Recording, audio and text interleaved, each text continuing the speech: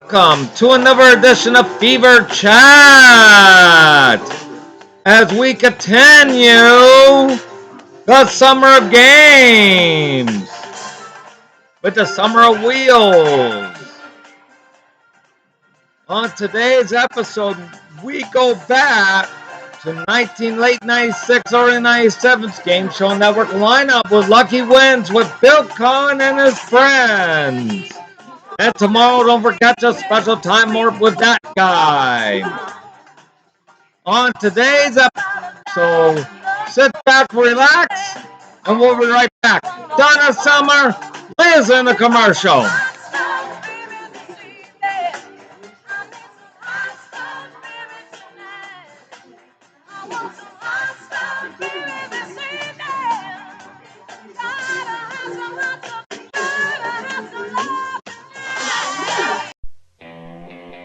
The Coca-Cola Red Crew is looking for you.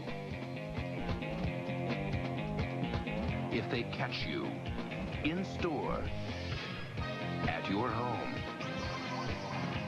or where you play, you win. Up to 200,000 winners, some of whom will do a little time at Club Med. Get caught red-handed from Coca-Cola Classic. Peekaboo, we're out to catch you. All right, we'll have another pricing game for you, another contestant from our studio audience, and more fun after this message. Mornings at the O'Briens are now 3 times more interesting. Thanks to Folgers' 3 special wake-up calls. Folgers Coffee House Coffee. There's French roast, hearty and robust, full of flavor. Gourmet Supreme, a well-balanced, truly harmonious blend. And 100% Colombian Supreme, distinctively rich and smooth. Folgers Coffee House Coffee.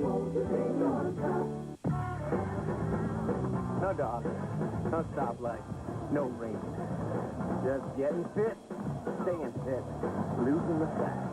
Yeah, you can get there with this. Into running, walking, you will reach your goal. You cannot stop. This is why. Keeps you moving. Call it motivation. Want it higher, harder, deeper? You will get there. You won't pound your knees, your ankles, your joints. It tells you where you are, how far you'll go, and what you'll attain. When you get there, it gets out of your way. Space Saver Thin Line from Proform. Hey, this isn't much. This is smart. The new Proform Space Saver Treadmill. More compact than ever. Call for a 30-day in-home trial. I've got a secret, the most revealing game show in television history. Well, I'm all for games that reveal things. How does it work? Well, contestants whisper their deepest, darkest secret to host Steve Allen. Then a celebrity panel tries to guess what that secret is. I got... Oh, boy. There are also crazy stunts, stupid pet tricks, I didn't do it. and beautiful music. So check out I've Got a Secret, weeknights at 9:30 Eastern, only on Game Show Network. I used to think color-safe bleach, maybe to brighten, but on stains like barbecue sauce, come on. They're my sister, my cousin in New York. My best friend told me that Ultra Biz. I was surprised this was a color-safe bleach that's better on stains than mine. While the leading color safe left this barbecue sauce behind, this tough stain was no match for Ultra Biz. No more barbecue sauce. For me, Biz is the best. Biz saved these jeans. Biz really works. I'm telling my friends, Ultra Biz is the better stain getter. I love it. You know, we get 120,000 phone calls a month. More and more, homeowners want one loan that does it all. A lot of them are homeowners with less than perfect credit trying to refinance their homes. They want to refinance their first mortgage and pay off their high-rate credit cards and auto loans. That's why the Money Store introduced the combo loan. With just one loan, you can refinance your mortgage, pay off your high-rate bills, and usually get some extra cash. The combo loan at the Money Store. Call 1-800-LOAN-YES. Riverdance. It swept Europe and now is sweeping the U.S.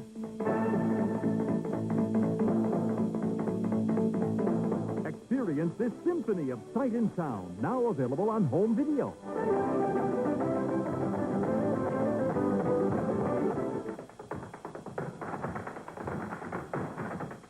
the pulsating rhythm as 80 performers ignite your passion. Order Riverdance today, and you'll save $5 through this special TV offer. Now you can own your copy of Riverdance for only $19.98. Don't miss your chance for the original Riverdance. Order now. Have your credit card ready and call 1-800-472-2329 to order Riverdance. Order today and save $5. Only $19.98 plus shipping. That's 1-800-472-2329. Sorry, no CODs. I can't believe it. She knew all about me, and all I told her was my name and my birthday. It was amazing. She saw me back in school, and I just sent for a training course. She told me that I had got a promotion on my job, and that's true. And the sample reading is free. One of the most incredible things that she asked me was if I had a fear of water, and it's true. It's like they've known you your whole life. I just planned a trip to Europe this summer. This is really true. She said I'd meet a tall Mediterranean man. I asked my psychic about children in my future, and she saw two, possibly twins. When I asked my psychic about the relationship I'm in now, she said not only will it last, but it's going to a higher level. Get your free 10 minutes now from Psychic Readers Network. Get the free time you need. Call now for 10 minutes free. PRN has the best psychic.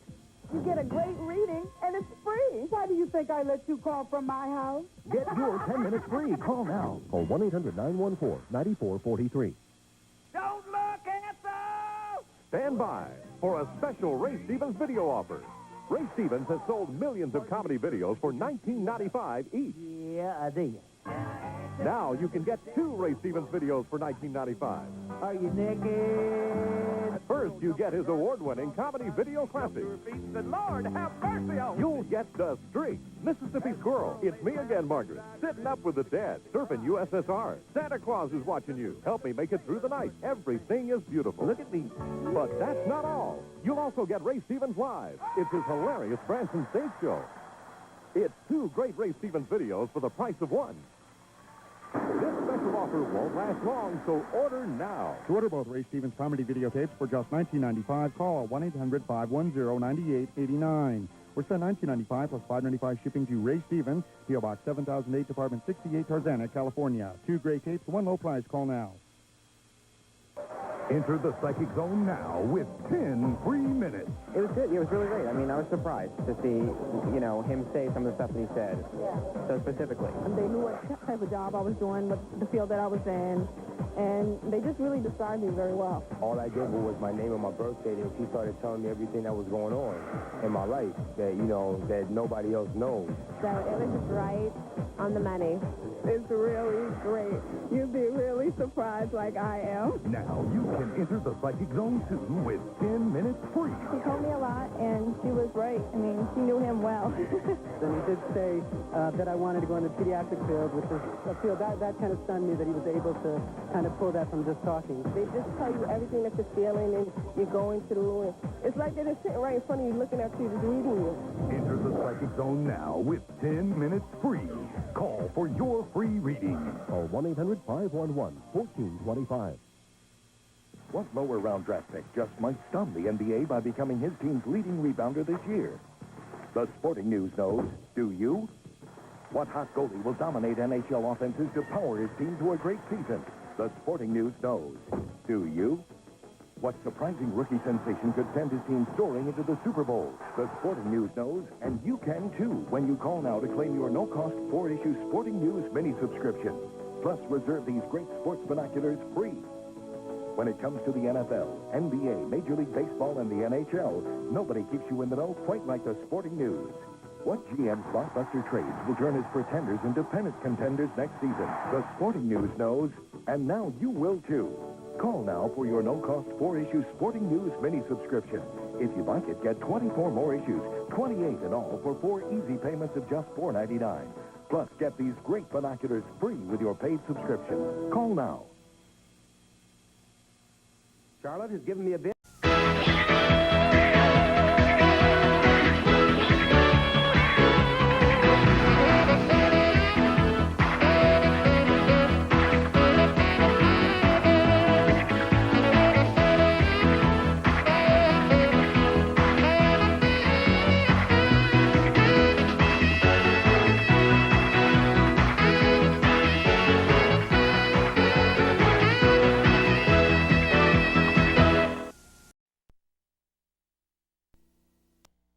Hello there, this is production number 0637. The name of the show is Tattletales. The air date to be announced. VTR 8176, take one. We go. Block! Okay.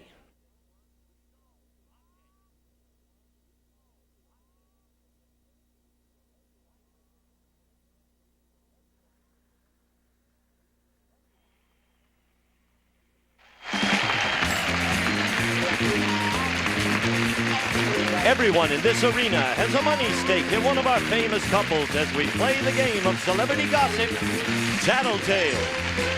And here's the star of Tattletale, Bert Convy.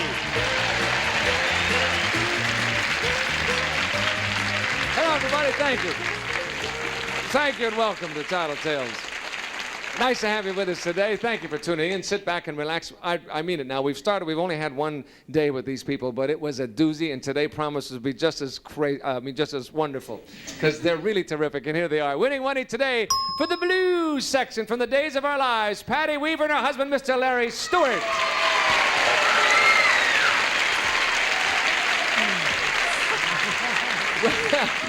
Winning money today for the banana section, Ann Cullen and her husband, Mr. Bill Cullen. And winning money today for the red section, Dorothy Jo Barker and her husband from The Price is Right, Mr. Bob Barker.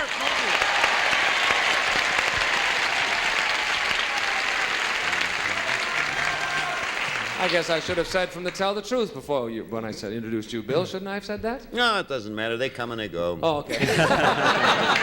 All right, listen, we've got some good questions and some wonderful people. I want to get right to it and see how you do with them, all right? If you're ready to go, here is the first one. It is worth $150 to your rooting sections, and this is it. Men, which do you do more often? Get angry, make mistakes, or make love? Which one do you do more often? Goodbye. Think it over. Patty, we're going to start with you. What do you think? No, I won't say it. What do you think Larry's going to say to this one? We were just having a discussion about this particular subject the other day. Which one? Which one? Which one? Well, I can't tell that. Well, if you can't tell, then we know right. which one, right, gang? It's get angry. It is? Make love. Oh. Or what's the other one? Make mistakes. Make mistakes. Oh. God. He's going to kill me if I say that. Make love. Oh, he's going to kill me. Oh, yes? Why is he going to kill you for that? Because he is never wrong. Oh. He never makes mistakes. And he never gets angry. Oh, really? Gee, what That only leaves one other one. This is really unfair. Oh, well, God. Wait a minute. Does he do... I mean, but the other one is still in there, isn't it? I mean, It's still in the running. Making love is there. It is still there. Okay, because if he doesn't do any one of the three, maybe that's what makes him so mean, maybe. Okay. You're going to say... I'm going to... yeah, that's what I'm going to say. Oh, God. Making love. Gee, I don't know why you're in such a turmoil there, but we'll find out maybe. Here comes Larry. Larry, which do you do more often? Do you get angry, make mistakes, or make love? He says with a happy grin, make love. That's the one. I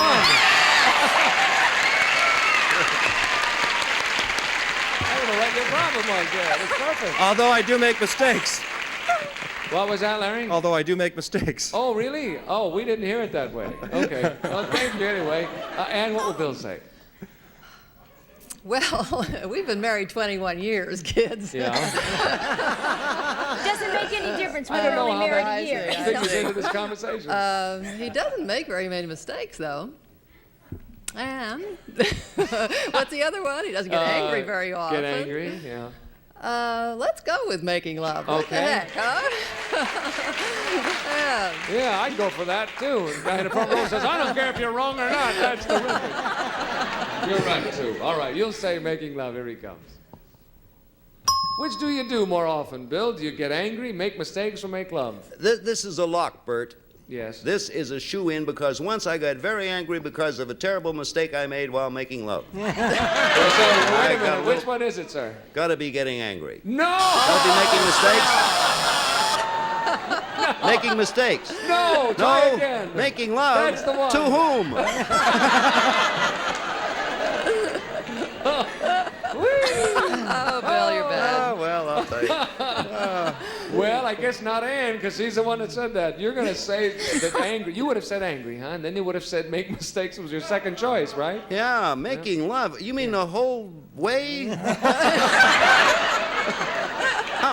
How many days hath September, Bert? Yeah, it's by the firelight. You remember that? Burn my foot.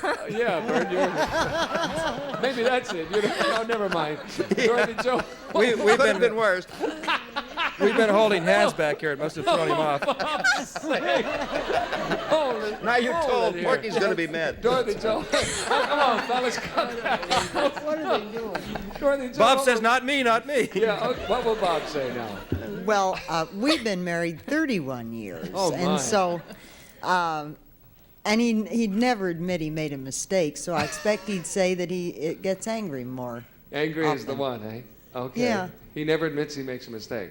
Well, he's probably Well- perfect like Bill. Quite a bit. Okay, you're going to say that it will be getting angry. Yeah. Here he comes. Bob, which do you do more often? Get angry, make mistakes, or make love? Well, now, does this mean with your wife, the getting angry part, I mean? It's not on my card, Bob. Well, I don't know. And making mistakes and so on and so forth. Well, I'm going to assume that it is. Now, it is very easy for me to narrow this down to two. But on the two, I will say what I think Dorothy Joe said. I think she said that I get angry. That's what you said. You're right. Now, may I add something? Well, wait a minute now. We're not finished yet. You said it would be narrowed down to two. What was the other one, Bob?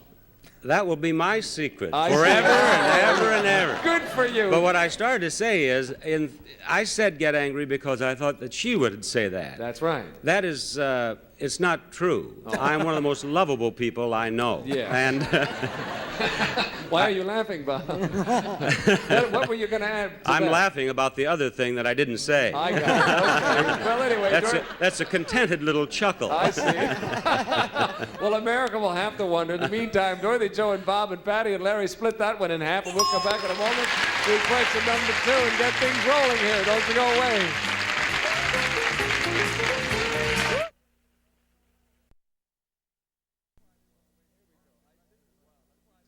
Here we go. This is wild. That's why I didn't want to waste any time and get right to the questions, because these are wonderful. All right. If you're ready, gang, here comes question number 2, also worth $150. Think back over your romantic history. Uh-oh. 3 people said, uh-oh. Have you ever played hard to get? Yes or no? Have you ever played hard to get, fellas? Huh? You get it? Off you go. Goodbye. We'll start with you, Ann. Think Bill ever played hard to get? That same Gladys that he was talking about before, right? Yes, the one who invested yes, with her that's eyes? right, yes. Sure, I imagine Bill has, yeah. Don't you all imagine? I would think so. Yeah. No, He's you played don't? hard to get with me. He must have played hard to get with somebody Did he else in really? his life, of course. He did, eh? Yes. Oh. No, he didn't. No, he didn't. He had a bill. No, but he out. has. Okay, but he Yes, has. his The answer is past. yes. Here he comes. Thinking back over your romantic history, Bill, have you ever played hard to get? Yes or no? That's pre-Columbian. Oh, that far back, eh? Yeah, way, way back. Have I ever played hard to get? I have indeed. Yes, that is correct. That is what Ann said. Big mistake, too. Make a lot of errors that way. Played hard to get. What's he mumbling about down there? Well, who was the Just, person that played hard to get with, Bill? Oh, everyone except Ann. Oh. No, I don't think it's good advice for young people growing up, because the more you play hard to get, the harder it is to get. Yeah, I got it. And I just said I got it. You can have it, Bert. Yeah, well, I've had it. It's not any fun either. Thank you, Bill. Dorothy Joe, what will Bob say? Well, I'm really thinking back. We met when we were in high school, and it was very hard for me to get him, but I finally did. So I suppose if he goes back that far, he'd say yes. Sure, he'll say yes, it was. Sure. Or yes, he did, I mean. Yeah. Here he comes. Bob, think back over your romantic history. Have you ever played hard to get, yes or no? After doing a monologue of 2 or 3 minutes, Dorothy Joe said yes, and that is right. No, it wasn't that long at all. Did she? Now, you said Dorothy Joe said yes. Does that mean you don't really think you did, Bob? No, I did not. Dorothy Joe and I had our first date, and she went home and told her mother that we were going to be married. Well, we were juniors in high school, and I thought that would be ridiculous, you know? So I held off until we were seniors in high school. That's really playing hard to get. You showed her, didn't you, Bob? I really did. I wasn't easy. No, absolutely. Thank you, Bob. Patty, what will Larry say? We were just talking about this the other day. No. Without, if he doesn't say this, he is telling a no-no. A no-no. He has never played hard to get, ever. I know this in my heart and soul is right. Okay, the answer is no, he has never played hard to get. Never. We've heard this before, haven't we, please? Charlie Brill is fond of standing up saying, I smell victory! And he's wrong every time. This is right, though. This one's right. Never. The answer is no. Here he comes. Oh. Larry, think back over your romantic history. Have you ever played hard to get, yes or no? Like the Academy Award-winning song, I'm Easy. I've never played hard to get. That's right. That's what you said. No, I've never played hard to get. You're all right. We split it 3 ways. That was very easy for you. Nice close game. We'll change places at halftime. We'll bring the men out front, and we'll come back with the second half. Please come back. See you in a moment.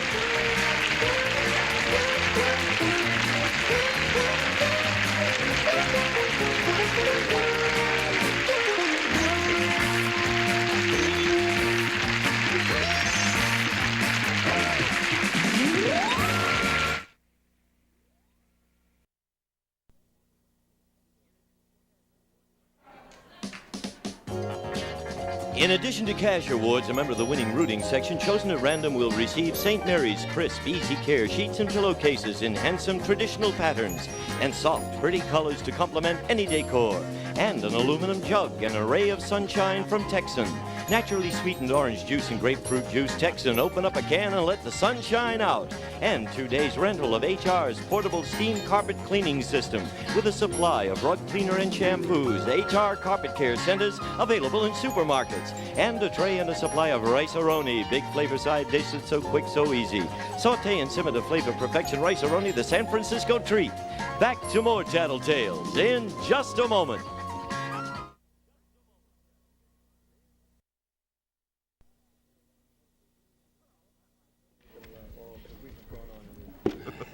Oh, hello. We were just visiting after halftime. I have the gentleman with me, as you can see, and if you are ready, gentlemen, we will continue. Shall we do that? Okay. All right. Well, before the question, I have an answer.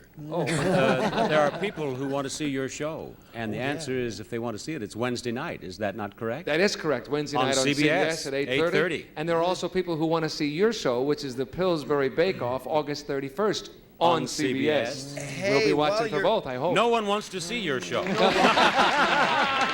you're on that subject, I don't have a show all week. I'm not doing a thing. All week? Well, come over to my house and watch mine. Then. I'll be glad to. And then we'll go all over to Bob's and watch his. I do finger shadows. Yeah. All right, ladies, if you're ready, the question is for you. It's worth $150. Here it is. Ladies, you're throwing a party for your husband, and as a surprise, you've rented a print of his favorite movie.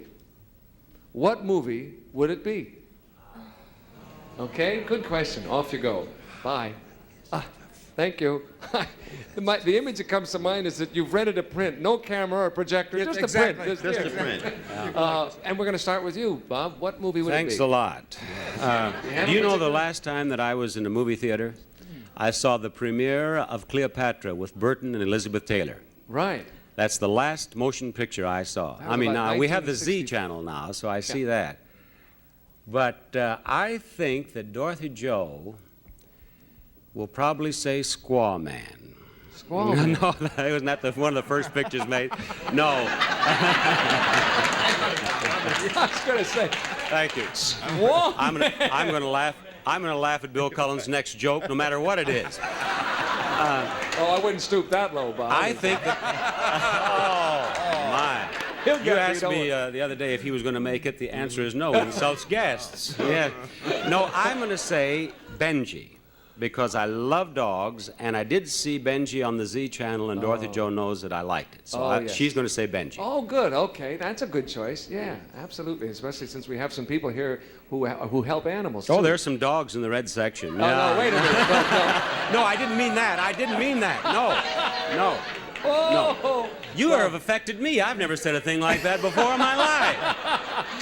You better win for the Reds, Bob. I'll tell you that. Here comes Dorothy Jo, and we know what the title is. All right, now, Dorothy Jo, it's a surprise party for Bob, and as a surprise, you rented a print of his favorite movie. What movie would it be? Well, we haven't been to a movie since Cleopatra, and so Yeah. the only thing that I can think of that he might conceivably have said is Benji. That's the one! Oh, it's unbelievable. That's unbelievable. Good. That is incredible. Out of the thin air, she picked that. I don't know, gang. Now, That's extraordinary. I Bob. want you to know that not yesterday, but the last time that I was your guest, do you remember going through a show without getting one answer? I know you did have a Red little section, trouble. you are a part of one of television's great comebacks right now. Okay, that's incredible. Larry, what will Patty say? Well, I think she's going to say Casablanca, starring Humphrey Bogart. Casablanca. Yep. Did you see the premiere of that, or was Waited in line in the rain to see I it. see. Okay, Casablanca is the answer. Yes, Okay. absolutely. Here she comes. Patty, you've got a print of Larry's favorite movie to show him at his birthday. Yes. What would that print be? What movie? Without a doubt. Casablanca. That's the one. You got it. You see, Oh, yes, you see, Larry. you know, you guys are making this look easy, and this is not an easy question. It's incredible. I don't... That's really incredible. Bill, what are you going to do Will you about folks this? in my section take a check? That is the hardest question, and two, I haven't been to a movie since Cleopatra. Wait a minute, I happen to have been I to the used to go to opening. the movie regularly. I yeah. was at the opening of that as well, in New York. Was that New York, Bob? No, it was here. Oh, okay. Yeah, No wonder I didn't go. This is like the two. It's like the two perfect tens at the Olympics for Nadia. Dorothy Jo, she should have full credit for that answer. That was amazing. Well, Bill, have you got a movie? I'm letting him talk. I'm trying to think of a movie. And once rented a print of my favorite movie, and the Vice Squad picked her up in New York. She never got it home, Bob. See, I That's broke the my... best line since Squaw Man. And it wasn't low. I laughed a lot, as a matter of fact. This is so difficult. The one movie I've talked about and Ann insisted I go to see, and I resisted and saw and loved, was Cabaret. Aha. And so maybe she will remember that, because I think that was a fantastic movie. Yes, it was indeed. Okay, Cabaret was a good movie. That's the one. Here he comes. Here she comes. And you're throwing a party for your husband, and as a surprise, you've rented a print of his favorite movie. If you had to choose, what movie would that be? I'm just going to have to take a wild guess and say that he was serious and said Cabaret. That's it! I can't believe it! That's unbelievable! You all got it! We spent it three ways. Everybody got the right movie. We have a very close game, and we'll come back with a $300 question. That's dynamite, huh? Dynamite.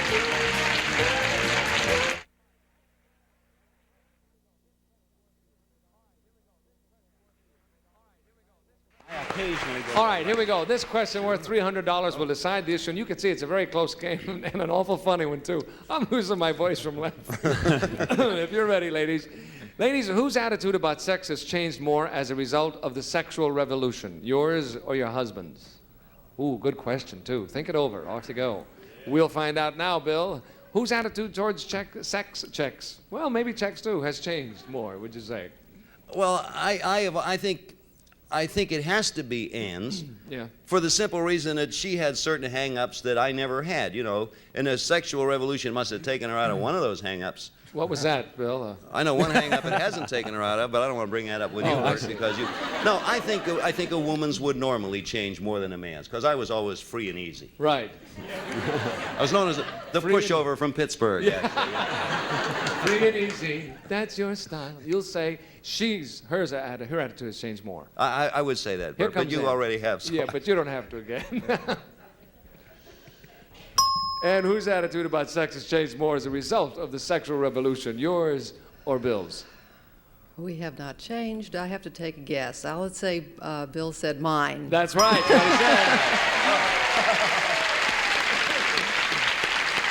Absolutely right. In what way has it changed, do you think? I haven't changed. It really hasn't. No, all these young kids are revolutioning around. We're not. Revolutioning around. Bob, quick, get Squall Man in there again. Yes. I don't have anything to say, but hurrying along anyway. I think this is really a very difficult question. And my attitudes have not changed particularly. And I don't think Dorothy Joe's attitudes have changed particularly. But I do think that Dorothy Joe will think that I said that her attitudes have changed more than mine. And since I think that she thinks that I said that, I'm going to say that she will say that.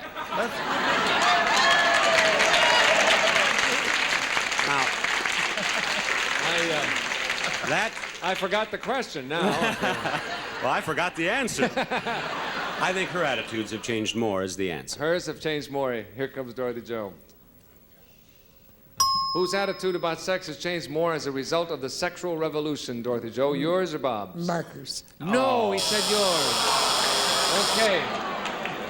All right, that's interesting. She said yours, Bob. All right. If I hadn't analyzed my answer, you would have accepted that. You know that? No, honey, I said yours. He said yours had. Well, this will decide the game, Larry. If you get this right, you got it for the Blues. If not, it's all over.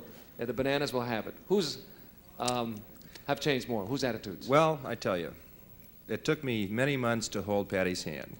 And finally, I wrote an impassioned love letter to her in which I said, can't we do something like hold or kiss and so forth? And she wrote a note back saying we should keep our relationship spiritual. I see. Things have changed since then. Yes, but whose have changed more? Whose attitudes have changed more? It's Patty's attitudes have changed more. Hers have changed more. Hers. Here we go.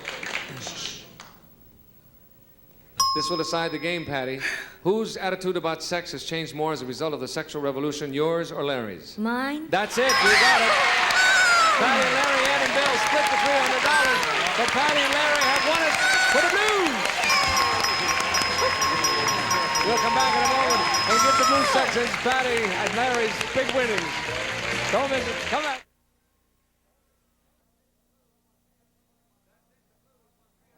That's it. The Blues won $325. We had 1,000, a total of $1,325. Thank you all. Bert Conley saying so long. See you next time with Tattletales. Bye. This is Gene Wood speaking for Tattletales, a Mark Goodson, Bill Todman production. This program has been edited for broadcast.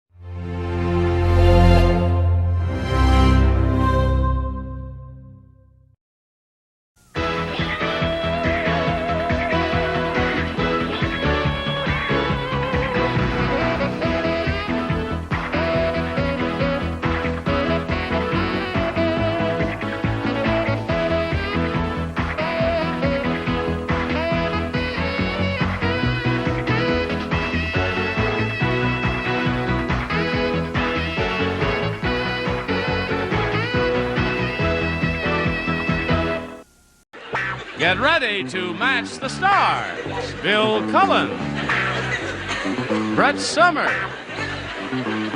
Charles Nelson Riley, Deborah Lee Scott, Richard Dawson, and Fannie Flagg as we play the star-studded Big Money Match Game 77. And now, here's the star of Match Game 77, Gene Rivers.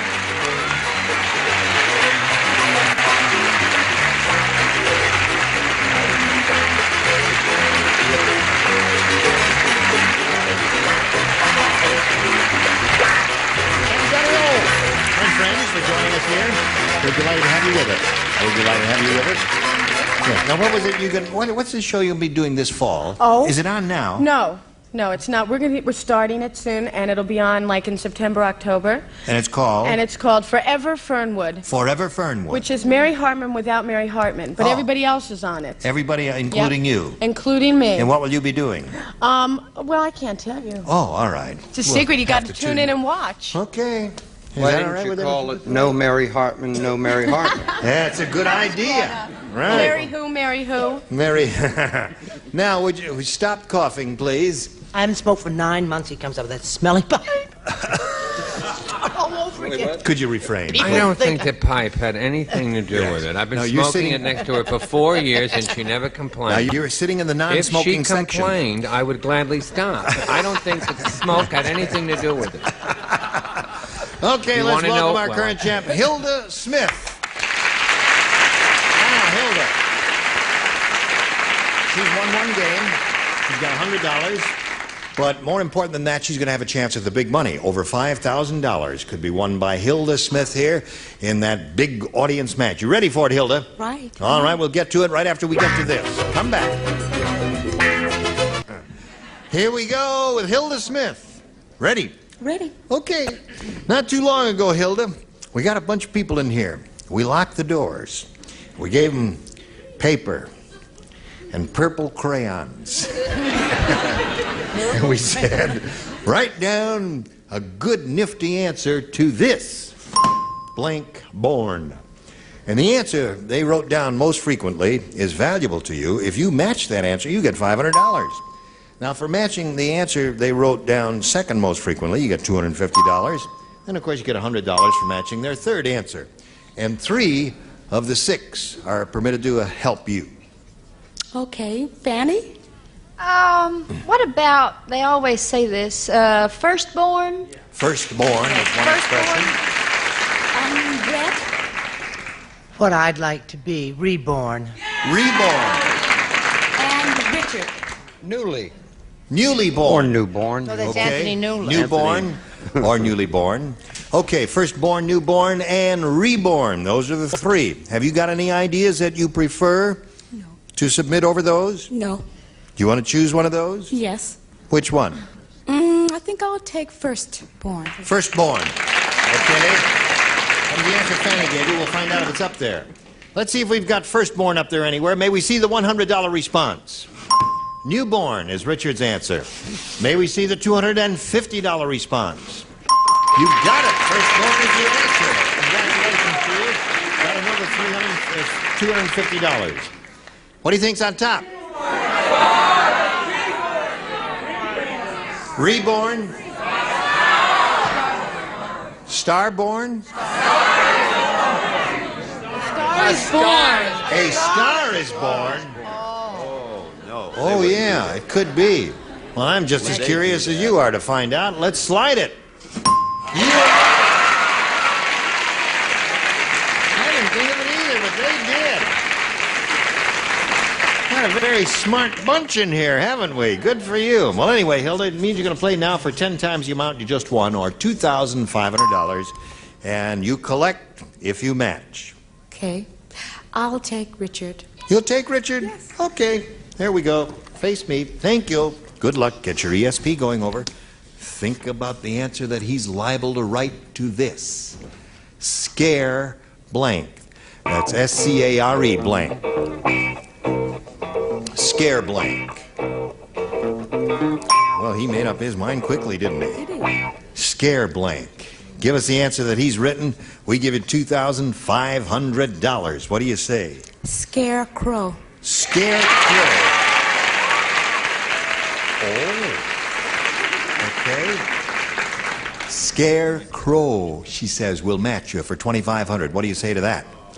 Oh. You're a teacher, and I wanted to do it for you, so I did.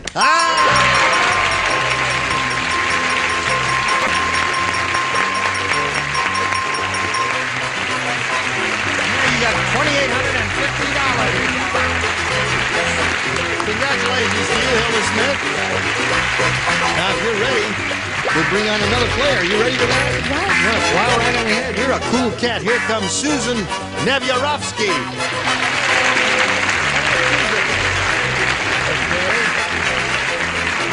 Susan, you know Hilda? Yes. Nevyarovsky. That's an interesting name. That's a Russian name, is it? It's a Polish name. A Polish name. You speak any Polish? Bardzo mało, which means very little. Bardzo malo. Malo, yes. Well, welcome, Susan. Thank you very much. Where are you from? Originally from Canada, but Yeah? I live in Southgate. Aha. And what do you do, if anything? You don't have to do anything if you don't want to do anything. No, I'm a student at Cal State LA majoring in speech communications. What does that mean? Learning how to communicate with people. That's talking, isn't it? That too. What's that? That too. That too. All right. Good luck to you, Susan. We'll Thank begin you. this game, ladies, right after we do a little business with America, then you hurry back. Here we go. New game starting. Round one coming up here. Susan, you may have A or B. I'll take A. All right. Everybody plays. All righty. Norman said, "My wife is so ugly." You've improved considerably. He said, "I took her to a wife-swapping party, and all I could swap her for was a blank." That's how ugly my wife was. Really ugly. Really ugly. No, that's an easy one. It's an easy one. Oh, yes. Very easy.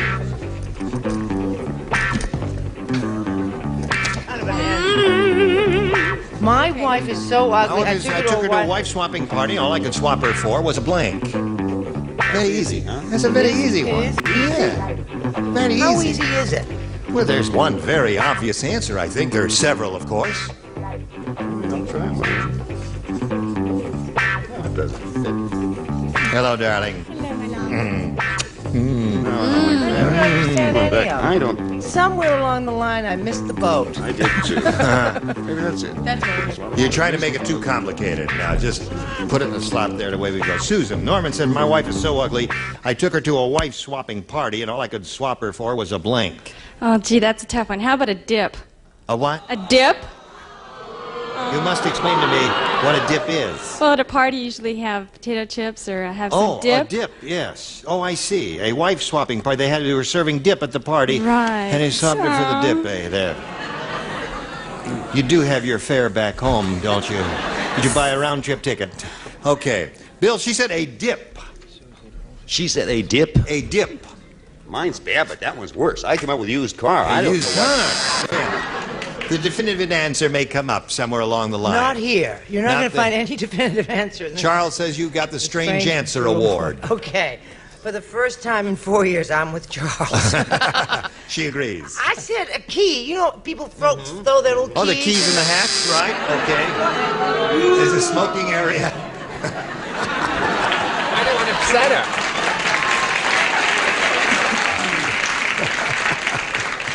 Okay. I said a wire-haired terrier. Now there. A dog is the traditional thing. You know, that girl was so ugly she was a dog, you know, so any kind of dog would have been acceptable here as a definitive answer. Deborah Lee, what'd you say? Oh, I got a definitive answer. Dog, but it doesn't Dog, matter. there it is. Dog really is the answer there, Susan. Right, Rich? Yeah, I was going to say toaster, but then I said dog. Yeah. And what'd you say, honey? I say that I find a red-headed man from Missouri very attractive. I said dog. So, Hilda, your turn now for a round wonder. Nanook. Nanook has the only TV set at the North Pole. Unfortunately, all he gets on it is blank. See, I like that. Makes sense. Yeah, now you got it. That's a Hey, good I'm one. together. Oh. You like that, eh? Yeah. All right. Oh, dear. All he gets on his glass. Ready, Charles?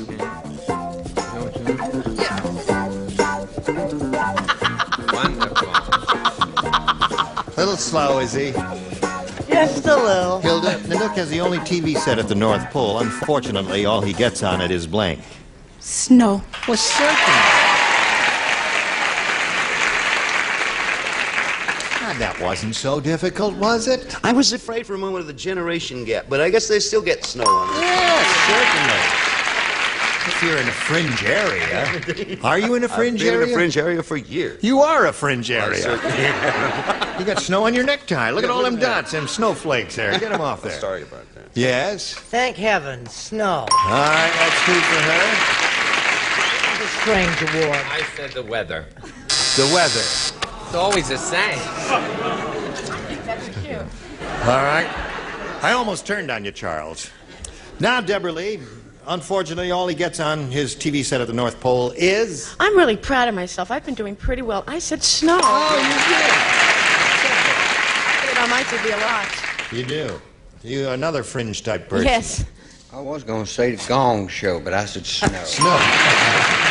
That's preferable. That would be, I would take snow over the Me, Gong any Show, day. too. There. What do you say? Or that famous Alaskan game show, Tell It to a Penguin. Snow. Snow it is.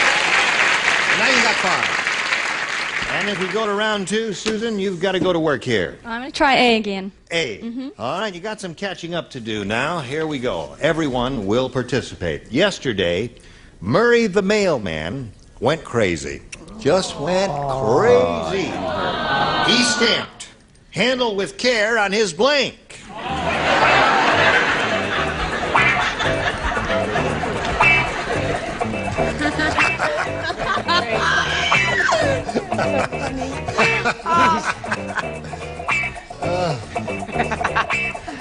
Okay. Yesterday, Murray the mailman went crazy. He stamped gosh, handle with care on his blank. Susan, I'm reading it for you so you can think about it. Some of these questions read like a very sad soap opera. Yes. All right, put it right there in that little slot. Thank you. And now we're ready. Here we go, Susan. Yesterday, Murray the mailman went crazy. He stamped handle with care on his blank. On his body? On his body. Now, what would you say? Wife? Okay. Find out now. She says body, Bill. The emblem of mailmen everywhere there. Pouch. Pouch. Pouch. Yes. Yes. Now, you got to match all remaining 5 in order to stay in the game, Susan. Let's see what happens here. Brett? I'm sorry, I said forehead, which is a Forehead. part of the body. But... Nope, so that means Hilda Smith wins the game. What the rest of you have? Wife. And derriere and wife. Okay. Go to your room. Susan Nevyarovsky, it was a pleasure to meet you. Thank you. It was a pleasure being here. We're going to have a lot of gifts that'll be coming your way very soon. Thank you, Susan, Thank for you. being on Match Game 77. Goodbye, and while we're spinning her off, we want to spin these messages just for you. You okay? Here we are with Hilda Smith. She's up here for the second time. She's got $2,950. She could win over $5,000 more. Now, Hilda, shall we begin? Yes. Here it is. Not too long ago, we polled a studio audience and we put this to them. Write down your best answer to this. Blank lightning. And remember, the answer they gave us most frequently will get you $500 for matching it. For matching the second most popular answer, you get $250. Then $100 for matching the third most popular. And who will help you this time? Oh, I think Charles. That's nice. Blank lightning, Charles. All right, I heard it. White lightning. White lightning. Fanny. I believe it's the name of a movie that's out. Greased Lightning. Greased lightning. And Richard. Thunder and lightning. All right. So those are the 3, Hilda. Thunder and lightning, white lightning, and greased lightning. Now, you may reject them all and submit one of your own, or choose one of those. I think I like thunder and lightning.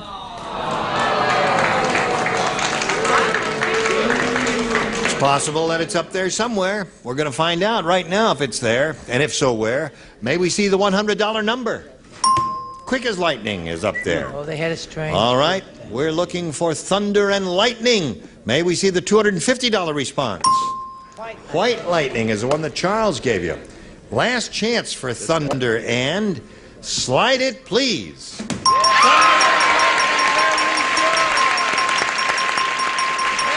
good. Congratulations. That's very good judgment. I want to say to all of you, you know, a little while ago I said this is a very smart audience, and you awed and booed her for choosing Thunder and Lightning.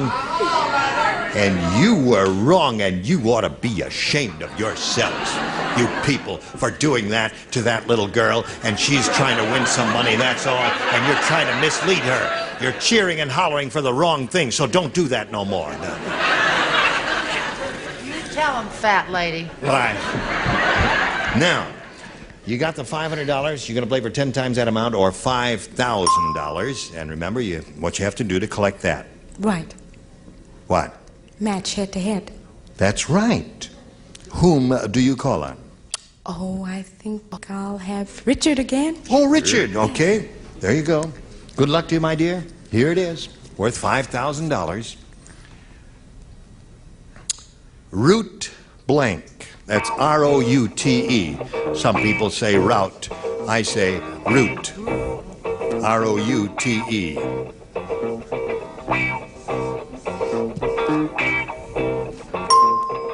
Okay, he's finished. Give us the answer he's written, and you get an additional $5,000. What do you say? Oh, I hope he said Route 66. Yeah. So they're with you. It was a famous old popular song made famous by Glenn Miller, wasn't it? No. No. No. Nat King Cole. Cookie Burns. Nat Cookie King Burns. Cole?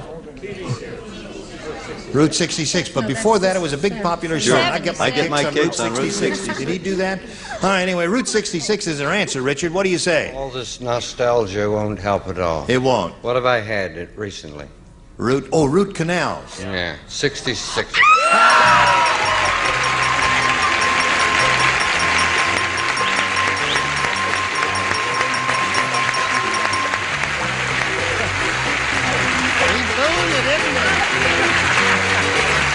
Well, Hilda Smith is very happy. She's got $8,450. Wowee. Well, Hilda is very excited, and we'll give her a chance to calm down now as we welcome another player. Here comes Buzz Gold.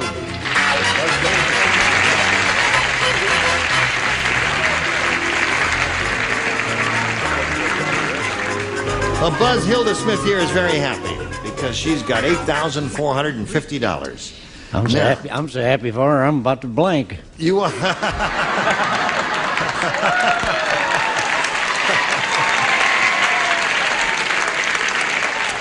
Where's Buzz Gold from?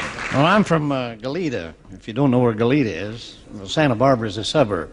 Santa Barbara is a suburb of Goleta. The people in Santa Barbara won't appreciate that. No, they won't, yeah. In Goleta, we think they're a suburb. Did you have a little fire there recently in Goleta? Very, very bad fire. I'm sorry about that. That was a terrible tragedy. Well, we're still in bad shape. Yeah. Because the hills are awfully, awfully dry. Yeah. What do you do for a living, Buzz? Well, I'm kind of a junk man. A junk man? Yeah. I pick up bottles and cans and paper and whatever I find on the ground. Really? What do you do with all that junk? Sell it. Really? Yeah. You'd be surprised what people throw away. No kidding. Oh, it's amazing. Where do you do that? I find calculators, radios. Really? Everything. Clothes. Found it tie in the trash. You found that tie?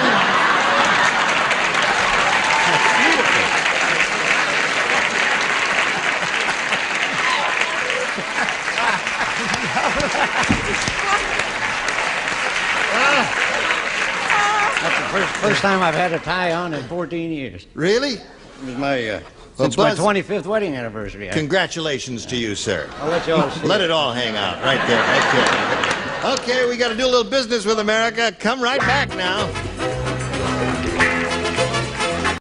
Listen, it was splendid today, and it'll be equally splendid tomorrow. I'm Gene Rayburn. Join us for Match Game 77. Goodbye.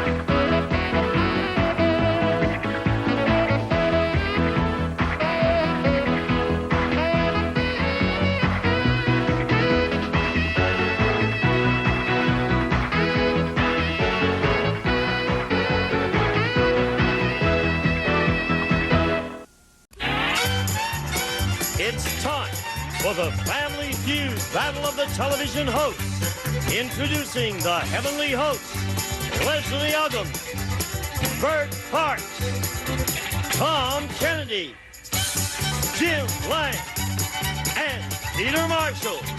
And now, the magnificent MC, Jim Perry, Bill Cullen, Nipsey Russell, Bob Eubank, and Betty White. Let's start the Family Feud Battle of the Television Hosts. With the star of Family Feud, Richard Dawson.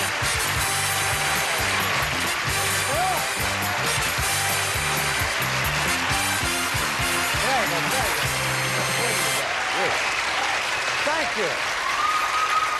What excitement this is for me. We've got 10 of my peers here.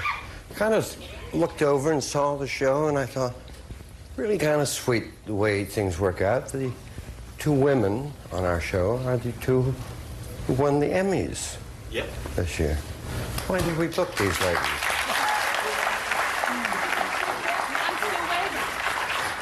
And I found out from the guys, like myself, we were all so gallant, we voted for them, being quite assured, of course, that they wouldn't win. And they won by 11 votes each time.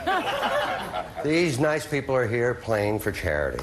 As you know, we give $10,000 away on each show. So there's a possibility of $50,000 going to charity. So far, the Heavenly Hosts, playing for Children's Village and the City of Hope, have won $112.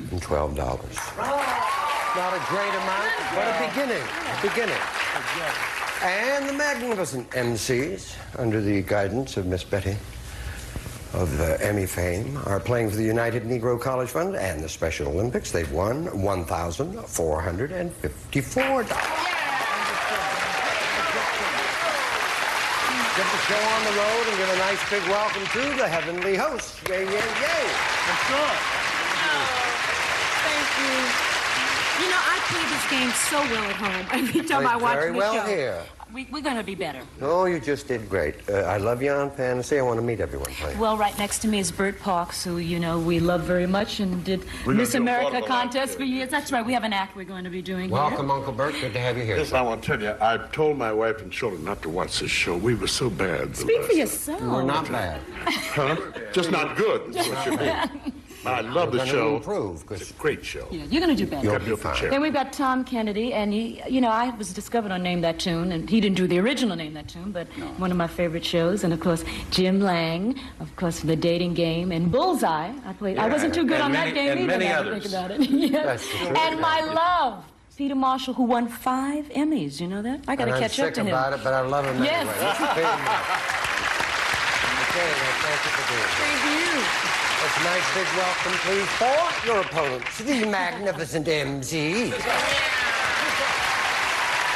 How are you, Uncle Jim? Fine, that's fine. Well, you won that last time we played. You didn't win the big money, but you got up there. We got close. All right, let's meet everyone. When I was a little tiny boy, I always... No. One of the greats, Mr. Bill Cullen right over here. A legend in his own mind.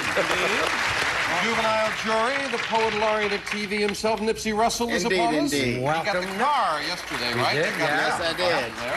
Man who'd rather be out there on his horses, but occasionally spend some time with Dreamhouse, Bob Eubanks. Welcome, Bob. Thank you, Richard. And all the stories you read in the tabloids about this lady and I are absolutely true. Betty White over there. Hey! Still doing the show in Canada? Still commuting back and forth, 10th year. Man, no matter whatever other shows he's doing, he's always in Canada. How long have you been doing that show? 10 years. And what's it called? Canada. Definition. Thank Definition. you. 10 years with that one. That kind of run. Bill ever gone up to do that show with you? I tried to talk him into going up. Remember you tried to talk me into I know. Yeah, you wouldn't answer my phone. Well, no, I did, but don't you remember you wanted me to pay your way up there as well? Well, it's a small thing to ask. Give me a definition. Come on, let's play the feud. Let's go!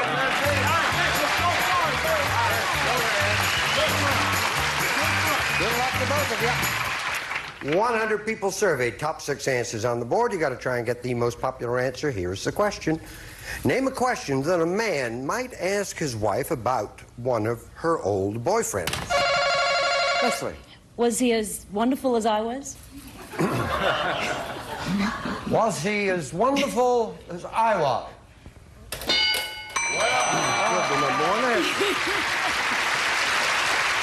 Never ask that question, by the way, guys, because if you do, you're liable to hear, are you going to play or pass? You're going to play? Oh, yeah. We're going to play. We're going to play. Yes. All right.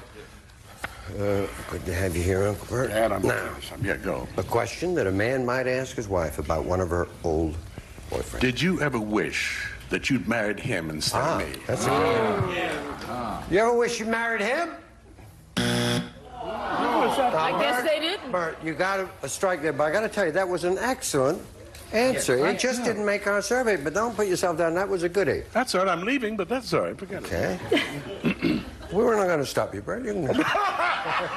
Thank you anyway. No, come on. Go. Oh, yes. I'm deep in thought here. Yeah. Would you repeat it, please?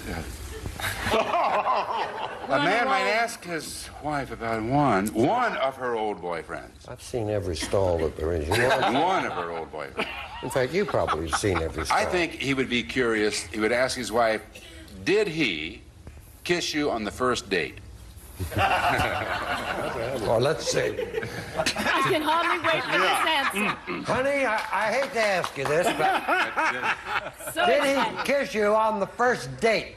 No. I can't imagine that. Welcome. Hello, Richard. How about, was he more handsome than I am? Ah, okay.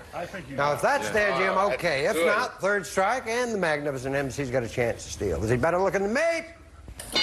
Good Lord. Here's my better. Was he as much fun? Humor, fun. Okay, fine. If it's there, all right. If not, third strike. Was it as much fun as me? Oh! 45, exactly the way the show was the last time. Jim! Okay. Get your people together here. Higher, higher! Give me an answer. Was he the first?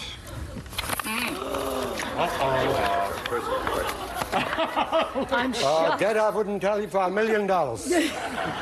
Was he the first? All right, gets $45 if it's there. If not, Leslie and the heavenly host get it. Was he the first? You got it. But we are improving. On our last show, they only revealed one. That's right. We now have two. By the end of the week, we're going to be just flicking along. Yes. 2. Did you love him? 4. How long date? What was his name? Martin Borman. 6. Why did you not marry him? Because I knew you'd ask that question one day. 45 to nothing. Let's go. Uncle Bert. Hello there. Gonna wish each other luck. I do indeed. That's Sure. my best friend. What was your name? Get Bob. I love this man. 100 people surveyed, top 5 answers on the board. Here's the question. Name a reason you would drive more carefully than you usually do. Bill. You got a ticket. You've just gotten a ticket. Not there. Bert? I hate to say this, but I figured as you get older, your reflexes kind of skitter away a little bit. So the reason you would drive more carefully than you You're older and your reflexes. You're older. Yes. Okay. You're about 112. Get out of here. No. Nipsey? What's the reason? Because you had a wreck. A wreck? See you next. 4 answers will beat it, Tom. You've been drinking. I like that. Shouldn't really be in the car, but it could be there. That's right. Drinking? Good. Got control. Gonna play a pass. Talk it over. All right. What do you say? You want to go? Go for it. Sure, we're on a roll. Go for it. One in a row. All right. Bert? Yeah. Okay. Let me come back over here. See, when I say, are you going to play? Yeah. And, you know, whatever they Yeah, they say yeah.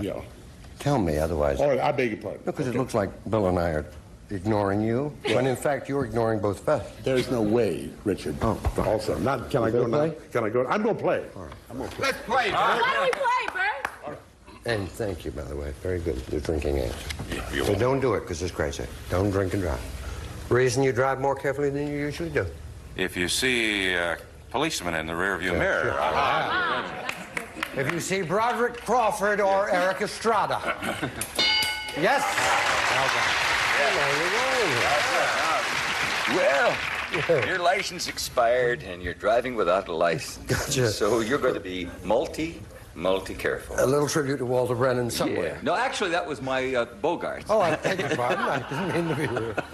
An expired license. No! I'm kidding. Oh, good answer and a good impression, but it got a strike. What's the reason you would drive? Well, I drive carefully when I have the children in the car. Huh? That's good. Yeah. All right. The children are with you? Yeah, very good. Great. Well placed here for you. The number one answer, obviously the easiest answer. Well, I don't know what the easiest answer is, but I would think that if your car is older and you think that mechanically it's not up to snuff. And the car's reflexes are not... That's right. And person driving. And like they say, something dropped off, you know. Gotcha, Right. gotcha. In other words, it's the same answer. Same answer as before. Mechanically imperfect. The 112-year-old car. No. I feel pressure here, Richard. Not at However, all. You're doing very well. could it be because of inclement weather? I like that. I do not know that it's there, but it is a marvelous I'll answer. take snow, rain, and Anything. PU weather. PU weather. PU weather. The heavenly hosts roll into the lead, but their reflexes are just a little slower. We'll be back right after that.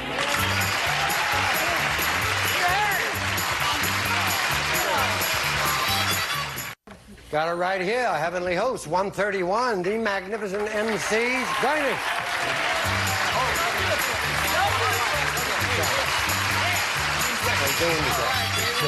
We are doing. Just one hand there, thank you. 100 people surveyed, top 5 answers on the board. Here's the question. Name something men do when they nick themselves shaving. Curse. Curse. They curse. Mm-hmm. You got it. We would like to Go for it. Don't play. We'd like to play. 15 minutes slack. Turned into a strong player, young Tom. Very proud of him. Okay, Something men do when they nick themselves shaving. Well, you try to stop the bleeding. It's either toilet paper, snipping pencil, something like that. All right, stop the bleeding. All right. Yes, and then you put some lotion, like a astringent, or yeah, you know. All right. A little astringent on it. Always do it, not there. What do you think men do when they nick themselves shaving? Well, if it's bad, I would put a Band-Aid on it. All right. Remember Jack Nicholson, Chinatown? He shaved his nose? Yes, he did. He was wearing a big Band-Aid. Band-Aid? You got it. What's the straight man, Peter, always say? This may not be valid, but I'm very proud of Nothing has been valid so far. Bert, I would switch to an electric razor. There you go. All right, let's see. The old switcheroo by the company. Not valid. Overruled. Nicked. Something men do when they nick themselves shaving. Well, I would change the blade because it could be because of a dull blade. Good answer. All righty. Is there okay? If not, third strike. Change the blade. No. Let's get into this game, Jim. There are 2 unrevealed answers here. On the off chance that they have avoided the obvious, we're going to say, if you cut yourself, you bleed. Bleed. If you cut yourself, you bleed. Otherwise, why would you? We're going to say bleed, Richard. We're going to say bleed. You're looking at me strangely. Not at all. Bleed. Bleed. Bleed. Why don't we say bleed? I think we got this money. Bleed. Let's change. Say bleed. Bleed. I believe it If it's too. there, you get the $83, if not a big, big lead for Leslie and the Heavenly Host. Bleed.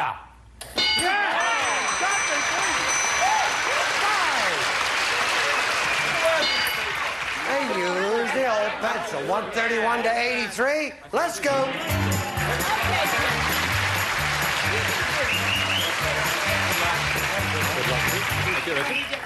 Dollar values are doubled. Nice flat hand, please, Bob. Thank you. Read slow, Rich. Dollar values are doubled. 100 people surveyed. Top 4 answers on the board. Here is the question.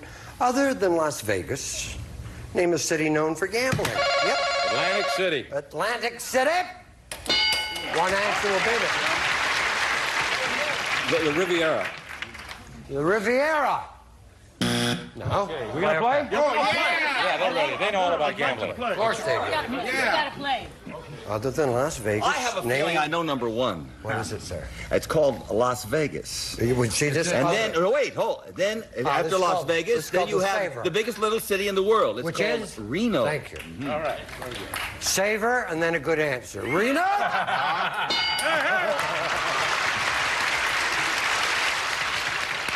Remember, both Peter and myself have mentioned other than Las Vegas. Yes. Name Well, a city known for gambling. I would go with, I've got two, but I'll go with Lake Tahoe. Okay. Lake Tahoe? Oh, wow. Richard, would you mind repeating? No, would you mind? How about the Bahamas? Freeport, the Bahamas. Freeport. All right. We'll take a In the look. Bahamas, If it's there, Uncle Bert, you got it. Freeport? No.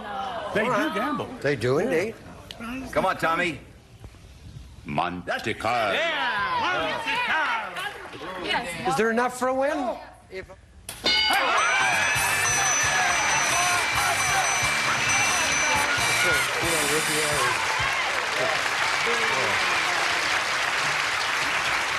Yeah, because Riviera is just a stretch of coast, and we wanted the city. So you were on the right track. Should you ever come back several years Never later, coming back. and we use this again, You gotta come everything will work out. I will need 2 people to play for $10,000. Please, go. Go first. Who's first? Our fantasies come true. Leslie and Peter, $10,000. Right after we got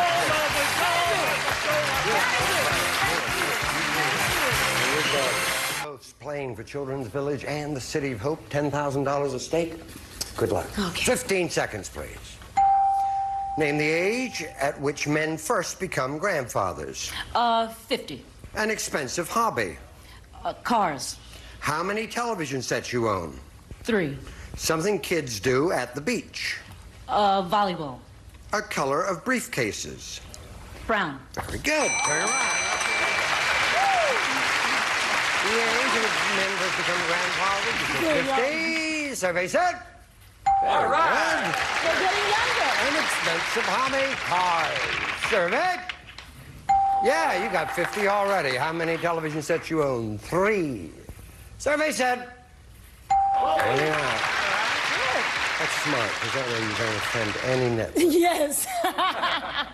Got to get one in for cable, though. Something kids do at the beach. They play volleyball. Survey said 7. Color of the briefcase, brown. Survey said.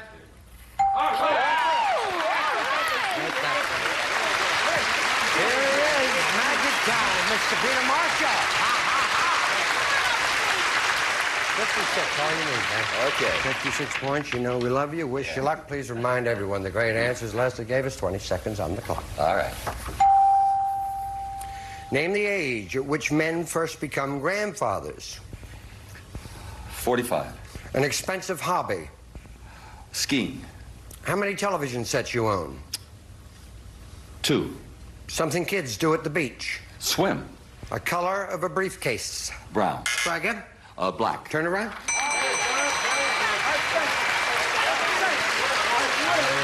Kentucky. I thought we'd come back to that. The age at which men first become grandfathers. 50 was the number 1 answer. You said 45. Survey said. Wait, I first became a grandfather at 45. An expensive hobby. Number 1 answer, coin collecting. You said skiing. We need 23 points for $10,000. Survey said 7. How many television sets do you own? Peter lied and said 2. We need 16 points for $10,000. Survey said, I'll take door number 5.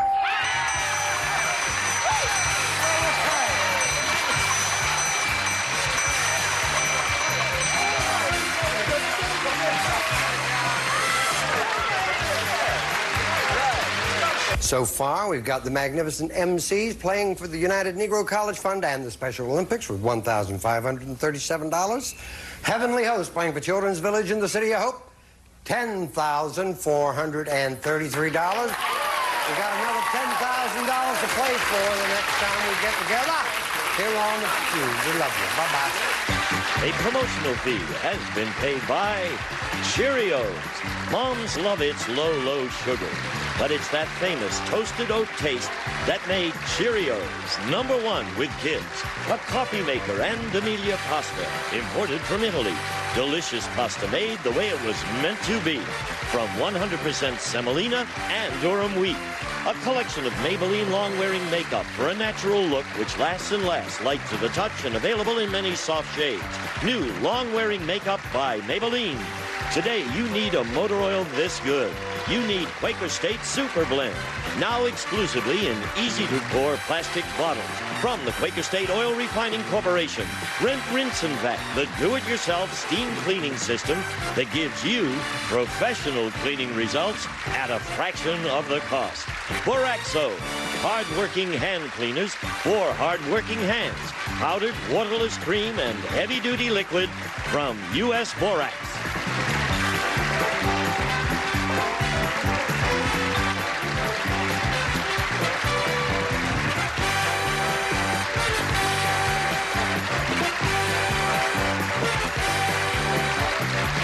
This is Gene Wood speaking for Family Feud. A Mark Goodson television production.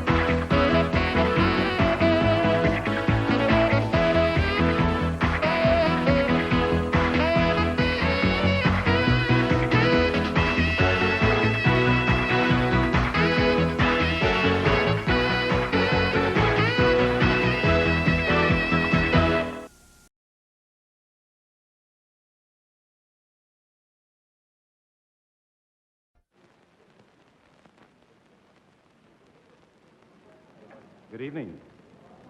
I'm good old Hank. Good evening. I'm good old Gary. Good evening. I am good old Bill.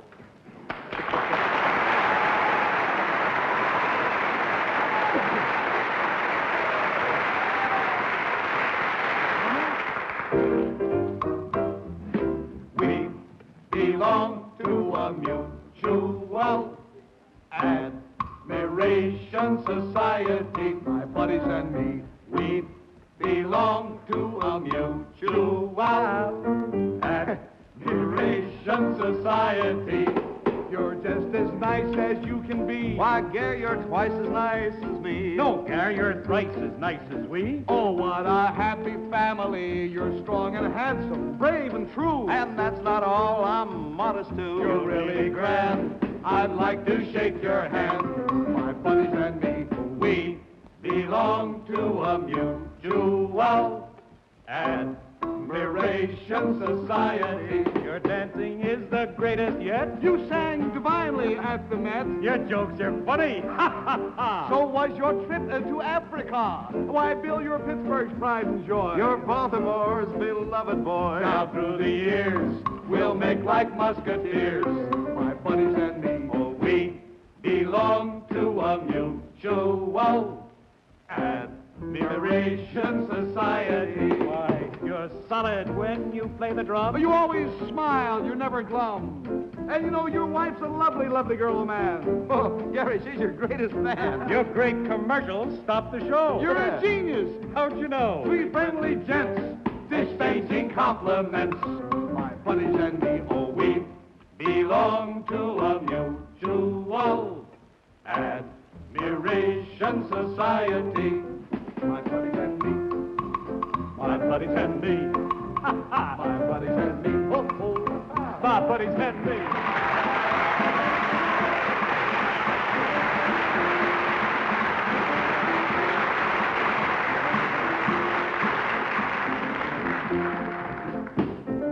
We belong to a mutual admiration society. Now you think that we forgot our lady friends, but we have not. May Emerson is in a show. She can't be with us no more. But dear old Jane, she'd never leave. She's down in Florida with Steve. But please don't shriek, 'cause she'll be back next week. She'll be better so because she belongs to our mutual admiration society. My buddies and me, oh, we belong to a mutual admiration society.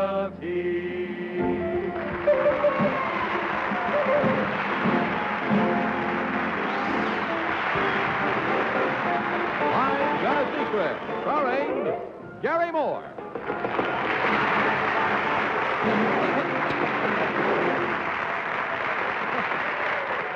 You are applauding out of extraordinary kindness. Thank you very much.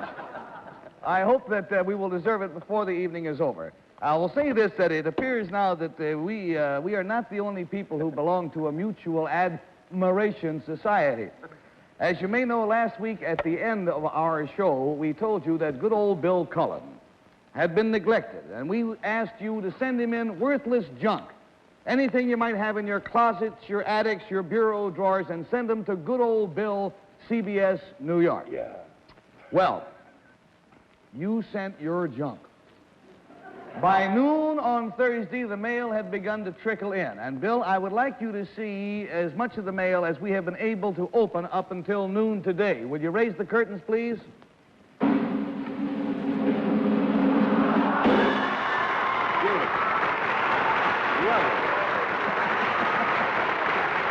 Crazy? Beautiful? Gee, just what I've always wanted, Gare. Let me tell you that up until noon today, you folks had sent in more than 148,000 pieces of mail. 148,000, containing the most amazing variety of things you can possibly imagine. And all of a sudden, we had to call United Van Line, and up to now, United Van has made 4 trips to the local post office. We filled up an entire storage room in the United Van Line warehouse here in New York. Now, obviously, the courteous thing for me to do at this time would be to mention the names of everybody who sent something in. But we figured this out. If each name took just 3 seconds to read, and I started right now and I did nothing but mention names through the whole show, and all through next week's show, and the show after that, I would have to keep on reading nothing but names until the show of November 21st, 1961. So I think you will just have to thank good old Bill's, or accept good old Bill's thanks, and the thanks certainly of everybody connected with I've Got a Secret. Now, when the packages first began to pour into the office, our staff began to open them and list the contents. They couldn't finish it. Bill, are you going to finish this job? Ooh, well, I don't think so, Gary, because we figured out that if I gave up show business, such as it is, and gave all my time to opening these packages, and if I opened one every minute for 8 hours a day, every day in the week, it would take me until early March of 1958. No kidding. And I can't afford it. Listen, we're loaded with statistics. You know, Bill can't send thank you notes to each person, you know, neither a letter nor a postcard.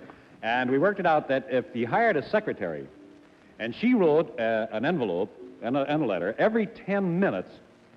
Let's see, during an ordinary 8-hour working day, it would take her 12 and a half years, and it would cost Bill $36,000, paying her $1.50 an hour, which is nice. $36,000 for that, and it would be $4,500 for postage. It would be $5,200 for stationery, $94 for erasers. Didn't we figure that out? Yeah. And $78.35 for typewriter ribbon. The grand total coming to $78,000, wasn't it? $45,874.35. And to show you the kind of thing that's happened, just a moment before we went on the air, I got a telegram here from a fellow by the name of Bob Reeves of Great Neck, New York. He says, Gary, I am in the middle of a bridge in one of the worst traffic tie-ups in history. My 30-foot truck trailer turned over, loaded with 4,000 Shell oil cans and 2 automobile bodies for Bill Cullen. They are scattered as far as you can see. Boy, what a mess. We'll go pick them up. Says we can't make it. Please tell Bill we operate New York's largest gas stations in Ridgewood. Let's go look at some stuff here, huh? You won't believe it. Just won't believe it. Not junk. It's beautiful, lovely stuff. Junk marching up and down again. There we are. I got you. Hey, look at this, Gare. Is this Goodson or Todman? Hey, we can find out. We'll interview him. Yeah, go ahead. Good evening, sir. Would you mind saying a few words? He can't answer you. He's extinct. It's Goodson. That's the one that doesn't. What? You got my can tell from over Look here. at here. Hey, Bill. What? Look. What do we got? Oh, a suitcase. I never... Without a handle. What is that? That is a stuffed alligator, and it's real alligator skin. And let me say... I would imagine, yeah. Well, I mean, it isn't fake, is what I mean. This is a little silly. This is nice. Oh, Senor Wentz. Senor Wentz's assistant in here. Now, look at here. Now, look at here. We're not reading any names because to favor one would be to favor all. Bill, would you hold my cane, please, old man? I'll be glad to. This came through the mail quite safely. Oh, aren't they lovely? Aren't they lovely? What are they? Alligators? Them's white mices. Little white mices. Good night, ladies. Little white mices. Hey, look at there. Now, I'm going to put them back in here because I don't want them to get hurt or get crushed. But they arrived quite safely. I must say that while some of the folks were taking a chance, everything turned out happily. We got about 100 baby chicks, all of them alive. A couple of kittens, they arrived fine and in good shape. As I say, there might have been chance involved, but there are no tragedies happened. Hey, Gare. Oh, Hank, what have you found? Yeah, I was looking up here with the hanging stuff. Look, this is no junk up here, Gare. That's the pelvic bone of a cow. No kidding. Yeah. And look at this, a horse collar, Henry. What do Ohio State get? Isn't that nice? Either one of them would make a wonderful... Say, here's a nice-looking fellow. Good evening, sir. Would you like to say a few words to the... No, I guess that's... Well, hey, Henry. Hey, Gary, look at this. That just gives you a rough indication. Now, Bill... Whatever it is, I didn't do it. Bill? This is mine, Henry. Oh, William. Mine? It's mine. Well, William. William. Back. Friday morning, we received a frantic telegram from Mr. John Vitito of Louisville, Arkansas. Mr. Vitito had suffered a family catastrophe because of this good old Bill Cullen drive, and we flew him up here to tell the audience about his sad plight. Mr. Vitito and young lady, would you come in, please? Let's give these folks a nice welcome.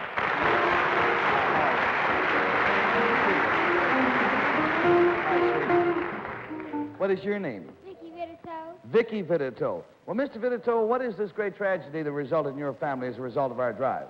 Well, after the program last Wednesday night, my daughter sent in the key to the hall closet. You mean the real hall closet? The real one, the only one. And it's somewhere in this pile of junk? I hope so. Is there anything of vital importance in your closet aside from the usual junk that most American families have? Well, this year we have the Christmas gifts in that closet. Oh, dear. So he wrote us a letter saying, please send the key back or else they couldn't have a Christmas or else they're going to have to take the door off the hinges. All I can tell you, Vicky, is that I will certainly give you and your father permission to roam at will. And if you can find a key, I wish you well. Check back with us from time to time, will you, Mr. Vitito and Vicky? Mr. Vitito, young Vicky Vitito, have you found the key as yet? No luck, no key. No luck, no key? Well, we're going to try to take care of that situation. Mr. Vitito, we want you to have a carton of our Winstons. That's not going to solve your problem. Vicky, we want you to have one of our I've Got a Secret games. And here is some money to cover the cost of repair when you have to take the door off your closet so that you can have a Christmas. Thank you very much. Mr. Vidito, you're a nice man. Nice to have met you. Vicki, bye, sweetie. Merry Christmas.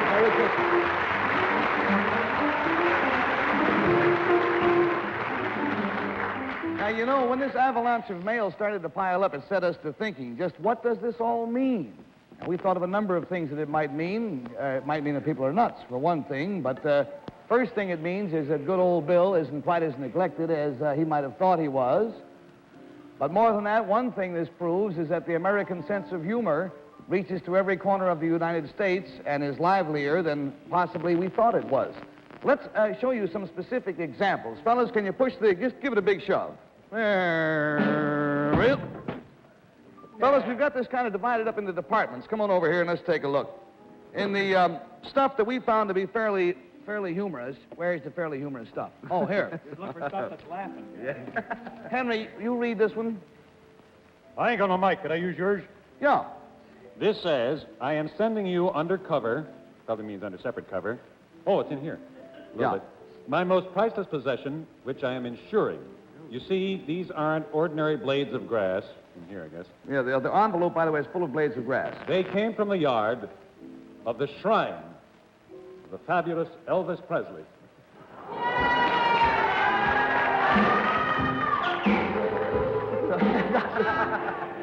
Shall we all throw up? Let's go on to the next.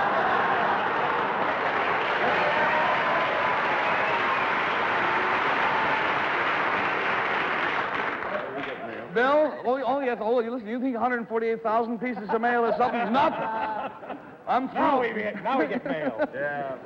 I got for you, Bill, from Mr. and Mrs. Paul Fife of Rochester, New York, a bank book. They have opened an account in your name to the amount of $1 in the Chase National Bank. Isn't that nice? In Stuttgart, Germany. Oh, it's for real. Dunker Shane. Isn't that nice? That's mine, huh? Dunk your own shame. What's up here? What's this box? Oh, for heaven's sake. A leopard. This is from, it says, to Bill Cullen, I've got a secret, and it's from I got to open it. Douglas Goody of Jackson Hospital, Montgomery, Alabama. Isn't this nice? And there's a note with it here. It says, this is a homing pigeon. It is a prize breed, and I've been sending it away for years, and it keeps coming back. And we wanted to feel up. Well, going home. Going home. There it is, and he's off and gone. Remember, if you get the winning mark, you win the door prize. Well, that's all right. Well, this also, what's this? Look at here. Hold this, Gare. Yeah? This isn't fair. It says only to be opened by Henry Morgan in center of stage from the Dolphin Seafood Company. Dolphin Seafood Company? Good I on like them. seafood. Open to be you, Henry, so go ahead. I like it. Well, I want to thank that seafood company. Well, now, let's get into what else this means. This also means that the American heart responds rather quickly and generously to the underdog. We all knew that good old Bill wasn't really a poor, neglected soul. But it does make you feel good to know that there are so many people who would respond in the same way to someone who really was an underdog. What do we have here, Bill? Well, it says a Mae West, but it sure don't look like her. It's one of those things. Radio transmitter. Yeah, if I ever get stuck in a boat when I'm in distress, I turn this crank. Well, that wasn't the thing of stuff I had in mind. I'm looking for the stuff I had in mind, but now I can't find it. Oh, here. Oh, you got more? Oh, Yeah. look at. Oh, there's the crank. There's the crank that's always writing to If me. I'm doing anything wrong, will somebody shout to me because I can't see any signal signs on time. Here is an Eisenhower jacket, and there was a letter that came with it. Will you read the letter, old Hank? I read Good pretty old Hank. Good old Hank reads good. Give me Mike. Oh. This Eisenhower jacket was proudly worn by me during World War II. The shoulder patch and so forth and so on and so on and so forth. It says, since Bill has been neglected and hasn't been anywhere, will he please accept this jacket that has been in Scotland, England, France, Belgium, Germany, Luxembourg, and Holland, ex-Staff Sergeant Theodore Lada. And from Forrest Evashevsky, the coach of the Big Ten champions of the State University of Iowa, Big Ten champs this year, to Bill. You are a champ with us. Hey, isn't that nice? A Big Ten. Gee whiz. I'll tell you what we're going to do. We're going to have, or Remington Rand actually has volunteered to come in and to catalog all this stuff, every last single item, and to then feed it to UNIVAC And what results we'll get out of that, I don't know, but we'll tell you on a later program. One thing we did learn from this program is that the U.S. postal worker, and there are 500,000 of them, is a hard-working public servant. And that the postal system, in spite of the tremendous Christmas rush, can efficiently organize, collect, and deliver 148,000 pieces of mail with no address on them except good old Bill, CBS, New York City. Now, we've invited a number of postmen to sit in the audience, Bill, right down there. Now, I think it's fair not to thank them, just not for the billions of pieces of mail, the mail they've handled for us, but the billions of pieces of mail they handle all year. Rising ovation for the men in gray.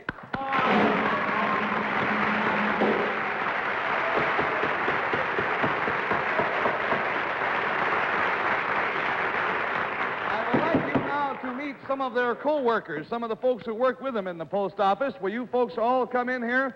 This is a rather specialized group. All of them, however, are workers in the New York post office right here. Good evening, everyone. Hi.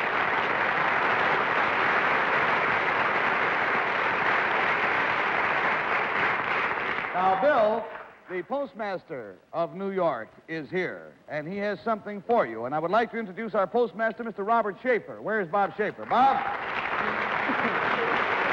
Come on. Good old Bob. Come on, Good old Bill. How do you do, good Bill? old postmaster? Good to see you. Good to see you, sir. Boy, Good old Bill, I'm glad I have to have something it. for you. Well, I'm glad. Right here. Yes, sir. Postage due, $30.17. Well, you certainly may, sir. As a Will you postmaster... pay, or Mr. Goodson or Mr. Todman? Well, we know the latter is not only improbable but impossible. But postmaster, sir, you know that it is illegal to show actual government currency on the television. That's you know true. that. We're not allowed to So show real money. the only thing we do is stage money here. I get 5 of those. Five of those, yes. We give you those. And I want you to know, you see our producers of the show, they'll be very happy, sir. To exchange this for real money. Real money. Thank you very much. And this is Right you actual are. postage due, Bill, about $30 worth. It is, and addressed to you, Bill, and I'll give it to you later. Thank Have you a very seat, much. Bob. Right you Have are. a seat. Well, now, we put an extra burden on the post office with this stunt of ours. We didn't dream how much of an extra burden it was going to be, so we wanted to do something in return. And I want you to know that there was not one complaint from the postman about this thing. In fact, we went down to the Grand Central Post Office in New York where these packages were being handled last night. And far from being sore, the guys were having a ball. They were all running around calling each other good old Mac, good old Sam, good old Joe. And we found out that these are pretty remarkable people. In addition to handling all of the Christmas mail, they get thousands of letters addressed to Santa Claus, Post Office, New York. Mr. Schaefer, could you tell us what they do with those letters marked Santa Claus? Well, Gary, I'd say that was about the most heartwarming thing we do in the post office all year round. You get these letters addressed by children, Santa Claus, North Pole. Sure. And last year we got 8,000 of them. And from children whose fathers were out of work or for one reason or another expected an empty Christmas. And of those 8,000, I'm very proud of my people when I say that 6,000 were answered with the gift of a toy or something like that. And this was done by your own people? By our own people, by an allowance from the community chest into which they contribute of over $1,000. And that's one of the best things we do in the post office.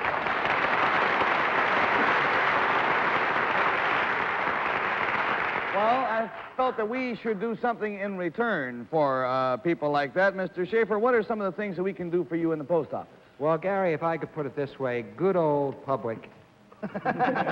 You're at home now, you're comfortable, you're safe, or you're in somebody else's home, and I hope comfortable and safe. Bob, the good old public is out here. Good old public out there. Good old public, write that Christmas card now. Give it to us now. At the least, give it to us this weekend, but don't give it to us next week.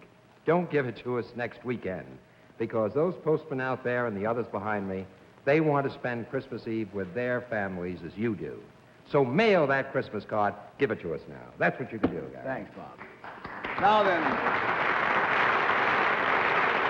these postal workers who are standing with us on the stage here are members of the Post Office Chorus. Now, this is a chorus that doesn't get paid for their work, but they gather and they rehearse and they present musicals and they sing Christmas carols for the sheer joy of singing and for the morale of their fellow postal employees.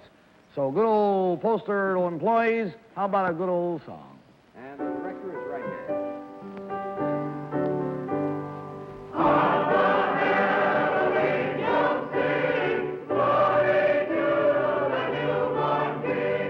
Peace on earth and mercy on, Lord and Savior,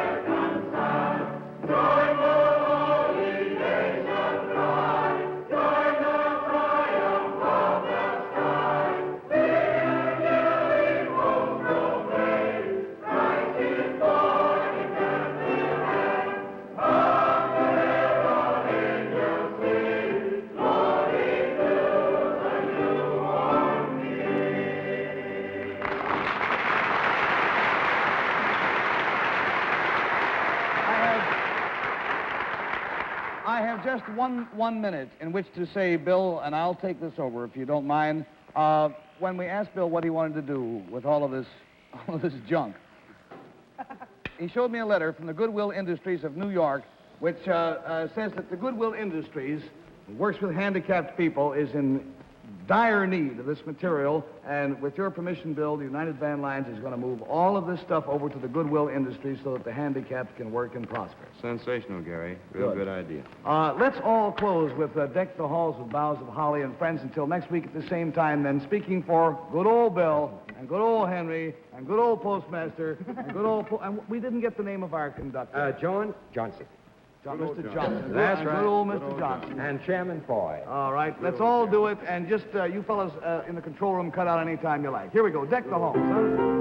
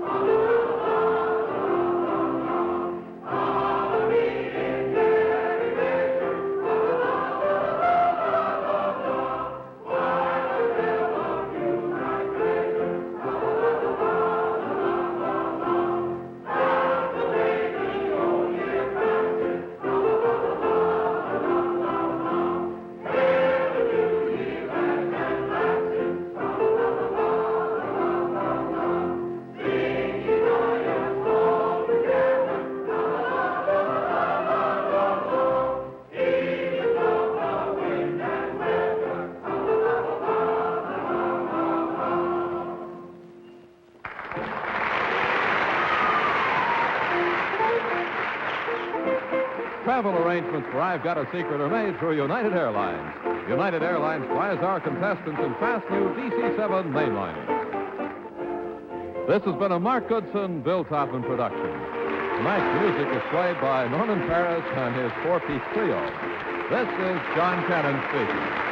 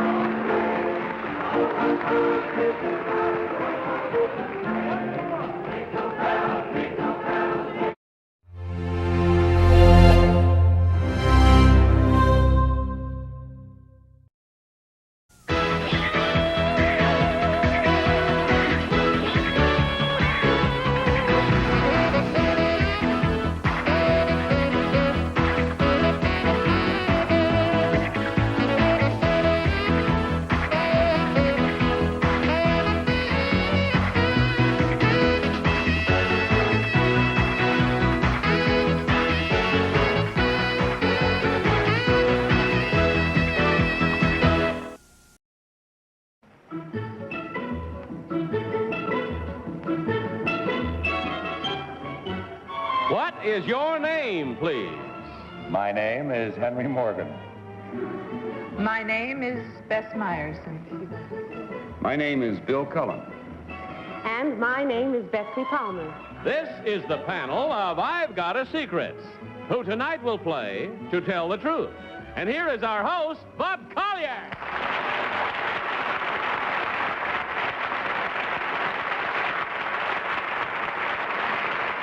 Thank you very much.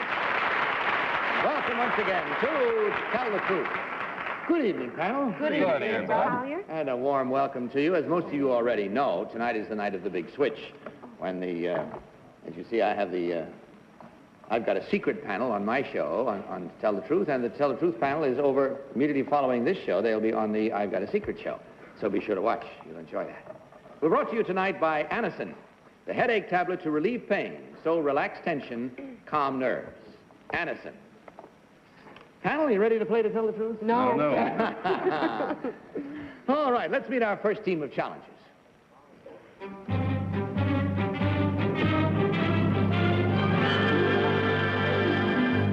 What is your name, please? My name is John Turk. My name is John Turk. My name is John Turk. Panel, please open your envelopes, if you will, and follow along. I, John Turk, am a member of the British royal household. My post is a traditional one and was held for 40 years by my father before me. I perform my duties only once a year. Each July, I round up all the swans floating about on the Thames River and separate those owned by the Crown from those owned by the vintners and those owned by the dyers. Each summer, my swan uppers and I capture and separate some 150 swans, half of which belong to the Queen. My official title is Swan Keeper to Her Majesty Queen Elizabeth II of England. Signed, John Turk.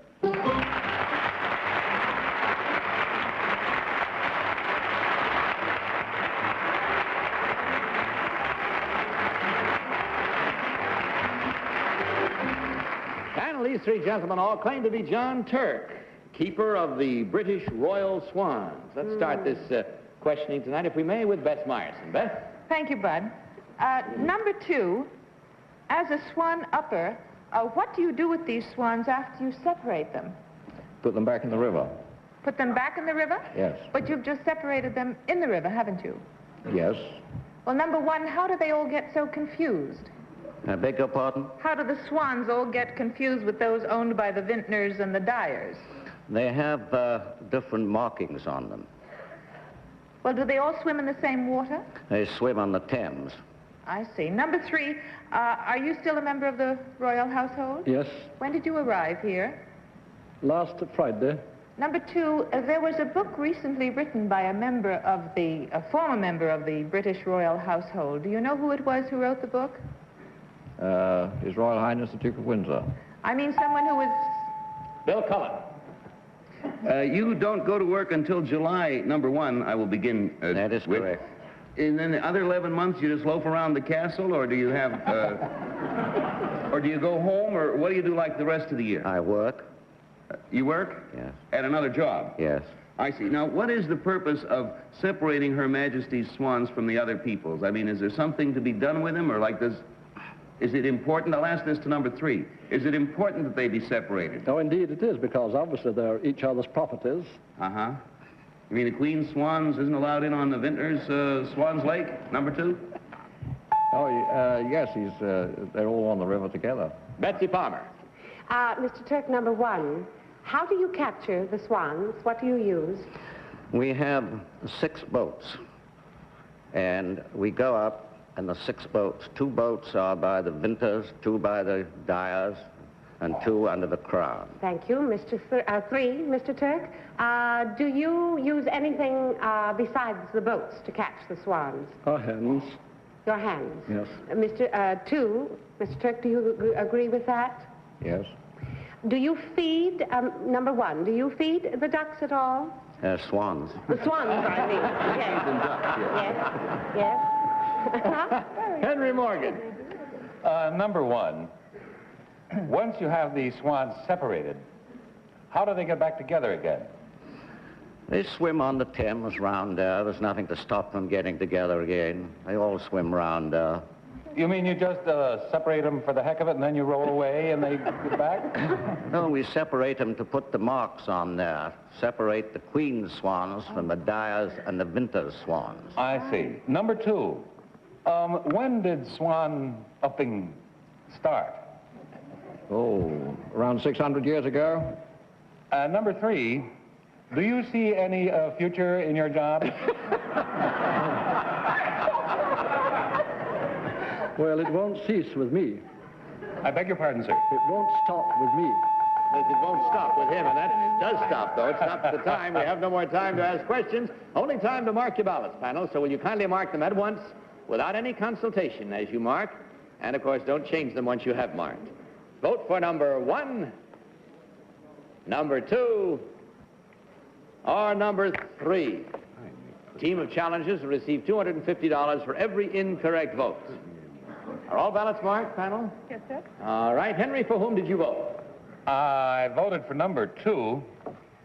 The reason is, if I wanted my swans upped That's the kind of man I would like to of my swans.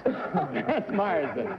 Well, I voted for number two, Bud, because I thought that since a swan upper only works 1 month, for the other 11 months it would take him that long to groom that beautiful beard and mustache. Bill Cullen, which one did you select? I voted Bud for number 3 because number 1's answers sounded remarkably accurate, and number 2 looked like he would be a swan upper, and knowing the thinking that mostly goes on in this show, I figured that left only number 3. Genius is the word for us. Okay, Betsy, what is your choice? Well, I voted for number 3 also. I figure that anybody who has to up and catch swans has to be long and lean. Long, lean hands and fingers, and he looks as though he might have them, so... Well, that splits it evenly down the middle, and there were 2 for number 2 and 2 for number 3. Let's go along with that, shall we, and find out immediately which one of these 3 gentlemen, in truth, is the real keeper of the British Royal Swans. Will the real John Turk please stand up?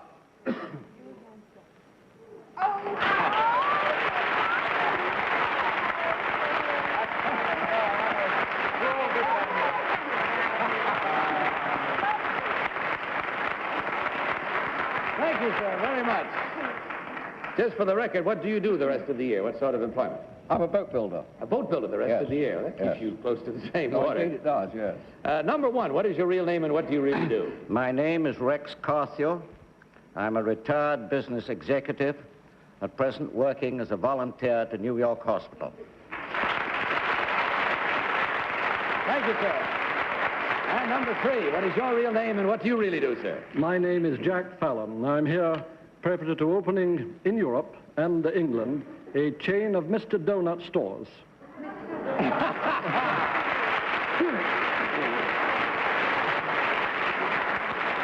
Incidentally, we want to especially thank Mr. Turk for flying all the way from London, England, just especially to be here with us tonight. We thank you for that, sir. Thank you.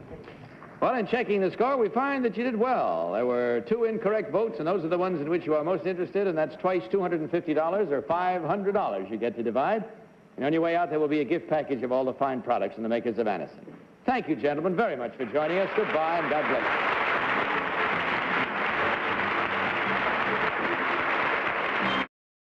And now let's meet our next team of challengers.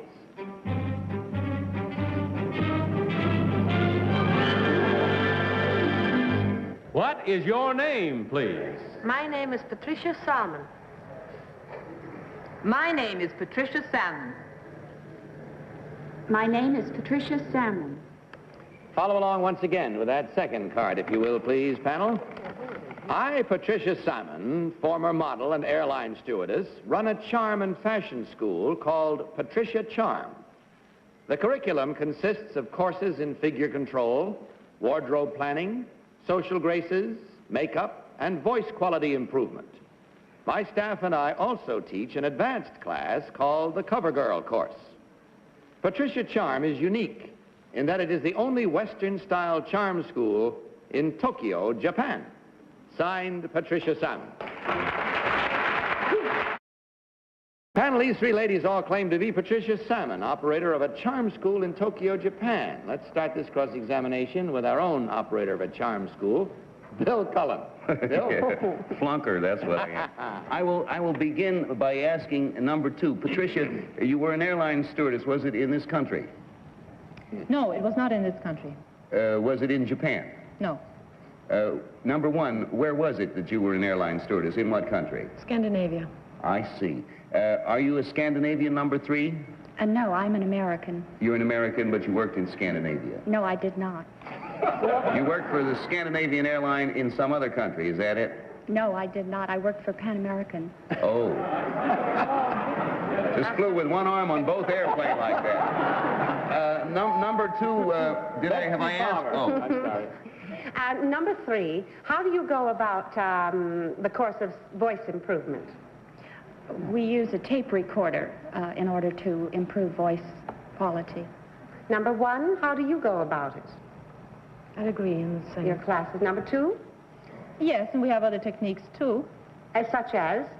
Just ordinary teaching of how to talk. Mm-hmm. And what is the aim in voice culture? In voice culture, in this particular country, it's to brush up the English. Number one, do you teach the Japanese their native language, or do you teach... No. What do you teach them? English. Number three, what do you teach them? English. And American. Henry Morgan. That's my boy there. Number one, you have a charm school in Tokyo, Japan. Yes. What is a nice girl like you doing in a place like that?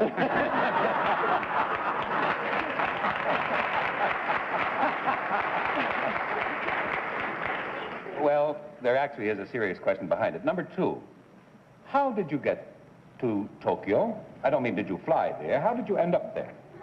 Well, I was always interested in going there, and I had a chance to become a secretary to a businessman, and I went there, and then I stayed. Number three. Bess Meyerson. Oh. Number one, what street is your charm school on? Well, it's close to Yogi Street, and it covers an area of about 1 square mile. What is the name of the street? Yogi. Yogi. Number two, how far is Kyoto from Tokyo? Oh, it's about 2 hours trip on a train, fast train. Number three, do you agree? Kyoto? Well, I think on the express it's almost 3 hours. And number one, how long is it? I wouldn't know that. No. Exactly, no. Number two, there's a very famous judo hall in Tokyo. Do you know the name of it? No. Number three, do you? No. That's all the time we have, unfortunately, but try a few judo holes on your ballots there and mark them, if you will, please. Mark them at once, without change, without consultation, of course. Voting simply for number one, or for number two, or for number three. All ballots marked? Yeah. All right. Henry, for whom did you vote this time? Number two, for two reasons. One, it won last time. And two, I know there's a new train between Tokyo and Osaka. It's very fast. I didn't know it was as little as 2 hours. But if it is, then we're all in business, and she's it. Bess. Well, I voted for number three. And Henry, I don't think that train ride could possibly take 2 hours. It might be more like three. And three has an adventurous look to her. Bill Cullen, which one do you think is the real one? I voted for number two because I don't know nothing about trains, even here. But I voted for number two because number three crossed me up in the airline, and also because number two sounded like she had voice training. That I'm just basing it on that. It's probably quite wrong. I thank you. Betsy, which one is your choice? Well, I voted for number three also. And I thought that since she is a brunette and the other girls are blondes, that she probably leads a nice kind of example for the Japanese girls with their dark hair. Huh.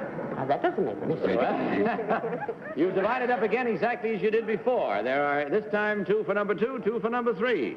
All right, let's find out how right or wrong that may be as we learn now which one of these young ladies, in truth, owns and operates a charm school in Tokyo, Japan.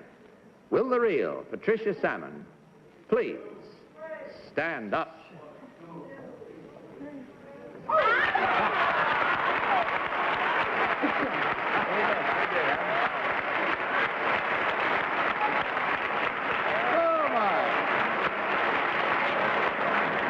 Number one, what is your real name and what do you really do?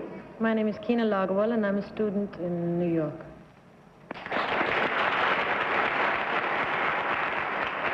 And number two, what is your real name and what do you do? My real name is Julie Cantor, and this young lady is my daughter.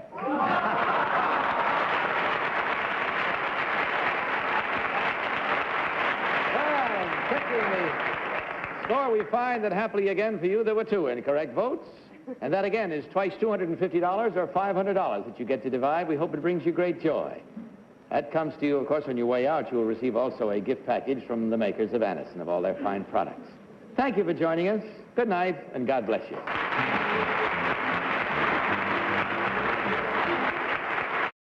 Meet our third team of challengers.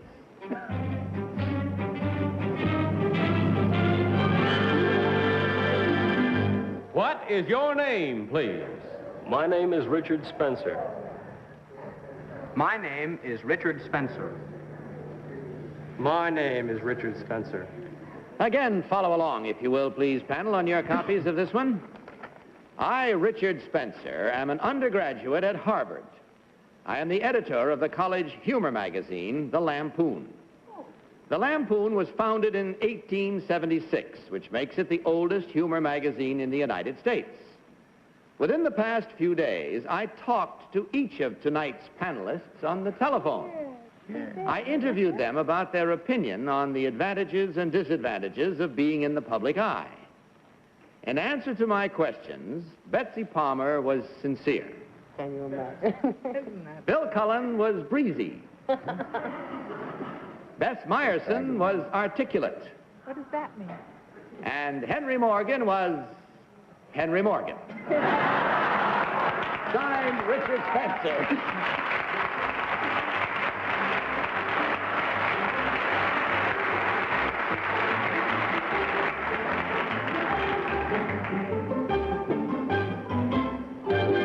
These three young men all claim to be Richard Spencer, editor of the Harvard Lampoon. Let's start with Henry Morgan. Henry? Number one. Number one, well, when you phoned me, what time of day was it? About 1:30. 11:30? 1:30. 1:30. 1:30. Number two? Yes, that's right. I didn't ask you yet. That's not what I was going to ask. I wanted to ask you, when you phoned, was I at home? No, you weren't. Number three, was I at home? No, you weren't. Oh, that's cute. Number one, what is the description given in Boston of the difference between a Harvard man and an MIT man? It's a common one, and it's been done for 100 years. I'm afraid I haven't heard it. Number two, did you ever hear of it? Oh, sorry. Bess Meyerson. Number two, where was I when I first spoke to you? You were in Miami Beach. Right. And number three, what time did you call me? About 1 o'clock. Number one, what did Henry Morgan say when you asked him what the disadvantages were of being in the public eye? As I recall, he said invasion, something to do with the invasion of privacy, I believe. Number two, what did he say? He said it was a pain in the neck because you never get any privacy. Number three? He complained a lot. Number one, what? Number one. Number one, what did he say were the advantages of it? He said there were none. Oh, and number two, do you Bill agree? Cullen, sorry. Oh, did I get the bell? May I continue number two on Henry's question, which went originally to number one, what is the description of the difference between an MIT man and a Harvard man? I'm afraid I haven't heard that one. It was a long time ago, Henry, wasn't it, when you heard that? Been a long time. Yes, a whole other age. Number two, who answered the phone when you called me? Which time? The first time. Some woman. I don't know who. Oh, Bill.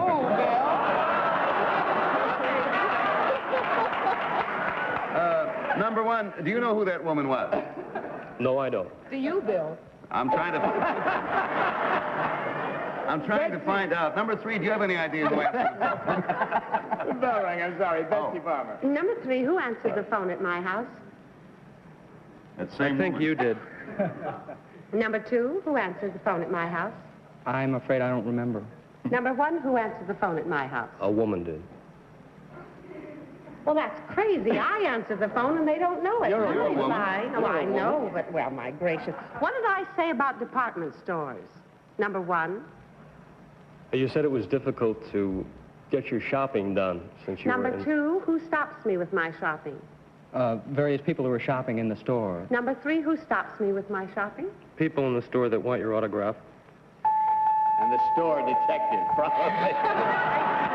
That's all we have time for. It's time for you now to mark your ballot. So please mark them at once as before without any consultation and no changing once you've marked. Vote for number one, number two, or number three. This is causing a little trouble, is it? Yeah. Mark them up. Eeny, meeny, miny. Isn't that too much?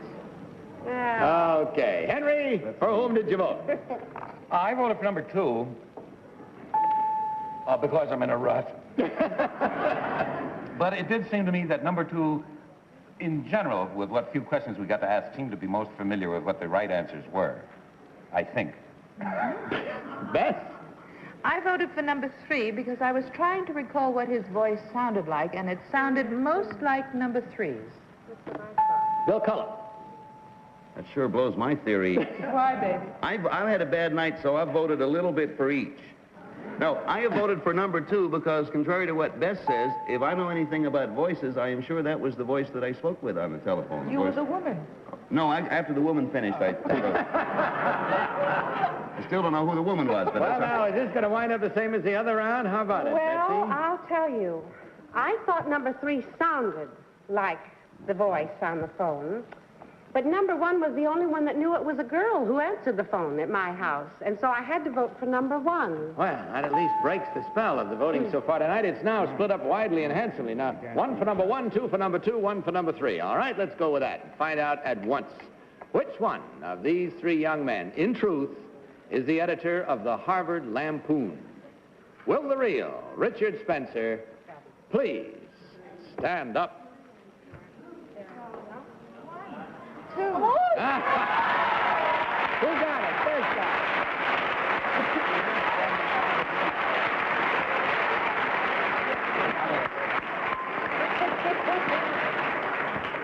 it. Did you ever find out who the lady was at Bill's? I have a theory. You have a theory? I'll talk to you later. Bill, but I'm sorry. I was very curious to know what Dick is going to do with the answers we gave him. We just used them. Just now, and that's all. I mean, we're not going to be written up in the Lampoon, are we? Number 1, what is your real name and what do you really do? My name is Tom O'Keefe, and I'm a freelance radio announcer. Good boy. Number 2, what is your real name and what do you do, sir? My name is Pete Putzel, and I'm a teaching fellow at Yale University.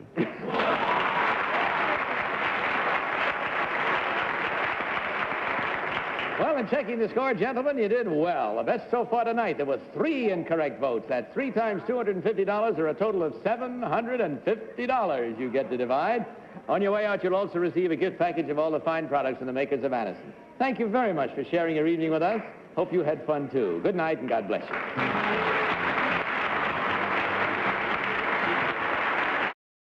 We have time for tonight. Good night, panel, and thanks for a good time. Glad to help out, bud. I only hope Tom, Peggy, and Kitty and Orson do as well on I've Got a Secret, so it's coming up next. You be sure to watch. Good night to all of you. Good night for Anison. Don't forget to join us this time next week, and in the meantime, don't forget to tell the truth. Bye. To Tell the Truth is a Mark Woodson, Bill Todman production.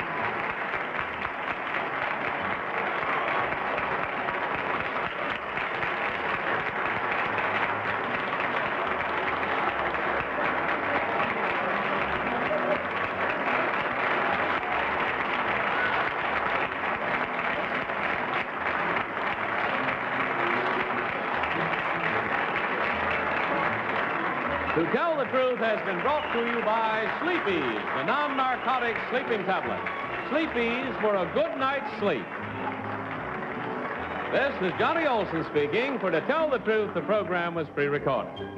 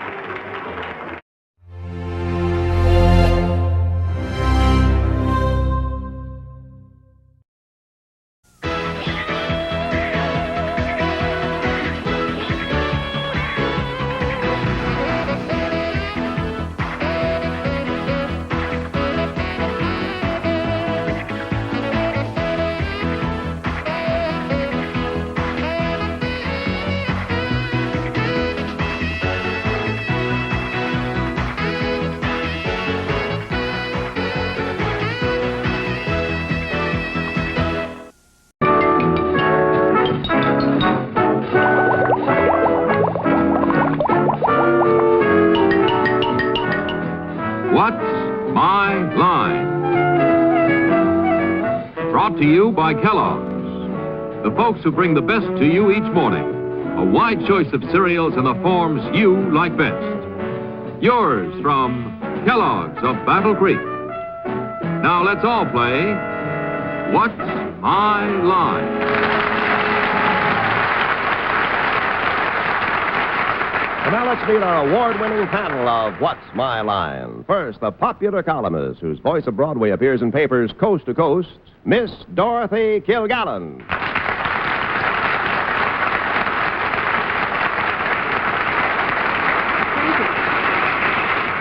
I'm happy to have on my left a brilliant star of television who is starting his own new show on September 27th, our old and dear friend, Steve Allen.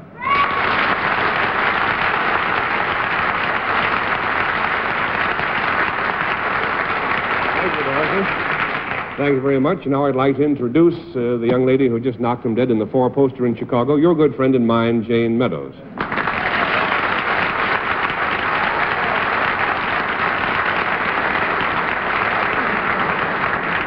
And now next we have your favorite publisher and mine, the head of Random House, who leaves next week with his family to go to London, Mr. Bennett Cerf.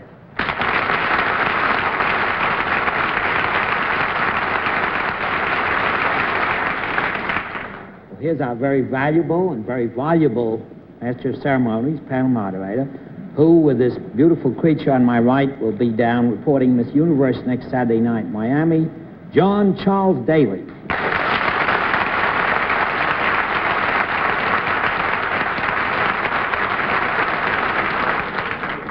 Well, this is, as I'm sure all of you who have known the program for many years will recognize, a fine night for us. We have an old and dear friend back in an old and familiar place, Steve Allen. Steve, it's lovely to have you here, and Jane has been kind enough to grace our panel, too, in years past. And I think, actually, Jane joined the family about the time she married Steve Allen. Correctly. It's nice to have both of you here, I must say. Thank you so much.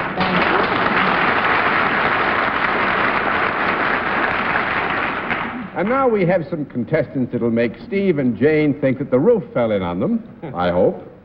And we will also have a famous mystery guest before the panel a little bit later in the program. And we'll meet our first challenger. And now let's meet our first contestant. Will you enter and sign in, please?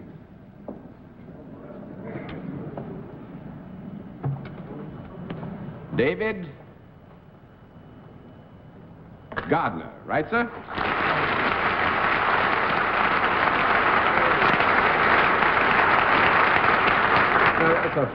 That's a fine spot on you got there.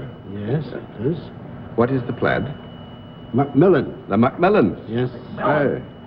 Is there a Macmillan in the house?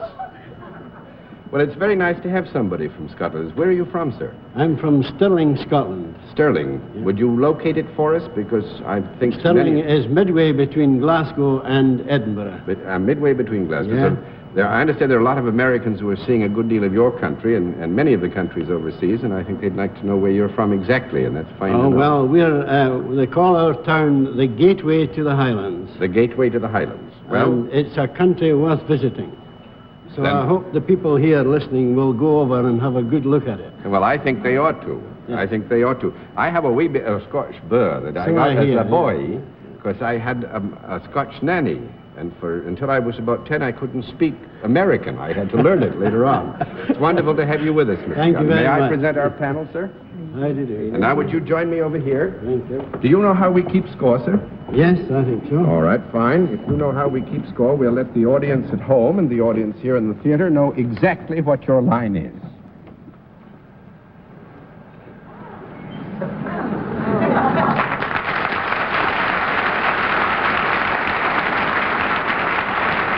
All right, panel, we can tell you that Mr. Gardner is salaried and that he deals in a product. And we'll begin the general questioning with Dorothy Kilgallen. Mr. Gardner, good evening. Is your product associated with the United States as well as with Scotland? Yes, it is. Is it anything that might be found in the home? Yes. Is it edible? Is it what? Edible. Yes. Is it edible by human beings? Can't hear you. Is it edible by human beings? Oh, yes, yes. Men and women both? Yes. Would you consider it a main dish? Oh, no. No, I don't think we can consider it a main dish. 1 down and 9 to go. Mr. Allen. This edible product, I suppose it's been cleared with the Kellogg's people, John. Could it ever be eaten at breakfast? Oh, no, sir. I don't think so. 2 down and 8 to go, Miss Meadows. May we assume, Mr. Gardner, that it is eaten rather than drunk? Is this a solid? No, it's not a good assumption. It's not a good assumption. That's 3 down and 7 to go, Mr. Sir. Mr. Gardner, is your country any place near where the Loch Ness Monster is supposed to be roaming about? Yes. You ever see it? Oh, no, I've never seen it, but I quite believe in it. Would your product make people possibly think they had seen it sometime? I would ask you, Mr. Cerf, because of the difficulties which it raises, to withdraw that question. I will withdraw that question. I would think the honest answer would be no, but that I don't want to fight with you for the next 7 or 8 weeks about whether it should properly have been no. So you withdraw the question. Mr. Gardner, can the potable in which you deal be bought by the bottle? You're assuming it's potable, are you? Well, you said it was a drunk. So Oh, I yes, thought it's yes, potable. yes, yes. Mm-hmm. Yes? You buy it by the bottle. Yes. Do you also sell it by the case? Yes, you could. Is there any alcoholic content in this? Yes. Is there a considerable alcoholic content? Now, well, you'd have to give us some standard of measurement. Well, here. is it in the whiskey family? No. We got it beautifully, didn't we? 4 down and 6 to go, Miss Kilgallen. Is it in the beer family? It is, yes. Is it beer? Do you make beer? That's You're right. a brewer. Operates the brewer. We did it.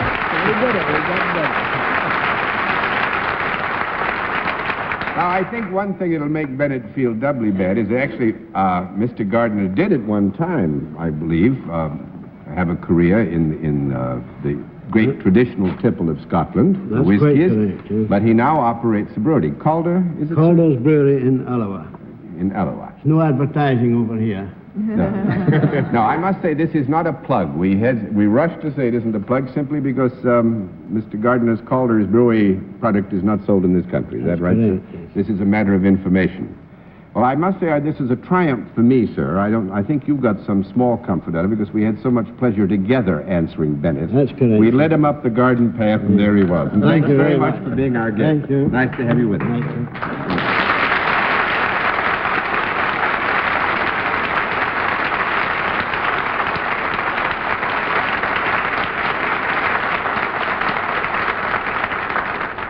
All right, panel, a good beginning, I must say. Let's see what we can do with the second challenger. Will you enter and sign in, please?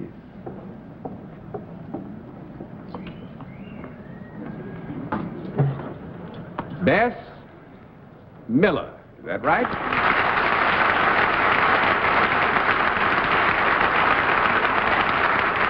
Is it Miss or Mrs. Miller?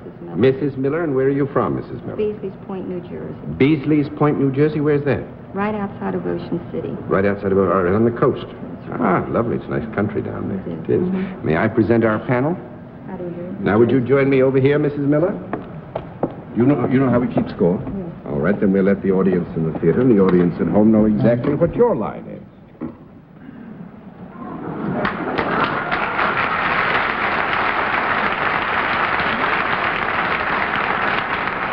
All right, panel, we'll tell you that Mrs. Miller is salaried and deals in a service, and we'll begin the general questioning with Steve Allen. Mrs. Miller, the first guest on tonight's program produced a beer. You, Mrs. Miller, don't happen to lead a high life, do you?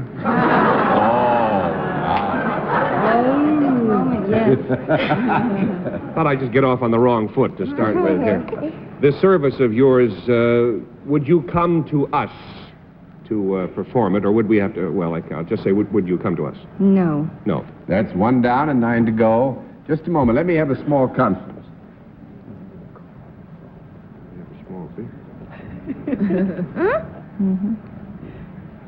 Steve, we don't want to be unfair, particularly since it's so much pleasure to have you with us. I think that it's reasonable to assume that there are circumstances under which you, if you were resident in the same community and needed this service, might ask that Mrs. Miller come to do the service at your behest. Would you be more apt to offer the service to men than to women? No. No. 1 down and 9 to go, Miss Meadows. But you would offer this service to adults. Would you also offer this service to children? Yes, both. You have a very nice tan. Would this service take place out of doors more than indoors? Both. Both out of doors and indoors. If it took place indoors or out of doors, would you wear a particular uniform? Yes. We would recognize whatever the service is by the uniform that you would wear? Well, I would say here, with your permission, we won't give a flat no. You would recognize the fact that Mrs. Miller was wearing a uniform. It might take close scrutiny to specifically identify, but if you were to see her in the distance, you'd say, there's a uniform, right? Right. So you can go ahead. Would we feel better as a result of this service? Would it make us happier or physically better in any way? It could. It could. Now, would there be anything in a large way in either the entertainment field or athletics involved in this service? No. 2 down and 8 to go, Mr. Sir. Mrs. Miller, the Beasley's Point, is it? Near Ocean City? That's near the water. That's right. But may we assume that the service that you perform is done on land? Yes. Because you said you could go to people's houses. Do you work for a non-profit making organization? Yes. Are you the employee of either the state, city, or the federal government? Yes. Is it the state? No. No. That's very good, Bennett. 3 down and 7 to go, Miss Kilgallen. Is it a local government? Yes. It is then a township or county, something like that? Yes. Do you have what is considered an executive position there?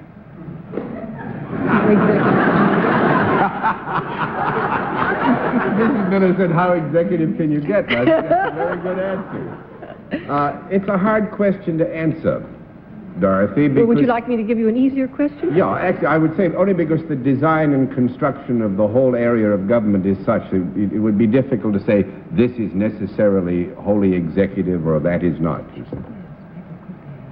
Well, do you work under anyone? No. Then she's an executive.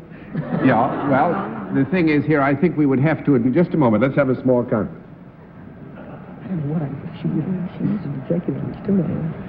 Well, you see, here again, Dorothy, with your permission, certainly Mrs. Miller reports to somebody.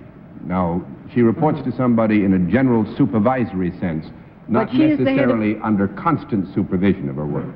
But she is the head of her department, or whatever you might call it. Yes, Right. she would be the executive head of her department if you wanted to consider that an executive status. Wait a minute, we got a small conference coming up.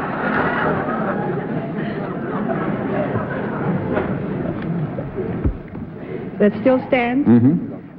Dividing the government of anything into judicial, executive, and legislative, are you executive branch?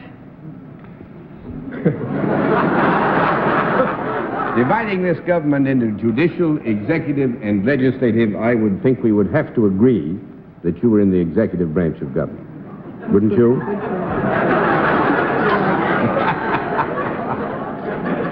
Yes, we would accept it's executive. I'm beginning to feel awfully suspicious. You don't have anything to do with street cleaning or garbage disposal, do you? Yes, we do not have anything to do with street cleaning and garbage disposal. I pass to Steve. Steve? I pass back to Dorothy. No, do you have anything to do with inspections of any kind to see that things are up to snuff? Well, they don't use much snuff down there in Beasley's Point. I would say this, that if the question is considered generally, you do have something to do with seeing that things are up to snuff. Yes, snuff, that's right. Well, as long as you're not a snuff inspector, as John has clarified it. Snuff. Yeah, snuff of that. Snuff said. If things were not up to snuff, wouldn't that be a dirty shame?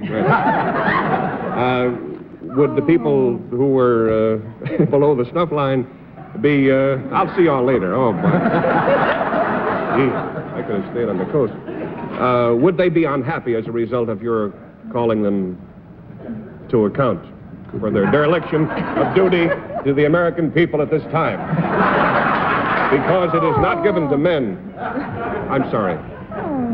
Yes, they'd be very unhappy. They could be. They couldn't be unhappy as I am right now. Oh, dear. I passed to Jane. Jane? Heath. Mrs. Miller, do you need a very special training for your work? Do you have a degree or a very special training for your work? No, that's 4 down and 6 to go, Mr. Sir. Mrs. Miller, are you the mayor of your town? I wish I were. No. No. Mrs. Miller wishes she was, but is not. 5 down and 5 to go, Miss Kilgallen. Do you have anything to do with inspection? To a degree, Dorothy, yeah. Inspection of buildings? Going to give you 1 more minute. Inspector of buildings, No. 6 down and 4 to go, Mr. Allen. Mrs. Miller, the best to you each morning.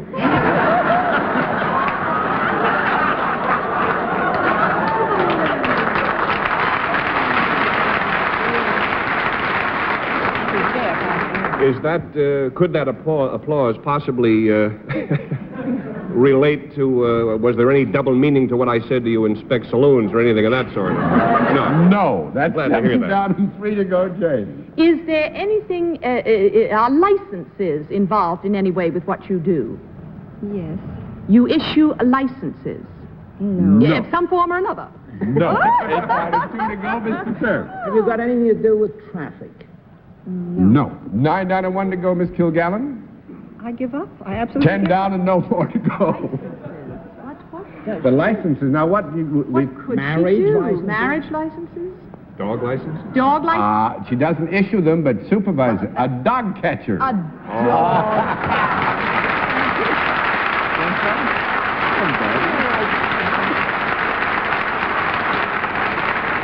Actually, Mrs. Miller is the dog catcher for the town of Ocean City. Oh. And she is a member of the police department and reports to the commissioner of police, but is in charge of the dog catching part of the executive administration of the police department of Ocean City. And there you are. And that was great fun. Mrs. Thanks Miller, a lot. how's business?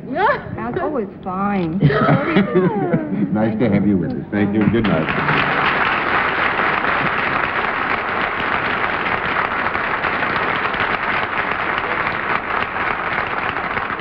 We'll meet tonight's mystery guest in just a moment, but first, here is a word from our sponsor.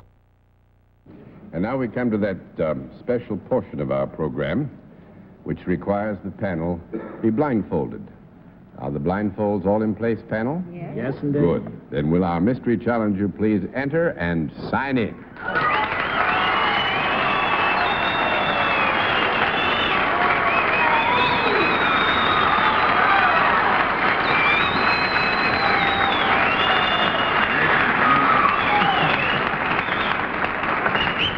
All right. Panel, as you know, we go to a different form of questioning on this occasion, 1 question at a time, in turn, moving clockwise. And let's begin with Bennett Cerf. Are you or have you ever been a motion picture star?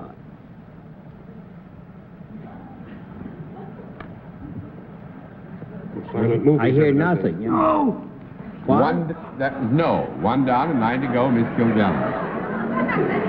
Are you a singer? Are you what? A singer? Yes. One more answer like that and you won't be, Charlie. Did you say, are you a singer or single? Are you a singer? A singer. That's no. That's 2 down and 8 to go, Mr. Allen. Oh, dear. Are you an actor?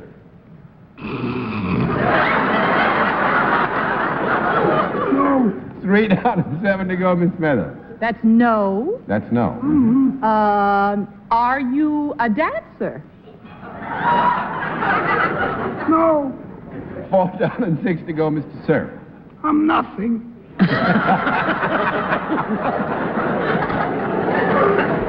Are you a comedian? No. No? 5 down and 5 to go, Miss Kilgallen. Are you associated in any way with music? No. 6 down and 4 to go, Mr. Allen. Are you looking for a job of some kind?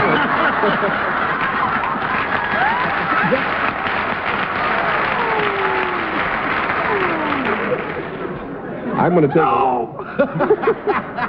We won't count that as a regular question, Steve. You go ahead. Are you out of show business? I mean, do you have something... Are you active in some other field than show business? I better be. No, but actually... No. Basic activity is show business. That's 7 down and 3 to go, Miss Meadows. Well, mercy. With those credits, you've got to be a television star. Are you... Are you,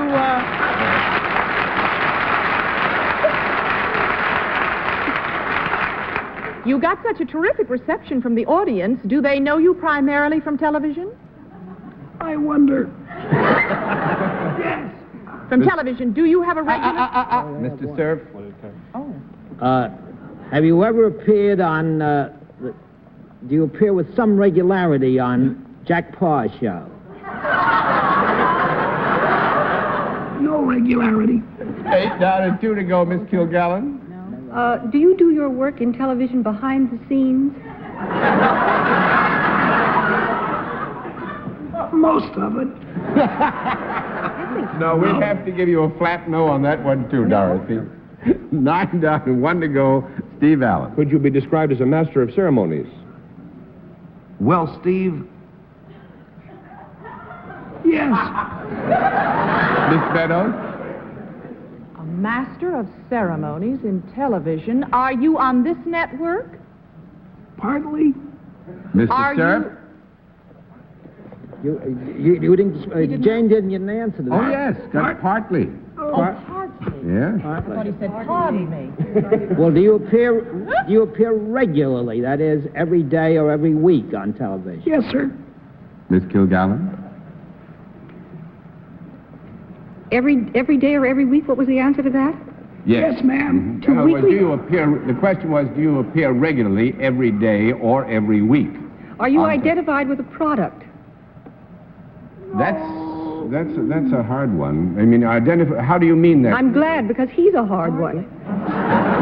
But how do you mean identified with a product? Identified with a product which perhaps he helps to sell on television. No. But wait a minute.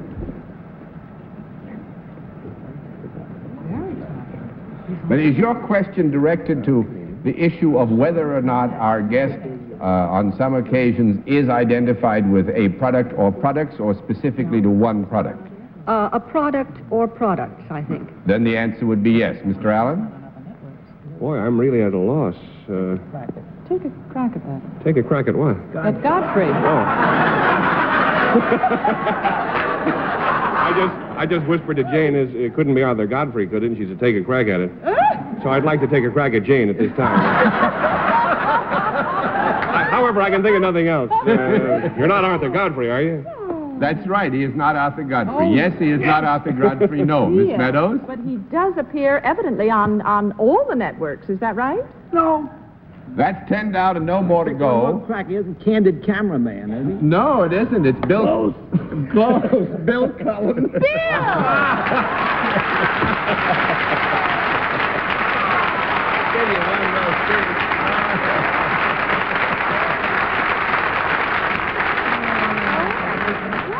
The Price is Right. I've Got a Secret. Come 2, take 6, and hit from the left. He's got a lot of them. You have marbles in your mouth? That was good fun. I almost killed He you, really, but I could it was never wonderful. Do it again. I want to see them. I want to see the pain on his face. I'll never do it again. Never do it again. Well, Bill, you're one of the busiest men in this whole industry, and it's nice of you to stay up this late and to bust into a Sunday to come and visit us. We appreciate it. John, it was fun working on a Sunday. Oh, it was fun having you with us. Thanks very much, Will. Good to see you. Bye-bye. Take care.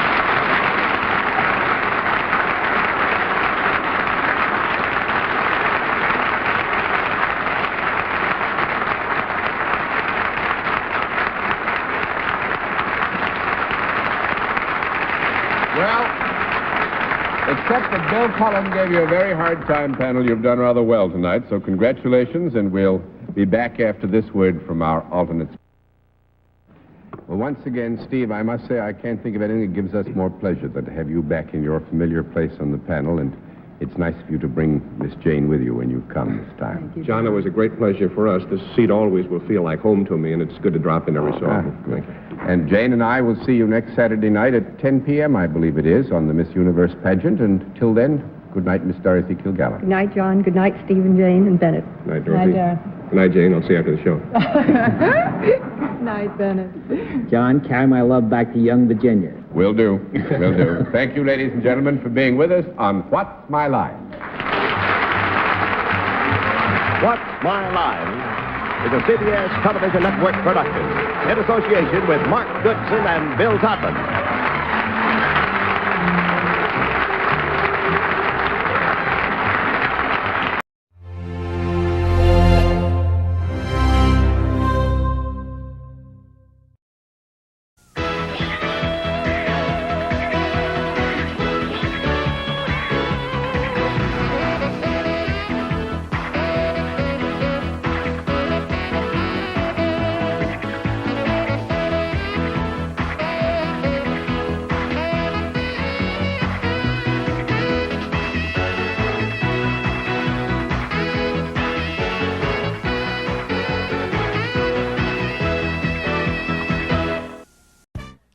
This is the Academy Award-winning star of West Side Story, lovely Rita Moreno. Thank you, and this is my partner, Bruce Marsh from Ventura, California. This is the popular television star of The Price is Right and I've Got a Secret, Bill Cullen. Hello, and this is my partner, Kay Fox from Washington Township, New Jersey, and we're all here to play Password. Yes, it's Password, brought to you this evening by Bristol Myers, makers of Bufferin, the modern drug for pain, with special ingredients for timely headache pain relief. Bufferin. And now, while Alan Ludden is on vacation, here's your host on Password, Jack Clark. How are you? Thank you. How are you?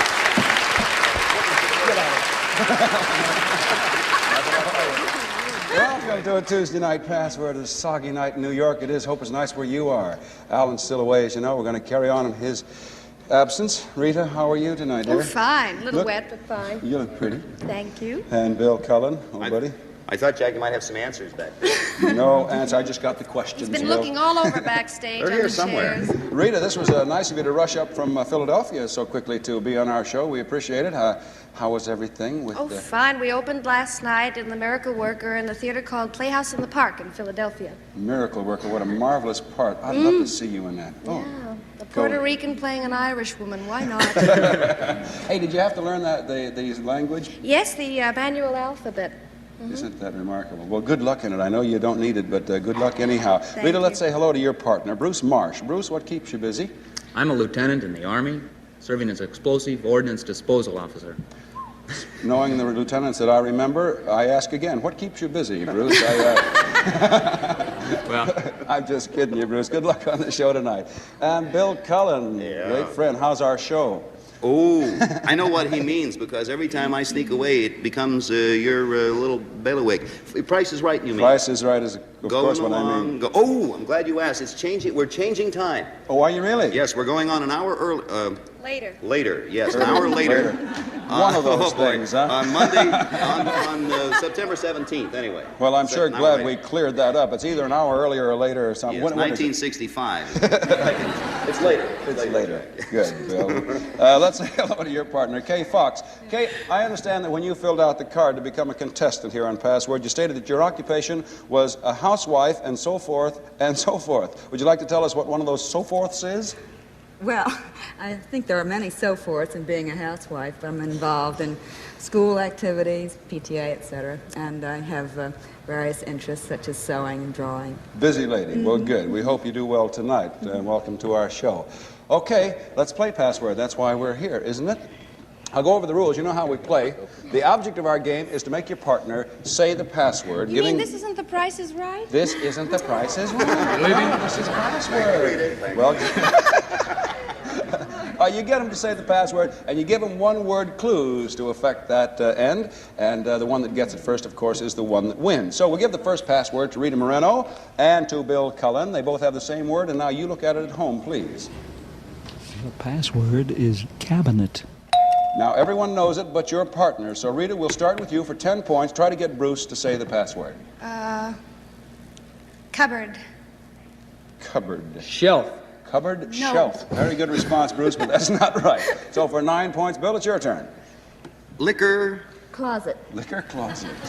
Liquor. Cabinet. What? Well, you got ahead of me there. Oh, I'm sorry. What did you say? I said liquor. And he said? Cabinet. And that's right. Okay. That's right.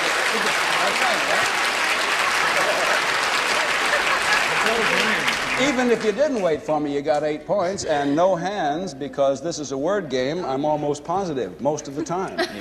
Some people keep their liquor in a closet. It's very simple. Well, okay, drink more. That must be another. You're a born cheater. Okay, it's 8-0 in favor of Rita and Bruce. Here's another password, Bruce, and one to you, Kay, and one for the folks at home. The password is magazine.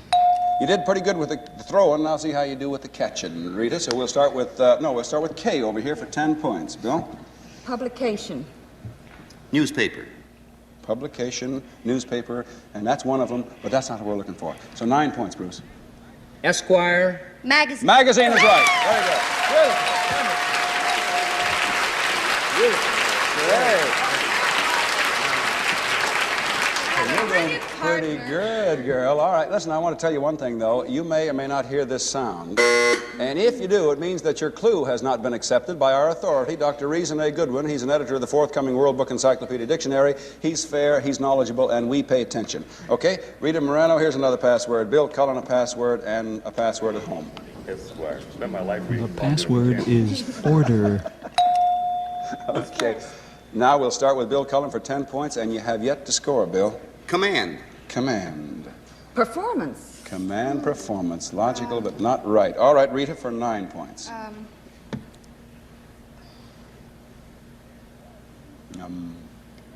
Tidy. Tidy? Interesting. Order. Order is right. Very good. Beautiful.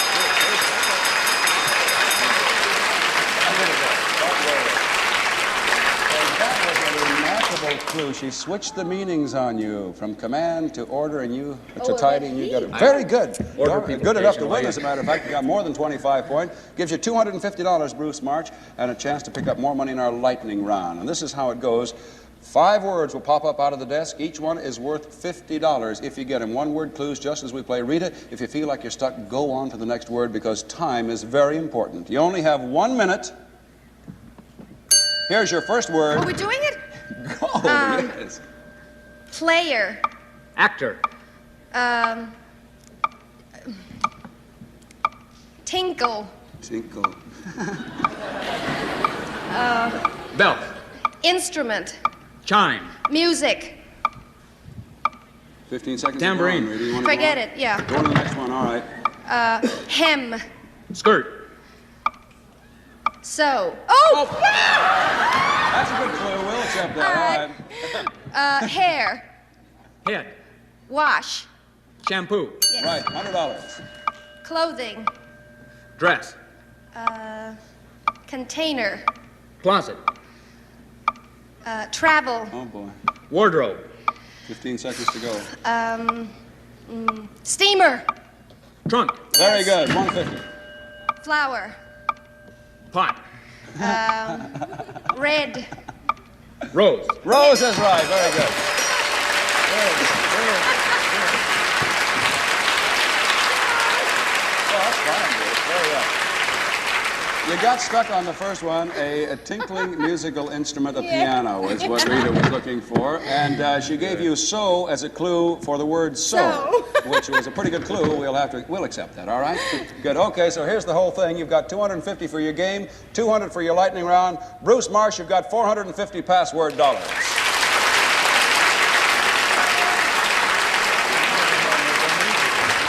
That didn't take long. Did you see anything go by there, Bill? Yeah, well, I like the so. I had that one, too. Okay, well, that's not all, Bruce. You can win even more money. And, Kay, you can still win money because our contestants on the nighttime game keep playing until the time runs out. However, for your next game, would you please change partners? Bruce, come over here with Bill, and Kay over with Rita, please.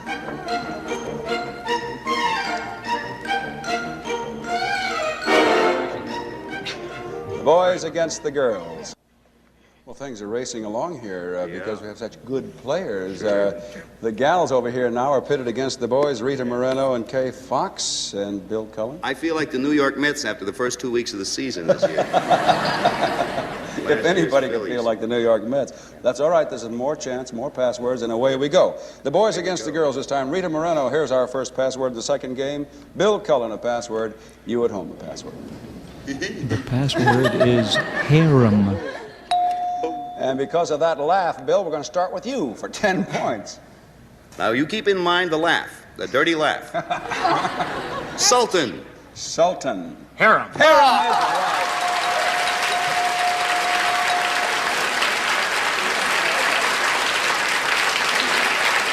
That was like a one-act clue, that was, I think, but correct nevertheless for 10 points for the boys, and there was a good, healthy score. Okay, gals, don't give up, though. Kay Fox, here's a password, and Bruce Marsh, a password. As they look at it, you look at it, please.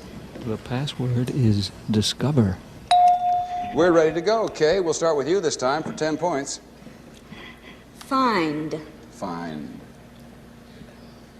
Lose. Find, lose. Very logical, but not right. Okay, 9 points, Bruce. Explore. Discover. Discover is right.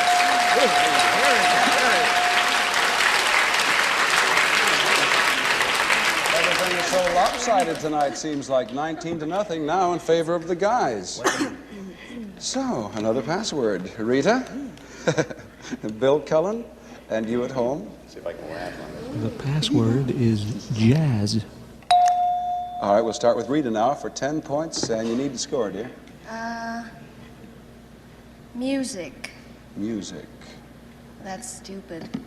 No, it isn't. Harmony. Music is harmony very often, but that's not what we're looking for. Bill for 9 points. Whiteman. Whiteman. Very good. Choir.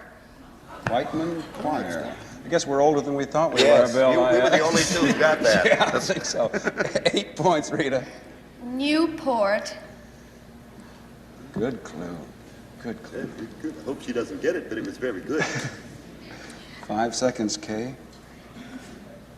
Newport. Cigarette.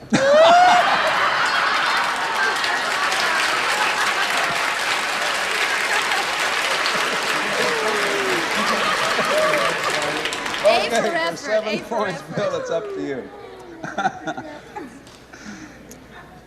Festival.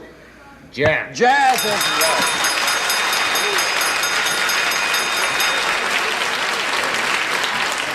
I don't suppose there are many who don't know, but Newport Jazz Festival every year, one of the highlights in the jazz world. You don't smoke it, you hear it. And waltz. And Whiteman, too, is the father of same. Okay, well, you've won again, Bruce. 25 points and more, a chance to get more money on your lightning round. I don't have to ask you if you know how to play it. You play it very well.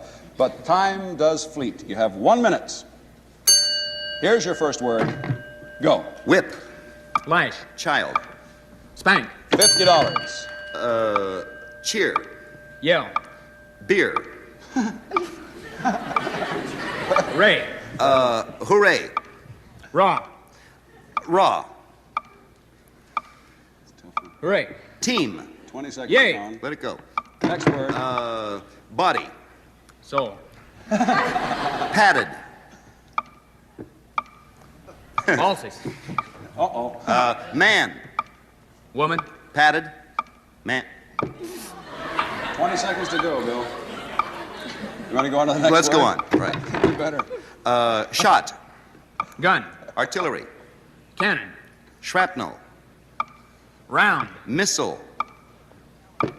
Explosion. 10 Caliber. seconds. Better Caliber. Go to the last word, man. Large. Howitzer. Gun. Bullet. Oh, too bad. Oh, time's up.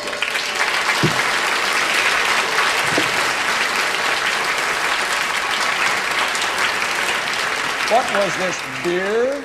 Well, first I said cheer, thinking of root, and then I said, well, I was thinking of root beer because it's a family show. It was a tough word, and we didn't get it. I will not discuss either the clues or the responses to shoulder, but you didn't get it. And the last word that you didn't get, shoulder was what we're looking for with the padded, and the last with the howitzer and the gun and the projectile and all, shell was the word. You didn't get a chance to work on the fifth one. Well, too bad, Bruce. Don't feel bad-hearted about it. You did get $50 for that lightning round, another $250 for your successful game. Right now, you've won $750, Bruce Marsh.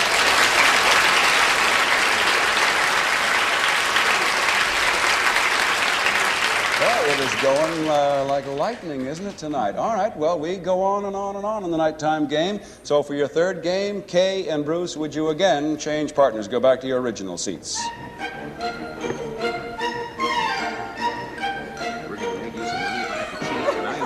Another laugh like that will do it. Bill just said we're going to make you some money, Kay, if we have to cheat, and he'll do it. Okay, our third game here. Okay. Here's our next password. It goes to Rita Marino. Now you can look at it. And Bill Cullen, and now you can look. No, Bill, I think we'll look at it right over here. The password is clever. Who starts? You. This guy, you know. Oh, I'm honest as the day is long. Okay, Rita Marino will start for 10 points, there he is. Shrewd. Shrewd. Clever. Yes! Clever is right.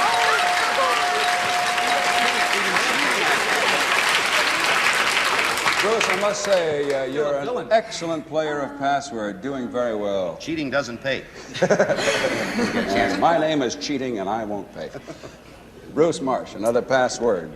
Kay Fox, a password, and you at home, a password. The password is disguise. All right, Kay, we'll start with you. It's 10-0 against you so far. We'll take the first clue for 10 points. Masquerade. Good clue. Masquerade. Ball. No. 9 points. Bruce. Story of my life. Mask.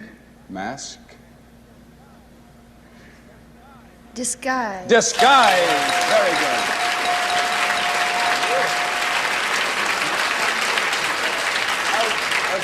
Good clue, Kay, but this cheater just didn't get it, that's all. 19-0 in favor of Rita Moreno and Bruce Marsh. Another password goes to Rita and to Bill Cullen. And as they look at it, you look at it at home. The password is illustrate. This could be... Am I first? No, Bill will start this time, Rita, for 10 points. Fine. Pictorialize. Very good. Pictorialize. Describe. Describe. Masquerade. No. No, that's not the word, though. It was a good clue, Bill. 9 points, Rita.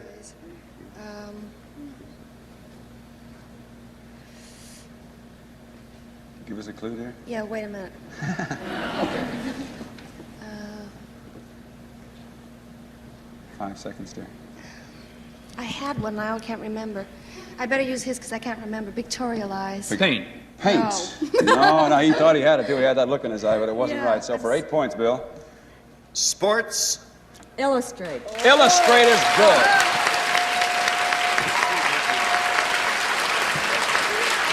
Just a fine clue and a fine response. Awfully good. Sports Illustrate. Okay, Bruce, here's a password. And here's one for you, Kay Fox, and one for you at home. The password is conflict. Bruce, we'll start with you for 10 points. Could win the game for you again. Disagreement. Disagreement. Altercation. Altercation, it usually is, but that's not the word we're looking for. Kay for 9 points. Battle. Battle. Argument. Argument, no. 10 points, Bruce, it still could win for you. Conflict. That's the best clue. Good clue.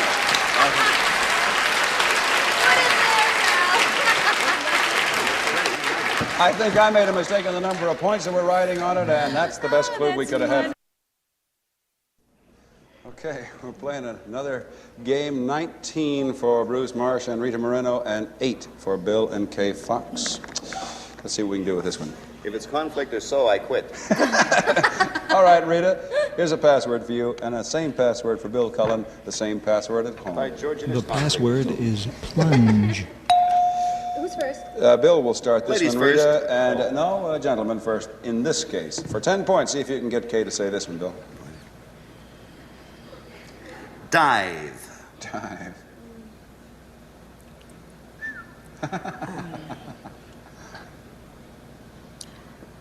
know what I'd answer. Bar. I know. No, but I wish I thought of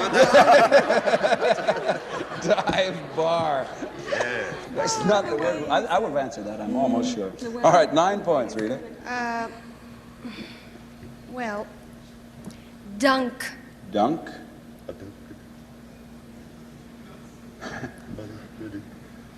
It's Give us not an too answer, good. Bruce. Dunk. Under. Dunk under. No, that's not right either. All right, we'll fly at it again, Bill, for 8 points. Immerse. Immerse. Dip. Dip. We're getting closer, but that's not it yet. 7 points, Rita. Jump. Jump. Jump. Jump. Splash? Jump, splash. Okay, if we remember to fill the pool, it would be. Bill, 6 points. Dive.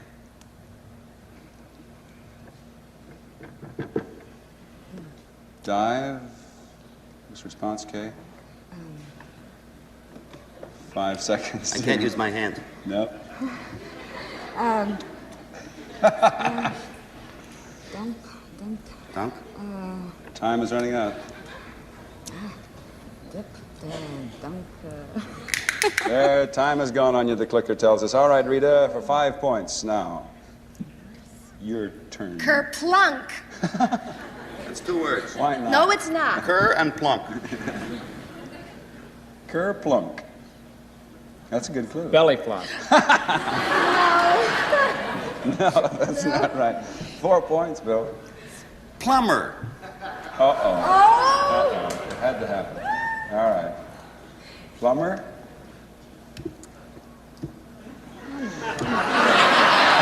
Bill, plunge is right, dear. She got a plunge, she said. Yeah.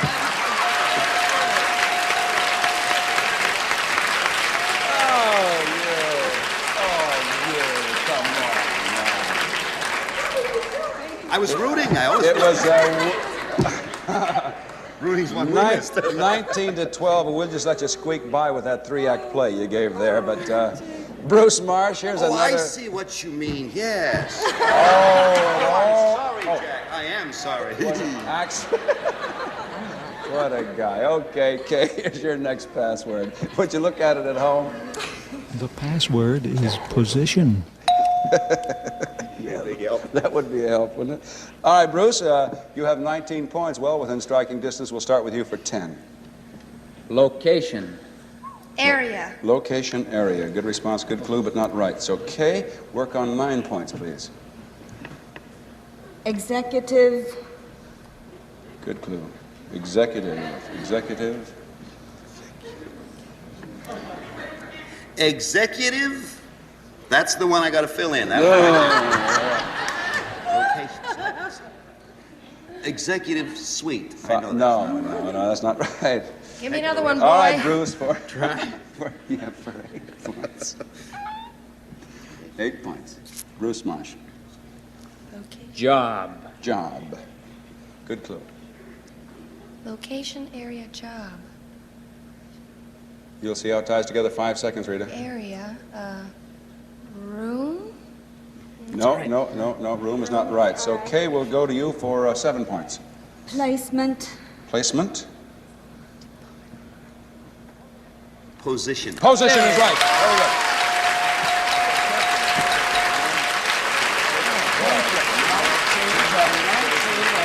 Score. Very good. We were all around it, and we finally did get the We're tied? position. Okay, yeah, that's it. Incidentally, let me explain that if we don't have time to complete a 25-point game, then the team that's ahead at the time when we have to stop will get $250. So let's play quickly and see who that might be. It's tied now. Rita Moreno has a password. So does Bill Cullen. And now so do you. The password is muscle. Okay, onward and upward. Rita Moreno with the first clue for 10 points. Clam. Bake. Clam, I said. Clam. Oh, I see, clam. I understand, I think. 9 points, Bill. Bicep. Bicep is a good clue. Muscle. Muscle is right. Very good. And let's hurry. We're getting the lightning round, okay? You know how to play, Kay. Here's your first, you have 1 minute. Here's your first word. Go. Uncle. Aunt. Poker. We'll take it. All right. Okay. We'll take the next now. word. $50. Girl. Boy. $100. Steer. Boat. Boat. Wheel. Steer. Guide. Pilot. Part. Boat. Boat. Sail. Let it go. I don't think we're All right, going to next word. Question. Answer. Tell. Reply. Inquire. Ask. Very good. $150. Vegetable. A tomato. Common. What? Common. Potato. Right. That's right, for $200. That's terrific, Joe. Very good. Here's the recap then. Kay, you finally did win money. $450 to be exact. Bruce, you won $750. And our congratulations from Password.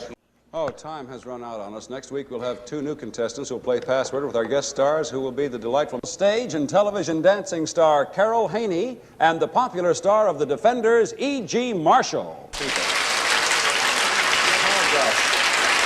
I wish we had more time to say our farewells. We don't, though. Rita Moreno, thanks so much. It was a delight. Good luck in Philadelphia and Miracle Worker. Bill, good luck on Price is Right. Good luck Thank to you, all Jack. of you. Next, we'll see you at the same time tomorrow on Password. Next week on most of these same CBS stations. Till then, this is Jack Clark saying the password tonight is home. Children learn their use of language mostly at home. Be sure yours is a good example. So long. Let's do this. On 1 versus 100, you never know who you're going to meet. 6 psychics, 5 soccer moms, 12 hippies. Me? That's a hippie. Oh, who you'll have to beat. Either you win or they win. Meet the ones to beat on 1 versus 100, hosted by Bob Saget. Saturday at 6 p.m. 5 Central, only on GSN.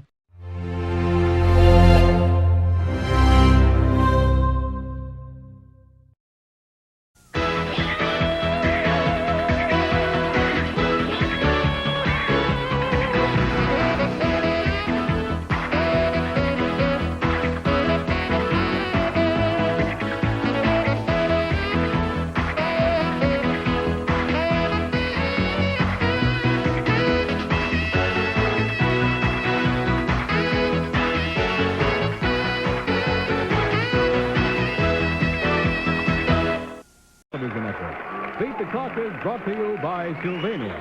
The Ford tractor was supplied by the Malvisi Tractor and Implement Company, New Hyde Park, New York. This is Vern Bennett reminding you to tune in every week at the same time for Beat. Mr. and Mrs. Robert Fuller of Washington, D.C., somewhere here on our Beat the Clock stage, we have hidden uranium. Now, you will use these real honest-to-goodness Geiger counters to locate it. Our audience will know where it is hidden, but you will not. And we'll tell our audience where it is in just a moment.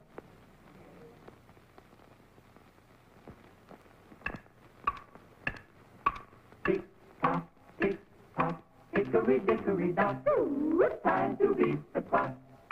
Time for fun has now begun. Let's all play Beat the Clock.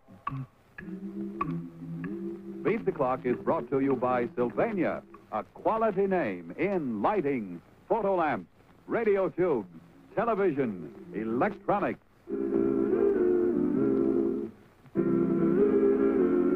Let's all play Beat the Clock. Now, here again is America's #1 clock watcher, Bud Collyer.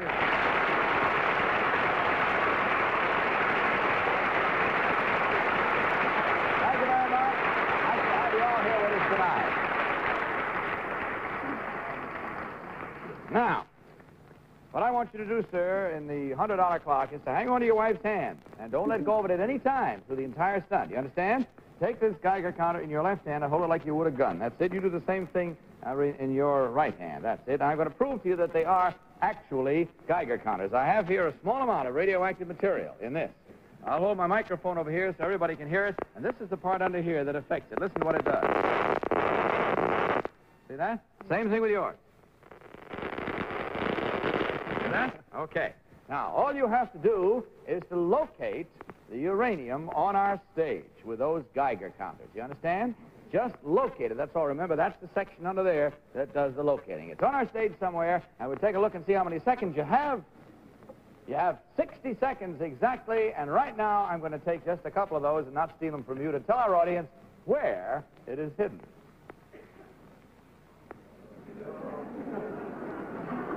Okay, they know now, but you don't. Are you ready? Go. Come on the stage. Hurry up. Waste any time. I don't count because I have the one in my pocket, which I showed you. Hurry up.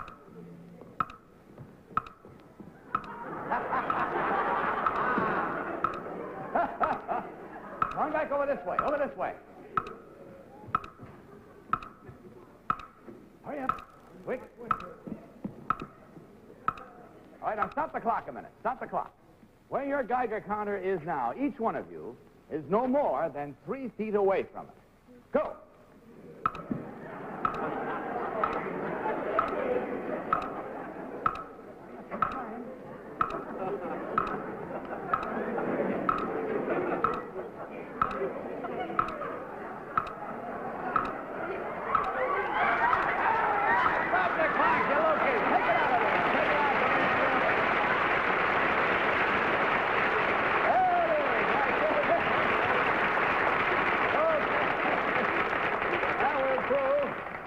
Prove that what they find wasn't kidding. Listen to this.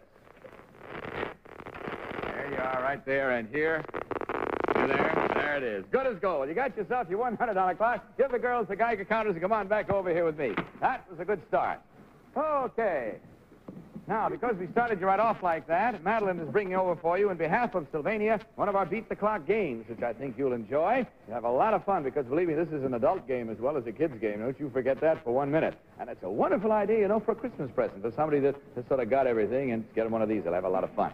Okay, thank you very much. Madeline, have that for you backstage right after the show. If you gained excess weight during pregnancy and you just can't lose it, Everslim has been doctor formulated just for you. Everslim helps you lose weight and control your appetite while you're awake, and also supports restful nights. The core ingredients in Everslim help generate up to 3.5 times more weight loss than diet and exercise alone.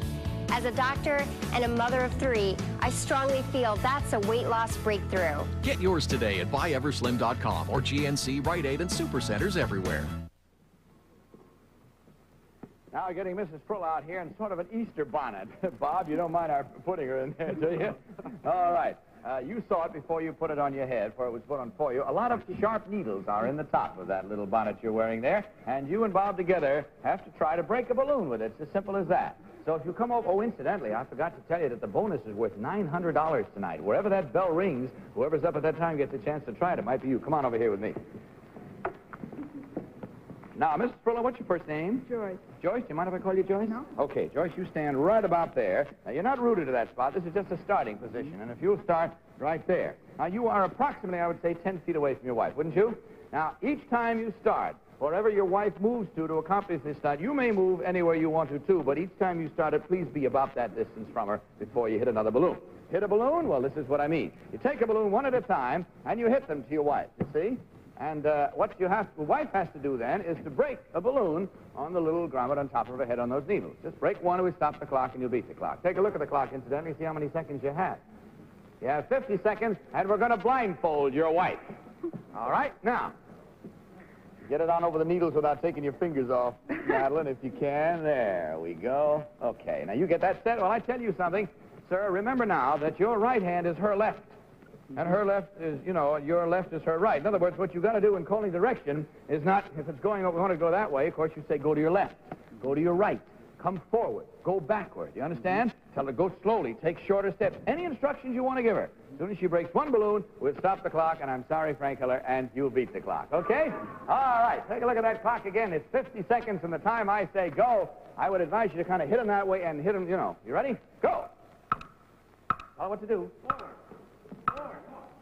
Up, stop where you are. Now you get them the same distance away from her that you did, about 10 feet. All right, let her go. Straight ahead, forward. Right there, stop. All right, try another one. Here's another one for you.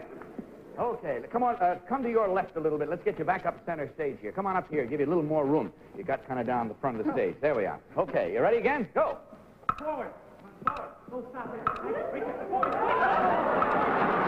All right, keep trying. That's the idea. Forward. Back. That's all right. Keep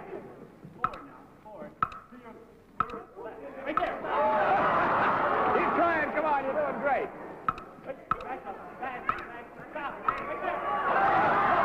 Keep trying. Anyone you want. Forward. There we are. Good boy. Don't you take that off. Let the girls do it, so you don't get hurt on you. Take it easy. Oh, it's so murder, you know, because you want to say back when it's front and right when it's left.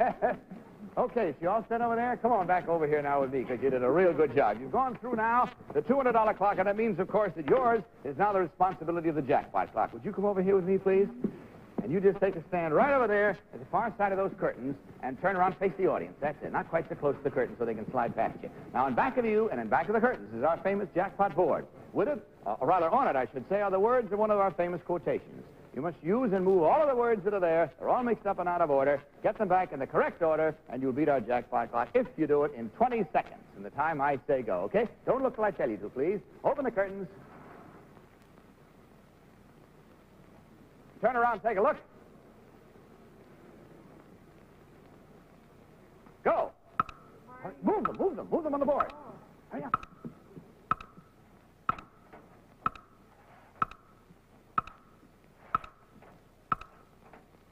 Sense is right, but the order's wrong. Come on, you're doing fine. What about the other one? No, it's in the wrong order. That's it! Stop the clock! Wow, you just barely Good night, parting is red sweet sorrow. Romeo and Juliet, go over there and get a kiss from your husband. You deserve that. Woo, boy, I never had one that size since I've been doing the show, believe me. All right, now you've beaten our jackpot clock, so hug in close to you so you can look over my right shoulder and let's see what you've won. It's right over here. It's Sylvania's 21-inch console, the Windermere, with matching corner cabinets, authentic provincial styling, and Sylvania's exclusive halo light. Congratulations, Mr. and Mrs. Frula. You have just won Sylvania's jackpot prize worth more than $500. Congratulations to you folks. God bless you. Nice having you here. Happy married life to you. Bye. Well, Beverly, whom do we have now? Oh, we got the long and the short of it here, haven't we, huh? But Mr. and Mrs. Morris Theriot, and they're from Nashville, New Hampshire, and they've been married for 2 days. 2 days. Bless you both.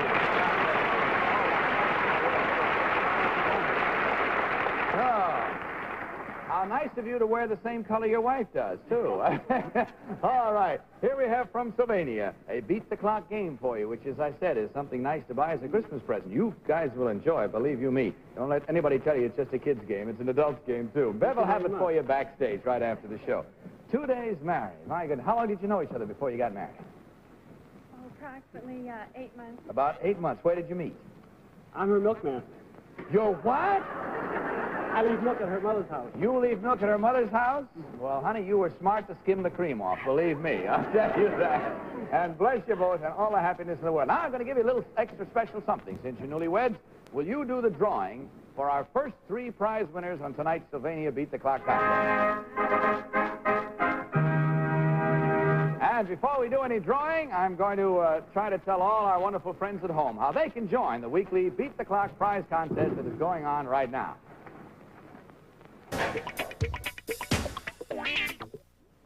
All right, Miss Theriot, do you mind doing the honors for us now? First, I'm going to ask Beverly, when that drawing door gets around again, to stop the drum. There it is, okay? Would you step up in that little box that's right there, little platform, and draw them out one at a time. You're drawing now the first prize winner for tonight. Hand it to Beverly. She'll cut. Wow, that's a big one. Draw another one, if you will, please. The second prize winner. That's a girl from a different place each time. All long envelopes tonight, aren't they, Beth? All right, third prize winner. A little shorty. There we are. Okay, come on back and join your bride now. I don't want to keep you two apart too long. And let's find out who our first 3 prize winners are. Don't forget the 10 prize winners are drawn every week. The other 7 will be drawn right after our show by one of our other contestants. And all contestants will be notified by mail. This one is from Minnie Leeper, L-E-E-P-E-R, Baxter, Iowa. That happens to be the 3rd prize winner tonight. So we draw the 2nd prize winner next and see who that is in one of these long envelopes. And please note that these are on the proper contest forms.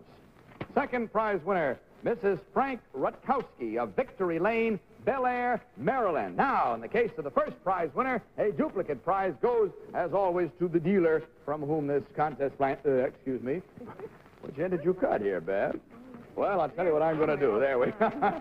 Get this one out. The dealer gets a duplicate prize, and let's see who the first prize winner is tonight. Mrs. Charlotte Villalovoz, I guess it is, Villalovoz, 323 5th Street, San Bernardino, California. And the dealer was McMahon's at 472, 476 3rd Street in San Bernardino, California. Congratulations to you, the first prize tonight. Thank you, Bob. Thank you for helping us with that. All right, now I know you're very anxious to get along and find out what you have to do, so incidentally, you haven't been married long enough to know whether he's going to be helpful at your kids' parties. You planning a family? Oh, yeah. How many children would you like to have? 4. About 4. How about you, sir? I agree. You agree. All right. Now, gonna get him worked up to the point where, in case you have a birthday party for these 4 children, he'll know how to blow up balloons. So if you both come over here with me, I'll show you what is involved. Would you bring out our balloon blowing up room, please? There we are. Now stand a little clear of it till it comes out here. Looks like the front of the telephone book. All right, if you don't mind going right in back of the girls and sitting on the little stool that's back there and putting on that shower cap we have. So I always tell everybody that's to keep your long hair out of your eyes, purely. Now, would you step up here and take the ends of these long tubes from Madeline, just hold them carefully there, if you will. Now, please notice that these tubes run from here, from your hands, down around here, up the other side, and there they are attached in a cluster, and to one of them and one of them only, there is a balloon connected, you see? Now, what I want you to do when I say go is to start handing these to your husband one at a time, and you, sir, sit right back there with your head against the back wall, that's it, don't move your head, and blow. Now, if you get the right one, the balloon will blow up. If you get the others, well, something else will happen, okay? All right, let's get these around here so you can reach them over to him like that. One at a time. Take a look at the clock, see how many seconds you have. 45 seconds to get the one that has the balloon, okay? Hand him one. Are you ready? Go. Keep your head back. Keep your head back. Go hard. That's good boy. Keep your head back against the boy. Hard, hard. You're not going hard enough. That's good and hard. Good and hard. That's good. You're doing fine. Blow them hard. That's good, boy. Good. Try another one. Keep blowing. Keep blowing. All right, try another one. Blow them good and hard. Keep them blowing. There it goes. Go on.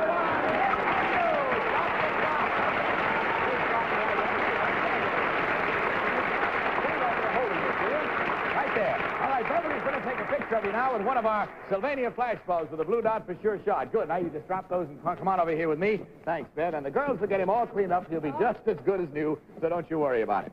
Now, here's a little extra something for you. An Anscoflex camera, complete with kit, which you'll get backstage. And one of our Sylvania flash bulbs with a blue dot for sure shot has taken a picture. On the film that's in there, when you have it developed, you'll have a record of you and your husband 2 days after marriage. You've been throwing milk in your milkman's face, you see? And we'll get along with the jackpot board right away. You ever think you might have worms?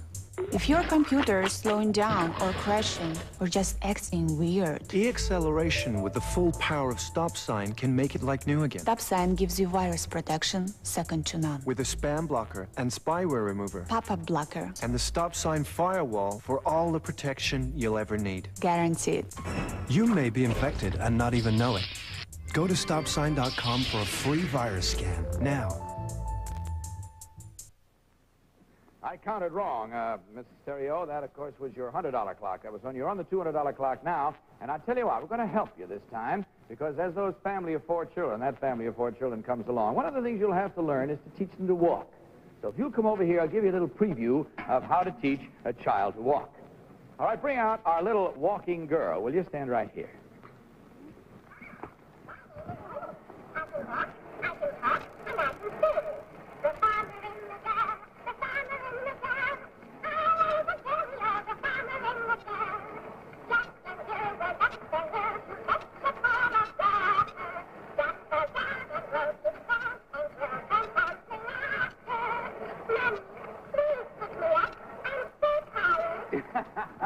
Kind of cute, isn't she? Oh. Okay. Now, I'm sure you know that when you teach a child to walk, one of the first things you have to do is hold them by the hands. First by both hands, then by one. Then, of course, they strike out for themselves. Now, when they start going for themselves, the slightest little thing may throw them off balance and make them fall. So here we're going to put Winnie the Talking Doll right down here. Now, you see right in front of her, don't you, a whole row of cups, right? Try to get her so she's aimed exactly right if I can.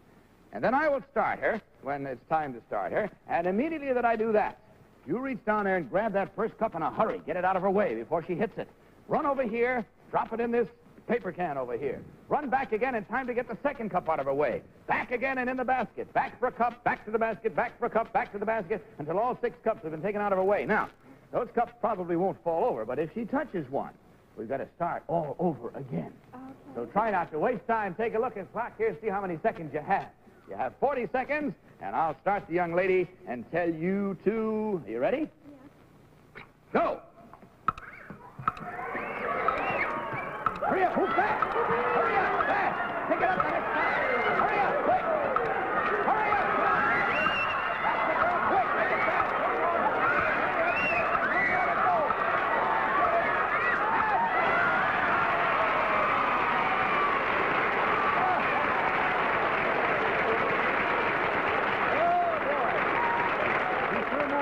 Isn't she cute? I want to tell you something, man. If you had wanted to get away from this gal, you couldn't have. Not the way she ran that time. All right, with the butterfly still flapping and you're still panting for breath, you got to go to the jackpot clock, if you don't mind. Park to the side of the curtain, turn around and face the audience. And don't look back again until I tell you to, because in back of you is our jackpot board with another famous saying or quotation. Again, the words are mixed up. Move them around on the board until they spell out the saying correctly, okay? All this in 20 seconds from the time I say go. Now, please don't look until I tell you to. Open the curtains. Turn around, take a look.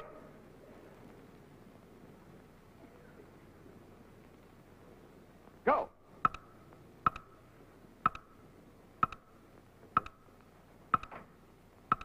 Good. Good. Good.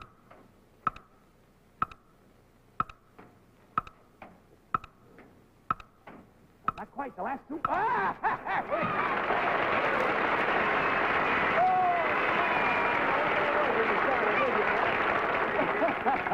Always leave them laughing when you say goodbye. You're not saying goodbye, but hello. Give your bride a kiss on that. She's earned it, I think, all by herself.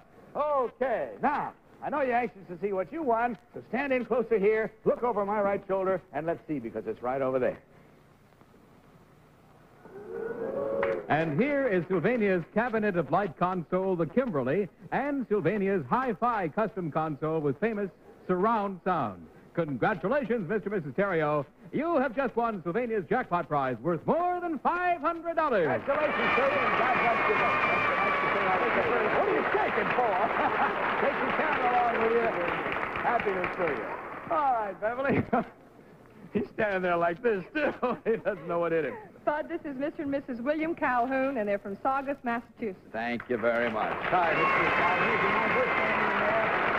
That way we can pick what you say up on that microphone. How are you? Fine. How long have you been married? 3.5 years. 3.5 years. What about children? I have a daughter 2 years old. A daughter 2 years old? Well, if she's watching, you're going to have to fight her for this, because this is one of our Beat the Clock games from Sylvania. And Beverly will have it for you backstage right after the show. Okay? All right, sir. Now, our opening stunt on the $100 clock is for you. So will you come over here with me, and I'll show you what you have to do. Right here is a large supply of plates, you see? Now, all you have to do, you may never step over this line. Anywhere behind it you want, and you can step as close to it as you want to. All you have to do is to take these one at a time and toss them toward this opening in the board here until you get two plates through there. Through plates through there. I'm all right. Right? Just 2 plates through there, and you will stop the clock, and you'll beat the clock. You understand? There's a strange thing, however, about that board. I'll show you in just a minute. Let's take a look first and see how many seconds you have. 55 seconds. This responds to the magic words of the name of our show. Watch. Beat the clock. Oh, it's so small now, but there you are. That's what you have to get. 2 dishes through. Are you ready, sir? Are you southpaw? Stand any way you want it back there. Go.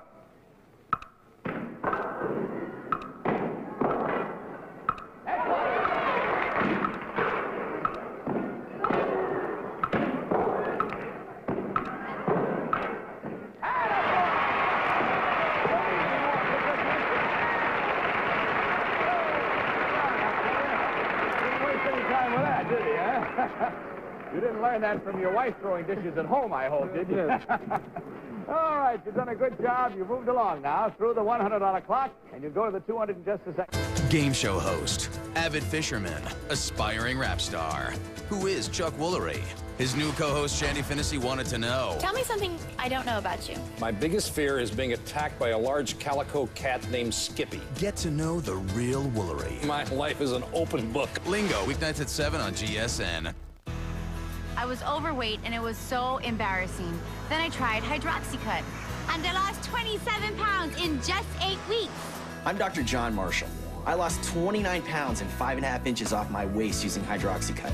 I strongly recommend it, both as a new doctor and someone who used it with fantastic results.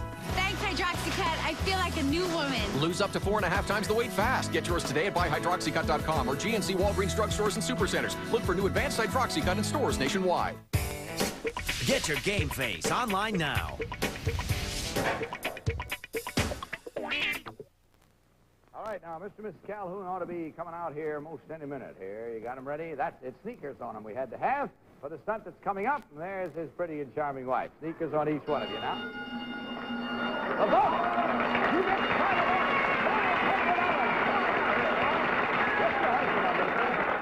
Okay, Bill. Now, you've seen this done, I'm sure. Stand right over there while Madeline puts this bell on you. Right over there, if you will, please.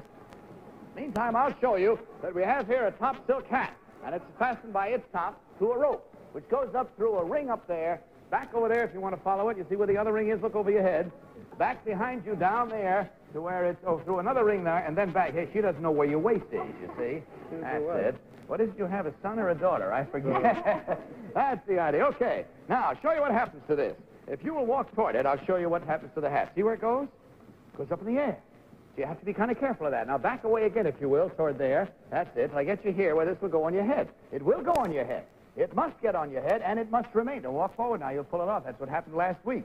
The young man got it on his head and it started to slide. He moved forward, and it pulled it right off. So be very careful. It must get on your head. It must remain on your head. Okay? This for $900 in how many seconds? Let's take a look here and see. 40 seconds from the time I say go. Back up, if you will, so I can put this on the floor. We'll start it from there. You may not touch it with your hands or your arms or the rope at any time. Are you ready? Go.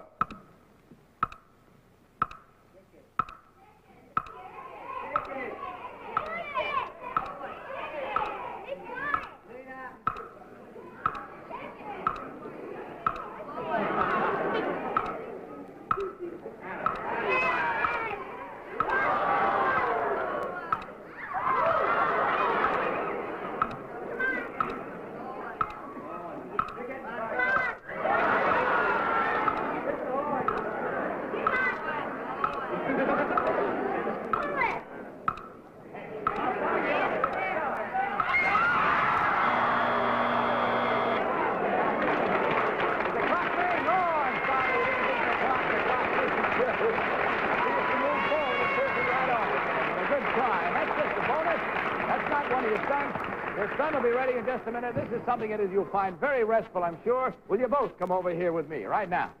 That's why we put the sneakers on you. Will you step right up on this mattress, please? And you step up on it, too.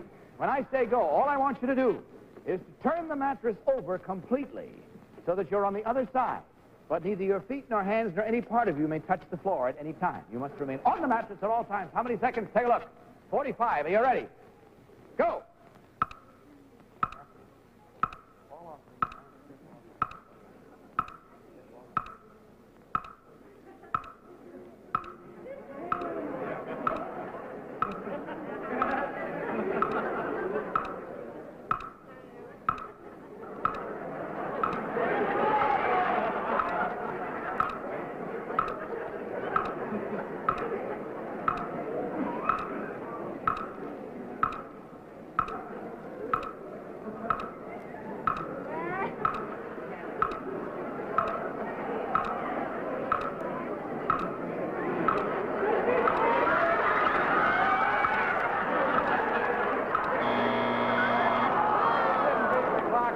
Beats you, but a good try you made. Let's see, that was on the $200 clock, wasn't it? Come on back here because you won something. You've beaten our $200 clock. Let's see what you won. From Nat Monarch, 4 wonderful items for your home. A multi-speed liquidizer, the new automatic chefster, the quad waffle baker, and the automatic coffee maker. Congratulations, Mr. and Mrs. Calhoun. You've just won Beat the Clock prizes worth more than $100. Congratulations, Steve. Thanks for being with us tonight, and God bless you both. And that's all we have time for. Right now, this is Bud Collier speaking for Sylvania, hoping that next time may be your time to beat the clock. Good night, everybody. This has been a Mark Cook and Bill Cullen production, produced in association with the CBS Television Network. Accidentally gone by Judy and Jill.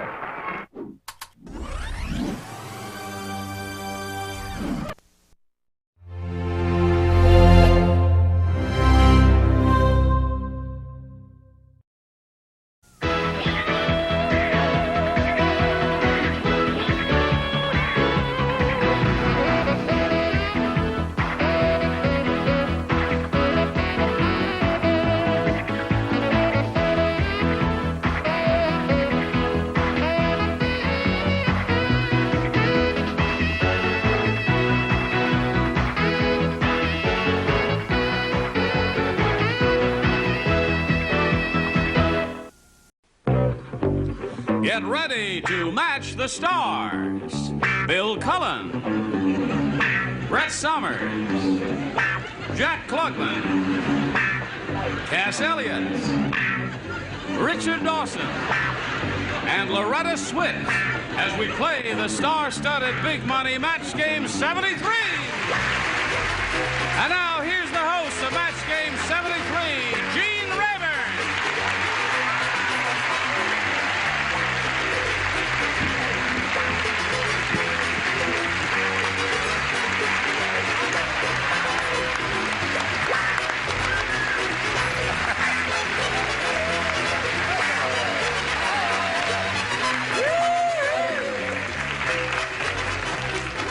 I thought a brief, brisk swim before the show would be nice. It's a pretty deep pool, though. Hello there. Are they ready, John? Ready. Okay, we're ready, too. Are you ready over here on the left? Yes. Are you ready on the firing line? No. Let's say hello to our two players, Eleanor Proley and Bill Goldstein. Eleanor's our current champ. She's won a lot of money. How much money have you won? $5,600. $5,600. What are you going to do with that? Spend it fast. You're going to spend it fast? Okay. Well, we're almost ready to start a game. We ought to find out who this fellow is, Bill Goldstein. Tell us where you're from, Bill. Well, I went to school in Oregon, and I live in West LA now, and I teach at a junior college. What do you teach? Social sciences. This semester I'm teaching economics. All right. Good luck to you, I may Bill. take that up. You may take that up. Great. We'll start this game right after we finish these messages. That's the way it goes. Economics, right?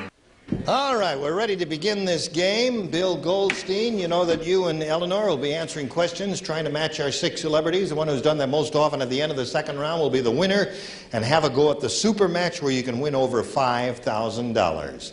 Now, some of our contestants find some questions harder than others. That's why we put it up to you. Make a selection, please. I'll take B. He wants B. Here it is, folks. And everybody I'll please. And I'll give her away at the wedding. That's another show. The old gambler warned, never play poker with Raquel. She always keeps a pair of aces in her blank.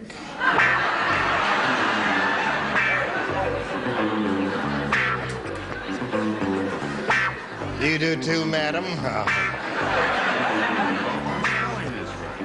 Look, I'm the first one through. That's the first time that's ever happened.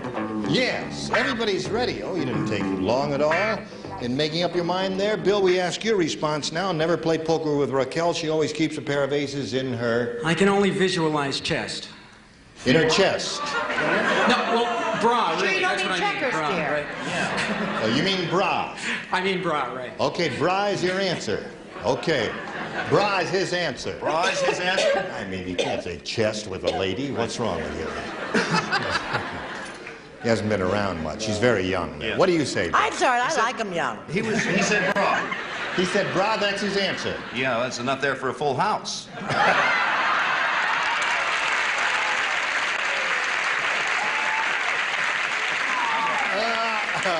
You did say a pair of aces. A pair of aces. I cleaned it up a little bit and got bodice out of it. I don't know. It's the same, Bodice? it's the same place. No, It certainly is. That is not a bodice is a thing that comes down here. That's all you know.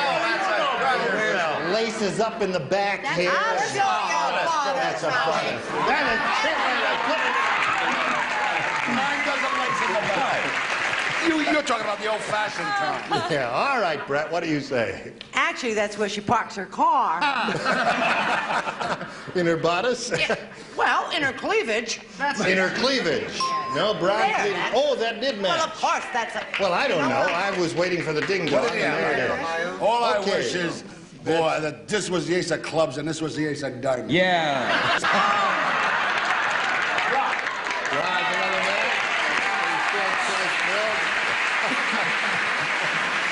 That's perfect. What say you, lady? I say blouse. In her blouse. No You match do? there. Ah, yourself. Why would you say that? Okay, Richard, we need a response from you. Yeah, whenever you play, by the way, poker with Raquel, you need 2 jacks or better to open. So I put bra.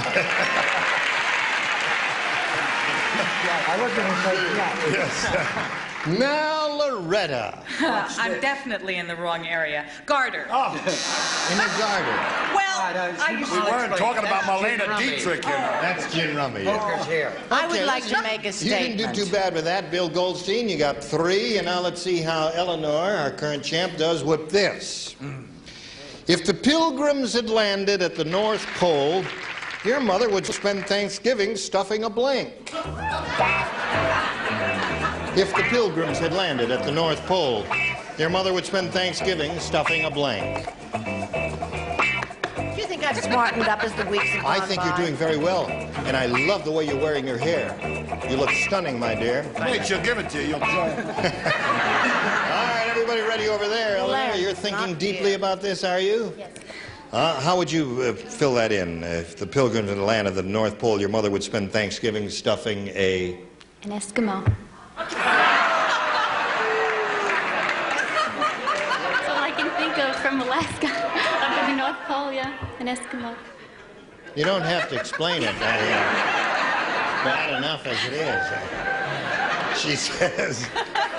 Yeah, I heard. Eskimo. It's yeah. the most winning answer we've had on the show in 17 weeks here.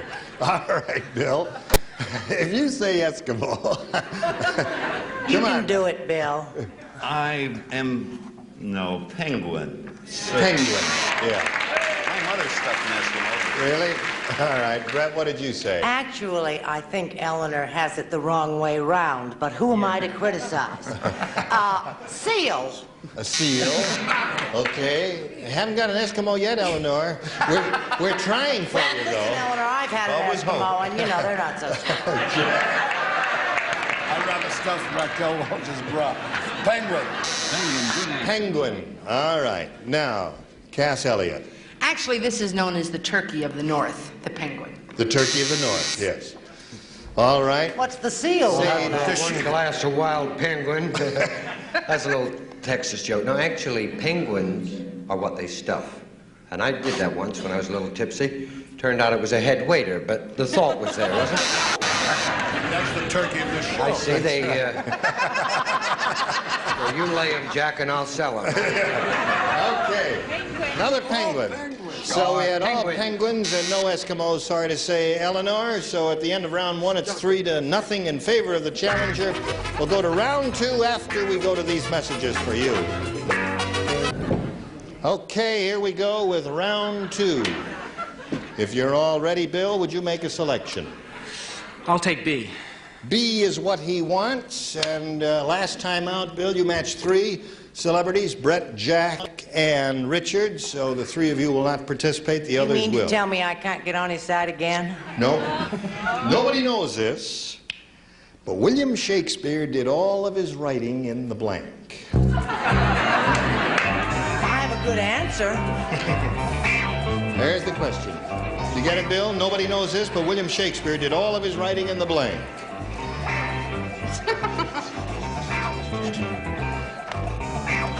You're out. I don't care. I'm going to play. All right. You're ready, Bill, are you? Did you finish? I'm as ready as I'll ever be. I'll put my little thing right. I always forget Okay, this. there we go. Now we get a response from Bill Goldstein. Nobody knows this, but William Shakespeare did all of his writing in the... John. In the John?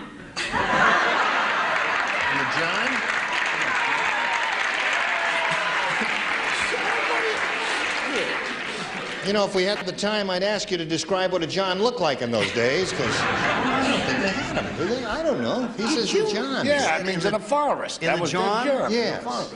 A rose by any other name would smell as sweet. Oh, look at that. Okay. I know I'm not playing, but I said raw. In the raw. All right, Cass, you're playing. In the nude. In the nude. All right, and now we go to Loretta. They most certainly had them in those days. John. All right. To each his own. So, Bill, you're up to 5. Now, Eleanor, you've got to match 5 celebrities to achieve a tie. 6 will win the game. Listen carefully now. Roses are red, violets are blue. The meatloaf you served me tastes exactly like...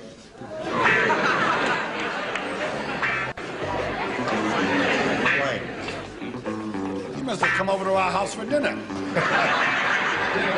Come over, been over.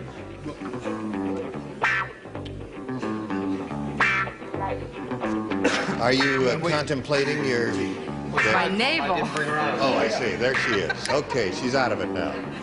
You're finished, right, Brett? Okay. What? You're finished. Yeah, everybody finished. Oh, your light was on, and I... All right. Now, Eleanor, roses are red, violets are blue. The meatloaf you served me tastes exactly like... Glue. Glue.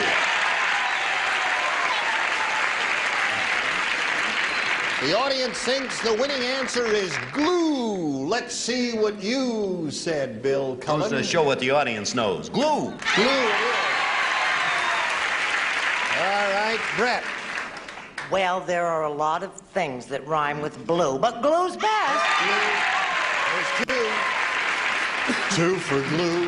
What do you say? Supposed to taste any other way but like glue? Glue. Need 2 more to tie. 3 to win, Cass. I'm embarrassed. A shoe? Shoe. I love you, Cass. That's all right. She's okay. Any trouble, she's going to come over and fall on the front row. Now, she's my friend. All right. That was a dumb answer. Yeah. You must match the 2 remaining celebrities, and let's see if it happens. Thank you. Very sticky response. Glue. All right. 1 more for a tie, and it's up to you, Loretta. Oh, the pressure. Well, I was a little more kind about her cooking. I said stew. Stew. So the winner is Bill Goldstein. Congratulations. Come on down, Bill.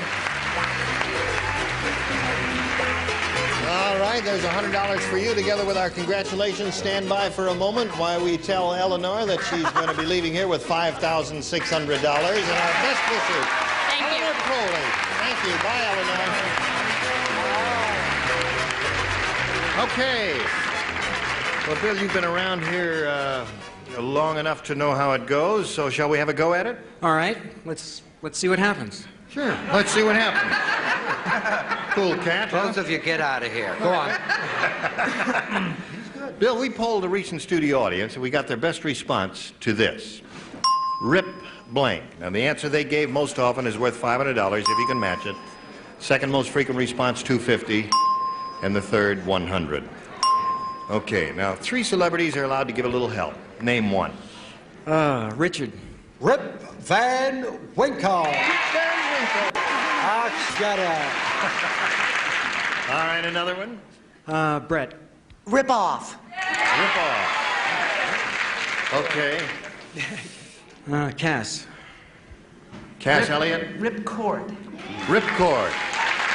So, you've got Rip Van Winkle, Rip Off, and Rip Cord. You may give us one of those as the answer, or another one if you'd like, one of your own.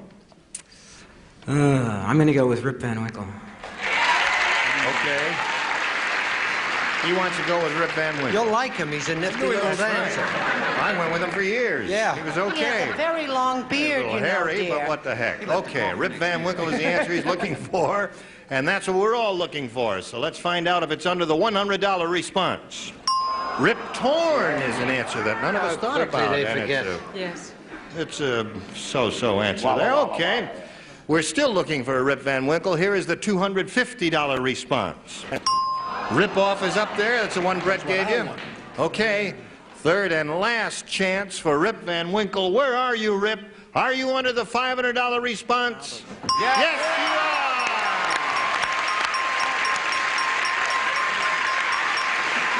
Congratulations. Okay. Now, Bill, you're up to $600. You've won the $500 here. That means you're going to play for 10 times that amount or $5,000. Now, you want to open your jacket for that? Why don't you take it off, sweetheart? Now, to get the $5,000, you must match one celebrity on a head-to-head basis, and the time has come to choose that person. Well, I'm going to go with Richard. Sure. Thank God. Okay. I must warn you, I don't kiss on the first date. You'd be better than Rip Van Winkle. Well, thank you. You kissed me on the first date, Vicky. All Rip right. Van Winkle did? He's going to get ready to... you face me. Okay. Just stand right there like that. Okay. Here is the $5,000 question. Richard, write your answer to this, if you would, please. Apple blank. Apple blank.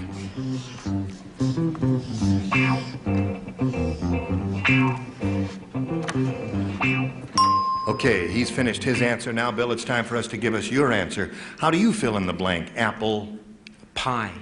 Okay. That seems to be the favorite with the audience. Richard, for $5,000, may we see your answer? All the trouble I had at school, I never thought I'd write pie for school.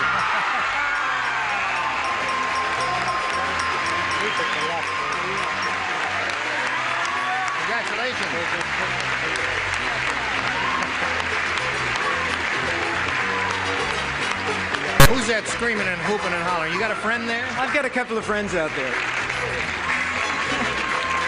Okay. What plans do you have for your money, if any? A trip. Where? I was thinking of maybe Carnival in Rio, something like that. How about that? Okay, let's go, shall we? Okay. Listen, you've done very well. You're up to $5,600. You're still the champ. You're going to play another game. But first, we've got to pass along these messages. Now, what do you say we welcome this new player, Antoinette Osborne? Hi, Antoinette. Hi, how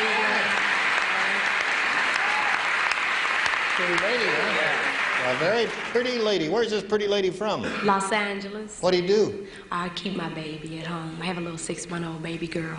You have a 6-month-old baby girl, and she occupies all of your time. Oh, yes. I'll bet you're a good mother. Yes. Okay. Good luck to you here. You know that you and Bill will be answering questions, trying to match our celebrities, and the one who does that most often at the end of the second round will be the winner, and we'll have a go at the super match where you can win over $5,000. You ready? Yes. Okay, I'll push this button, which is here somewhere. There it is. And you're gonna pick B. All right, she picked B. All right, remember you're married, Jim. Yes, I am married. Okay. The Jolly Green Giant's belly button is so big, you can blank in it. Yes. I never doubted you for a second. The Jolly Green Giant's belly button is so big, you can blank in it.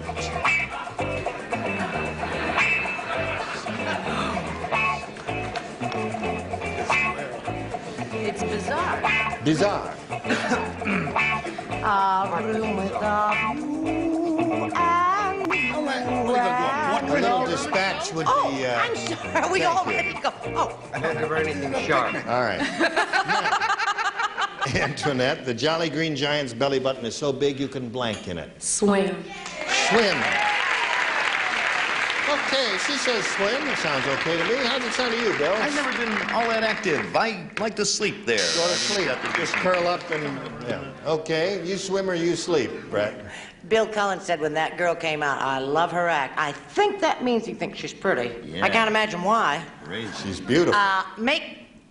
What does that say? Oh, soup! Make soup You then. can make soup in his belly button, okay? Some of the soup she makes tastes like she made it in So I try to hide in it. You can hide in his belly button. No swim yet, Antoinette, I'm sorry to say. Let's see if we get a swimmer here, Cass. His belly button Yeah. is so big That. you can swim in it. Swim in it! All right. Well, when I got there, it was the dry season, no water, so I just sat down. Oh. I felt silly, but what can you do in there? You know what I mean? No water. Well, thank you. He could have gone through the motions. Oh, well, I always go through the motions. According to my divorce papers. Anyway. Loretta? I felt the same way Dick did. Sit. You sit in the I belly wish button. I'd been there at the same time. Yes. So you scored one match there, Antoinette, and we'll get to your end of this round, Bill. Well, first, we've got to pass along a message, and then you hurry back for more of Match Game 73. Okay. Well, I'm sorry to say we've run out of time, but I trust both of you will be back here to continue Match Game 73. Will you do that? Good. Yeah. Look forward to seeing you. We'll look forward to seeing you next Look time. forward to seeing you, Gene. Seeing you. Seeing you. Three I on the shall match. certainly look forward Brett to seeing and the you. new Perry Mason. Yes, Don. Jack on the Odd Couple. I forgot to tell you, I can't make it My tomorrow. card. I didn't know I had me back tomorrow. What are you? Oh, it's just a note that came. It said Dick Van Dyke is at 9:30 Mondays. I don't know who that possibly could be for. That's right. I think he Richard fell for it, on folks. the Dick Van Dyke Show. Did you know that? I did know it because I'm Dick, and that's, well, you hear these things. Very good. Okay, Gene Rayburn saying so long for Match Game 73. Hoping you'll join us next time. Thank you for being with us. Today's consolation prizes are from Montgomery Ward's Big Ball Catalog, a full-size Velvet Touch electric blanket. Stay cozy warm with 11 comfort settings from the Montgomery Ward Catalog. And an assortment of party time cocktail mixes, the mixes that have both quality and variety now make a perfect drink every time. And honeysuckle white turkey from Ralston Purina, the premium basted turkey in the red checkerboard package. Honeysuckle turkey, the Ralston Purina Checkerbird.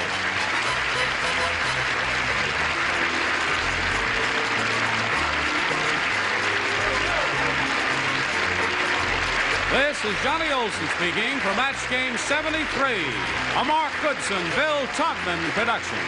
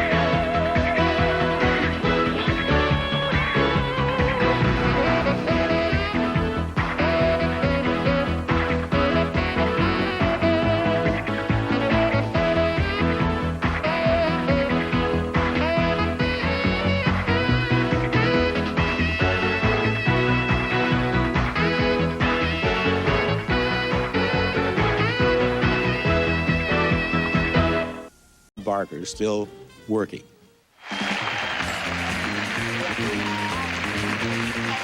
Everyone in this arena has a money stake in one of our famous couples as we play the game of celebrity gossip, Tattletale. And here's the star of Tattletale, Bert Convy. Hello, everybody. Thank you. Thank you and welcome to Tattletales. Nice to have you with us today. Thank you for tuning in. Sit back and relax. I mean it now. We've only had one day with these people, but it was a doozy, and today promises to be just as crazy, just as wonderful, because they're really terrific, and here they are. Winning money today for the blues section from the Days of Our Lives, Patty Weaver and her husband, Mr. Larry Stewart.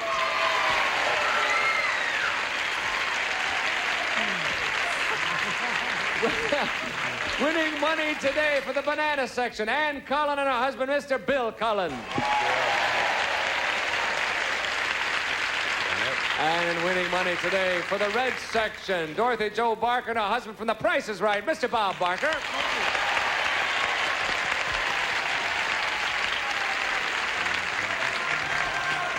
I guess I should have said from the Tell the Truth before you, when I said introduced you, Bill. Shouldn't I have said that? No, it doesn't matter. They come and they go. Oh, okay.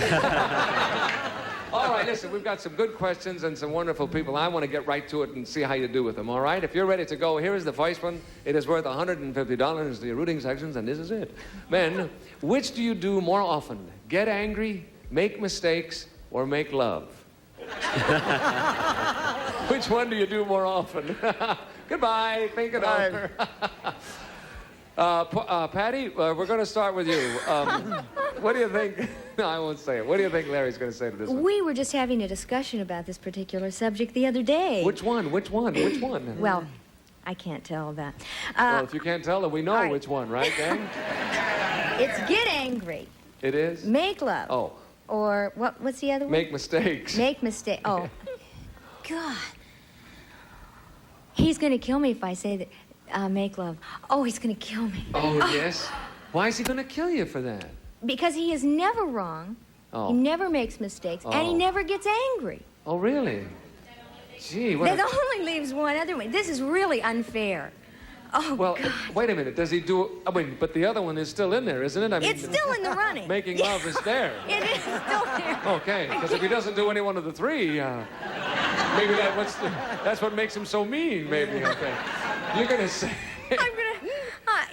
Yeah, that's what I'm going to say. Oh, God. Making love. Gee, I don't know why you're in such a turmoil there, but we'll find out maybe. Here comes Larry.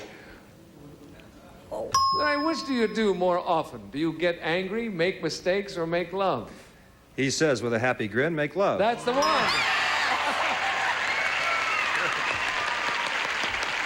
don't know what your problem was there. It's perfect. Although I do make mistakes.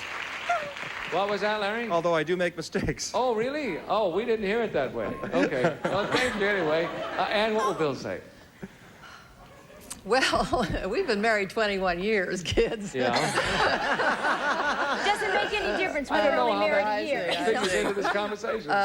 He doesn't make very many mistakes, though. And what's the other one? He doesn't get angry very often. Get angry, yeah. Let's go with making love. What the heck, huh? Yeah, I'd go for that, too. The guy in the front row says, I don't care if you're wrong or not. That's terrific. You're right, too. All right, you'll say making love. Here he comes. Which do you do more often, Bill? Do you get angry, make mistakes, or make love? This is a lock, Bert. Yes. This is a shoe-in because once I got very angry because of a terrible mistake I made while making love. Well, so, wait a minute. Which one is it, sir? Gotta be getting angry. No! Gotta be making mistakes. No. Making mistakes. No, try again. Making love. That's the one. To whom?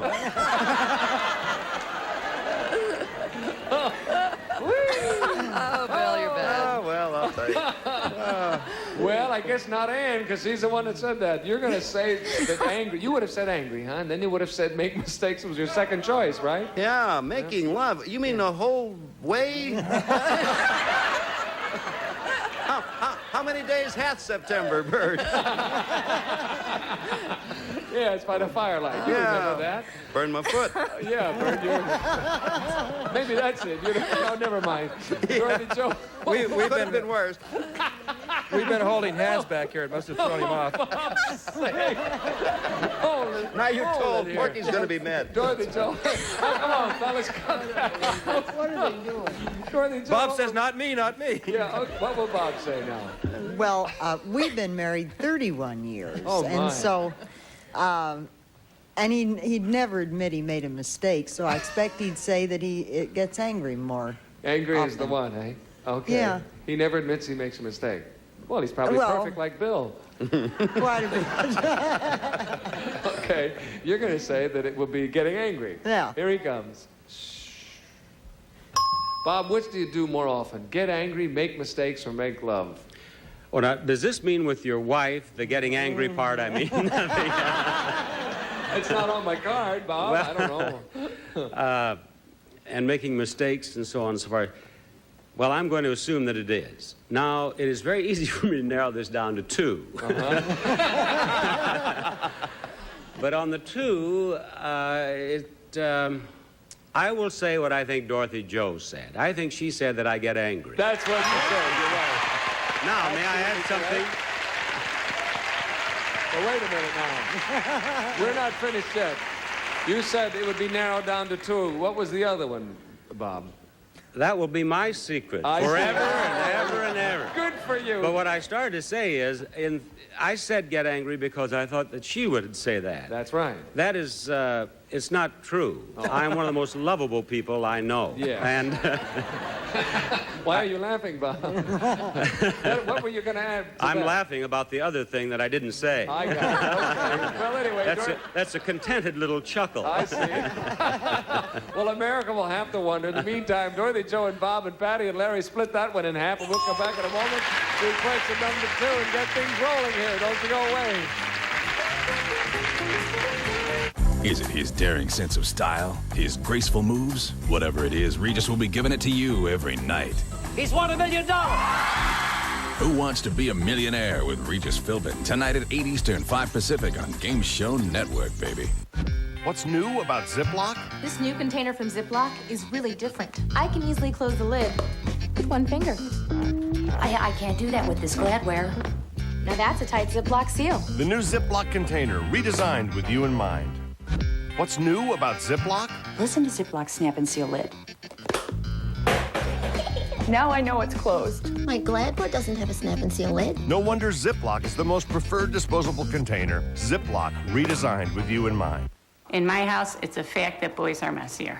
My brothers are huge pigs. CLR Bathroom and Kitchen Cleaner. Specially formulated to lift even the most stubborn stains, scum, and mineral deposits. I clean it with the CLR Bathroom and Kitchen Cleaner, and I really feel like the whole room is clean then. Just spray it on and watch it work. It had a stain, it had soap scum, and I couldn't get it off. I used CLR Bathroom and Kitchen Cleaner, and it just melted right off. Wherever there's a mess, CLR Bathroom and Kitchen Cleaner gets rid of the ring, takes on buildup, cuts through the film, and makes your bathroom or kitchen look great again. The boys made lunch. It looked like there was an explosion. I use CLR Bathroom and Kitchen Cleaner. I grab the bottle, do a few quick squirts, wipe it up with a wet sponge, and it's all gone. CLR Bathroom and Kitchen Cleaner. From the clean experts, CLR. It's magic in my book.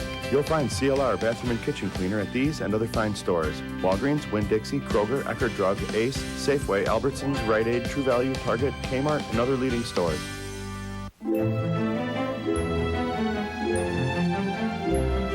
Introducing Glade Holiday Memories 3-in-1 candle.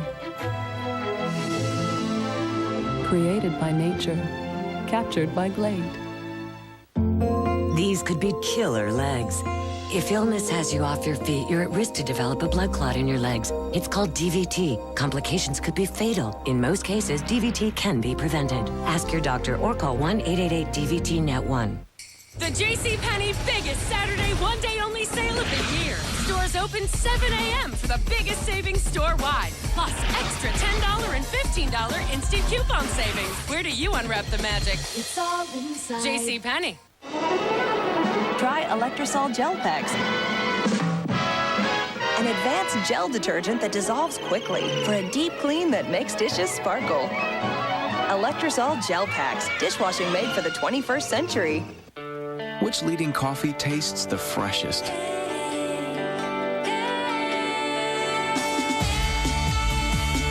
Maxwell House Original, the freshest tasting leading coffee.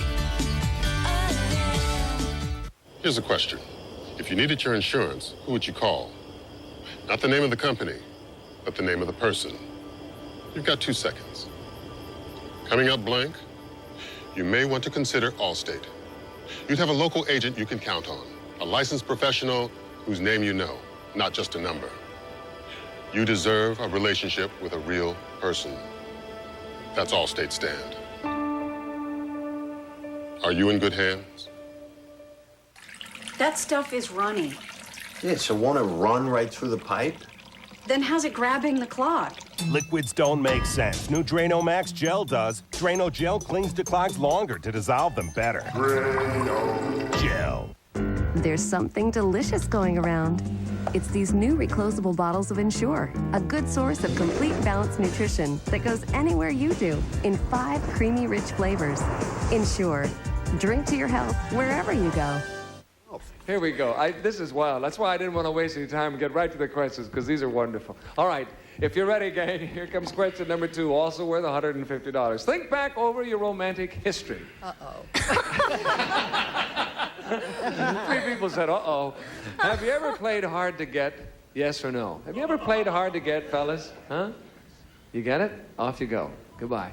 We'll start with you, Ann. Think Bill ever played hard to get? That same Gladys that he was talking about before, right? Yes, the one who invested yes, with her that's eyes? right, yes. Sure, I imagine Bill has, yeah. Don't you all imagine? I would think so. Yeah. No, He's you played don't? hard to get with me. He must have played hard to get with somebody Did he else in really? his life, of course. He did, eh? Yes. Oh. No, he didn't. No, he didn't. You had to fill No, it he up. has. Okay, but he Yes, has. his The answer is past. yes. Here he comes. Thinking back over your romantic history, Bill, have you ever played hard to get? Yes or no? That's pre-Columbian. Oh, that far back, eh? Yeah, way, way back. Have I ever played hard to get? I have indeed. Yes, that is correct. That is what Ann said. Big mistake, too. Make a lot of errors that way. Played hard to get. What's he mumbling about down there? Well, who was the Just, person that played hard to get with, Bill? Oh, everyone except Ann. Oh. No, I don't think it's good advice for young people growing up, because the more you play hard to get, the harder it is to get. Yeah, I got it. And I just said I got it. You can have it, Bert. Yeah, well, I've had it. It's not any fun either. Thank you, Bill. Go ahead and Joe, what will Bob say? Well, I'm really thinking back. We met when we were in high school, and it was very hard for me to get him, but I finally did. So I suppose if he goes back that far, he'd say yes. Sure, he'll say yes, it was. Sure. Or yes, he did, I mean. Yeah. Here he comes.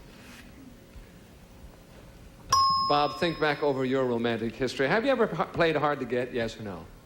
After doing a monologue of 2 or 3 minutes, Dorothy Joe said yes, and that... That's right. No, it wasn't that long at all. Did she? Now, you said Dorothy Joe said yes. Does that mean you don't really think you did, Bob? No, I did not.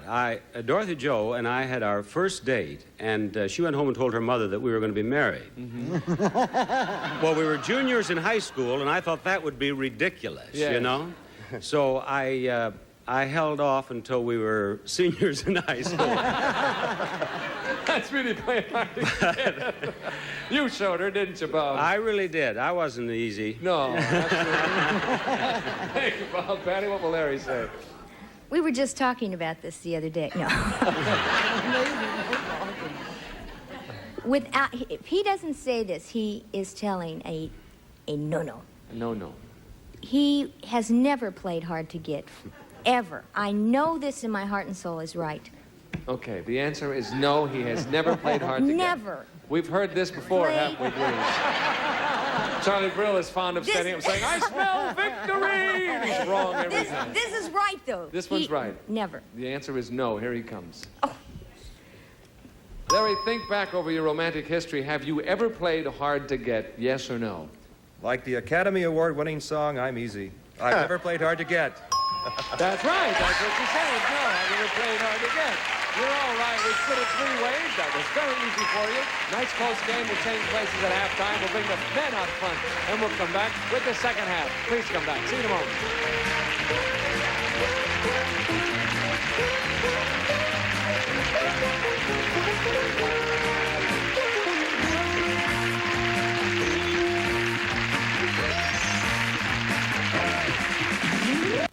Ordering Dish On Demand pay-per-view is as easy as picking up your phone. Get the best new movies, sports, and events by calling just one number, 1-877-DISH-PPV.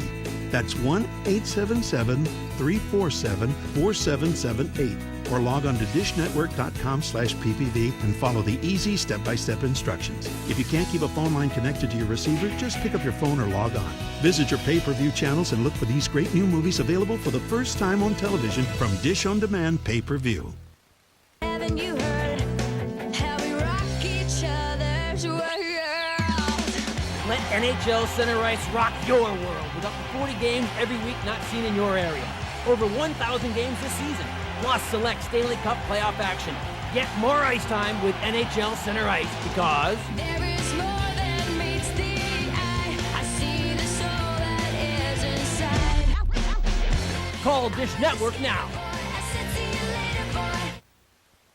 When is a diet pill worth $153 a bottle? When you're more than 20 pounds overweight and every diet plan has failed. Now there's Leptoprin. Specifically developed for the significantly overweight, backed by 2 United States patents, 2 published clinical trials, and an ironclad 100% money-back guarantee. Leptoprin is simply the most powerful, clinically proven weight control compound available, period. If you're one of those people who constantly worry about 5 or 6 vanity pounds, Leptoprin is not for you. Leptoprin is much too expensive and much too powerful for the casual dieter. But if you're one of the millions of Americans who are 20, 30, 50 pounds or more overweight, you need Leptoprin. So when is a diet pill worth $153 a bottle? When it works, really works. Call toll-free 1-800-419-8879 to order your risk-free supply of Leptoprin. That's 1-800-419-8879. Your new co-host? Hello, Chuck. Change is good. New set, new hostess, same great game. An all-new episode of Lingo tonight at 9 Eastern and Pacific only on GSN. Oh, hello. We were just visiting after halftime. I have the gentleman with me, as you can see. And if you are ready, gentlemen, we will continue. Shall we do that? Okay. All right. Wait, before the question, I have an answer. Oh. There are people who want to see your show. And the answer is, if they want to see it, it's Wednesday night. Is that not correct? That is correct. Wednesday night on CBS at 8:30. And there are also people who want to see your show, which is the Pillsbury Bake Off, August 31st on CBS. Hey, we'll be watching for both, I hope. No one wants to see your show. While you're on that subject, I don't have a show all week. I'm not doing a thing. All week? Well, come over to my house and watch mine. I'll be glad to. And then we'll go all over to Fox and watch his. I do finger shadows. All right, ladies, if you're ready, the question is for you. It's worth $150. Here it is. Ladies, you're throwing a party for your husband, and as a surprise, you've rented a print of his favorite movie. What movie would it be? Okay, good question. Off you go. Bye. Thank you. The image that comes to mind is that you've rented a print, no camera or projector, just a print. Just a print. And we're going to start with you, Bob. What movie would it be? Thanks a lot. You know the last time that I was in a movie theater, I saw the premiere of Cleopatra with Burton and Elizabeth Taylor. Right. That's the last motion picture I saw. I mean, now we have the Z channel now, so I see that. But I think that Dorothy Jo will probably say Squaw Man. Squaw Man? No, that was not one of the first pictures made. No. I was going to say. Thank you. Squaw Man. I'm going to laugh. I'm going to laugh at Bill Cullen's next joke, no matter what it is. I wouldn't stoop that low, Bob. I think that.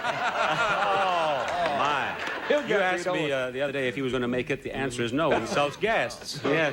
No, I'm going to say Benji, because I love dogs, and I did see Benji on the Z channel, and Dorothy Jo knows that I like it. So yes. She's going to say Benji. Oh, good. Okay, that's a good choice. Yeah, absolutely. Especially since we have some people here who help animals. Oh, there's some dogs in the red section. Oh, no, wait a minute. No, I didn't mean that. I didn't mean that. No. Oh. No. You have affected me. I've never said a thing like that before in my life. You better win for the Reds, Bob. I'll tell you that. Here comes Dorothy Jo. We know what the title is. All right, now, Dorothy Jo, it's a surprise party for Bob, and as a surprise, you rented a print of his favorite movie. What movie would it be? Well, we haven't been to a movie since Cleopatra, and so Yeah. The only thing that I can think of that he might conceivably have said is Benji. That's the one! That's unbelievable. That's unbelievable. Woo! Good. That is incredible. Out of the thin air, you think that. I don't know, gang. Now, That's extraordinary. I Bob. want you to know that, not yesterday, but the last time that I was your guest, do you remember going through a show without getting one answer? I know you did have Red section, you are a part of one of television's great comebacks right now. Okay, that's incredible. Larry, what will Patty say? Well, I think she's going to say Casablanca, starring Humphrey Bogart. Casablanca. Yep. Did you see the premiere of that, or was waited in line in the rain to see I it. see. Okay. Casablanca is the answer. Yes, okay. absolutely. Here she comes. Patty, you've got a print of Larry's favorite movie to show him at his birthday. Yes. What would that print be? What movie? Without a doubt. Casablanca. That's the one. You see, yes, you see, Larry. You know, you guys are making this look easy, and this is not an easy question. It's incredible. I don't... That's really incredible. Bill, what are you going to do Will you about folks this? in my section take a check? That is the hardest question, and I haven't been to a movie since Cleopatra. Wait a minute, I haven't been to the opening. The movie regularly. I was at the opening of that as well, in New York. Was that in New York, Bob? No, it was here. Oh, okay. No wonder I didn't go. This is like the two perfect tens at the Olympics for Nadia. Yeah, Bertha Joe, she should have full credit for that answer. That was amazing. Well, Bill, have you got a movie? I'm letting him talk. I'm trying to think of a movie. And once rented a print of my favorite movie, and the Vice Squad picked her up. She never got it home, Bob. See, I That's the best line since Squaw Man. And it wasn't low. I laughed a lot, as a matter of fact. This is so difficult. The one movie I've talked about and Ann insisted I go to see, and I resisted and saw and loved, was Cabaret. Aha. And so maybe she will remember that, because I think that was a fantastic movie. Yes, it was indeed. Yes. Okay, Cabaret was a good movie. That's the one. Here he comes. Here she comes. And you're throwing a party for your husband, and as a surprise, you've rented a print of his favorite movie. If you had to choose, what movie would that be? I'm just going to have to take a wild guess and say that he was serious and said Cabaret. That's it! I can't believe it! That's unbelievable! You all got it! We spent it 3 ways. Everybody got the right movie. We have a very close game, and we'll come back with a $300 question. That's dynamite, huh? Dynamite! Stay tuned for more of Bob Barker's Birthday Bash on GSM. National Lampoon's Funny Money introduces the mystical art of feng shui, the ancient practice of arranging humor for maximum funny. So enter comic paradise and become one with the Ha. National Lampoon's Funny Money, weekends at 11 p.m. Eastern and Pacific. Introducing new Stay Free Ultra Thin, the only Ultra Thin with a soft, cottony top, infused with a clean, fresh system for a whole new way to feel. Stay clean, stay fresh, stay free.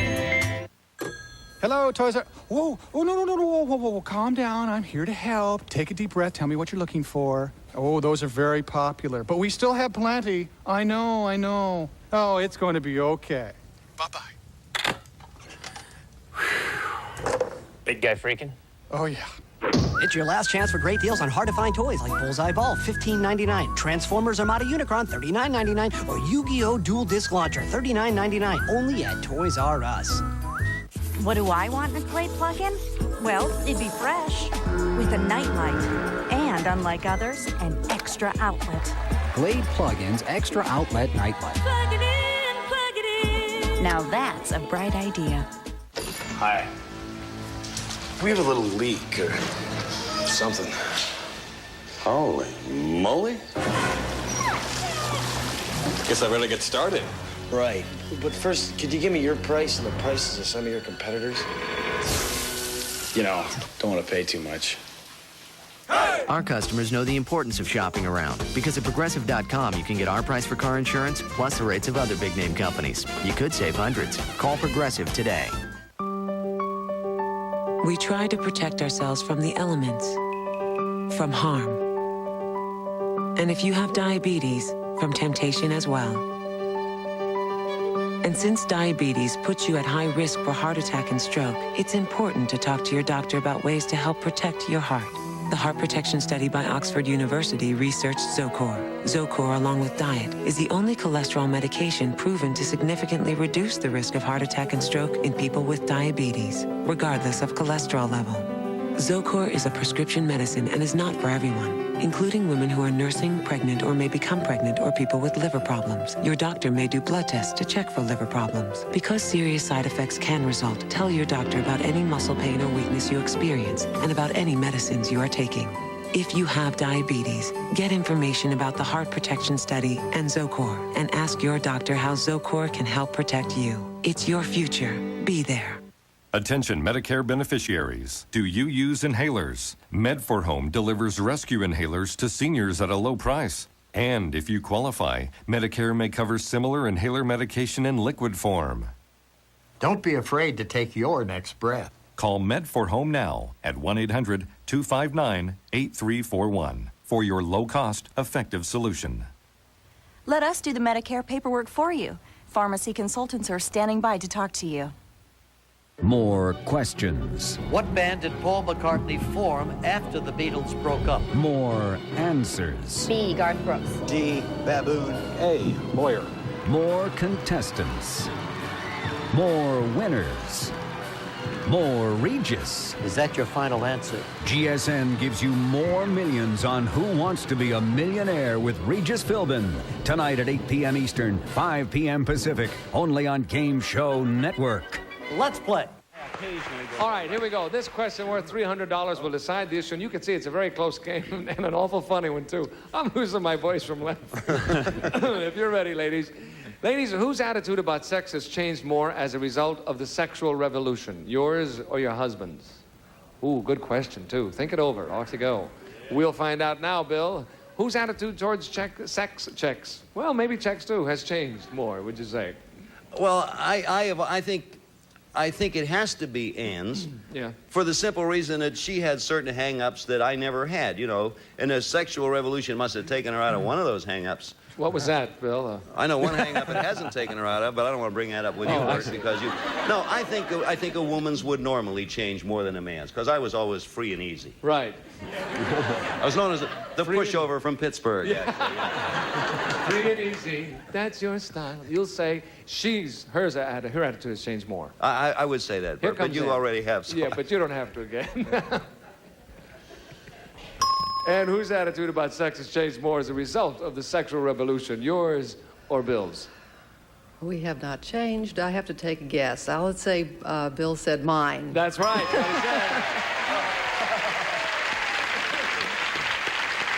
Absolutely right. In what way has it changed, do you think? I haven't changed. It really hasn't. Yeah, all these young kids are revolutioning around. We're not. Revolutioning around. Bob, quick, get Squall Man in there again. Yes. I don't have anything to say, but hurrying along anyway. I think this is really a very difficult question. And my attitudes have not changed particularly. And I don't think Dorothy Joe's attitudes have changed particularly. But I do think that Dorothy Joe will think that I said that her attitudes have changed more than mine. And since I think that she thinks that I said that, I'm going to say that she will say that.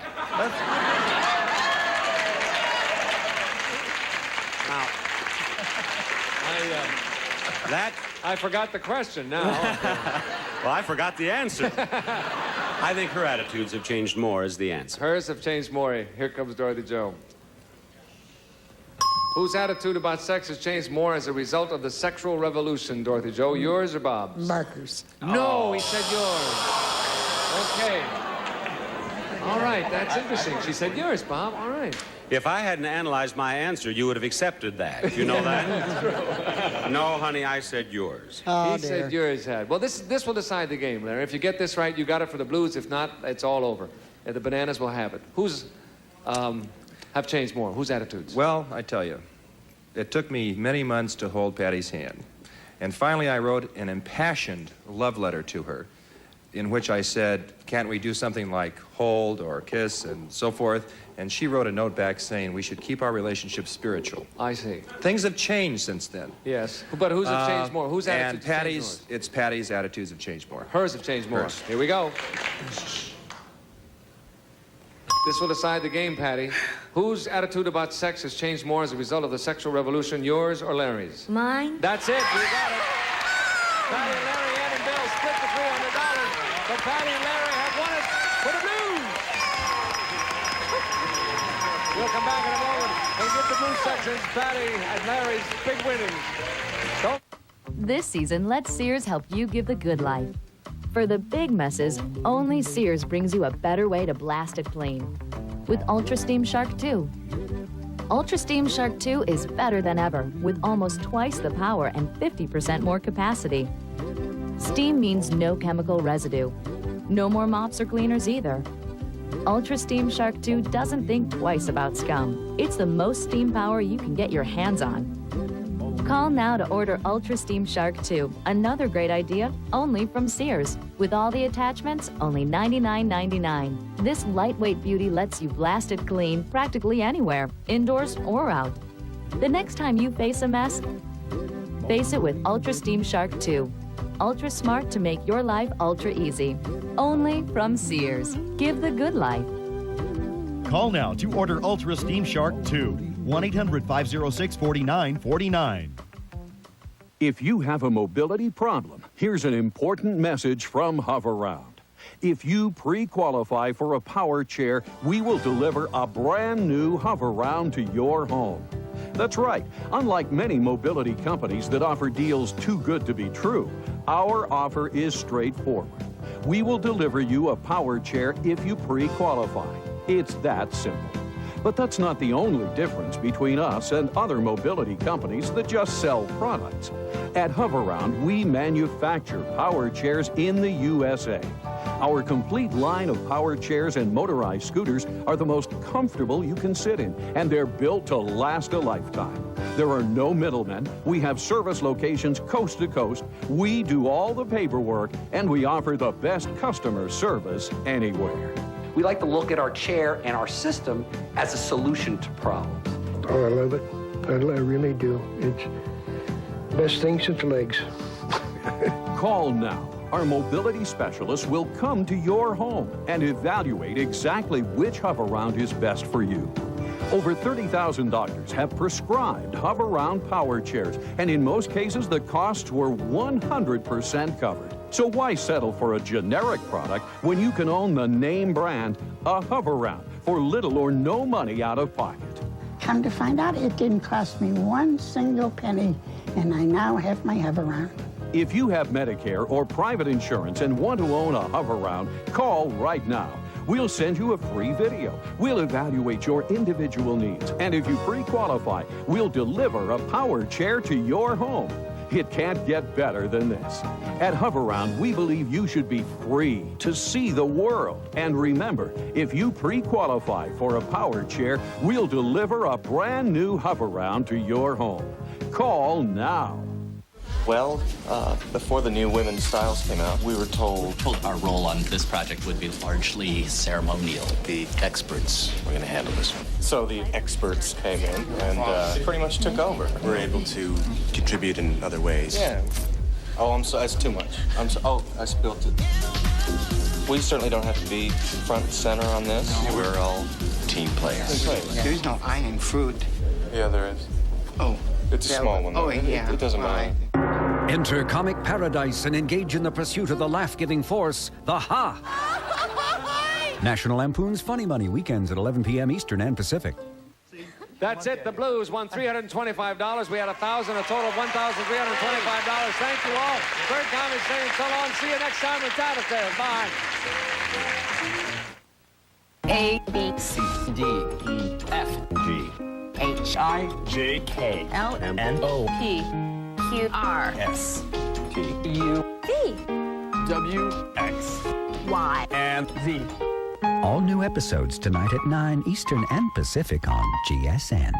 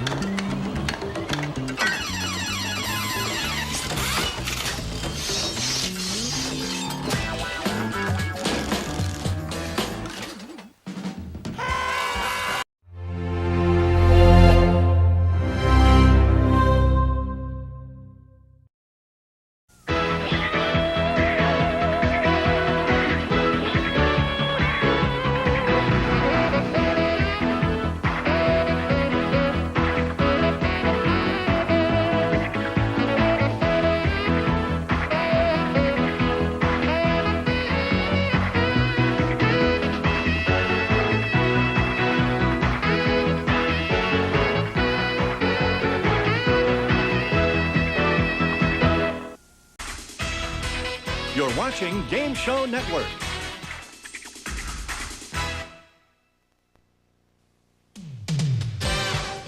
you can win $32,000 on the turn of a single card on Card Shark.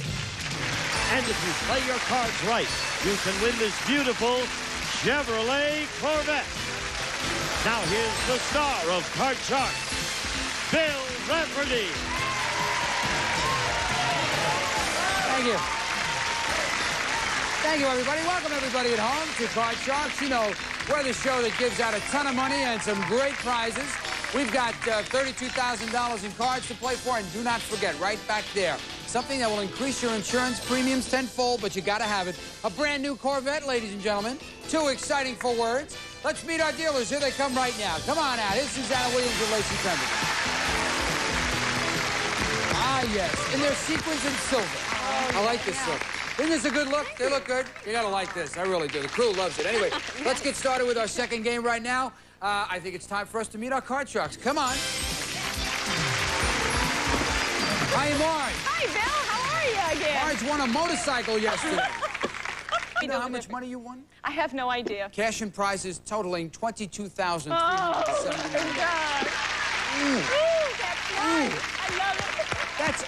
That's almost as much as Gene Wood makes in a day. Almost. It's just not quite there. After today. And you're going to have some help from your competition over here because Howard is with the tax board. Am I right? Yeah, I know. Yeah. He's standing right next to me. You're a tax collector, Howard, huh? Well, not really. I'm really kind of a programmer up at Solano County. I work for the tax collector.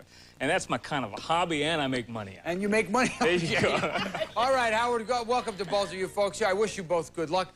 As you know, we've added some prize cards to our deck, so when they show up, somebody is going to have the opportunity of picking up an additional $5,000 or a trip to Copenhagen, Denmark, which I think is over $6,000. And we've got of course, don't forget about the car and the money cards. I mean, we got a lot of loot to play for here. Let's get right to it. Second game coming up. Marge has already won one game. First question in game number 2 goes to Howard. We surveyed 100 married men, and we asked them, when you leave for work in the morning, is your wife still asleep? How many married men said when they leave, their wife is still asleep? I think that the wife is going to be up and around trying to take care of business to get herself out as well as the man. So I think that the number of people who are going to be still in bed will be a lower number of about 45. 45. Marge, what do you think, higher or lower? I'm up before my husband leaves for work, so I'm going to say that's just a little bit lower. A little bit lower? Yeah. A little bit lower? Yeah. I don't know. This is, you know, wives got to work now a lot more than they used to. I'm going on the low side here. I think it's going to be very low. The actual number of married men who said their wife is still asleep when they leave is 43. It is lower by 2. Lower by 2. So, Marge, a lot of lazy... No, I don't want to get into it. Marge, take a look at your base card. Tell me what you want to do. You got a 3. Higher! Higher than a 3. A king. Lower than a king. It is a 9. Freezes on the 9. I saw Howard's eyes start to glaze over. He said, not again, mercy, please. Let me get to these cards. Okay. Marge freezes on the 9. She knows that if she gets this next question right, she can change it and go on to win the game. Who knows? But let's go on to our second question. It is for Marge, and it involves our 10 beauty contest winners. Here they come. Here they are. There we are. Banners are straight. Everything's looking good. Marge, before the show, we asked these 10 beauty queens, have you ever actually put Vaseline on your teeth to help you keep smiling?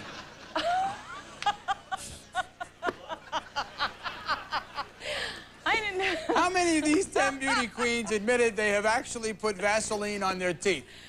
I've never heard of it. So I'm going to just go by my feelings and say 2. 2. What do you think, Howard? Higher or lower? That sounds like a trick of the trade. Anybody who's going to be in that... It's an interesting choice of words, Howard, I'll tell you that. Not meant to be disparaging, but I think it's going to be higher than... You're going higher. The actual number of these beauty queens who have put Vaseline on their teeth is 7. It is higher.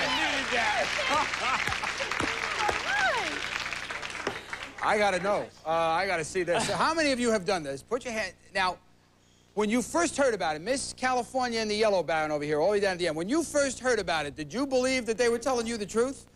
Yes, I believed it, and it does work. It helps to keep your mouth not so dry and keep your teeth What does it shining. taste like? Pretty awful. Yeah, that's what I thought. Well, thank you, ladies. Have a seat. Thank you very much. Okay, Howard. Vaseline on your teeth. All right. Howard, take a look at your base card. Tell me. You got a 10. Let's go lower. He's going lower than a 10. He's going to keep it and go lower than a 10. Keep it and we go got lower. a 6. All right. Let's go higher. Let's go higher this time. Howard's a tax man. He thinks about it. I have to try. He's going higher than a 6. A 4. Oh! Long stroll back. And, Marge, you get a free shot from the 9. Okay, let's go lower. Lower than a 9. A 2. For the game and the match. Here it is. Ooh. He did it again. Terrific. Howard, thank you so much, sir. Have a good time. All right. We'll see you later. That's a lovely party gift for you. Come on, Marge. Marge, you just picked up an additional $1,000. When we come back from this commercial, she's going to go to the money cards again. Don't forget about the car. We'll be right back. Here we are back, and Lacey and Susanna are dealing out the money cards. This young lady knows how to play them, I can tell you that right now. And, of course, you realize that we've added some jokers to the deck, and if anytime one of those jokers turns up in the money card, you're going to have a shot. And get ready, Gene, to tell her about it again. You got winning this brand-new car. It's the 1987 Chevrolet Corvette, America's premier sports car.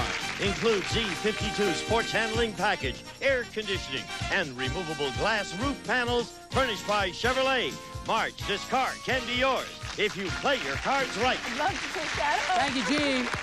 Now, you know that for winning the match, we're going to give you one joker anyway, so you're definitely going to get a chance at the car. And this is moot. Give her $200, and let's see how much money she wins.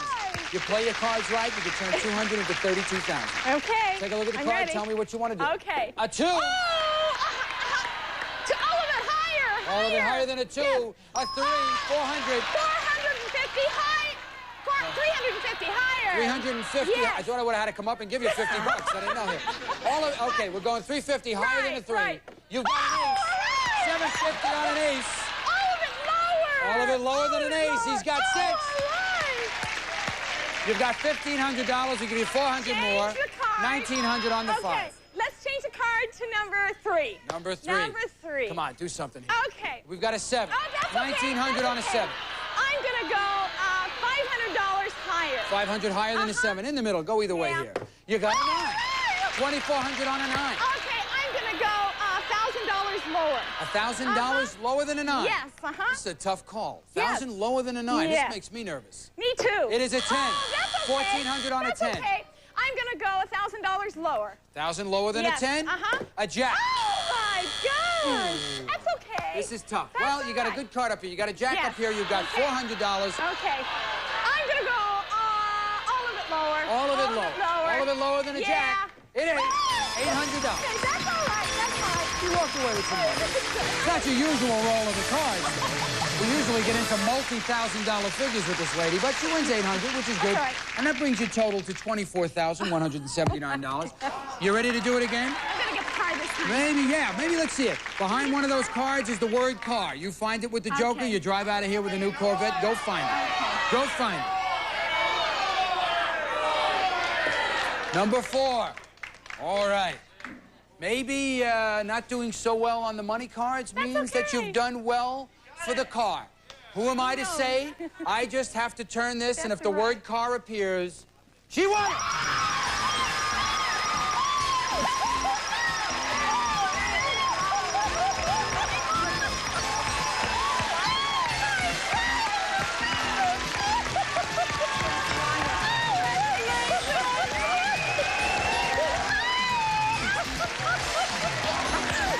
Unbelievable.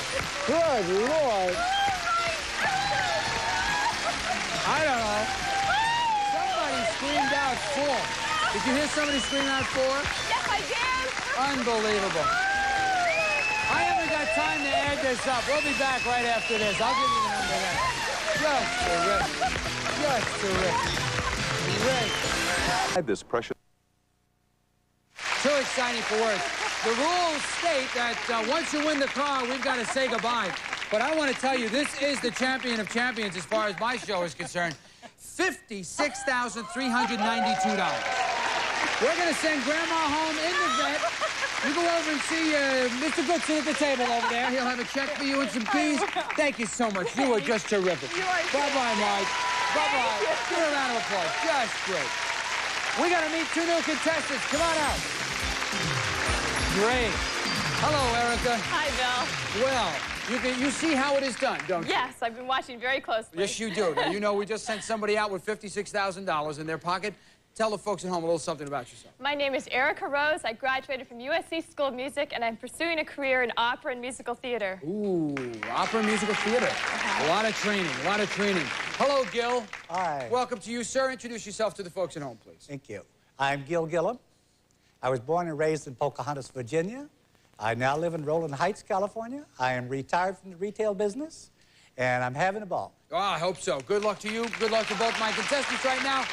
I just want to tell you, on the prize cards, we have added a trip to Hong Kong and a refrigerator freezer to put all the jewels in you buy in Hong Kong if you get that. So, don't forget, we've got the car, we've got 32,000 in money cards, we got a lot of loot here. Here's our first question for game number 1, and it goes to Erica. They flipped the coin backstage to decide who was going to play from the champion spot. So Erica got that. And here is an educated guess question, Erica. Okay. How many years has the birth control pill been in existence? How many years has the birth control pill been in existence? Let's see. I've been on, I think it's been on at least 20 years. 20 years? 20 years. What do you think, Gil? Higher or lower, sir? Well, I don't think it's really been around that long. True. I would say, oh, it's got to be lower. You're going lower than 20. That's got to be less than 20. Disagreement in the crowd. I'm going to go a little higher than 20, I have a feeling. All the girls are going, you better believe it. The actual number of years the birth control pill has been in existence is 31. Yay! 31 years. So, Erica, you get first shot. Let's take a look at your card right now. Tell me what you want to do. A 4. Higher than that 4. Higher than a 4, we have a 7. Freeze. Freeze is on the 7, no doubt in her mind. She says freeze on that. So, we go back over here to question number 2. This one goes to Gil. And this is our audience poll question. This involves our 10 beauty queens who are with us this week. Give them a round of applause. I have not taken the opportunity to thank these young ladies for participating with us this week. Give them a nice round of applause. They've been very nice, putting up with my silliness and everything that goes on around here. Gil, questions for you, sir. Before the show, we asked these 10 beauty queens, would you rather date a very handsome man than a very rich man? How many of these 10 beauty queens said yes, they would rather date a very handsome man? Oh, I think as pretty as they are, they got to want a nice-looking guy to foul around with, and I would say that's got to be about 7 of them. You're going 7. All right, Erica, higher or lower? Well, I'd rather date a handsome man than a rich man. And, but I don't know, some of those girls. I think it's going to be a little lower. You're going a little bit lower? Yeah, a little lower. This is the same group of girls who want to be known for their minds rather than their looks. We don't know here. Yeah. I'm going 10. The actual number of these beauty queens who would rather date a very handsome man is 5. Right in the middle, so it is lower. It is not higher. Change that 7. It's very high. All right, we're going to go. I just want to see who are the 5 that would rather go for the intelligence. I want to go for intelligence right here. Intelligence? That wasn't a choice. If you tell a host what to do on a television show again, young ladies. Handsome or rich, was that it? Yeah. Well, if he's got a lot of money, he's got to have some smarts. Which ones want to go for the rich? Which one of you want to go? Oh, right there. So that there. So, Miss Covina, why the rich? Well, I think between the two, money alone or looks alone would be superficial, but I think that the money might be an indication of their striving and their intelligence. I hope so. Yeah, so, money may be ugly, but it's forever. That's the way I look at it. Have a seat, ladies. Thank you very much. Let's take a look at the 7 over here. Erica, change it. Okay. It is a trip to Hong Kong. Ooh, that is worth a lot of money. I'm not sure. Probably multi-thousands of dollars. I'll find out. $4,000. That's worth. High card. Let's take a look at this card now. We have a queen. Okay, lower. Lower than a queen. We've got a king. Ooh. Good luck, bad luck. You got the trip to Hong Kong, got a bad card. So it plays out. Gil, you're going to get a free shot at the cards. You must play for this, sir. It is a 3. Oh, higher. Higher than a 3. He says he's got a jack. Lower. Lower than a jack. He's got a 4. Higher. Higher than a 4. Gil don't waste it. He's got a VCR. VCR. Color TV goes on his side of the board over there. Let's replace this. Higher again, sir? Higher than a Right 4. on. Gil says a 2. So, same scenario for both my contestants. Get some extra goodies on their side of the board, but lousy cards. We'll be right back with Sudden Death right after this. Get those. Welcome back, everybody. We are now facing Sudden Death, game number 1. Control of the board here, most important. And our question is going to go to Erica. Erica, here it is. We surveyed 100 actors and actresses who appear in daytime soap operas, and we asked them, has the character you play ever had an affair? How many soap opera stars said their character has had an affair? Well, I'm addicted to one soap, and on that one, I think almost everyone's had at least one affair this year. So I think the number is going to be 70 have had an affair. Going 70, Gil? Yeah. What do you think, sir? Higher or lower? Well, there's an awful lot of hanky-panky goes on some of those shows, but I think it's going to be a little bit lower than that. A little bit? You're going a little bit lower? I'm going a little bit lower than that. Is the Pope Polish? What are you, serious? The actual number of soap opera stars whose character has had an affair is 58. It is lower.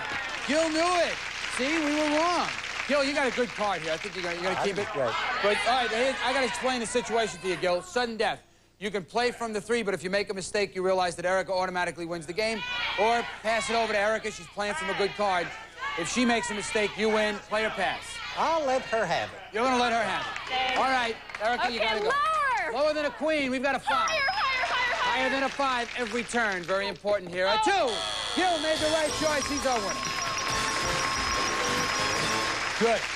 Good choice. Good choice. Well, let's see now. Gil, you've got one game on your side of the board right now, and you've also got a VCR and a TV, so you're one step closer to winning that. First player that wins 2 games, they win the match. Let's get on to it right now. Don't forget, we got money cards, a big new Corvette, and Lacey's dealing out cards for game number 2, and let's get right to it.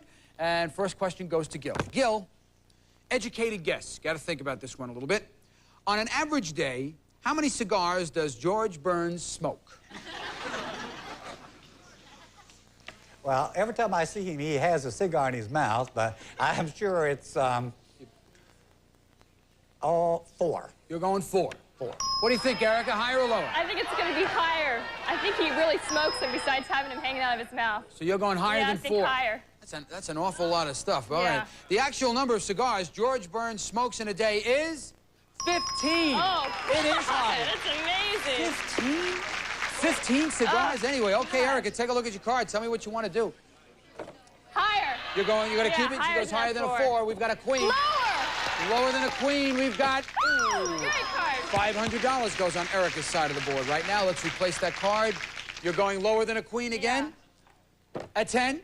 I'm going to freeze. Freezes on the 10. Okay, so we freeze on the 10. She keeps Gil away from the cards. Next question's for her. She gets it right. She changes the 10, and who knows, she's got to tie it up if she wants to win it. Here we go, Erica. We surveyed 100 people, and we asked them, have you ever done something you're so ashamed of you've never even told your best friend? How many people admitted they have done something they never told their best friend about?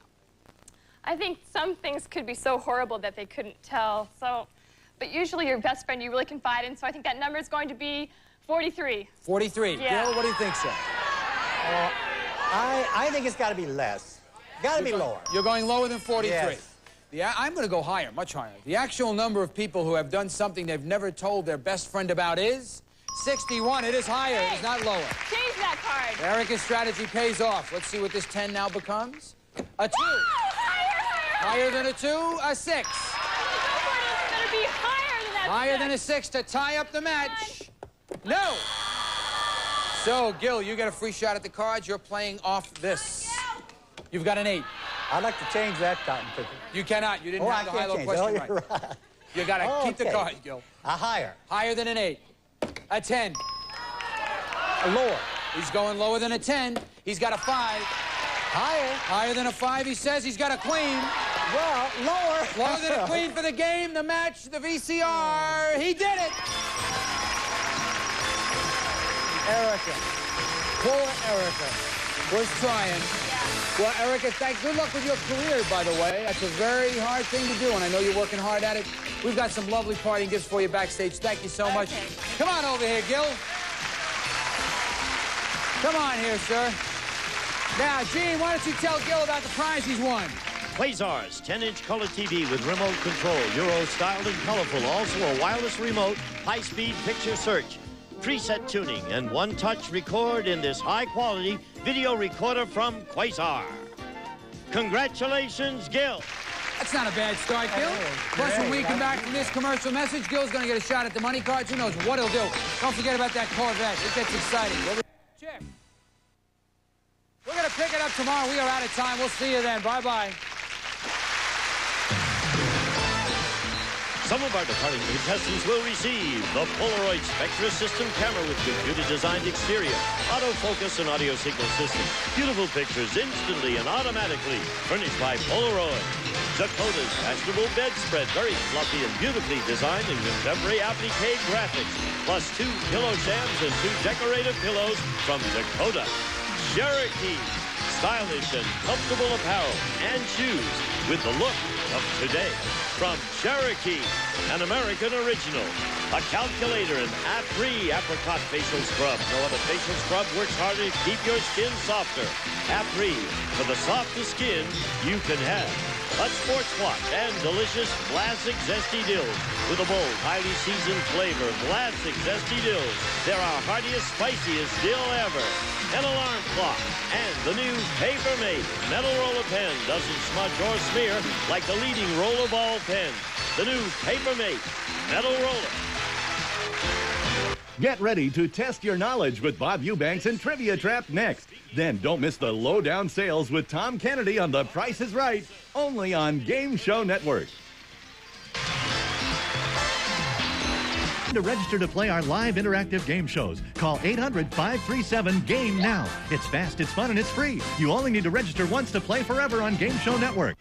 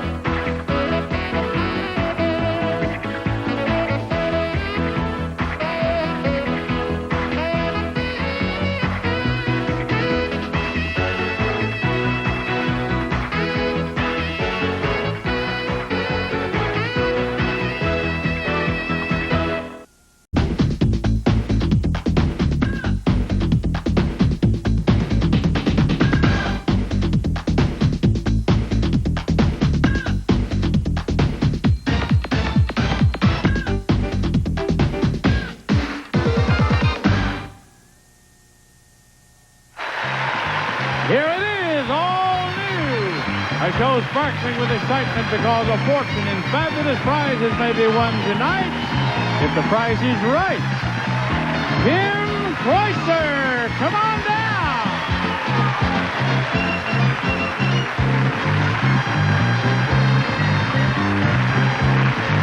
Matthew Masek, come on down.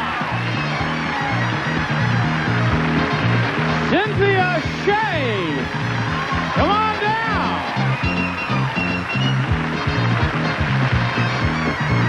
And Sonia Benitez, come on down. You are the first 4 contestants on The Price is Right. And now here's the star of the nighttime Price is Right, Tom Kennedy.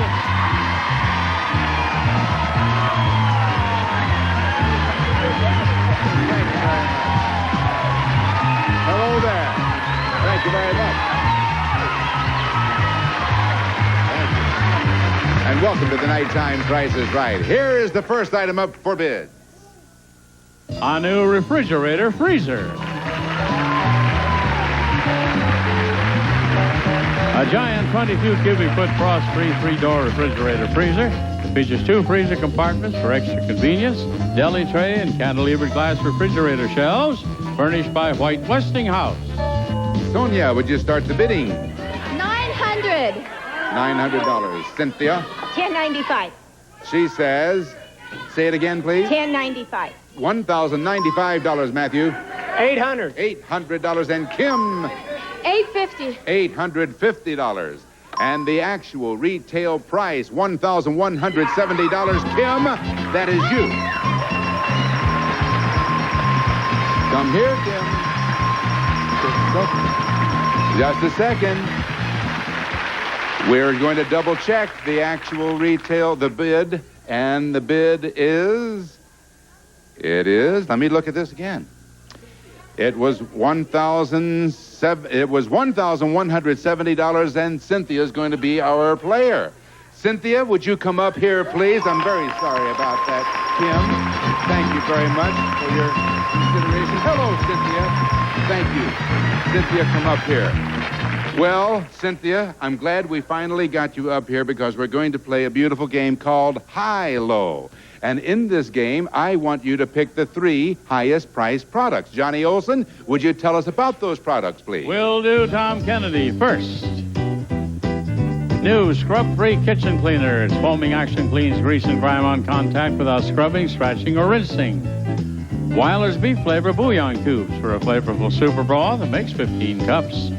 Suave balsam and protein treatment shampoo leaves hair shiny clean, fresh, and healthy. A 1-liter bottle of Seagram's tonic water, the mixer found at parties.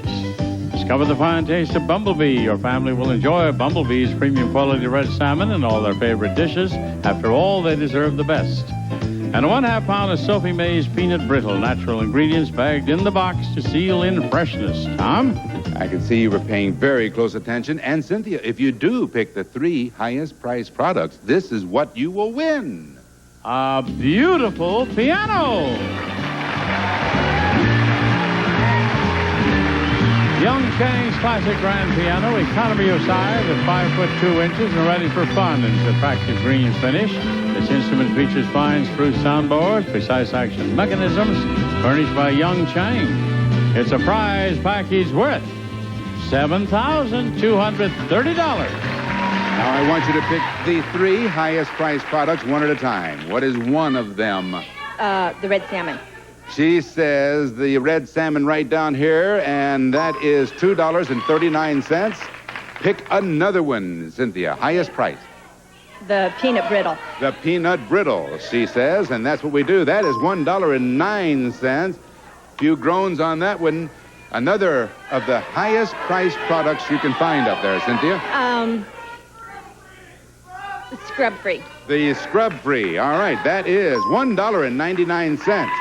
All right, now, of these 3, the lowest one is $1.09. So we'll remove these 2. That means if the 3 remaining products are less than $1.09, you're going to win that beautiful piano over there. Let's take a look at the scrub-free. Whoa, not that one. The beef bouillon. If that is less than $1.09, you're still in the game. It's 67 cents.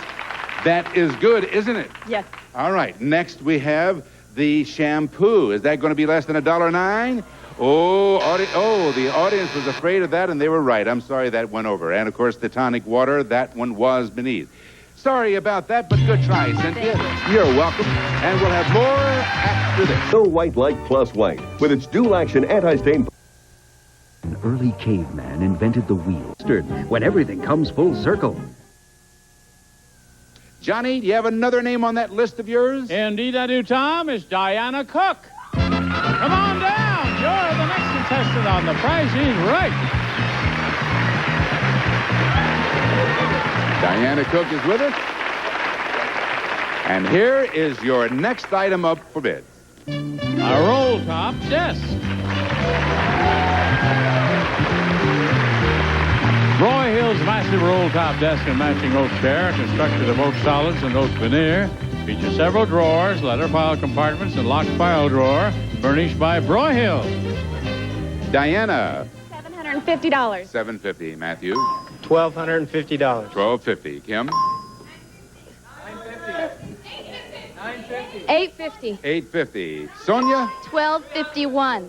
$1,251. And the actual retail price, $1,260. And this time, Sonia is going to play our game.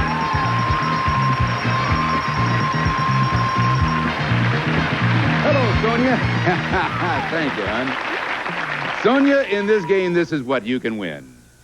New cookware. No more burned kettles or sauces. Transduct's exciting see-through glass cookware. Designed to make even gourmet cooking easier. Stovetop and oven safe. Furnished by Transduct International. Or a new station wagon.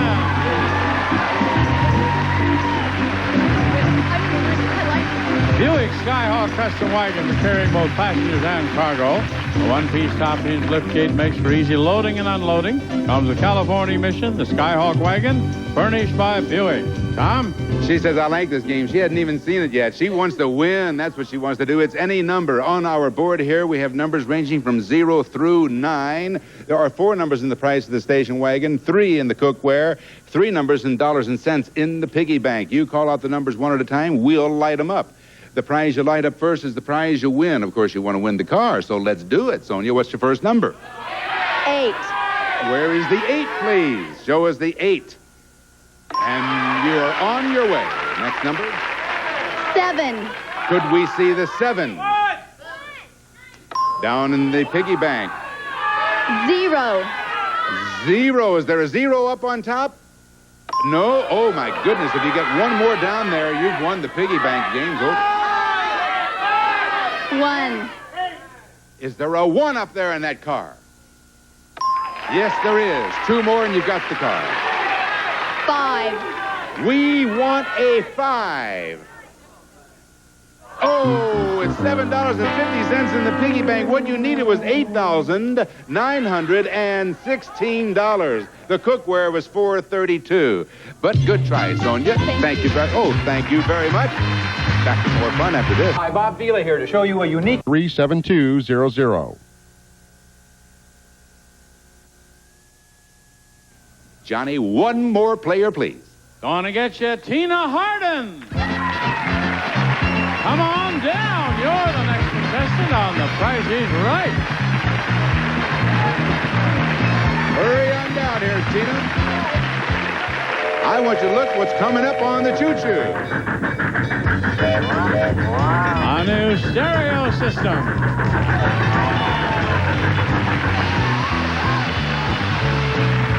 The Marantz Gold Digitouch X 11 audio system is 75 watts per channel, includes a wireless remote, tuner, Dolby cassette deck, turntable, speakers, and compact disc player furnished by Marantz. All right, Tina, start us off here. $1,375.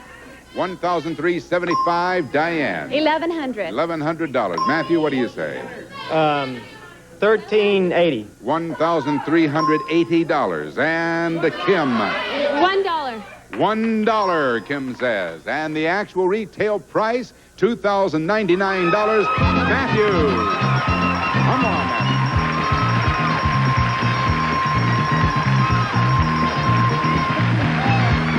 Hey, Matthew. You're welcome, sir. Don't thank me yet. Wait till you see what we have for you. What do we have for Matthew? Oh, now you can thank me because you're going to play safe crackers. All right, Diane, come on over here and let's open up that safe and let's show Matthew what's inside that safe just for him. First, a new sport boat. The Delta West Vaporbet Sport Boat, designed to perform with both speed and agility. Great for sport boating and water skiing with 20 horsepower engine and shoreline trailer with winch. And new fishing equipment. The Fisherman's Spot Bass Fishing Outfit includes most everything you need for great bass fishing. A rod and reel setup, a Shimano spinning reel and rod, tackle box, and assorted hooks and lures. It's a prize package worth $6,042. Yes, indeed. All right, Diane. Close that safe, Diane, and then lock it up. And Matthew, I want you to unlock that safe. Now, the combination of that safe is the same as the price of that fishing gear you just saw. And the 3 numbers involved in that price are 0, 8, and 4. And now I want you to step right up there and dial that combination. There's only one of each number in the combination, and if you do it, you win them both. Go right ahead. Same as the price of the fishing gear. Boy, he says 480, just like that. Turn that wheel, Matthew. Try that safe, and if it opens, you've got... Yes, indeed, you did it. Yeah, let's see what you got. Look at that. that scored boat and the fishing gear. That is all. Congratulations. There's another happy winner, and our showcases are up next.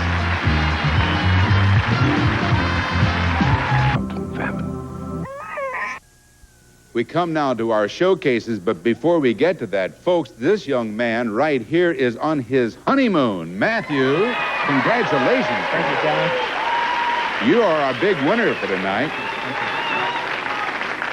Have you done any other exciting things on your honeymoon, Matthew? Standard tourist. Standard tourist things, huh? Catching Disneyland, everything. Did you have any idea you were going to come down here and try to get on this show, or is that just the last? We sent off for tickets. Oh, you did? Yeah, but I didn't have any idea to get on. Uh-huh. Well, here you are. Yeah, that's All right. And here we have not a newlywed, but almost. Sonia's only been married for 6 short years, she tells me. Is that right, Sonia? That's right. And she's from? Costa Mesa. And originally? Salt Lake City, Utah. Salt Lake City. You are our runner-up. Are you two ready to take on our showcases? We have fabulous showcases for you. And as you probably know, the one who comes closer to the actual retail price of his or her showcase without going over will be the winner. Now, on the first showcase, Matthew, you will have the option of either going for that showcase or passing it to Sonia and then going for the second showcase. Have you ever seen this show before? Yeah. You have? All right. So both of you now pay close attention as we show you showcase number 1. Your showcase begins with this silver-plated tea service. Kohl's Reeds and Ribbons 5-piece silver plate tea and coffee service. Reeds and Ribbons features a large serving tray, sugar bowl, creamer, tea, and coffee pots, furnished by Toll. And you can serve the finest of teas in the elegance of your new dining room.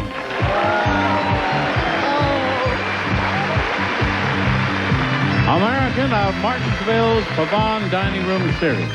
Quality crafted in fine solid maple with maple and cherry veneers. Elegantly designed in classic European styling. Furnished by American of Martinsville. And for a lovelier table, there's dinnerware.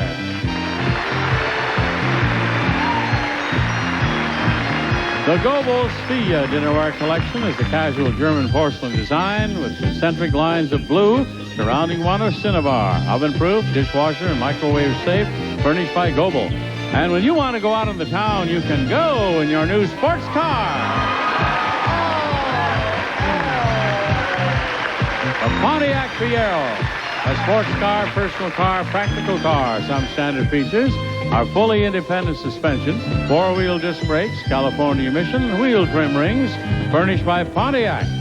And this showcase can be yours if the price is right. I told you they were fabulous showcases. All right, newlywed, are you going to bid on that, or are you going to pass it over to Sonia? I'll pass it to Sonia. He passes it to Sonia. Sonia from Costa Mesa approaches the microphone and says... $17,000. $17,000. Now, Matthew, here's showcase number 2.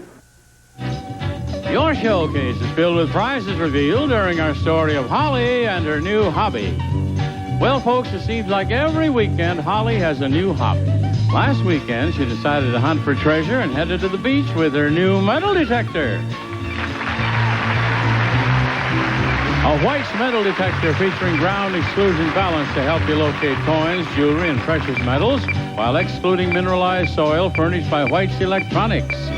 No sooner had she begun her search for treasure than her metal detector detected something digging into the sand.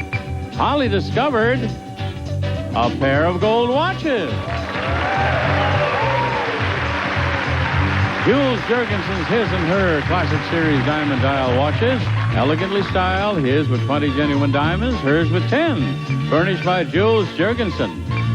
Next, she discovered an old tin can, which was no use at all, but inside the can, she found something else. A key to a new motorcycle.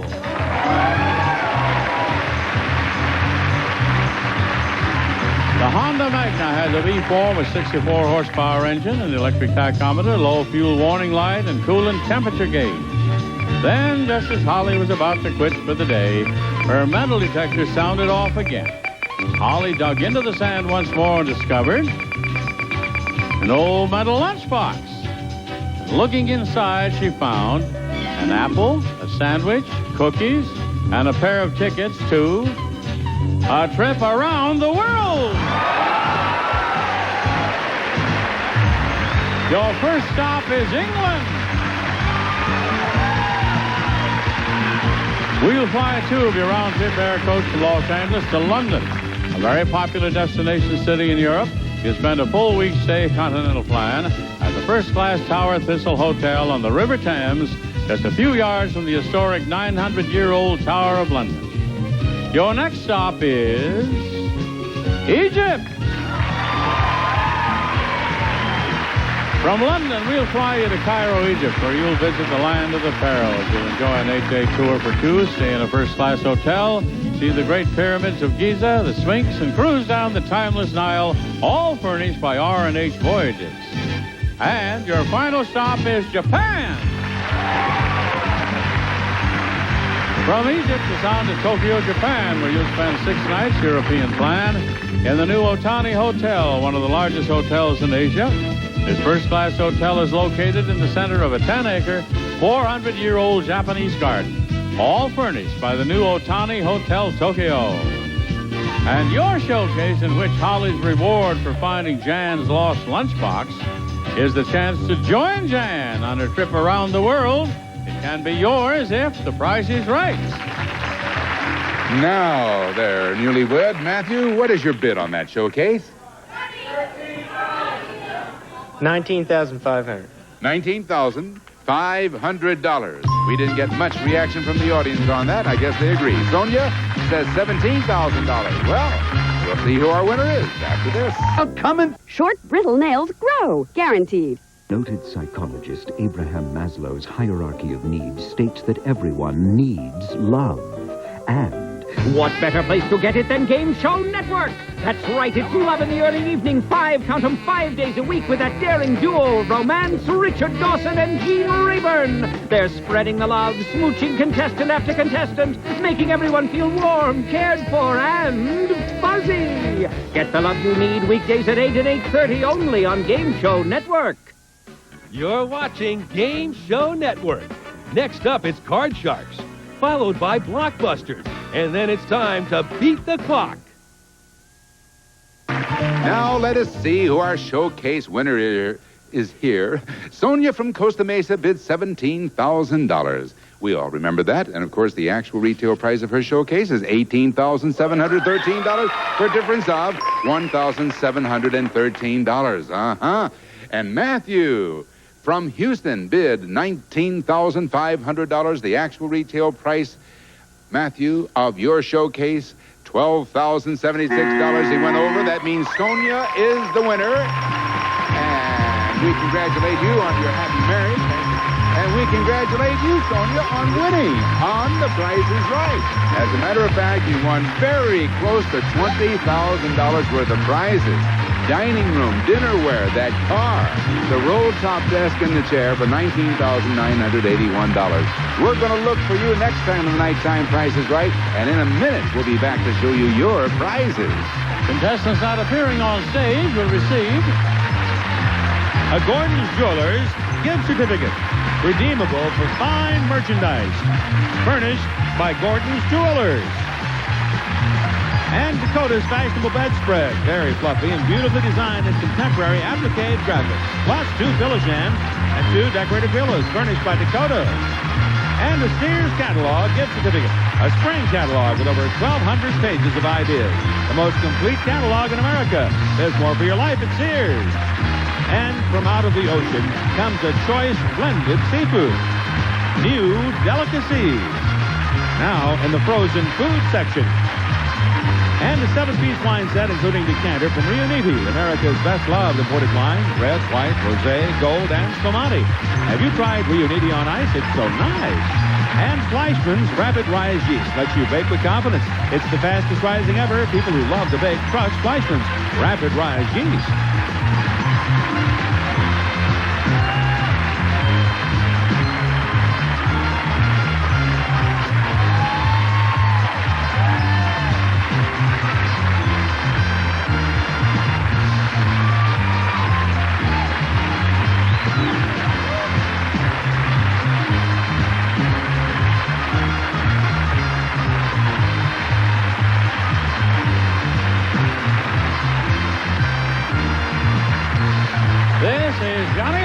speaking to The Price is Right, a Mark Goodson television production.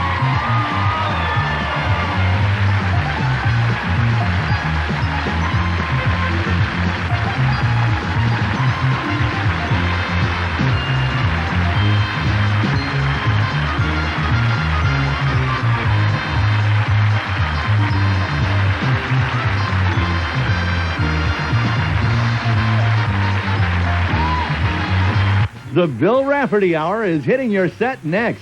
First, take a bite with Card Sharks. Then knock it around with Blockbusters, only on Game Show Network.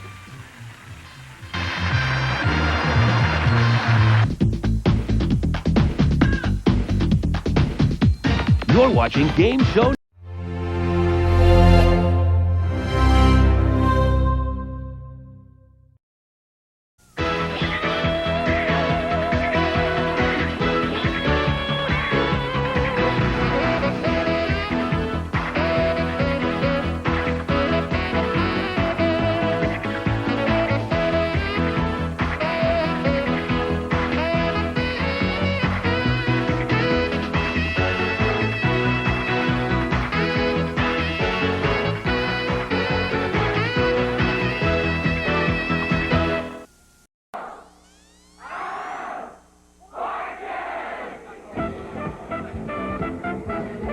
Look at this studio, filled with glamorous prizes, fabulous and exciting merchandise, including this terrific state-of-the-art home video package. Sparkling diamond star earrings. And a spectacular $11,000 six-passenger speedboat. Over $86,000 just waiting to be won on Wheel of Fortune. And now, here's your host, Pat Sajak. Thank you, Jack. Thank you, everyone, and welcome to Wheel of Fortune. And now, if you would, a big welcome for our hostess. Here comes the lovely and sparkling Vanna White. Vanna.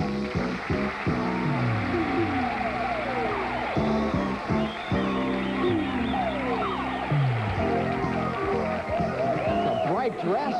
My goodness. All right, time to meet our players for the day. Hi, Kathy. Hi. This is Kathy Granados, who has at least 2 children. Yes. And one, I would guess, just a few months off. 2 months away. Terrific. How about the 2 you have? What are they? 2 little boys. Bobby's 2 and Daniel's 1. Terrific. And it says you enjoy playing the saxophone and the clarinet. Yes, I do. A multi-talented lady. It's nice to have you here, Thank Kathy. you. Good luck today. Janet Temizian. Right. Who is, you seem surprised. That but I rehearse these a lot before I come on. Janet is an accounting clerk. And what about away from the job? What keeps you busy? Oh, I love to water skiing. I just love to have that boat. Uh-huh. I also like to play bingo. Terrific. Well, we're going to try something else here today, but I'm sure you're equally adept. Good luck today. Barry Schulman. Hello, Pat. Hi there. An account executive. I'm just going to read what it says in your card, Barry. It says you like visiting old graveyards and that you enjoy collecting risque postcards. Yeah, true on both counts. Graveyards give you a sense of history and perspective, and so do postcards. Yes, they do, I suppose. Well, we have fairly common. I visit risque graveyards, Do you now? which is an odd.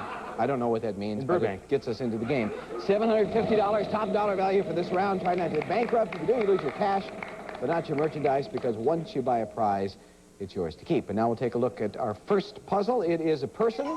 Just before the show, would your number see would start the game. Kathy, that's you. Be careful. Okay. Big spin.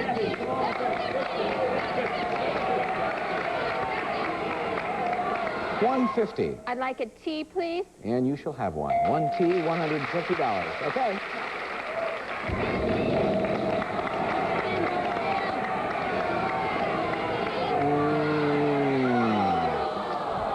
Sorry. Janet. Okay, let's go. 750. 400. I would like an N as in Nancy. There is one N, and you're on the board. Keep it going. $400. Okay, let's spin.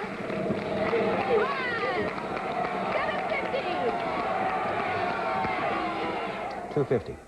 I would like an H as in Harry. One H. Good going. $650. Okay, let's spin. Right. Big number, 750. $250. I would like a W, please. Give the lady one W. $900 she's risking. Let's get 4. Yes. I would like a B as in boy. I guess you would take 2 of them, wouldn't you? Janet, you have $1,700. What do you want to do? I would like to solve the puzzle. For that money, who is this person? Bob Newhart. Sure is.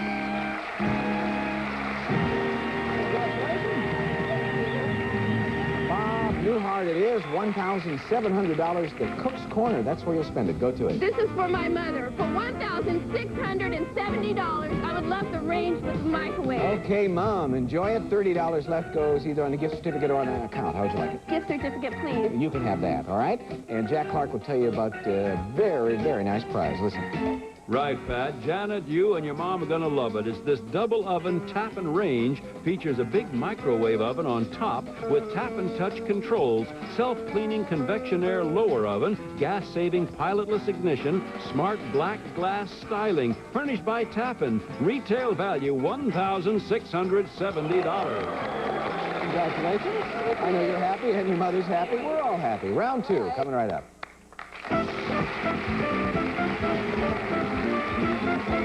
Some of our Prime Games home players win fabulous... Okay, back for round 2. Our top dollar value on the wheel is $1,000. There's also another bankrupt out there.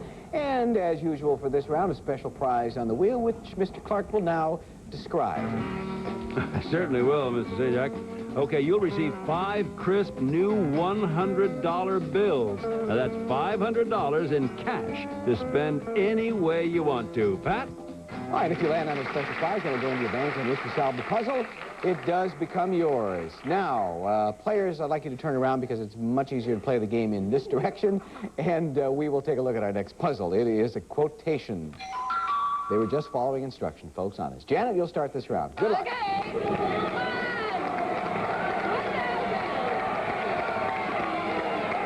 400. Is there a T as in Tom? Sure is. In fact, we have 4 T's. $1,600. Okay, the spin.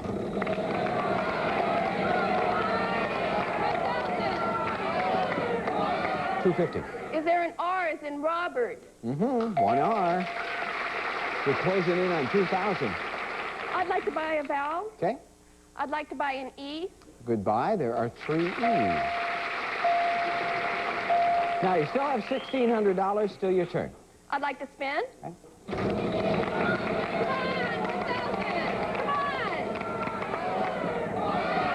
$250. Is there an L as in Larry? Mm-hmm. There are 2 L's. $2,100. I'd like to buy another vowel. Okay. Is there an I? Yep, there are 3 of them. Things going very nicely for you. $1,850, Janet. What do you want to do? Okay, I'd like to spin. Okay. Come on, 1,000. Come on. 400. Is there an H as in Harry? Mm-hmm. They have 2 H's. $2,650, Janet. I'd like to spin. Come on. 800, come on. I think you've done it. $800. Is there an S as in Sam? I'm happy to announce there are 2 S's. Janet, you're up to $4,250. That's a little over $300 away from that video package, by the way. I'd like to buy a vowel. Okay. Is there an O? 1 O. That keeps you going. Even $4,000 you have. Okay, I'd like to spin.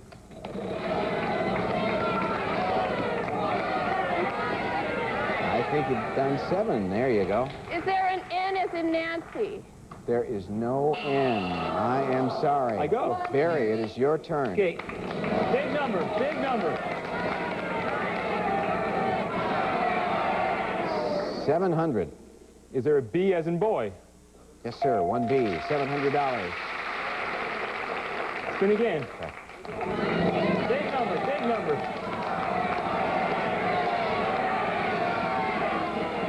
$400. Is there a G? 1G. 1,100. Spin again. Here he goes.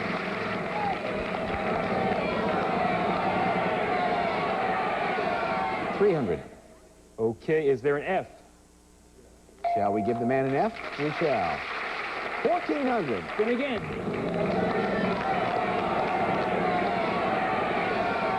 Oh, no. Watch it, watch it, watch it. $300. That was close. Is there a P? Mm-hmm. 1P. Now, you have $1,700. Barry, what do you want to do? Spin one more time. Lots of luck. Go! Playing with fire again. Oh, brother. Well, you takes your chances in this game. It didn't work out. And Kathy, big break for you.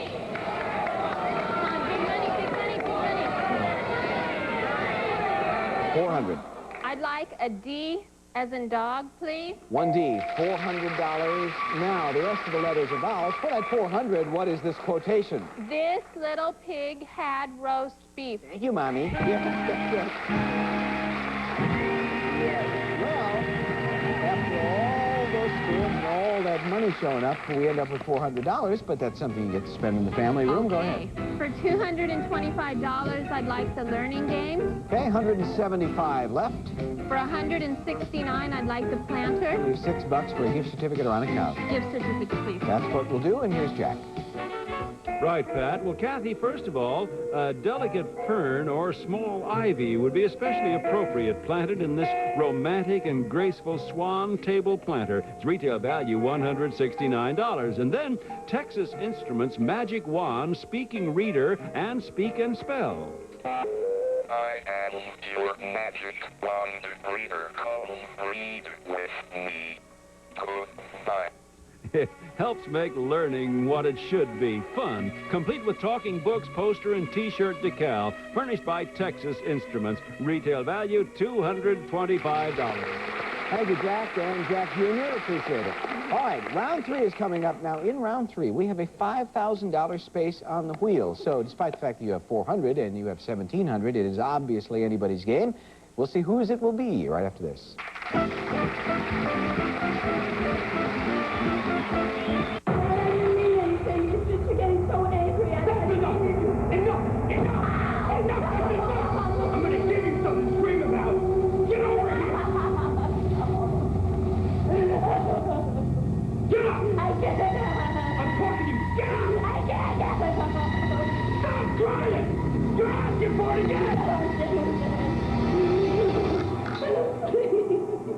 For information about how you can help stop domestic violence, call us.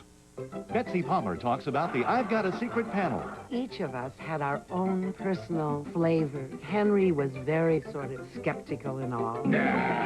Bill was Joe College, you know, with that crew cut. There's a gag here somewhere. And Bess Myerson was very bright. Are you enjoying this, by the way? I had that sweet girl next door. Betsy, I just saw the shot of you on the monitor. I have no clothes on. That's what it looks like. Get in on the fun. Watch Game Show Network. I'd walk out and never know what was going to happen. Name a famous man women have fantasies about. Richard Dawson. There are little pockets of Americana, those families. We're from Montauk, Long Island. North Carolina. State of Texas. Where else can a family get on television, Family Feud. play the game, and take all this money home? Survey said. That's what I try to do with them. That's the magic for me of Feud. Why are game shows everyone's favorite television? I love the old celebrities. Gary Cooper. Do you sit tall in the saddle? I would say a little crooked. Dean Martin. Jerry Lewis. Hey, lady places. You'll never get to where you are now. I like Groucho Marx. Are you an old Buick? Lucille Ball. Wow. Are you a dazzling redhead? All of them. I love them all. Tune in to watch, play, and win on the all-new Game Show Network. Jim Lang talks about the dating game. Well, the dating game, I guess, was considered hip in its time. It was crossing a line. I understand that thousands of guys are after you. What do they want? Well, what does everybody want? Oh. Were stars on it, and they were participating. If you were a statue, what would you be doing and what would you be called? I'd be holding a fig leaf, and I'd be called Newt. I was excited and enjoyed every minute of it. Get in on the fun. Watch Game Show Network. Okay, round 3, as I said, $5,000 out there, and here's our next puzzle.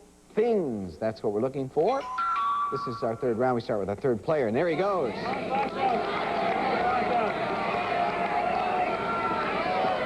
A little too much. 300. Is there an S as in Sam? There are 3 S's. Good start. $900, Barry. There they are. Keep it up. Still going. Go on. It's going to be close. There you go. 1,500. Is there a T as in Tom? But there is no T. Sorry about that. Kathy? Good money, good money, good money. 200. I like an R, please. Can't give you one. No R. Janet? Okay, let's go.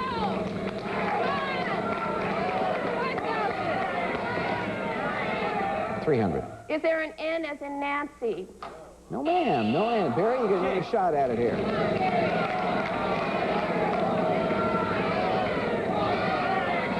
$200. Is there a D as in David? No. Kathy?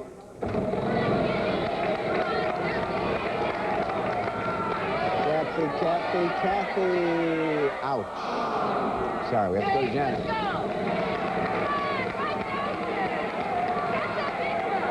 600. Is there a P as in Paul? No, there's no P. Barry. I like to buy a vowel. I think that's an excellent idea. Is there an A? That's a good idea, too. There are 2 of them. Okay, so it's 650. Okay, I'm going to try spinning. This is the big money. 5,000. What do you think? Not quite. 500, though. Is there an L? There are 2 L's. Boy, one more spoke would have been nice, huh? But you still have 1,650. Barry? I'm spinning again. Okay.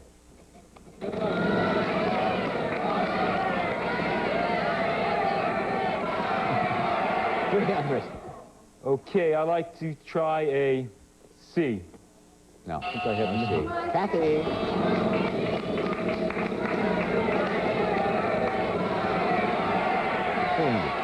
F, please, as in Frank.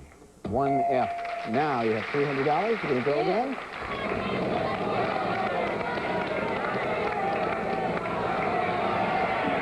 $200. I like an H, please. 1 H. You're up to 500. And here she goes.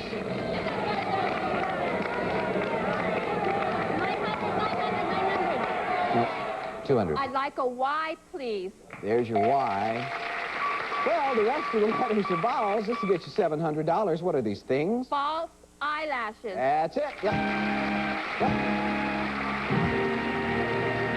We're not getting huge wins, but it's nice to be able to spend something, huh? $700 for those false eyelashes. You'll spend that at the spa. Go ahead. For $480, I'd like the his and hers exercise cycle. Okay, $220 remaining. Okay, for $170, I'd like the beauty appliances. That leaves $50. I bet you want another gift certificate, don't you? I thought so. Here's Jack once again. All right, Kathy, this time it's Conair's collection of beauty and health care products designed for your personal care needs. Hair dryer, mist and set, lighted makeup mirror, clean air room ecologizer, curling iron and styling brush, furnished by Conair. Retail value $170. And then read and ride together with these custom slender cycles from Vitamaster, featuring heavy-duty frame, caliper tension control, and convenient book rack, furnished by Vitamaster. Retail value $480. 3 good players, 3 fast rounds. We have time for a 4th. Another shot at that 5,000 right after this.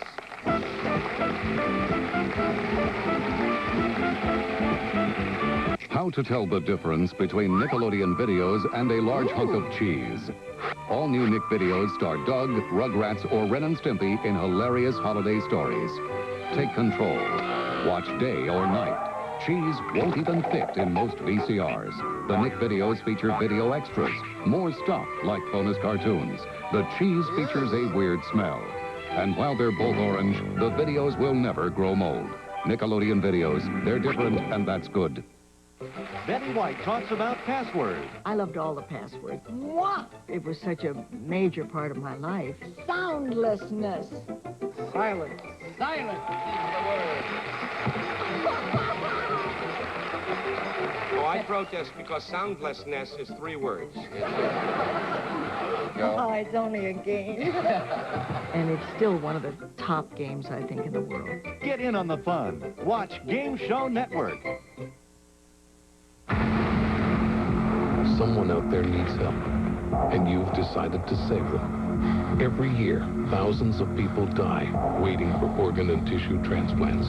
To be a donor, even if you've signed something, you must tell your family now so they can carry out your decision later. Otherwise, it's like throwing a 12-foot rope to someone who's 15 feet away. Share your life. Share your decision. Who's your favorite game show host? Richard Dawson. You are funny. He's so lovable. What a job. He gets to kiss all of the women. Alex Trebek. He's just the hunkiest hunk there ever was. Pat Sajak's excellent. Oh, hi. I'm in love with Vanna White. Wink. Martindale. Gosh, I feel like Richard Dawson with that hug like that. Gene Rayburn, I'm telling you, incredible. Tune in to watch, play, and win on the all-new Game Show Network. Let the games begin. Jack Nars talks about his favorite game show. I guess my favorite show was Beat the Clock. I had fun with those stunts. Catch 2 hard rolls in there. That's where I'm going to catch him. And it was a great deal of fun to show the guests how to do those stunts. Bounce it on the floor, under the shelf, give it a shot. Stop the clock! I really enjoyed doing those stunts. Keep pressure on the tennis ball. I don't know, I guess I'm still a kid, you know, like to play games. Get in on the fun. Watch Game Show Network. Okay. Okay, so I'm still working on our Christmas cards. You know, I checked the mail. It's late, but I still checked the mail, and we don't have any Christmas cards from you. Yeah, please. I'm very disappointed. Yeah, send those cards and letters coming to Late Night Games, Game Show Network, 10202 West Washington Boulevard, Culver City, California, 90232. And you know, Peter Tumarkin has some fax to him. You could even fax us a card. Yeah, okay? and there it Because is. we've got a fax hour 24 hours a day. 310-520-2FAX. We do have time for a fourth, but not a whole lot, so I'm going to give the wheel a final spin here. Let's go. Ask you to give me a letter. If it's in the puzzle, you have 5 seconds to solve it. Vowels worth nothing, consonants worth $3.50, but with the totals we have, that could make the difference. We are looking for a fictional character. Kathy, we'll start with you. A letter, please. An R, please. No. Janet. A C, please. No C. Barry. An N.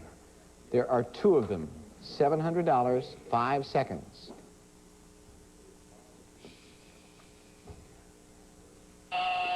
Kathy. A T, please. No. Janet. K. There are 2 Ks.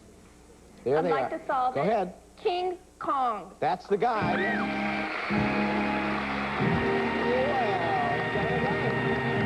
big 8 did it for you. $700, the Cook's Corner. You know how it works. Go ahead. Okay, for $370, I'd like the color TV. You've got it. And you still have $330. For $269, I'd like the ceiling fan. That belongs to you. $61 on a gift certificate, and we'll put Mr. C back to work. Jack? Okay, Pat. Well, Janet, this time you can save on energy cost with this 52-inch Heirloom Deluxe Decorator Ceiling Fan. The Heirloom Deluxe is light kit adaptable and UL listed, furnished by Moss Manufacturing. Retail value $269. And then Hitachi's 13-inch diagonal table model color TV. 100% solid state, low power consumption, special signal tracker system, memory fine-tuning, 70-position UHF tuner, furnished by Hitachi. Retail value at $370. All right. Well, Barry, you're a good player, but luck and fortune were not with you today, but we sure enjoyed meeting you. Thank you. And thanks for being here. Kathy, $1,100. We congratulate you on that. Thank you. Enjoy your prizes. Enjoy child number 3. Okay. Janet, $2,400. That makes you the big winner, and that means that you're going to get a chance to look over the bonus round prizes available for today. Come here. And you will tell us after the commercial what prize you'll play for, and we'll find out. Maybe you'll win it. Wouldn't that be nice? That'd be great. We'll be right back. Kitty Carlisle talks about To Tell the Truth. We had some very funny moments. We had 3 people on who were supposed to be decoy cops. And when the reveal came, Gary Moore said, will the real decoy cop please stand up? No! And the second one, he said, well, number 2, will you please stand up and say, what do you do? My name is Chris Hart, and my mother is the charming panelist, Kitty Carlisle.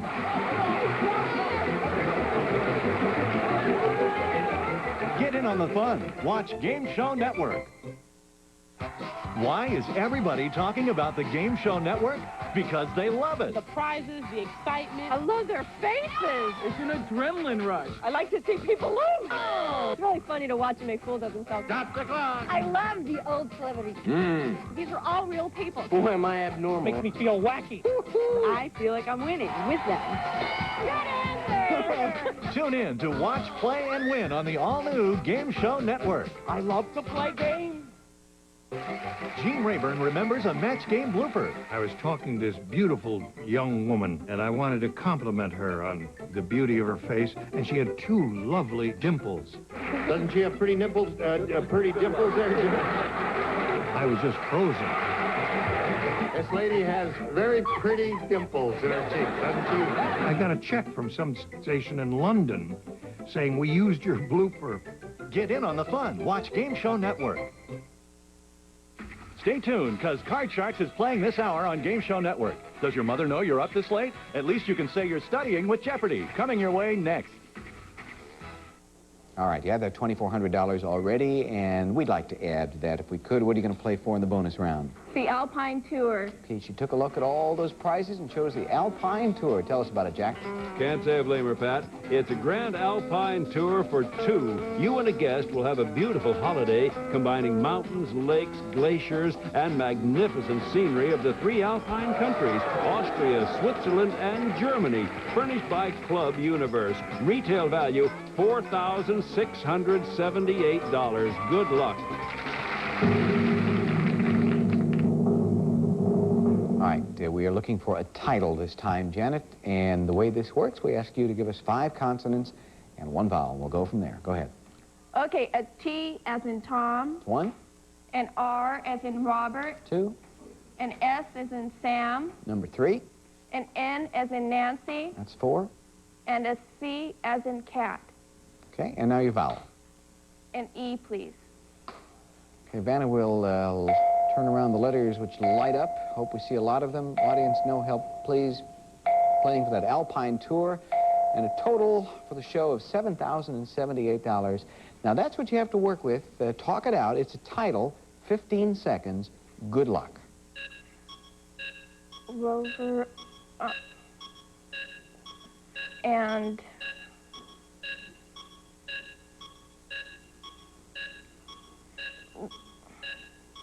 Roper. Rover and Juliet. No, Romeo. Romeo and Juliet. Oh. There weren't many letters, though, but listen, $2,400 in prizes. Hey. You have some great stuff. It was good to have you with us. Thank you. And we'll be back in just a minute. Romeo and Juliet.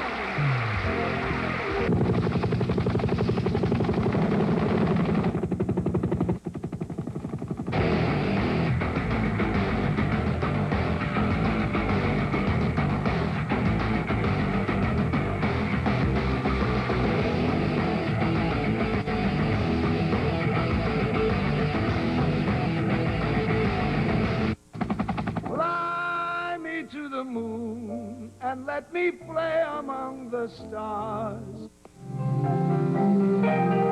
Korea, Taiwan, In a recent worldwide educational test, the United States didn't rank first, or second, Slovenia, or even third. Spain, We came in 14th. the United States. And 14th is no place for our kids to be. Call 1-800-96-PROMISE, and we'll give you lots of ways to help our kids move forward again.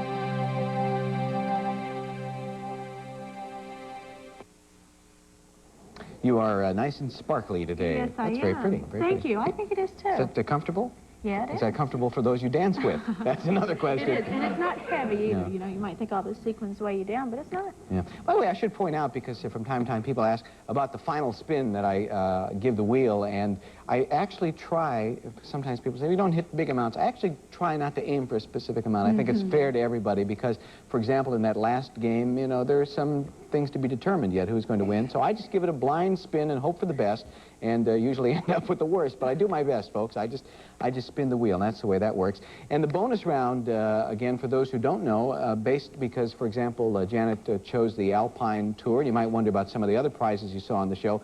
The ones marked with a star for that particular program are the ones available in the bonus round, and if they haven't been bought by bonus round time, that's the prize they get to choose from. You got all that clear? Would you read that back to me, please, but in English this time? Listen, we hope you will join us next time. We'll meet 3 new players. We'll see you then. Some contestants will receive StarKist, the good-tasting tuna packed in natural spring water. It's got 1/2 the calories of tuna in oil. With spring water fresh StarKist, you get good taste naturally. And touchable shine Favor. Favor furniture polish keeps wood shining beautifully even when touched. A touchable shine that's always value priced from Favor. And there's only one way to describe wilderness fruit fillings. They're so fresh you think you picked them yourself. And Coast to Coast, Big Boy, America's biggest family of full-service restaurants, cooks fresh, delicious meals for you. Come to Big Boy, the real restaurant you can still afford. the prices of the prizes were furnished to the contestants prior to the show and have been rounded off to the nearest dollar. Gift certificates do not include sales tax.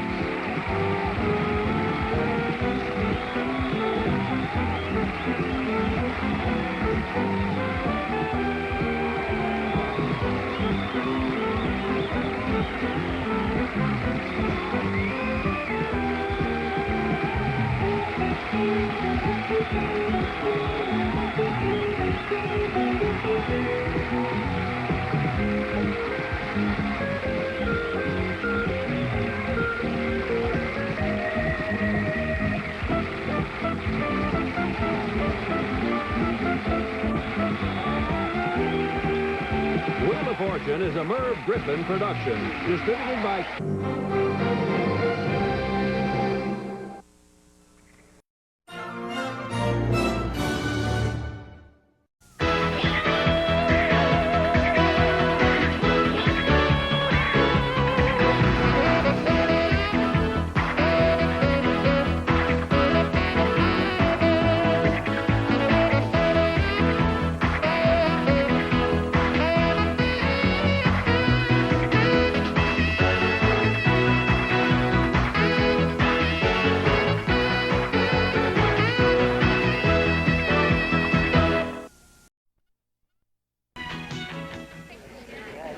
This is Jeopardy!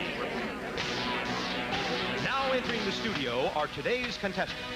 An insurance underwriter from Los Angeles, California, Elise Bararu. A football coach from Long Beach, California, Don Cameron. And our returning champion, a lawyer from Tamarack, Florida, Larry Kaplan, whose cash winnings total $15,300. And now, here is the host of Jeopardy, Alex Trebek. Thank you, Johnny. Thank you, ladies and gentlemen, and welcome once again to Jeopardy, America's favorite game of answers and questions. I am, of course, responsible for supplying the answers, and it's up to these three players to come up with the correct questions. Contestants, as you know, any one of you can ring in as soon as you recognize an answer on the board. But if you are wrong, the Jeopardy applies. It'll cost you the value of the answer. That's the bad side. The good side is that we have hidden on our board, in one of these 30 monitors, a daily double. If you're lucky enough to uncover the daily double, you get a chance to double any or all of your winnings up to that point. And you want to earn as much as possible because, as you know, only the player with the most winnings at the end of the show gets to keep his or her cash. We're going to play this first round until you hear this sound. That'll signify that the round is over. If you're all set to begin right now, pick up your signaling buttons, but do not ring in until the answer is fully exposed. If you're all set to go, good luck to all three of you. Let's play Jeopardy! And with answers worth anywhere from $100 to $500, here are the 6 categories you three people are going to be dealing with. First of all, presidents. Television. Starts with H, potent potables, bodies of water, and people. Larry, as our returning champion, you get to select first. Make it a good one. Okay, let's start off with presidents for 500. Brand new category, and we go to the bottom. Portly president who set the precedent by throwing out season's first ball. Larry. Who is Taft? Taft is right. You've got 500. Let's go for presidents for 400. The answer is, oh, look at that. We've got an early daily double. And you have $500 to invest in yourself at this moment, Larry. How do you want to play this? I'll go for all 500. Okay, for you and you alone, then, here is the daily double answer. The only 2 presidents born in Texas. They held office only 3 years apart. I will say who is Lyndon Johnson and John Kennedy. I'm sorry, you're wrong. Who were Lyndon Johnson and Dwight David Eisenhower. Cost you the $500. You're back to zero, but start again. Make a selection. Let's go back to presidents for 300.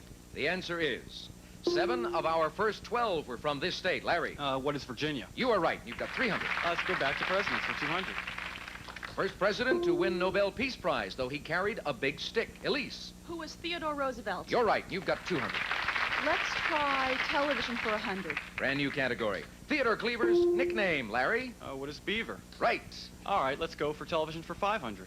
Right at the bottom. Paul Anka's been collecting royalties for this for over 5,700 nights. Larry? What is the Tonight Show theme? That is right. He wrote Let's go for television for 400. The answer. ABC's Iran Reports led to creation of Nightline with him as host. Larry? Who is Ted Koppel? You are correct again. Let's go television for 300. The answer is series in which Ted Danson doesn't touch liquor but fondles Shelley Long. Don? I'm sorry, I don't. Don't know. It's going to cost you 300. Larry? What is Cheers? What is Cheers? Yes. Let's finish off TV for 200. And the final answer in this category, Fox famous fumbler. Larry? What is Columbo? Columbo for $200 more. Nice beginning for you. Very impressive once again. You're picking up just where you left off on our last program. You've got the lead with 1,800. Don's in the hole 300, and Elise is on the scoreboard with 2. And we're going to take a break right now and come back to chat with you people and continue this first round of Jeopardy right after this break for some important messages. Please stay tuned.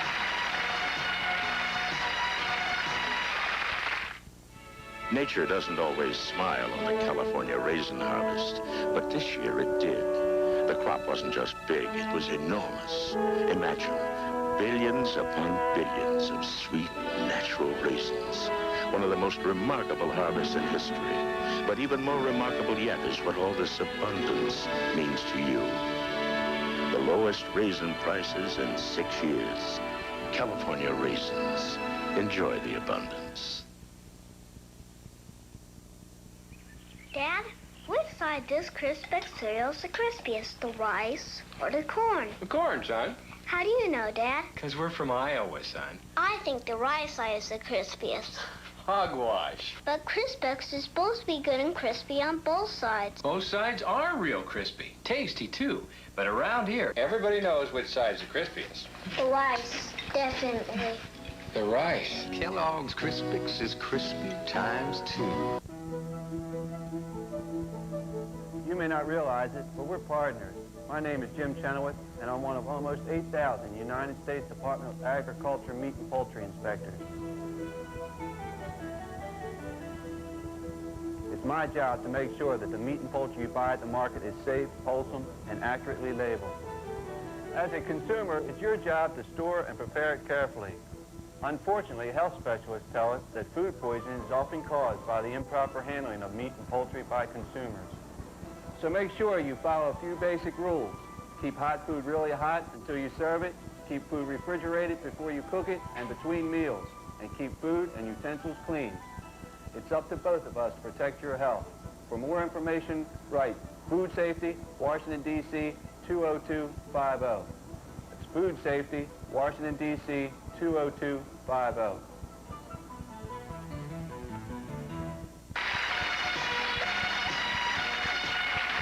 All right, before we continue with the answers and the questions, let's spend a few moments with our contestants. Elise Bararu is the lady on our show today. And Elise, you recently won a speech contest? Yes, it was the Toastmasters International Regional Humorous Speech Contest. Humorous speech. I love it. What did you talk My subject about? was A Woman's Guide to Football. Oh, really? And what's the most important thing a woman should know about football? That it's a necessary part of life and to keep the players straight. Keep the players straight. Right.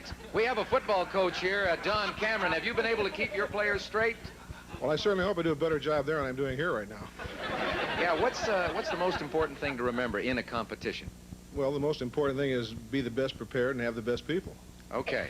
And you're trailing, you've got $300 in the hole right now. But we that started very slow last year, but wound up winning it all, so. All right, that's a good attitude to have, Don. Larry, our champion, of course, has been with us for 2 days now. This is his third appearance on the program. He's won over $15,000. He has $1,800. What do you figure your key to success is on our program, Larry? I start at the bottom and work my way to the top. So far, it's been working for him. I'll tell you what, if you win on today's program, are you going to smile for us? Maybe a small one. If Okay, good luck to you. You gave us the last correct question, and that means you're going to get to select again. So pick a category and an amount. Okay, let's clear out presidents for 100. Clearing out the presidents for 100. He held office 77 years after the founding of our country. Elise? Who is Abraham Lincoln? You're absolutely right. You get to select. Let's try potent potables for 100. Brand new category, and we start with this. A dessert wine or the left side of a ship. Larry? What is port? Right. Select. Let's go to bodies of water for 500.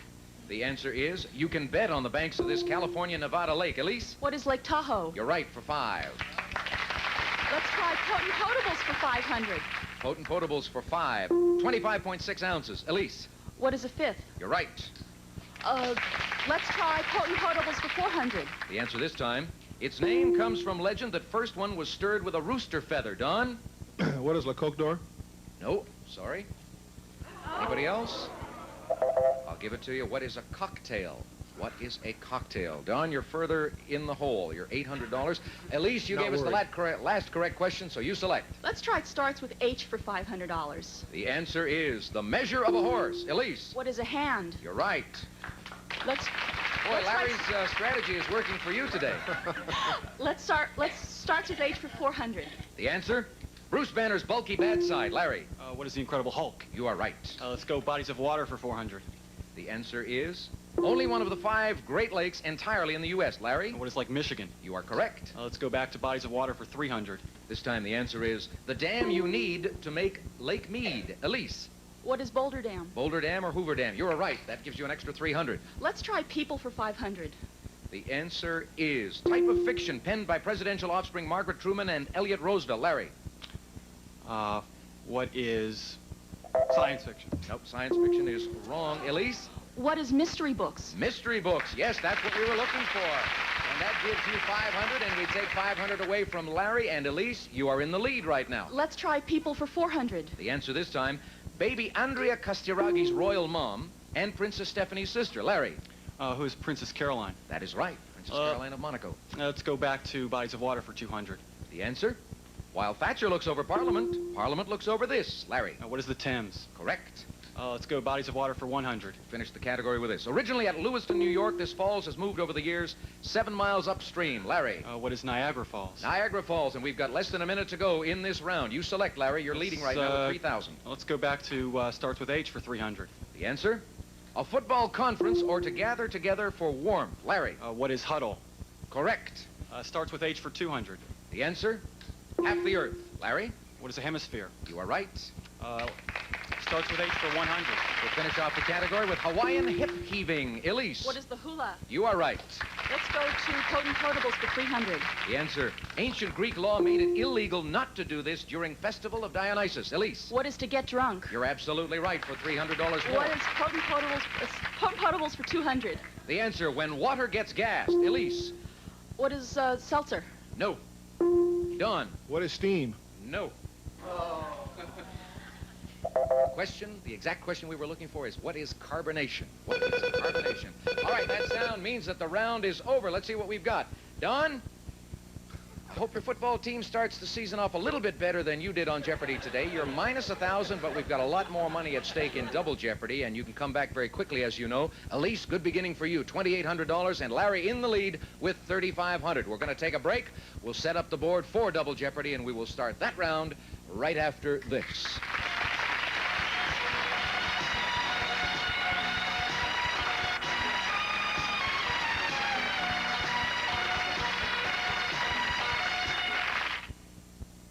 Wheel of Fortune, a show the whole family can enjoy with puzzles to be solved by the young and young at heart. Don't miss Wheel of Fortune, weeknights at 7. On the next Our Magazine, Victoria Principal joins Gary Collins for a special 3-part series. Originally, I was a model, and a lot of these magazines wouldn't hire me. Plus, Bonnie Strauss with Ryan O'Neal. I had 3 children and 2 wives at the time. When I finished Love Story, I had none. I'd just gotten in trouble. And hot Hollywood news on Our Magazine. Monday at 3:30 on 10.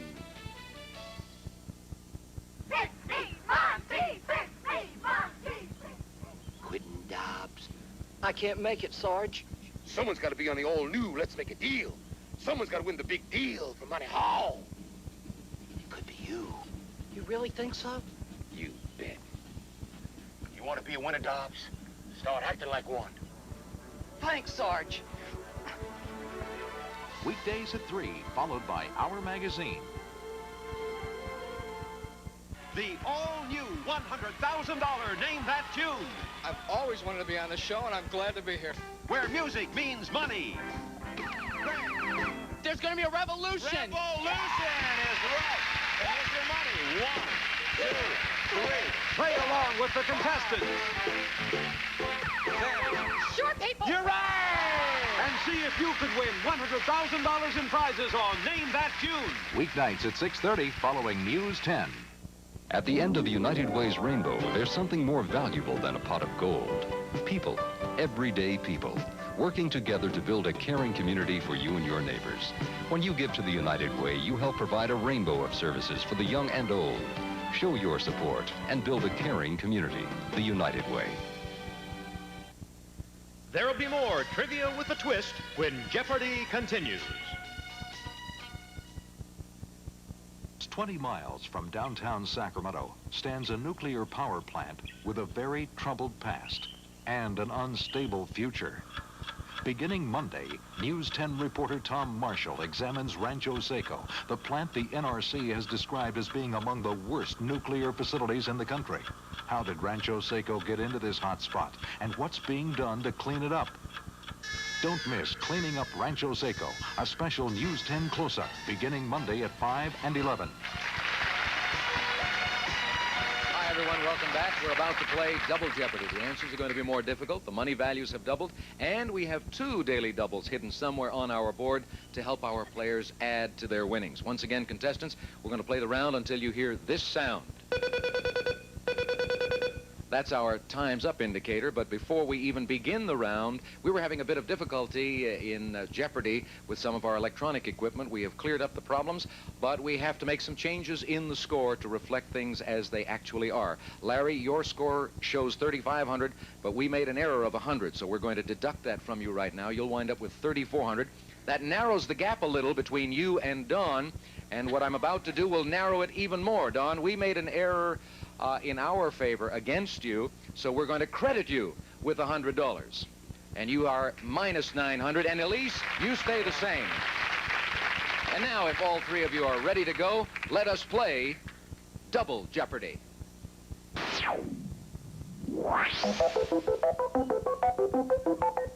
And this time, as I indicated, we're talking big bucks, about $18,000 in cash, along with those 2 daily doubles. Here are the 6 categories you players are going to have to deal with. American Indians, first of all.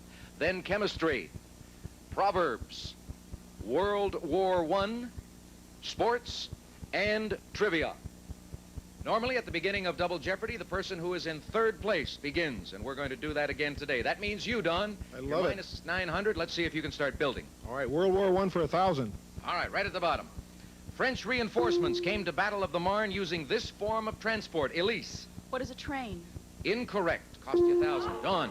What are the taxis of Paris? Taxi cabs. Yes, indeed. That gives you 1,000, and you're on the plus side right now with $100. World War I for 800. The answer is early leadership of an all-black regiment earned him the nickname Black Jack. Don. Who was John J. Pershing? You're right again. I'll take World War I for 600, Alex. And this time the answer is, oh, look at that. You've got a daily double. And Don, this presents you with a golden opportunity. You're in 3rd place right now. You've got $900 in cash to invest all by yourself on this category, World War I. How much are you going to risk? Alex, I'm going to go deep into the Valley of the Shadow and risk $1,000. Well, you can't risk more than you have. Oh, can he risk more than he has? Yes, he can. He can risk as much as the maximum value of an answer on the board. For $1,000 then, Don, for you alone, here is the daily double answer. The German U-boats were this type of craft. What is a submarine? You're absolutely right. You've got 1,900, and you're back in the thick of this match. You're in 2nd place and in control of the board. Make a selection. Well, let's stay with what's good. World War I for 400. The answer is, this exotic dancer turned spy was executed by the French in 1917. Elise. Who was Matahari? Matahari is absolutely right. Let's try sports for 1,000. Brand new category. And we go to the bottom for this answer. Didn't drink, smoke, or lift anything heavy and played hockey until 50. Elise. Who was Gordie Howe? Gordie Howe is right. Another 1,000 for you. Let's try sports for 800. This time the answer is originally mintonette. It was first played with a basketball and a rope stretched across a court. Larry. What is volleyball? Volleyball is right. You got it. You got control. Select for me. Let's go for sports for 600. The answer this time. Didn't float like a butterfly or sting like a bee, but he knocked out his teeth and Muhammad Ali. Larry. Who is Leon Spinks? Leon Spinks is the one we remember. Yes, indeed. Let's try sports for 400. The answer. Earl Anthony and Don Carter are kingpins in this sport. Larry. What is bowling? You are right. Let's go for sports for 200. The answer. American golfers claim they hit 111 of them each day. Elise. What are holes in one? You are right for 200, and that wraps up the sports category. You're in command of the board, Elise. Make a selection. Let's try proverbs for 1,000. The answer. Santayana said those who cannot remember the past are condemned to do this. Elise. What is repeat history? Yes. Let's try proverbs for 800. The answer. Lord Acton said it tends to corrupt. Elise. What is absolute power? Power, yes. Let's say proverbs for 600. This time the answer is, it's better than not to have loved at all. Larry. What is to love? No, that is wrong. Elise. What is to have loved and lost? To have loved and lost. Yes, you get 600. Larry loses 600. Elise, you're in the lead right now. Let's try proverbs for 400. The answer is, according to Harry Truman, what you should do if you can't stand the heat. Done. You should get out. What? Just get out of the kitchen. You got it for 4. Well, let's try World War I for 200. We'll finish off that category. Lafayette, we are here, referred to Americans landing in this country. Larry. What is France? You are right. Let's go to trivia for 1,000. The answer is, all right. A daily double for you, Larry. You're in second place right now with $4,800. Elise is leading with $5,800. How much of your 48 are you going to risk on this daily double in the category of trivia? Let's go for 3,000. You'll wind up with 7,800 or 18. For you and you alone then, Larry, here is the daily double answer. When spelling numbers, the lowest one to contain the letter B.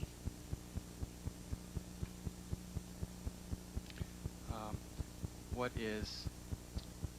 Oh, I'm sorry. The correct question is, what is a billion? What is a billion? That leaves you with 1,800. We've got less than a minute to go in the round. Larry, you gave me the last correct question. Please select again. Let's go. Trivia for 800.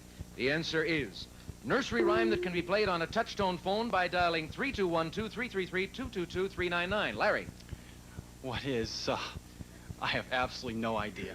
That's going to cost you. Elise. What is Mary Had a Little Lamb? Mary Had a Little Lamb. Yes, indeed. That gives you 800. Select. Let's try chemistry for 1,000.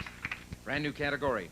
Plumbum in Latin. Ancient Rome's plumbing was made of this heavy metal. Larry. What is lead? You're right for 1,000. Go again. Let's go for American Indians for 1,000. The answer is, numbering some 140,000, this Southwest tribe is America's largest. Elise. What is the Hopi? That is wrong.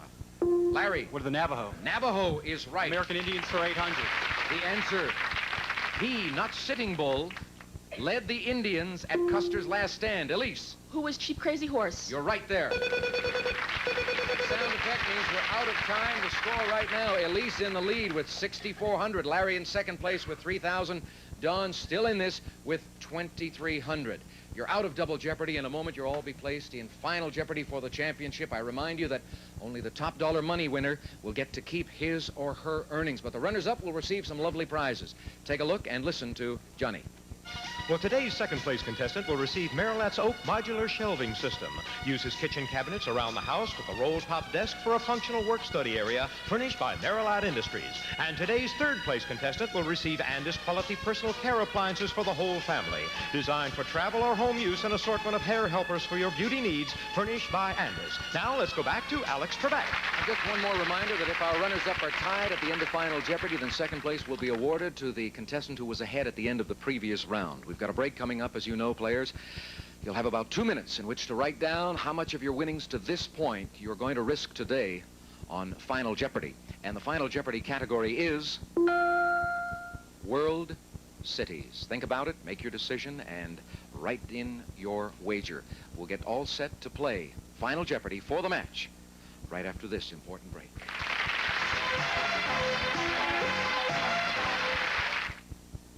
You know, you're wrong, Linda.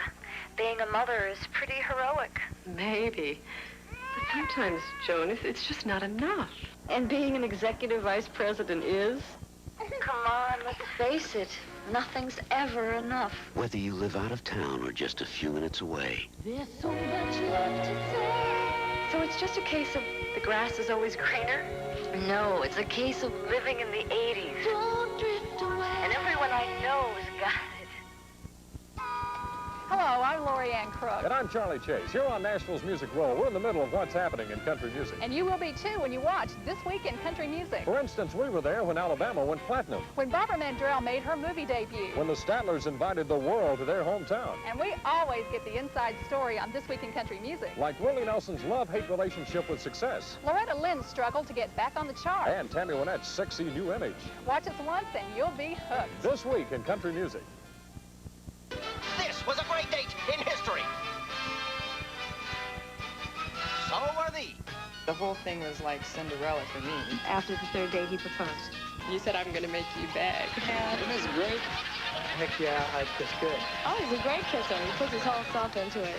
He would make the perfect husband. Watch Love Connection with host Chuck Woolery and find out what really happened on the great dates in history. Make the Love Connection, weekdays at 7:30 here on 10. Sunshine on my shoulders makes me happy. UNICEF helps millions of the world's children in their struggle for survival. Children who need food, medicine, and clean water. This is John Denver to remind you that Halloween is National UNICEF Day. Give a child a chance. Give a child a smile. Sunshine almost always makes me smile.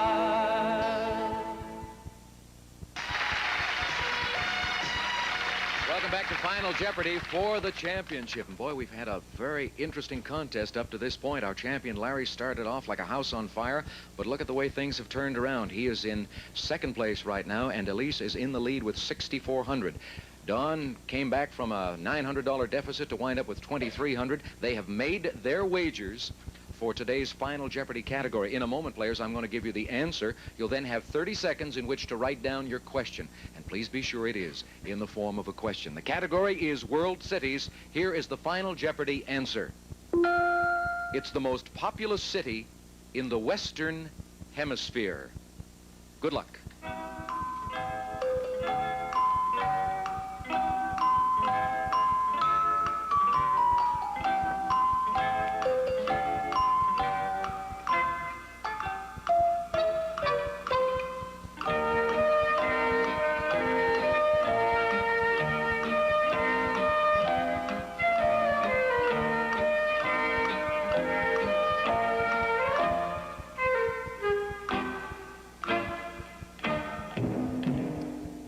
Players finished writing down their question rather quickly on that one. Let's see what it all means for us as we look for our Jeopardy champion. Don Cameron, you were in third place with $2,300. You thought today's Final Jeopardy question was, what is Mexico City? That is absolutely right. How much did you wager?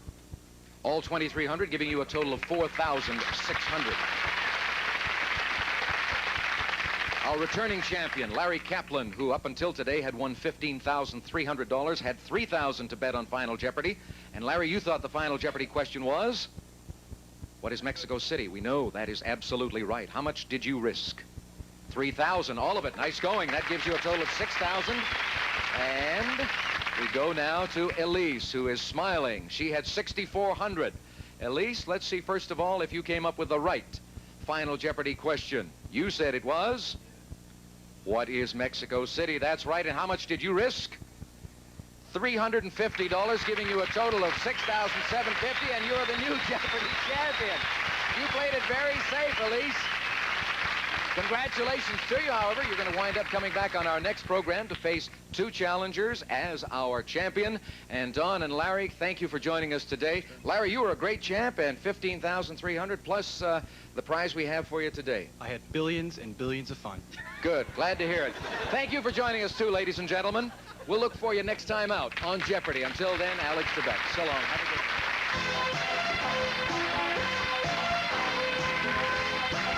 Some of our departing contestants will receive 4 gallons of super scrubbable True Test Easy Care latex flat wall and trim finish. Good for both walls and woodwork, sold only by True Value hardware stores.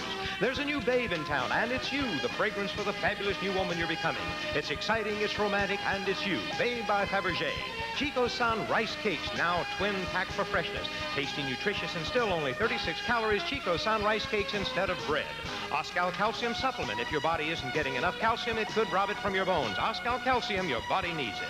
And upstairs and down all around the house, Scotchgard protectors help carpet, draperies, and furniture resist soil, clean easily, and stay new-looking longer.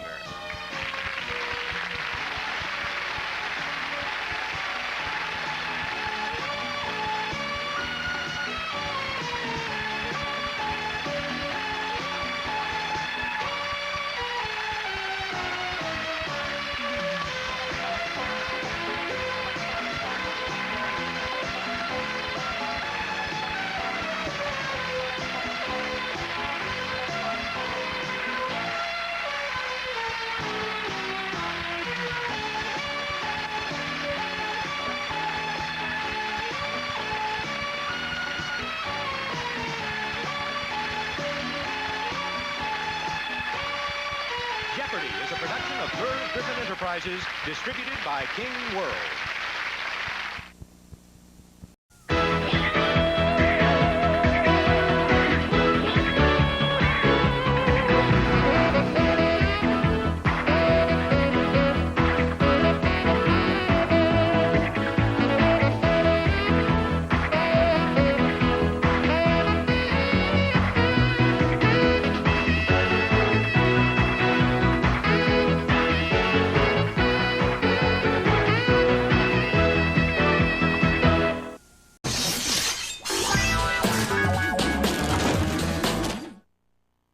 From Hollywood, here come the newlyweds. Yes, it's the newlywed game. And now let's meet our newlywed couple for today. Couple number 1 married just 17 weeks, Larry and Lucy James. Couple number 2 married just 8 weeks, Garvin and Sharon Coxon. And couple number 3 married just 5 short weeks, John and Rhonda Edelman. Couple number 4 married just 7 weeks, John and Suleid Abzalowski. Those are newlyweds for today. And here's your host, the star of the newlywed game, Bob Eubanks. Well, thank you very much and welcome to the newlywed game. Here we go again. 4 newlywed couples, all married less than 2 years and all here to play the newlywed game. And that's why we hope you're here too. So we'll be back in just a moment for our 5 turn questions. Right?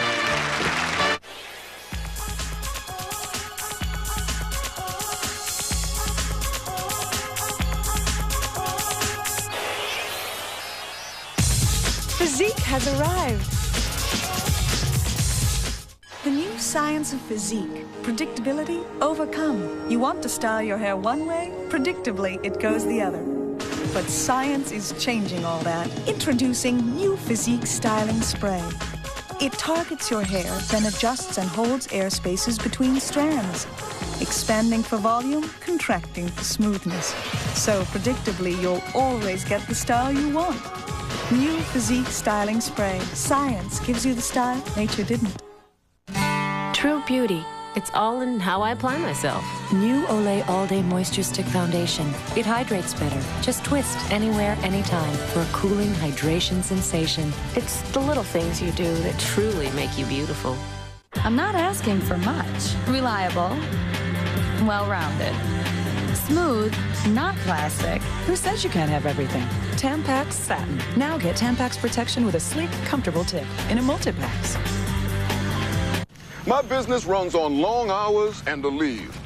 I can't settle for those pain relievers that quit too soon. Just 2 Aleve are strong enough to work all day. I used to need 8 Tylenol to do that. There's a tool for every job. For tough pain, it's Aleve. Cancer. When I was diagnosed with stage 2 breast cancer, I was determined to fight. I wanted options. Cancer Treatment Centers of America helped me get my life back. They treated me, the whole person, with the latest in medical technology and nutrition. Find out about alternative treatment options at our hospitals. Call toll-free 1-800-675-6012. Today, I have no sign of cancer. Cancer Treatment Centers of America, winning the fight against cancer every day. Okay, with the wives secluded safely off stage, it's time for some 5-point questions. As you know, gentlemen, you'll be answering these questions as you predict your wife will answer the same question when she returns. Now, if her answer matches your prediction, you'll chalk up 5 points towards a grand prize that's been selected especially for you. So listen carefully, guys. Remember, these are the 5-point questions, and naturally, the more you get right, the closer you come to that grand prize. Somebody's going to win it, and let's see who it's going to be. Here's your first question. Gentlemen, which of the 4 main seasons will your wife say gives the best description of her chest? John? I don't get a which of the 4 main seasons would give the best description of her chest? I'd have to say the summertime, like snow-covered mountains. Summertime. Snow? Right. Ron? No, I meant wintertime. Now, which one do you mean? Wintertime. Wintertime. Okay, now, Ron? I'd have to say the summertime. Summertime. Garvin? I'd say fall. She's always falling off. Everything's falling fall, off. Right. Larry? I'd say summer. Summertime. She's always very conscientious about stuff like that, and she always is after new products to constantly improve. But I think they're fine. Okay, well, that's okay with me. Next question, gentlemen. Thus far, who will your wife say has had more to say about the two of you, about how the two of you run your marriage? Would it be her mother or your mother? Which one's had the most to say about how the two of you run your marriage, Ron? I would have to say it's her mother. Her mother has a lot to say. She has always to say something. Is that right? Do you take all of her advice? Well, some of it and some of it you don't. Sir Garvin? It's got to be her mother. She's her sitting mother. in the audience. Yeah. She's coaching her now. Good. Larry? Nobody interferes. Well, I have to have an answer, though. Her mother or your mother? Okay, probably, I guess mine. Your mother? My mother. All right. John? I'd have to say my mother's. We get letters from her from New York, and she calls up and tells me to shave and look nice. Maybe she'll be watching. Show her that mustache. Has she seen that? Yeah, well, she doesn't much approve of that. No. But I shaved tonight, Ma. Good. Here's the last of our 5-point questions. Gentlemen, where specifically will your wife say was the busiest place the two of you ever made whoopee? The busiest place, Garvin? There's been so many of them. Probably a drive-in. A drive-in theater, all right. Larry? It's a toss-up, but I'm going to have to say, we went to Hawaii on our honeymoon, and on the way back, there was a 747, and those hold about 300 and some people, so I'd say that's pretty congested.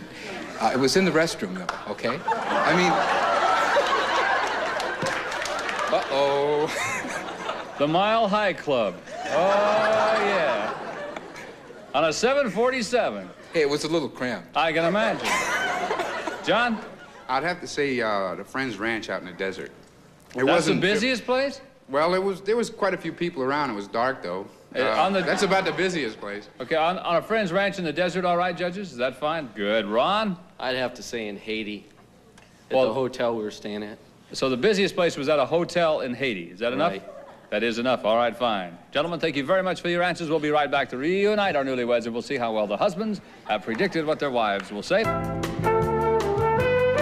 Promotional consideration for the Newlywed Game provided by Brim Decaffeinated Coffee for flavor that's full, deep, and satisfying. Fill your cup to the rim with the rich, roasted taste of Brim. D'Amelia Pasta, imported from Italy. Delicious pasta made the way it was meant to be, from 100% semolina and Durham wheat. Want to put some punch in your party? Have a Vlasic. That's the best tasting pickle I ever heard.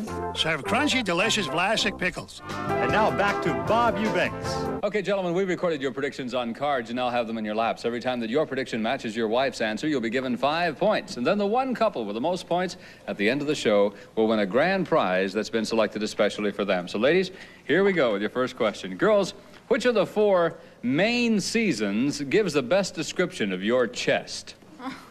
We're describing your chest. Lucy, which of the 4 main seasons would best describe your chest?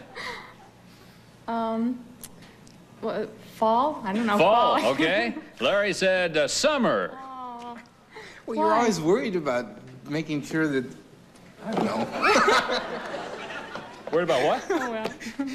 I just mentioned the little things that you always try because you're always so worried. You didn't mention so... what I... Yeah, you did. All right. Yeah, we found out about that. Sharon? Oh, I guess I'd have to say fall. Fall, not your because husband... they're not, but it just... Because there's not too much. I didn't hear you, Sharon. What'd you say? I didn't hear you. There's not that, Speaking to the microphone. there's not too much. Oh, I know what you mean. Oh, okay. He said that it would be fall, right? You get the point. Okay.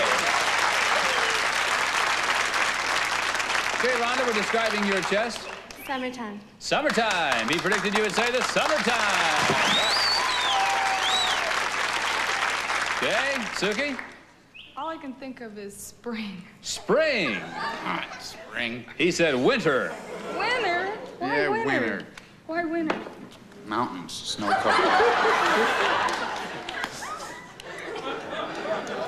Why'd you hit him? I don't know. Next question. Think about this one, girls. Thus far, who has had more to say about how the two of you run your marriage? Your husband's mother or your mother? Who's had more to say, Sharon? Well, he's going to say my mother. Your mother, all right. Because I talk to my mom a lot. Okay, he predicted you would say it is your mother, Sharon, right. Does she have a lot to say about the way you run your marriage? Definitely. Yes, definitely. I'm always wrong. But She we says love I'm her. wrong. We love her. I'm talking to your wife here just a second. I beg your pardon? I talk to her a lot, but Good. she always thinks I'm wrong. I see. Just Are you? Because she likes him a little more than me. Oh, she likes him better than you? Of course. Huh. Mom's out in the audience? Yeah, right Yeah, over there. This is fun. Rhonda? My mother. Your mother. He predicted you would say her mother, right. Suki. It's got to be his mother. His mother. He thought you would say it's his mother, right. Does his mother bother you a lot? No, I love her. Oh. She's nice. Bothers me a lot. Bothers you a lot. Well, the reason it shouldn't bother your wife because your wife doesn't need to shave. Lucy. See, that's hard. Because neither one of them really do, but his mother is always telling him to be good. His mother, all right. His mother is the correct answer, right. Okay, last of our 5-point questions. Let's see what you do with this one. Girls, where specifically was the busiest place you and your husband ever made whoopee? Where was the busiest place the two of you have ever made a whoopee? And Rhonda, we'll start with you. Oh, boy. I guess in a restaurant? Where? Well, what kind of whoopee are you talking about? I'm just talking about... I really don't know. I'm just talking about kissing. All right, he said the busiest place you've ever made whoopee is at a hotel in Haiti. Oh, honey. Oh, what's the place? It wasn't Haiti anyway. You what? You've never been to Haiti? No, we have been, but the first place we went to was Jamaica. Oh, well. Oh, well. It's a travel show. That's what we have. Suki, the busiest place the two of you have ever made whoopee. The desert? Where in the desert? Oh, it's Dave's Ranch. Okay, he predicted you would say it would be on a friend's ranch in the desert. Right. Okay.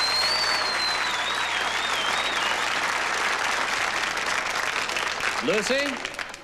This is awful because my mom's in the audience. Busy? I think on the 747. 747, that's right. Hey, we deserved that, really. It was in Penthouse one Hey, time. but weren't you worried about somebody seeing two people come out of that restroom? We were very discreet. She left it open just a little bit, because, you know, they lock. Yes. And then I knocked, so she knew it was me, and she just kind of hovered me in there. And then we locked, and I go, there was barely enough room to stand. It was problems, right, but yes, it was fine. Right. Did the fasten seatbelt sign ever come on? No. Okay. Sharon. I'd have to say my apartment. Your apartment. That was the busiest place, all right? He predicted you would say it was at a drive-in movie. Oh, maybe that wasn't you. We'll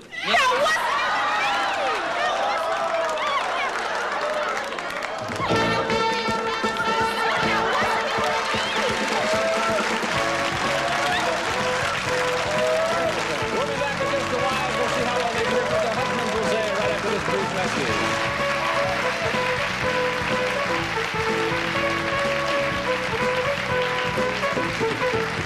This is Laura Patterson. She's saving a bundle on long-distance calls to Grandma using MCI 5 cents every day. When Laura was born, I counted on Mom to talk me through everything. She'd call 2, 3 times a day. How do I do this? How do I do that? Mom was always calling me. It was like we rediscovered each other. Then we got the phone bills. No college tuition for you. Now we use MCI 5 cents every day. It's brand new. Calls are just 5 cents a minute every evening and 5 cents a minute all weekend long. That's half the price of AT&T for these calls. And that's good. And you can get daytime calls the rest of the week for just 10 cents a minute. Now we can call each other any day of the week without worrying about the cost. Whether it's just to shoot the breeze or for the really important stuff. It's Grandma. Hi there, sweetie. MCI 5 cents every day. To sign up, call 1-800-298-0705. Say hi, Grandma. Ask about our great international rates, too. Dear fastidious consumer, I'm Kleenex Cottonelle toilet paper, and you're doing quite a job on clean. Clean towels, clean socks, clean... Well, since we're in my department, you should know I'm the only toilet paper with ripples, specially designed to leave you feeling fresh, dry, and confidently clean. Not to mention keeping your whites their whitest. Kleenex Cottonelle. When you think of clean, think of me. I got a man that's more than 8 foot tall, 4 foot shoulders, and that ain't all. King size papa. He's a real super daddy, and he knows just what to do. The big homemade taste of Grand's biscuits. When they come hungry, Grand's makes them happy.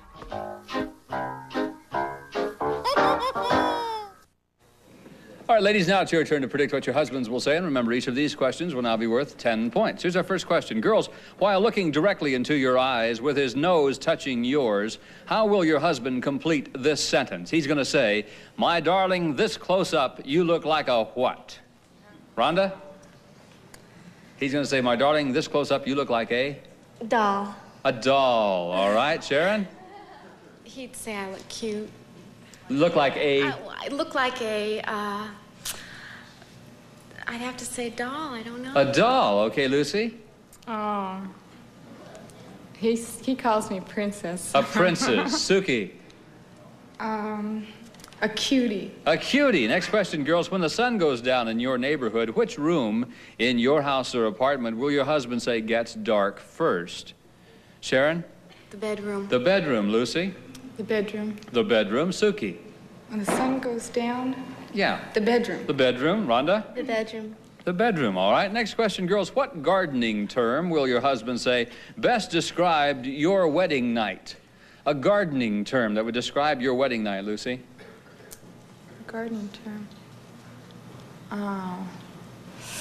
Gosh, I don't know. Hurry, please. A shovel? I don't know. Shovel. Suki? A gardening term? A gardening term, right. Oh, gosh. That's hard. I know. A gardening term. A gardening term. Doesn't mean a plant or... Anything that has to do with a garden.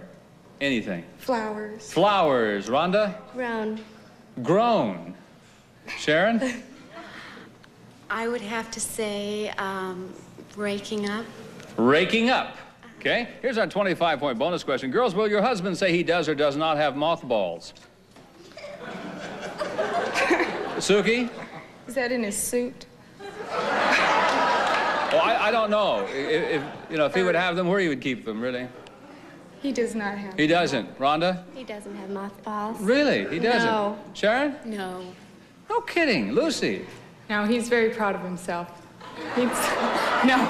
Well, that's fine. Not mothballs. Doesn't have mothballs. All right, fine. Ladies, thank you. We'll be back with the husbands to compare answers on the Newlywed Game in just a moment. Promotional consideration for the Newlywed Game is provided by these fine products. Darn, my sink trap's clogged. Better use Crystal Drano. Drano works on grease, food, hair. Drano, the all-purpose drain opener. Meet the new single-serving size of Welch's Concord grape juice and Welch's white grape juice. 100% juice, made Welch's way. A flat tire. Now there's Super Fix-A-Flat, the heavy-duty latex sealant that inflates your tire and seals the puncture. Get Super Fix-A-Flat. And now back to Bob Eubanks. Now, gentlemen, let's see how well your wives have predicted what you will say. And remember, these questions will now be worth 10 points. And here we go with our first question. Ladies, on the first question, I want you to keep your hands on the cards, both of them, please. Do not raise the cards until I ask for them. Now, gentlemen, I want you to look directly into your wife's eyes, and with your nose touching hers, I want you to complete this sentence. My darling, this close up, you look like a what? Now, Garvin, you're first. Do I have to be? Yes, Garvin, I want you to look at your wife. Now touch your nose to hers. So big, though. His, not mine, his. Okay. Touch your and say, my darling, this close up, you look like a... My darling, this close up, you look like a freak. A freak? Well, it's so close. Can I change that? No. He's not real serious. That wasn't a serious answer. Well, I'll have to take that answer. He said she thought you'd say that you look like a top card for me, a doll. I was close. What'd you call him? Oh, stupid. Oh, I see. Okay. Ron, I want you to get romantic now. I'm going to put your nose right next to hers. Okay? My darling, this close up, you look like a what? My darling, this close up, you look like a fox. A fox. She said a doll. Oh, honey, God. Oh, Ron, you missed that one. Okay, John. Look, nose to nose. Darling, this close up, you look like an eagle. An eagle? An eagle? Yeah, she's got an eagle beak. An eagle? No. An eagle? Well? She thought you'd say that you look like a cutie. A cutie? Oh, you ought to hold a mirror up to yourself like that, to your nose. Not a cutie. He didn't say cutie, did he? No. No. Okay, Larry. Nose to nose, toes to toes now. No, noses have to touch now. My darling. It'd have to be beautiful. No, you gotta look at her now. I gotta look at her? My darling. My darling. This close you up. You look beautiful. No, you look like a. You look like a doll. A doll. She thought you'd say you look like a princess. That's what Oh, you say. yeah, that is. I always say that. Oh, you missed that one. I do. I don't know how you could do that. Next question, gentlemen. When the sun goes down in your neighborhood, which room in your house or apartment gets dark first? When the sun goes down in your neighborhood, Ron, which room gets dark first? I'd have to say the bedroom. The bedroom. She said the bedroom. Right. Okay. John, this is when the sun goes down in your neighborhood. Which room gets dark first? I'd say the bedroom. Bedroom. All right. She said bedroom. Correct. All right, Larry, let's see how well you do with this one. The bedroom. The bedroom? She said it's the bedroom. Right. Garvin? I hate to go along with the crowd. Bedroom. Bedroom. Your wife predicted you would say the bedroom. Right. Okay, we have a four-way tie for last place. Let's see if we can't break the tie right now. Gentlemen, tell me, what gardening term best described your wedding night? What gardening term best described your wedding night? Anything that has to do with a garden that might describe, John, your wedding night. Plowing? Plowing. Oh, my God. Tough, huh? Flowers is what she said. Well, plowing? That's a gardening term. Why'd you say plowing? Oh, that's a gardening term. Why did you just say Well, what is flowers? shovel or something? Flowers don't have anything to do with it. Did that describe your wedding night? Plowing? No, Well, it's maybe better than his, flowers. not mine. I don't remember any flowers. Maybe she had some flowers. Did you? He's embarrassed. Larry? Gardening term, like gardening beautiful? Term. Pardon me? Like beautiful? Well, no, that wouldn't be a gardening term. Term or tool? Term. What gardening term? Yes, term. Gardening term. Hoeing? Hoeing. All right. She said a shovel. I don't know what to say. That's dumb. A shovel. That's dumb.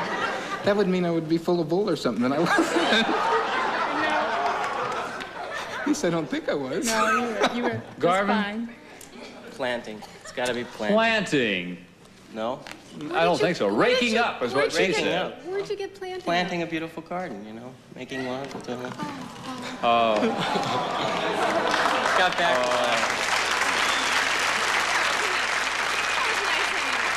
Where'd you get raking up? Yeah. I couldn't think of anything. Raking up. I don't know, because, you know, you get it all. Huh. Ron. I would have to say flowers. Flowers, your wife said grown. Flowers. There was flowers all over the room. Couples, thank you very much. We'll be back with a 25-point bonus question. So which couple will win their grand prize?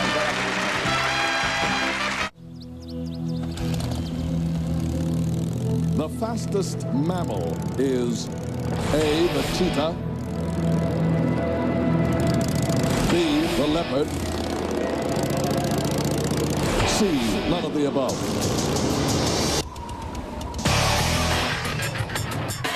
It's his game. You're just playing it. In Position. Weeknights at 7 and 11 Eastern. Only on Game Show Network. Imagine this is Florida, and that's Walt Disney World, SeaWorld, Universal Studios, Epcot Center, and this is Kissimmee St. Cloud, offering the closest and most affordable accommodations in the middle of Central Florida's best attractions. Call 1-800-992-KISS and we'll send you a free vacation guide with information on affordable hotels and campgrounds. If you can stay here, why stay anywhere else? Kissimmee St. Cloud, location is our biggest attraction. How do you make meatloaf that's ordinary? Extraordinary? Add a can of Rotel. Rotel's zesty blend of tomatoes and green chilies adds the perfect zing to most any recipe. And if Rotel can do this for meatloaf, imagine what it can do for cheese dip, pasta, or chicken. Add a can. Lose the bland. You can Rotel the difference. If you feel like your body chemistry is working overtime and you sweat more than other women, then you know it takes more than the strength of steel to deal with it. It takes the strength of platinum. Secret Platinum Protection. This platinum strength secret is the strongest form of antiperspirant you can get without a prescription. This shows how Secret Platinum Protection really works under your arms. Nothing is stronger. Secret Platinum Protection. It's more than strong enough for them. It's strong enough for you. You work hard for the money. Stop by Jackson Hewitt for a super fast refund. Our average tax refund is over $200 more than H&R Blocks. And we're gonna work hard for Call you. Jackson Hewitt now. 1-800-234-1040. Clorox Bleach presents a shocking experience. That's bad luck. We gotta look like Rain Clean Clorox Bleach. Don't be fooled by bargain bleaches. Only Rain Clean smells fresh as a spring rain. Told ya. All right, kids, it's time for a pop quiz. And guess what? No cheating this time. All right, now swap your papers with your neighbors. The best of Family Feud, weekdays 8:30 Eastern, 5:30 Pacific, only on Game Show Network. Private Parts is a book by A, Pee Wee Herman, B, Pamela Lee, C, none of the above. In Position. Weeknights at 7 and 11 Eastern. All right, gentlemen, here it is, a big 25-point bonus question. For 25 points, gentlemen, do you or do you not have mothballs? Let's go first to couple number one, Larry and Lucy with 20, 25. I'll give you 45. Larry? We do not have mothballs? You do not, all right? We She do said not. that you do not. That's right. Okay. Couple number two, Garvin and Sharon with 20, 25. I'll give you 45. Garvin, do you or do you not? No way. You don't, all right? She said no way. Correct. Couple number three, Ron and Rodna with 20, 25. I give you 45. We do not have. You do not. She said you do not. And couple number four, John and Suki with 20, 25. I give you 45. John, get it right. You're tied for the lead. If you miss it, you go home in last place. Oh, well, we don't have any, no. You don't have any, all right? She said no, right. And guess what? We have a four-way tie for first place. Everybody has 45 points. Before the show, each couple predicted what their final score would be. The couple that comes closest without going over their final score will win. If all the predictions exceed their final score, then the couple coming closest will win. So let's move to our couples and see who our winning couple is going to be. You've got 45, Larry. Let's see if you went over. You did not go over. You predicted 35. You have 45. Garvin, you have 45. You predicted how many? You predicted 30. All right, you're not as close as Larry and Lucy. Couple number 3, Ron and Rhonda, you have 33. You're still not as close as Larry and Lucy. Couple number 4, John, you have 45. John!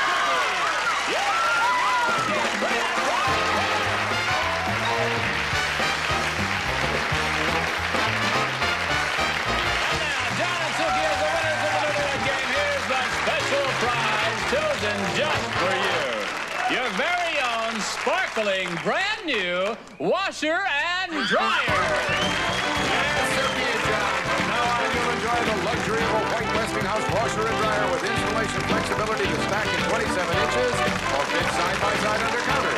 Take out operating costs by using less water, bleach, and detergent with top loader. From White Westinghouse, one of the white consolidated industries. But wait, Silky and John, that's not all. It's a super deluxe convertible dishwasher. Featuring the energy saver control that saves on electricity. 7 push buttons provide up to 18 cycle selections. Solid cherry cutting board, also from White Westinghouse. Washer, dryer, and dishwasher, all yours with our best wishes from the Newlywed Game. John and Silky, congratulations to you. Thanks to all of our couples, and thank you for watching. I'm Bob Eubanks. Join us next time. Goodbye for now.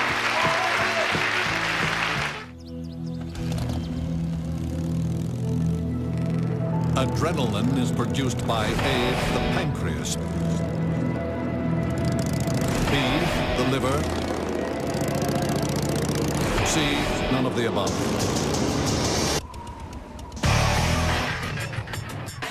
It's his game. You're just playing it. The all-new season of The Inquisition. Weeknights at 7 and 11 Eastern. Only on Game Show Network.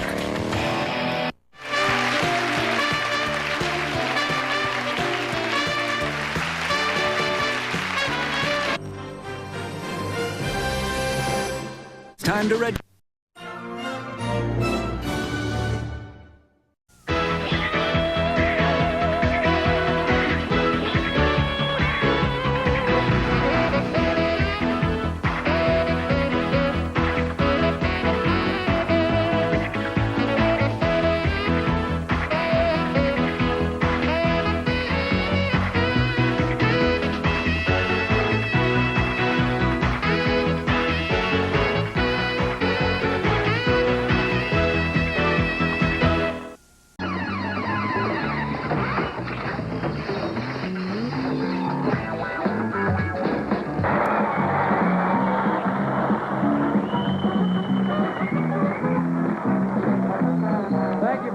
And good afternoon. Well, clothing fashions come and go, but fashions in love, luckily, adhere to traditional customs which can be easily followed on the dating game. For instance, our first lovely young lady claims she's truly a first.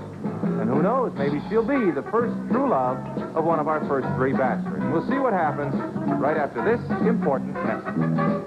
Stumper. Hey, Tom. Tight Bill. Eager candidates for the honor of being first man for our first young and lovely gal. And here they are.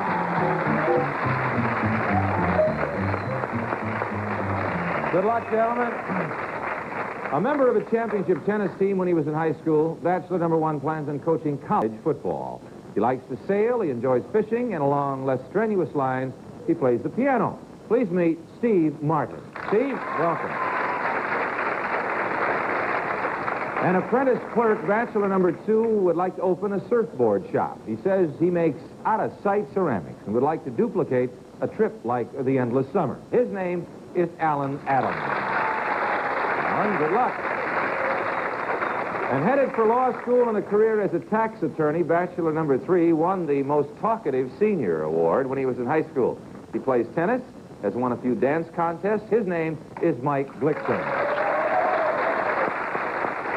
And away we go with another set of swinging bachelors for game number 1. Now, in order to keep our young lady from hearing anything about our 3 gentlemen, we have kept her isolated off stage in a soundproof room. And I'd like to introduce her to you right now. She's the kind of a gal who is always eager to be first. She loves to cook, go yachting. She'd like to be an interpreter for the United Nations. We'd like you to meet Linda Wolf. Linda, hi. How are you? Nice to see you. Linda, we have 3 gentlemen who would like to go out with you. And of course, you can only select one, and that is on the basis of what they sound like, how you like them on the basis of your answers to your question. You understand, right? Okay, we'll start with a hello then and see if they're speaking today. Bachelor number 1, would you say good afternoon to Linda? Good afternoon, Linda. How are you? Thank you. Number 2. Hi, Linda. And bachelor number 3? Good afternoon, Linda. All right, they're ready to go. Your questions all set? Yes, sir. Linda, if you'd have a seat right here. Make yourself comfortable. When you are comfortable, you may begin, and gentlemen, good luck. Okay, bachelor number 1. If we were on a date, if we were on our date and amidst a very romantic setting, I leaned over and whispered in your ear, "Vous avez le malheur, respiration, et je ne t'aime pas du tout." What would your next move be? I would say, yeah, let's have dessert right away. I would say, sí, tengo mucho cariño para tú. Oh, thank you. Number 2, how would you react? Well, I'd sort of cool the situation down. You see, English is my main language. I've been studying it for quite a few years now. You know, I'd try to get you to speak in English, but if everything else failed, you know, I'd just have to move on to body braille. Okay, thank you, number 2. Bachelor number 3. If you said you loved me and I said prove it, how would you do it? If I said I loved you, you said to prove it, I'd just keep telling you and take you places and share things with you and just try to show you the only one for me. Oh, okay, that's very good. Number 2, same question, please. Well, it's one of those deals, you know, you gotta take it real easy and, you know, you just don't blow your cool real fast. You know, you take it, you know, you go off someplace nice. Fine, thank you very much, Okay, bachelor number 1. If I were a princess and you were a frog that I found on a lily paddy, that I took home, put under my pillow, and during the night it turned into a handsome prince, well, how would you explain it to my father? And remember, nobody would believe a story like that. And you're a frog? No, you were. No, you were a frog. And I... You took you home, put you under the pillow, you changed into a prince. How would I explain it to your father? I would start telling him about my evolution from a frog to a prince and how you went through it with me. I think that it would be very fascinating to go through one of these events with you and only with you. And I would make sure that your father knew that I wanted to be with you and would take very good care of you. Okay, thank you. Bachelor number 2. I plan to be a ski instructress and I spend a lot of time in the snow. How would you defrost me on our first date? Well, I'd take you into a nice, quiet place, warm. Make sure it's warm. And, you know, a fireplace.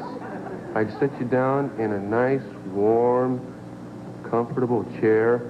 Then I'd sit next to you on the arm of the chair. And, you know, I'd, just sort of talk to you for a while. You'd defrost. Believe me, you would. All right. Bachelor number 3. Everything has its own way of expressing its love to its mate. Pick something for us to be other than human beings, and let me hear how you'd express your love for me if we were 2 of those. I think maybe we'd be 2 impalas, and we'd just run along and run over the countryside, and I'd catch up with you, and then I'd show you. All right, that's the signal, Linda. Time is up, and now you have a minute to make up your mind. So you just relax, take that 60 seconds to analyze what the gentlemen have said, and while she's making up her mind, we'll pause briefly for this communication.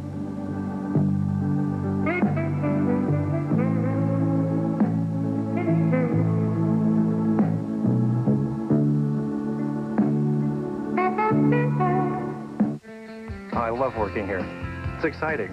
Back to the dating game, and Linda, welcome back to you and your decision. The gentleman over there played very well, but only one can be your date. Now, which one will it be? Will it be bachelor number 1, bachelor number 2, or bachelor number 3? Linda, which one gets the date? Number 2. Number 2! All right. Congratulations to bachelor number 2. Linda, is there any particular reason why you selected him? Yeah, I like the way he defrosts me. Yeah, that was a pretty good idea he had there, and he assured you you'd be defrosted. Now, before we meet him and find out how well he can do, let's meet the other gentleman. Bachelor number 1 was a member of his championship tennis team in school, so he's a fine athlete. As a matter of fact, he wants to coach college football. He also has a sensitive side. He plays the piano, and he loves to just sit out there and fish. His name is Steve Martin. Steve, come on and say hello to Linda, please.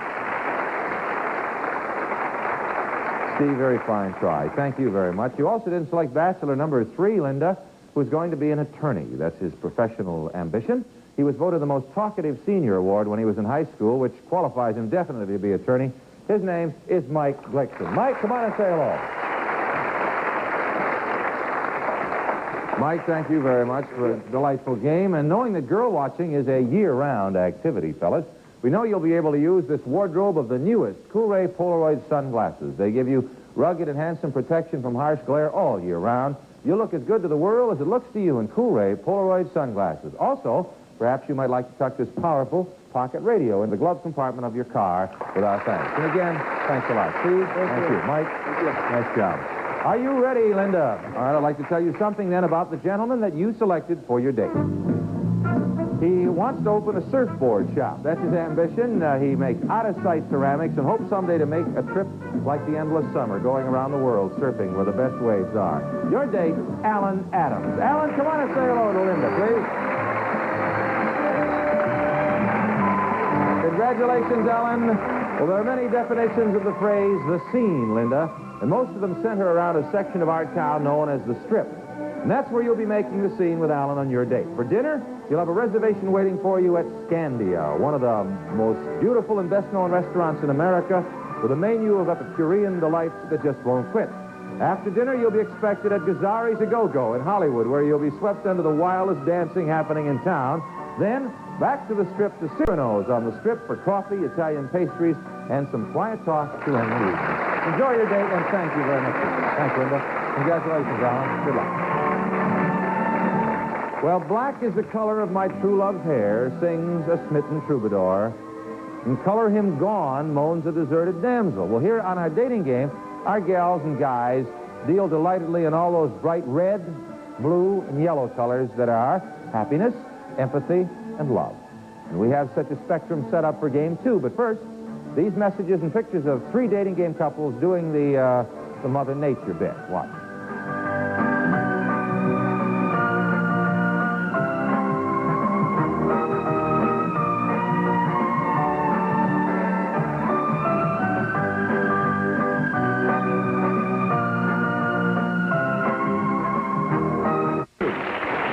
Thank you very much, Johnny. Well, let's see what's happening along the sentimental spectrum, which our next set of bachelors are eager to inspect with our next fair lady.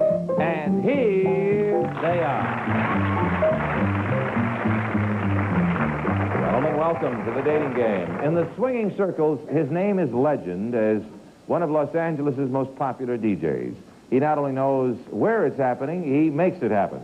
He's branching out into motion pictures now as a producer and an actor, and we're certain he'll make his mark in that field, too. May we have a warm welcome for Casey Kasem. Casey. Bachelor number 2 is a professional photographer who works in the realm of motion picture advertising. He was born in Newark, New Jersey, and his name is Robert Rice. Bob, welcome to the show.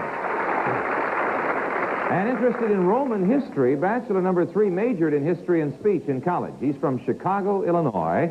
Says he used to be able to do an accurate imitation of Al Jolson. His name is Peter Jacob. Yeah. And that's our panel of bachelors for game number 2. Now, in order to keep our young lady from hearing the introductions of our 3 gentlemen, we've been keeping her isolated off stage in our soundproof room. And I'd like to introduce her to all of you right now. She's an airline hostess and hopes to continue in that field of work. She just returned from 6 months of studying and skiing in Switzerland. She loves learning about the world. From Great Falls, Montana, may we welcome Gail Rigglesworth. Hello, Gail. How are you? Nice to see you. Now, Gail, welcome back after your long trip, and we have 3 gentlemen who are going to vie to take you out on one of your first dates on returning. Now, of course, you make that selection on the basis of which one you like best. You know how we play, right? Right. Okay, we'll start with a hello then and see how they sound. Bachelor number 1, would you say good afternoon to Gail? Hi, Gail. I love Montana. All right. Number 2, how about you? How are you, Gail? And number 3? Good afternoon, Gail. All right. You have your questions ready, Gail? If you would have a seat then, please. Gail, make yourself comfortable. When you're ready, you may begin. And gentlemen, good luck. Bachelor number 3, I like Hawaii, too.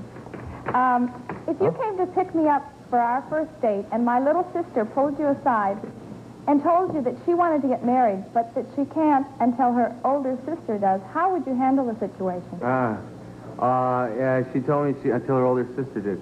Well, if you're as attractive as your voice is, I would say that she wouldn't have long to wait because of the sound of your voice. Thank you. How about you, number 2? How would you handle this situation? Darling, after listening to your voice and imagining in my mind what you look like, I don't think she'd have long to wait at all. This is what you tell her. Do you think she'd be convinced about that? Well, if she wasn't, I might try to convince her another way. Okay. And I might even try to speed things along myself. Okay, thank you. Bachelor number 1. If we were both football players, would you prefer that we were on the same or opposing team? Well, on the same team, because I tell you why. There's one thing I love doing more than anything else, and that's doing homework on, what the plays we'd be working on. And I think of all kinds of wonderful plays to work on. I mean, in the evening, and then we'd put them to practice during the day. I just can't imagine you a football player, though. I'm not intent in that direction either. You. How about you, number 3? Oh, I'd rather that we were on opposing teams. Then I could tackle you as often as I could. Would you do that very roughly? No. I'd try to get you down as comfortably possible. Okay. Thank you. Bachelor number 2. I've always thought it would be so romantic if someone would write a poem, song, or a book about me. Which would you do, and what would you entitle it? I think I'd write a song about you, darling, and I'd call it Love of My Life. Would you please sing a line of that? Ooh, I knew you were going to ask for that. Love of my life, you beautiful girl. I'm running out of words. Oh, thank you. Thought you were. Number 3, how about you? Which one would you do? Oh, I'd write a song about you called XYZ. Shall I sing it to you? Oh. Please do. Oh, all right. You're X extra wonderful. X extra beautiful. Why, young and wonderful. Z zig-a-zagging in my ha-ha-ha.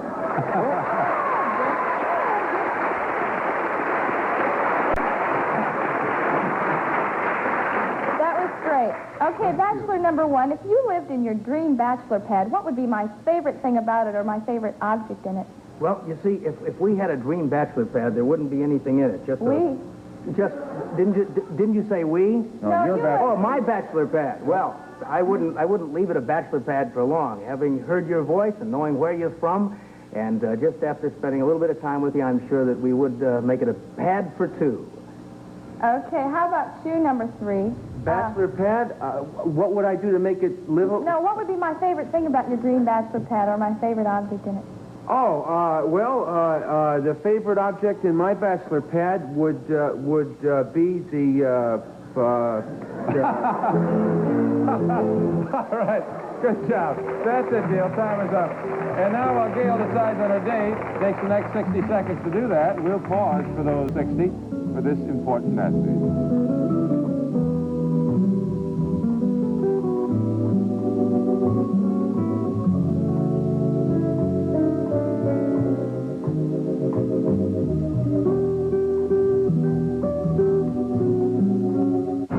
Game, and it's time now for you to make your decision, Gail. One of those gentlemen over there is going to be your date. Now, the question is, which one will it be? Will it be bachelor number 1, bachelor number 2, or bachelor number 3? Gail, which one is your choice? Well, it was difficult, but I think bachelor number 3. Number 3, all right. Congratulations to bachelor number 3.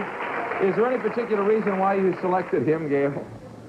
Well, I really like that song, and I'd also like to talk about these football plays. Oh, yeah, well, he's going to be on the opposite team, isn't he? All right, well, all right.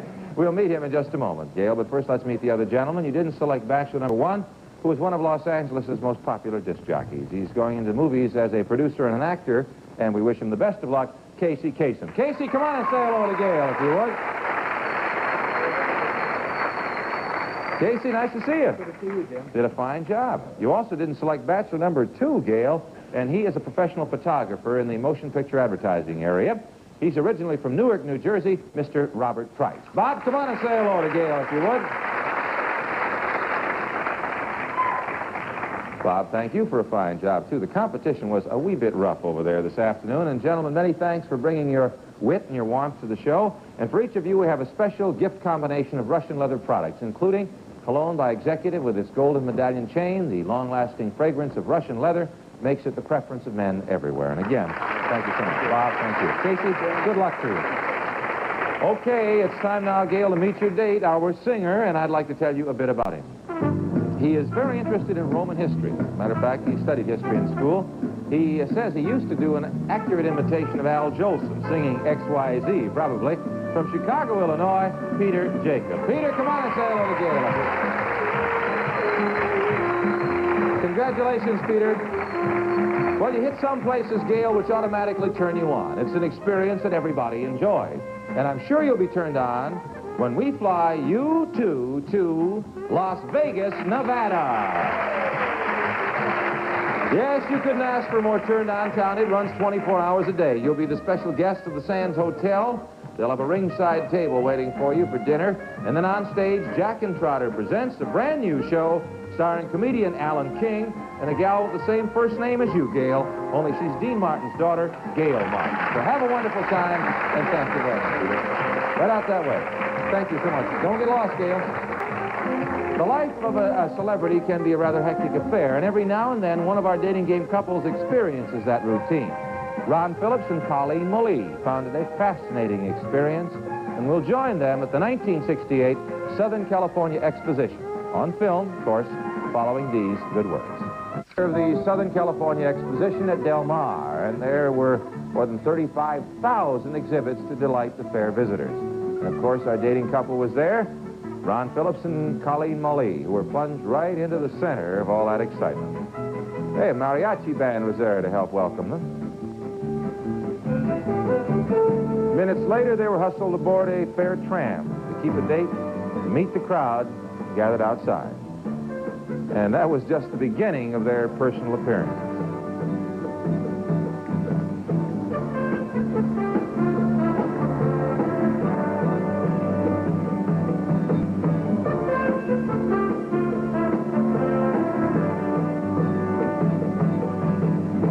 Well, they did have a chance to stroll along the midway, and Ron bought Colleen a souvenir there of the day at the fair, and then it was time to leave. They just had a chance to say goodbye to their gracious hostess and genial host, and out of the celebrity spotlight, they settled down for a quiet dinner for two. All right, kids, dig in. And there we leave Ron Phillips and Colleen Molly, who went off to the 1968 Southern California Exposition at Del Mar, California. Well, don't forget to join us tomorrow, if you would, and also remember you can see the dating game every Saturday evening in rosy, romantic tones. First of all, Alan, congratulations. You'll be off to the Sunset Strip. Have a ball.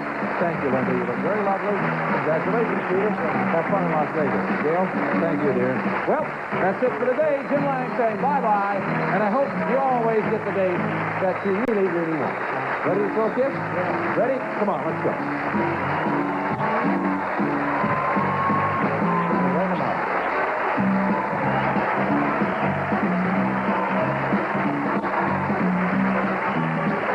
The Dating Game is a Chuck Barris production in association with the American Broadcasting Company.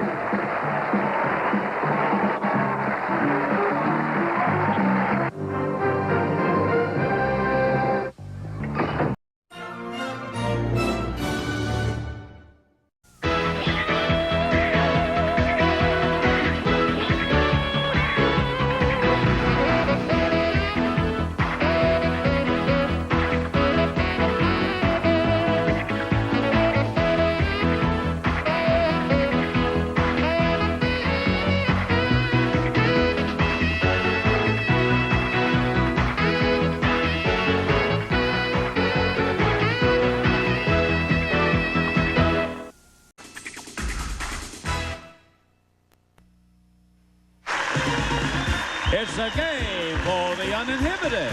And our stars this week are Abby Dalton and Soupy Sales. Watch their bodies do the talking on Body Language. And here's the star of Body Language, Tom Kennedy. Hello again. Thank you very much. Walk Welcome, everyone, to the game of the For the Uninhibited. For and by the uninhibited. It's a great game. We hope it's a great game. Body language is something we all do every day. Here we do it for fun and profit. And we play with the likes of Miss Abby Dalton from Falcon Crest. Good to have you on the show there, kid. Thank you. Abby does an awful lot of work, donating her time and talents to the Arthritis Foundation, and our paths have crossed in that effort. Yes, they And have. on behalf of a lot of people, I thank you for that, Abby. Oh, it's my pleasure indeed. Good to have you on the show Thank here. you. And this is Ron, our current champ. He has a last name, too, and it's Whitney. How are you, Ron? Fine, thanks. Good to see you again. You have any idea what you've earned so far? I think $2,600. That's it. That's it. Yeah, $2,600. Originally from Phoenix, isn't that what you said? Now living in Los Angeles. Uh-huh. Okay. And here, ladies and gentlemen, in the blue sweater, Mr. Soupy Sales. Tom, well, you see, really, it was a white sweater, but I washed it with a tomato in the pocket. Oh, I see. And how she ever got my pocket on. You want to know something? After all these years, I found out that today that I have the same measurements as Burt Reynolds. You do? Yes. His living room is 10 by 25, and so is mine. Well, I'll be darned. Isn't that amazing? Soup, it's always good to see you. It's a pleasure. Thank you. Hello, Margie. Hi. What's your last name? DeBakis. All right, tell us about yourself. I live in Costa Mesa, California, and I'm a homemaker.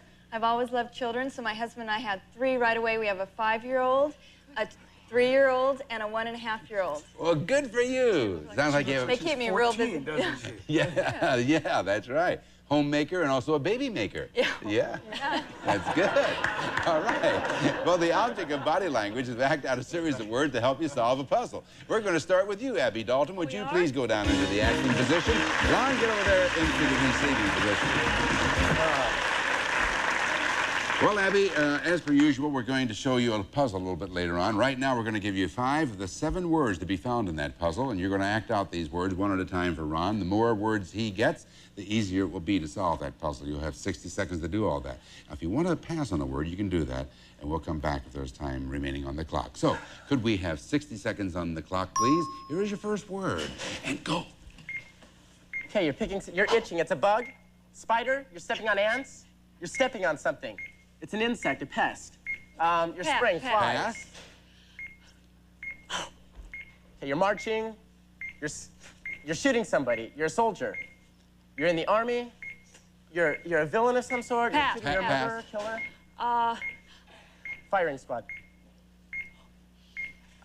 You're soothing something, you have a pain, an itch, an ouch, a sore, medicine, a needle. You can pass. Pass. Pass? You're flying, you're an airplane, dive bomber. Watch with jet, the sounds. dive bomber, Be careful with the... you're in battle, it's a war. You can pass. Jet flight. Oh, it's a sore. You have a bandage on. Yeah. Now we're repeating, Ron. Okay, you're going in and out, waves, Tides. Yes, I know. You know what it is. Sometimes they just don't come easy, but you got the bandage. That's okay. One, get over there. It's a $100 puzzle, and let's first look at the puzzle. After a blank, or even a blank, you might need this handy blank of blank, blank, and blank. Here is the one word you earned, and it's bandages. After a blank, or even a blank, you might need this handy blank of bandages, blank, and blank. What do you think, Ron? Say a first aid kit. Is it a first aid kit? You did it. Oh. See, you never know. He doesn't need me. He doesn't need me. I can leave. You did great. I got You never know, Abby. It's just amazing. Let's look at the rest of the puzzle. After a plane crash, that was when she had her arms up. Oh, you did get it after she finished it. Oh, so see, he did get plane crash after you passed it. See, snake. Only the snake bit her. Yeah. Did you notice that? Or even a duel. That was when she was blindfolded and turned around and shot. Firing squad. Okay. No, not a firing squad. It's a duel. But anyway, you might need this handy box of bandages, iodine on the wound, and aspirin. And so you got $100, and that's how we play the game. And the first team to reach $500 will win the game and a chance at $10,000. We'll be back with Soupy Sales Team right after this.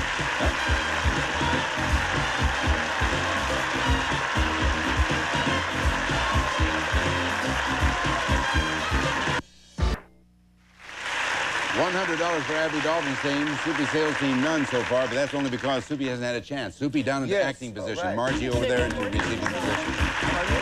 All right, another $100 puzzle. And so could we have now 60 seconds on the clock? And here's your first word, and go. Okay, you're walking down, you're jumping into something. You're looking up in the sky. You're a parachute. You're a skydiver. You're falling. Pass. You're a muscle man. You're you're that guy, a statue. You're a bodybuilder. You're a bodybuilder. You have muscles. You're Mr. Universe. Mr. Yes, she's that. Okay. You're picking up barbells, weightlifting. You're a weakling, and now you're dumbbells. Okay, you're a weakling. You're weak. You got it. You're doing calisthenics. You're in training. You're jumping rope. You're jumping rope. You got it? This is the final word. You're Repeating. Final word. doing sit-ups. You're doing exercises. You're jumping. All right.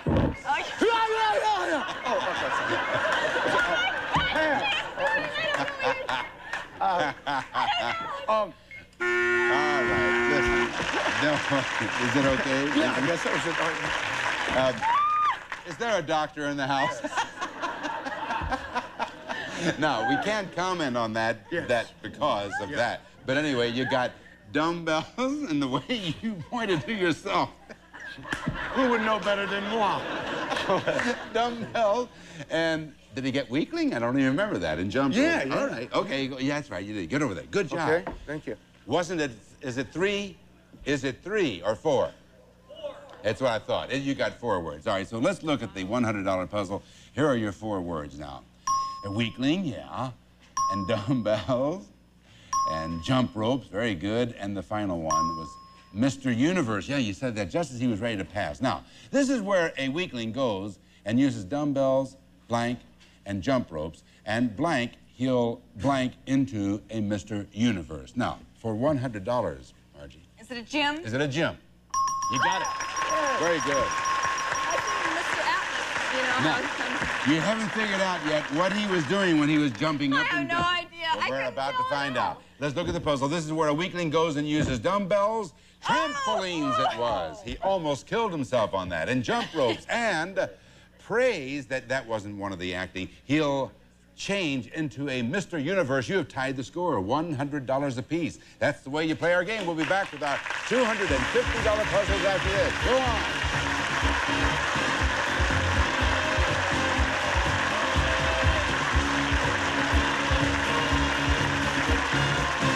Are you only on Game Show Network? $100 apiece. We now have $250 puzzles, and if neither team makes it to $500, we will then have a playoff puzzle. Now, Ron into acting position, Abby over into receiving position. Tied score so far, this is a $250 puzzle. Could we have 60 seconds on the clock, please? Here's your first word, and go. You're dealing. You're a card dealer. You're the dealer. You're a croupier. Those are chips. You're a blackjack dealer. You are dealer. You're a player. You're a card player. Card shark. He's passed. Beard. You have a beard? Yes, right. Next word. You're an artist. Yes, next word. The 6. 6 glasses. 6 glasses of milk. A 6-pack. Yes, next word. You're a dancer. Disco dancer. The record. A record. Yes. Final word. Shuffle. Cards. The better.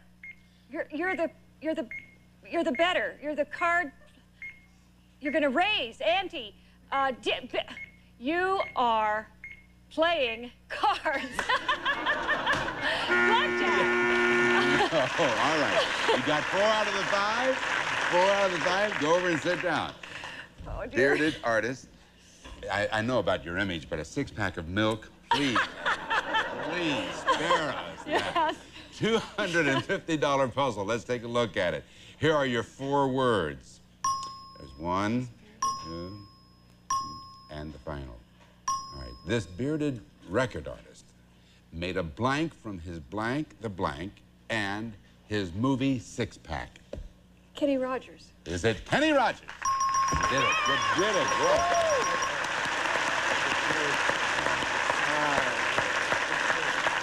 Could we see the rest of the puzzle, please? This bearded record artist made a bundle. Oh, yes, he did. Several. That's right. From his album, The Gambler. Oh, he's now, a gambler. Yeah, gambler. The second time around, you came very close. The first time, the dealer is not the gambler, it's the other person. Right. But then you corrected that the second time around. And his movie Six-Pack. You have $350. That's what's important. Now you go over there, and now, Soupy, you are on the receiving end over here. Margie, you come down here into the acting position. This is another $250 puzzle. You can tie the score here. Could we have 60 seconds on the clock? Here's your first word, and go. You're hitchhiking. You're Pass. Pass. You're sleeping. You're fluffing up the pillow. You're having a pillow fight. Yes. Good. Pass. Pass. You're whipping. You're punching and whipping. Opening and shutting. Opening, shut the door. Slapping, hitting, punching. Pass. Pass. Dribbling, shooting a basketball. Yes. Yes, basketball. We're repeating, Susan. He's tall, a tall person. A helmet, takes off a helmet. He's a thing. You're opening an award. You're Pass. passing a limit. You're swinging a bat. You're batting. You're hitting. You're slugging. You're hitting a long ball. A home run hitter.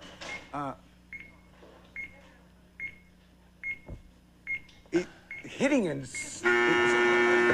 yeah, we'll come in a little bit later on. Pillow fight, that's okay, good.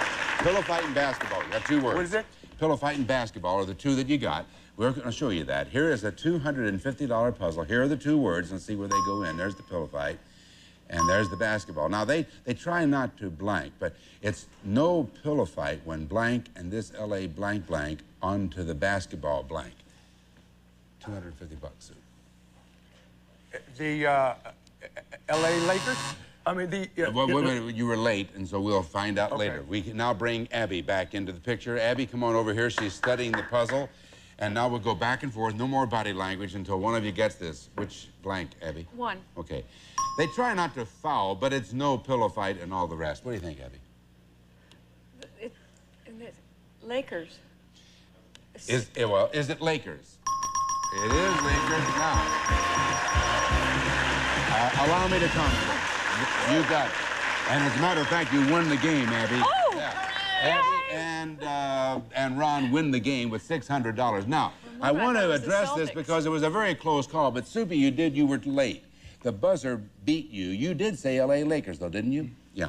I'm sorry you were late, though. They try not to foul, but it's no pillow fight when Magic, and that was Magic. She was pulling a rabbit out of the hat. And this L.A. team she was slamming the door onto the basketball court. And that means that Abby and Ron win a game. We had to say goodbye to Margie, but Margie, you get $100 and some very nice gifts. Thanks. Thank you for playing body language. You're welcome. When we come back, you and Ron are going to have a chance for $10,000 for Ron right after this. Don't go away.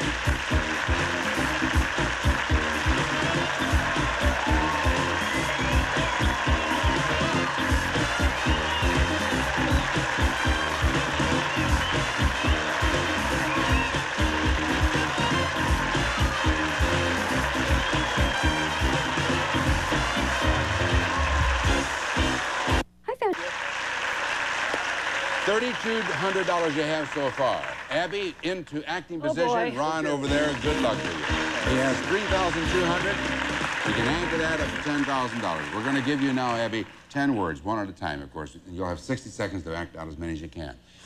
And Ron, every time you get a word, we'll give you $100. Then at the end, we'll give you a chance to convert the hundreds into thousands. Remember, you can pass if you want. We'll come back to the word if there's time left on the clock. Good luck to you both. Here is 60 seconds on the clock. Here's your first word, and go. Okay, facelift. Face is right. You have $100. Okay, you're grabbing bars, you're in jail, prison. $200. Okay, you're stabbing, you're a killer, you're a murderer with a knife. $300. Turkey, peacock, chicken, duck feathers, tail. The tail. Continue. Shoveling, digging, Continue. spade. All right, you got it. That's You're polishing your nail file. Emery board. $400. Spot. You have a stain. Your knuckles. Porcelana. What is that stuff? Freckles. Lines. Wrinkles. You can pass if you wish. Yeah. Pass. Tie. You have $600. Okay, your little baby, kid. You're growing up. You're a girl. Yes, $700. Okay, you're eating something. It's in your hand. It is your hand. You're holding it a plate. Sugar, your chocolate? Sugar cube? Ron, what does one eat? What does one eat? Yeah. If you're doing that. Generically, what does one eat? What do you eat? Food. That's it. Good job. You were making, and I love when he said porcelana. It was. Thank you very much, Ron. No. He was right. You were on the right track as an eraser. Eraser. Yeah. I was going to erase the wrinkles. Oh, yes, that's it. And the other one, I want to tell you, you're the cutest cat I have ever seen. you. He didn't think so, but I did. It was a I cat. should have done something with the little whiskers. What did I guess on that one? I don't know. I I think don't it's a know. turkey. Was that this? I look more like a turkey than a cat. All right. Now, here's what's important, though. You got 7 words. That's $700. And now you can transform that into $7,000. 3 words we'll give you. If you get all 3, you get $7,000. If you don't get all 3, you still have the 700, and it'll be 20 seconds. So, 20 seconds on the clock. Here's your first word. Go. You're sleeping. You're tired. You're resting. Bed. Morning. Alarm clock. Yes, 1 down and 2 to go. Okay. You're handcuffed. 2 down and 1 to go. Okay. You're digging. Shoveling, spade. Pile. A hole. Got it.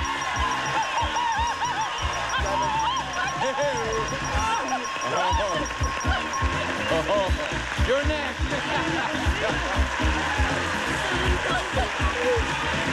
Come here.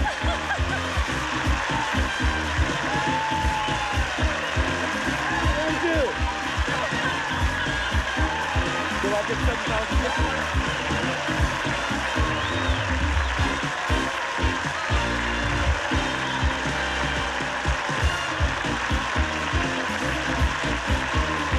Jim. Ron Whitney got $7,000 for a grand total of $10,200. And Abby Dalton got a free ride on the merry-go-round. But that's the way it is with dancers. Right. Dancers pick up each other and they just go flying through the air. It was Football wonderful. players do that, too. Oh, I noticed that, right. Ron, what's his name? Lyle Alzado. Oh, my I was wondering why they always dance on their toes. Why don't they just get taller dancers? Hadn't thought of that. Had not thought of that.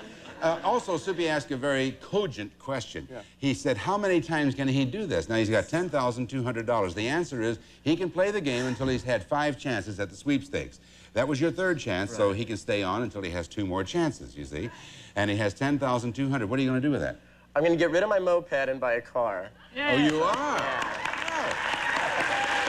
For $10,000, they can make a nice down payment. That's right. Yeah. That's right. We're all going to be here tomorrow. Hope you too. We'll see you then on Body Language. Bye. Some of our departing contestants will receive Enjoy the Air You Breathe with its pure air machine, high and low speeds, citrus fragrance.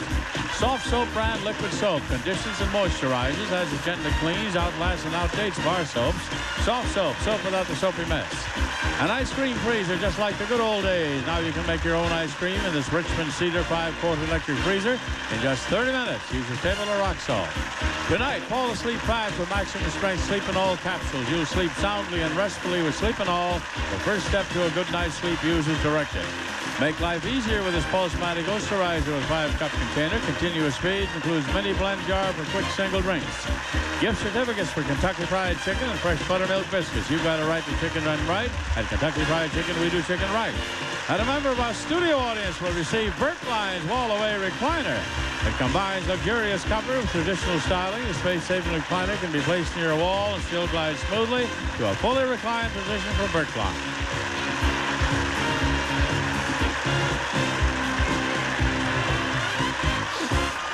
This is Johnny Olson speaking for Body Language, a Mark Goodson television production.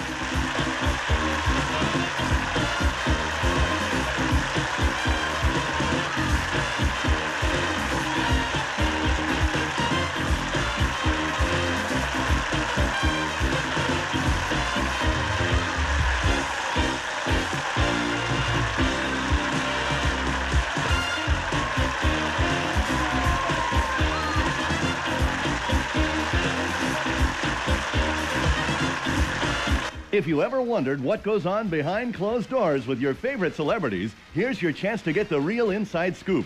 Tattletales is next here on Game Show Network.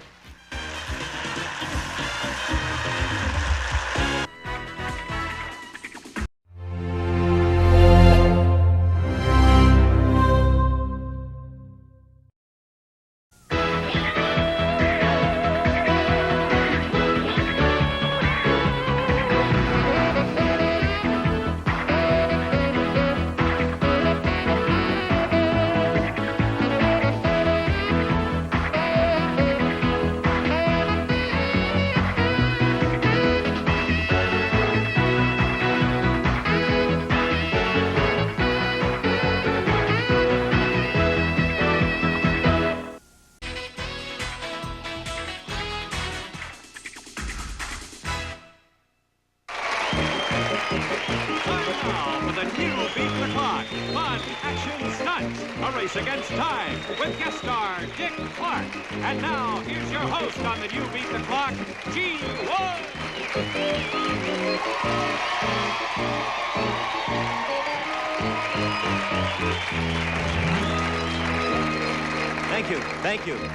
Thank you very much. Hi, and welcome to the new Beat the Clock, where people pit themselves against time to win cash and prizes. And they're going to get a lot of help from this week's guest star, Dick Clark. But right now, we're going to meet our first couple. Nick, will you introduce them, please? Gene, our first couple is Bill and Colette Smith.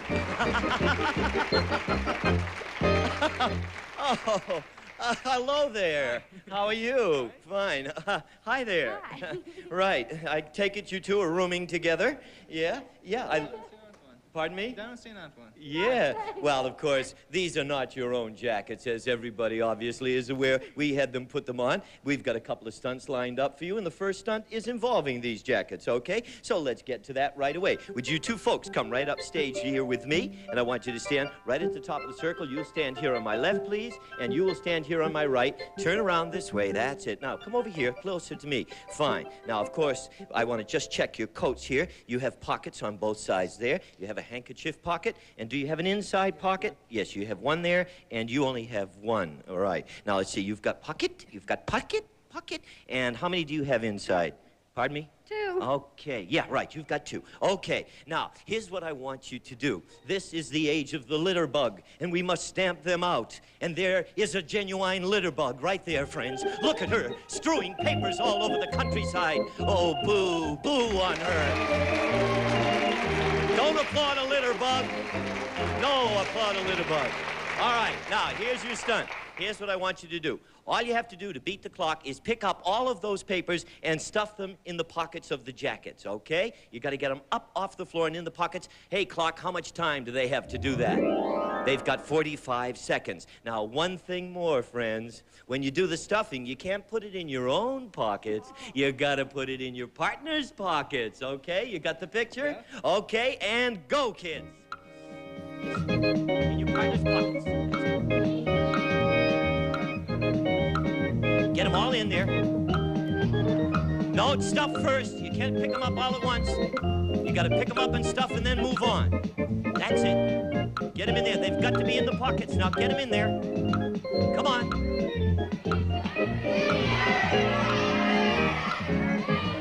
Stuff them in there. Make sure they're all off the floor. There's still one more out. Come on, you've got 15 seconds. Okay, stand apart. Stop the clock. Great. Okay. Congratulations.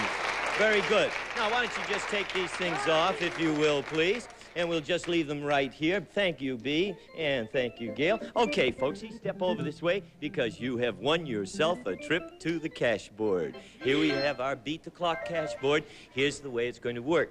Behind each letter, there is money, ranging from $25 to $200. Put your heads together and tell me which letter you want.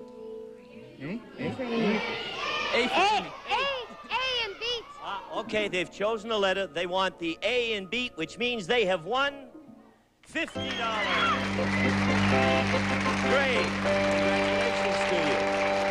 Okay, very good.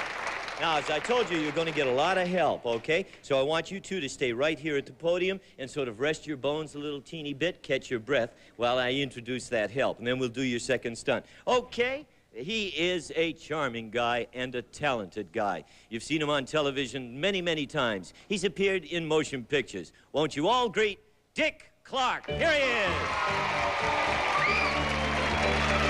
Hey, Richard. How are you? Dick Clark. They like you. You know, that's nice. No, they do. They like you. Thank you. You terrify me, you know that? Pardon me? I say you really terrify me because I stay back there and I see all sorts of fiendish things lined up. Yes. I hope they're not for me. Huh? There's one in particular. Yes, well, don't worry. The fiendish ones we save for our guest stars. I've been here a lot of times, Gene. I've never been embarrassed, never had any real trouble, but it looks like today's the day. We would never do anything to embarrass you. Sure you wouldn't. No, it's what true. What are you going to do to me now? I'm going to introduce you to our couple right here. I'd like you to meet Dick Clark. Folksies, he's going to help you with the second stunt. Come on up this way toward the clock, okay? And Dick, I would like you to get into that box right over there on the right. And Bill, would you get into the box here, okay? And now, sweetheart, you come all the way up here. Now, once they get inside, that's fine. Okay, just stick your head through the hole there. Fine. Isn't this marvelous? It's like Alice in Wonderland. There are handles in there. The box. Now, here's what you're going to do to beat the clock. We have a ball here, you see, Colette, and what you're going to do is place the ball between these two boxes, you understand? And then, gentlemen, all you have to do to beat the clock is get that ball on top of either one of your boxes. Do you understand? Step back, please, gentlemen. Step back, please. Fine. Okay? Now, let's take a look at the clock and see how much time we have. We have got 1 minute to do this. And, Colette, I'm going to let you set the ball to start with, okay? Huh? Yeah, just put it right there in the middle between the two boxes. Close up, guys. Okay, get your hands out of there, Colette. All right. Are you ready? And go. A little more. Can you get up any further? A little further? Oh. Hold on a second. Let's try to jiggle it up to the top. Ready? I don't see how we can make it. Okay. Stop the clock! They did it! Great! You beat the clock! All right, hold it, everybody. Hold it. Okay. Take that ball, Colette. Huh? What? Was that all right? Was that all right? That was perfect. Oh, we didn't know we could do that. Were you embarrassed? No. Okay. Not yet. No, you No. Will you give us another chance? Yes, sir. Okay, I tell you what, folksies, you do that again, and we will give you a $50 bonus, okay? All right. All right, get it in there, Colette. Wait a minute, set it. That's it. Set it down. Wait a minute, just a little bit. Step back a little there, fellas. Okay, now, Colette, set it in there. I just didn't want you to get your fingers squashed. Okay, go ahead, fellas, together. Okay, and go. Look at this. Stop the clock! They did it again. Okay, bend down. We're going to take that off. Oh, boy, congratulations. Dick, I invite you to take a seat. I tell you, Bill, Colette, come on over here, because here we are at the yummy board again. Okay. Now, you know what you have to do. Select a letter. Okay, put your heads together and tell me what it's going to be. No, let's take another. C? C like in your name? Yes, C. Which one? You want C? You want... She wants the C in clock. There are 2 C's in clock. You want the first C in clock? That means that you have won $50 plus your bonus.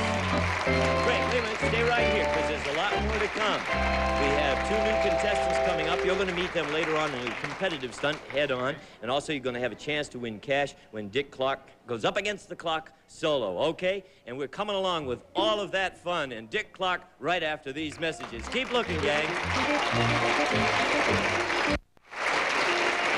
Hey, Bill Cullen, in addition to the cash you've won, we have some gifts for you. Here's Nick to tell you about them. Go, Nick. A vacuum, the Bissell Sweetmaster lightweight electric all-floor vacuum that needs no attachment. Stores as easy as it cleans. Bissell cares all about your home. And Richardson's After Dinner Mints, famous for their bright, cool, refreshing taste and for variety. Party Patties, After Dinner, and Pastel Mints.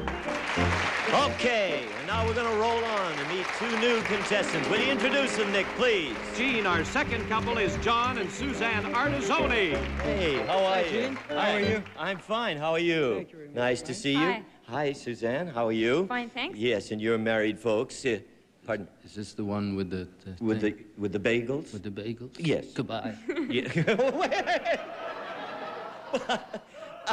Yes, well, it's not really as bad as it sounds, okay? I tell you what, we've got two stunts. The first one happens to involve bagels, okay? Would you two folks come up stage here with me, right this way, please? And I would like you Johnny, I want you to stand on this side, and Suzanne, I want you on the other side. That's fine, okay. Now, all you have to do to beat the clock is as follows. When I say go, what you do is you bend over, you pick up a bagel with your teeth, you deposit it into this little net, which you will hold, Suzanne. And then you'll pick up the second one, drop it in, you'll get the third one, you'll drop it in, and then you will beat the clock, okay? Now, let's see how much time we have on the clock here. Yeah, 60 seconds. Pardon me? What's the catch? What's the catch?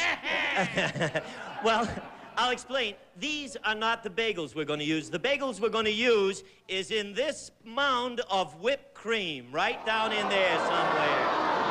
There are 3 of them in there, John, and you've got to get them, okay? Now, what we're going to do is dress you up. Turn around, put your arms straight out. Now, isn't this going to be fun? And fattening, too. Yes. Do you serve whipped cream at home?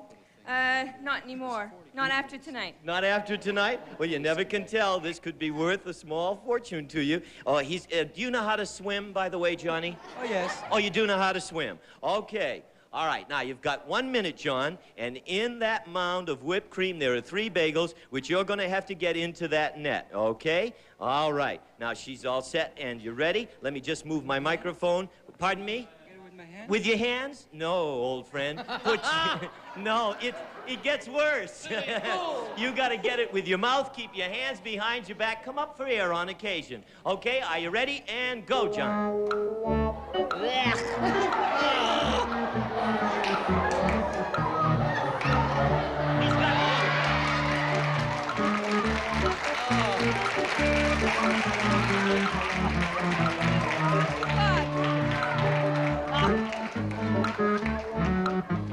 He's got 2. Stand over here, Suzanne. Oh. There's 1 more in there. 1 more in there somewhere.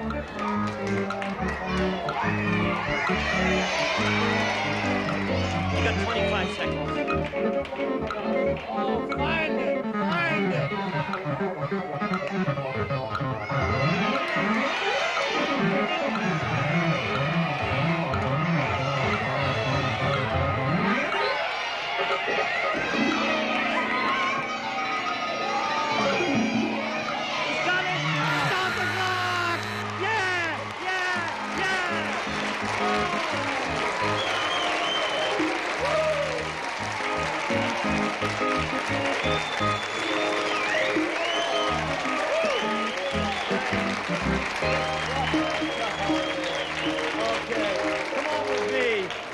With me, both of you. Step right over here, right next to the podium. You stand on the outside, John.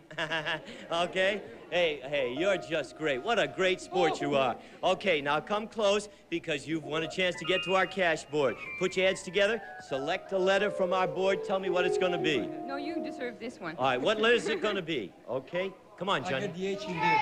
You want what? The H in there. You want the H in thee, and that means that you have won $50. That's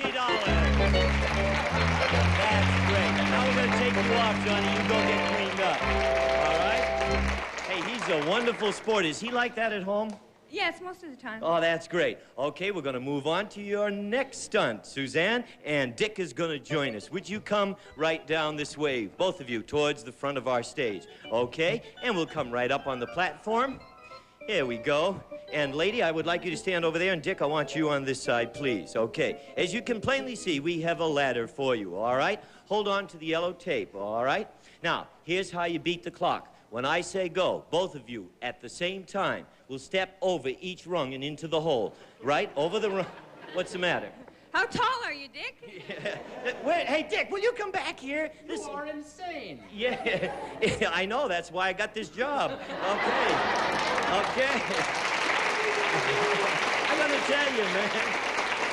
That's okay. Thank you very much. Okay, now, you step over into the hole, both of you at the same time. You got it? When you get to the ends, when you've reversed your positions, then step outside the ladder and grab the tape, and you will have beaten the clock. All right? Now, wait a minute, Richard. Just one thing. You can never let go of the ladder, okay? You can't let go of the ladder. No, you got to hold the ladder at all times. You can't let it drop. You understand? What do we do when we get to the middle? That's it, what you have to figure out, okay? Let's see how much time we have on the clock. And we have exactly 50 seconds. All right? Secreted her husband away? Yeah, no, we're cleaning Johnny up. Okay, you ready now? Take your time and go. Step in. That's it. Don't let go of the ladder. That's it. Oh, look at Suzanne. All right, now work this out. Careful. Easy. Now think it out. All right, Suzanne. Easy. Take your time. Take your time now. Let's go. Take your time. You got time. You got time. Easy. Don't drop the ladder. Don't drop the ladder. Turn around. Turn around. Stop the clock. Yeah. That's great. Congratulations, Suzanne. Okay, Dick, you have yourselves a seat. Oh, hey, Suzanne. Come on. Yeah, and look who's here. Ladies and gentlemen, bright and shiny, the handsome John returns. Yeah, great. Okay, kids, you've won yourself another shot at the clock. Put your heads together. What letter will you select, please? Come right in close. The O in clock. Okay, they have chosen the O in clock, which means that they have won $200.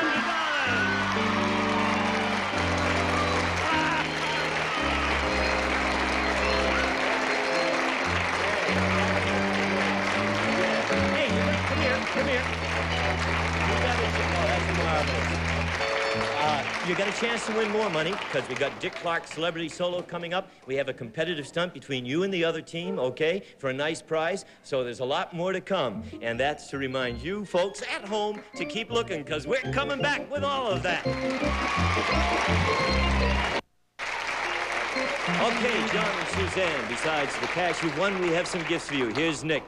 An Embroller safety stroller from Cross River Products folds and carries like an umbrella. It only weighs 5 pounds, but sports 100 pounds. And 100 pounds of spaghetti and 3 cases of ragu sauce, simmered to perfection old world-style spaghetti sauce. Heat and serve on meat, rice, and spaghetti.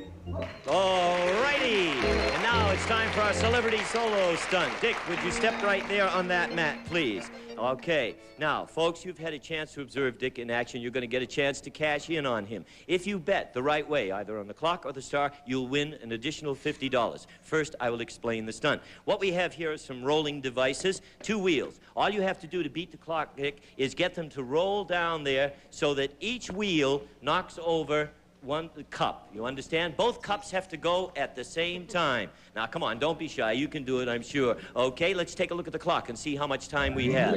Okay, 45 seconds. All right, now, Bill and Colette, who do you want to bet on, the clock or the star? The star. They're going to bet on Dick. Okay. John, Suzanne. Star.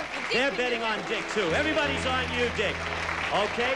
You got 45 seconds, Richie. Okay, are you ready, old buddy? And go. Oh! Goes. He'll replace him for you. It's curving off a little to the side. Go. Don't take too much time. Oh, no, curved off to the side. Put... Get ready. That's it.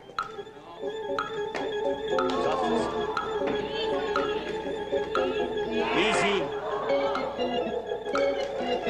15 seconds. You gotta go. Come on. Oh! Almost. Stop the clock!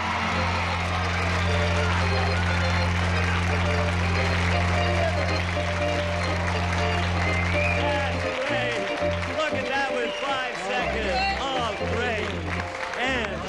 our couples bet on the star, that means that both couples win an additional $50. Just great. And Dick, win or lose, we always have a gift for our star. And here's Nick to tell you what yours is. For Dick Paints, a deluxe kit of roll-on decorator paints from Artex, the complete home and fashion decorator paint in a tube. Artex Hobby Products, Lima, Ohio. Okay. Both couples. Dick, come on with me. Come on, everybody. Come up here. I want the men to stand behind these little catapults, okay? I want the ladies to stand on the right side of their men, okay? Get right in there. We're gonna mic Dick, because Dick is gonna judge this. Now, here's what's gonna happen. I'll let you preload. You put a chip in there, lady, right? You got that? And it goes up into the air, all right? Now, it will go into the air, and it should land in this clear plastic bucket that we have here, okay? Now, how many of those do you need to beat the clock, okay? I'll tell you, you gotta get 2. First one that gets 2 in there will beat the clock, and this is what they're gonna win. Go, Nick. The Shure Super 8 movie equipment. The Electra 250 movie camera with through-the-lens viewing and CDS. Exposure for perfect movies and the incomparable Eldorado projector by De Jour. Okay, now let's take a look at the clock, see how much time you have to do this. Okay, 55 seconds. Dick, you're going to judge this group. Ladies, load your catapults. Gentlemen, get in position. Ladies, load your catapults and get 2. First team is the winner. Go. Just keep loading them in as fast as you can. There you go. A little more oomph. That's it. There's one. We got one, Gene. One over here. Right, Dick. Yep. Yeah, nice and hard. That's it. Not that hard. 1 to 1. Oh, almost had that. Stop the clock! And John is the winner. John and Suzanne. Okay, everybody back to your seats. Dick, I invite you to take a seat there, too. Just great. Okay, and good friends, we'll be right back with our contestants. All right, it's time to have a little fun with members of our studio audience. And here's what's going to happen. Gail will load for you. We're going to give you 4 chances to catapult a chip into that plastic. And every time you do it, I'm going to give you $5. Are you ready? And go. Oh, a little harder. Easy. Oh, that was close. Easy. Oh, nice try, though. Okay, next lady. Now take it easy. Oh, almost. A little harder. A little harder. Oh!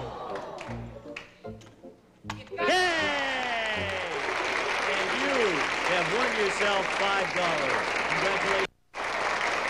Sorry to say, it's time to say goodbye, but before we do that, we're going to find out how our couples did. Bill and Colette, you won $200. Okay.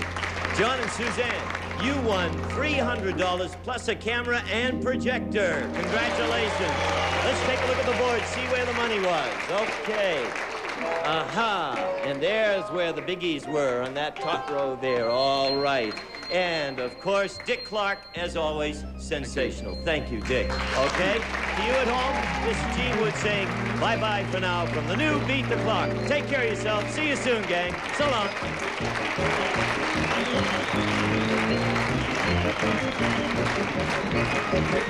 This has been a Mark Goodson, Bill Codman production.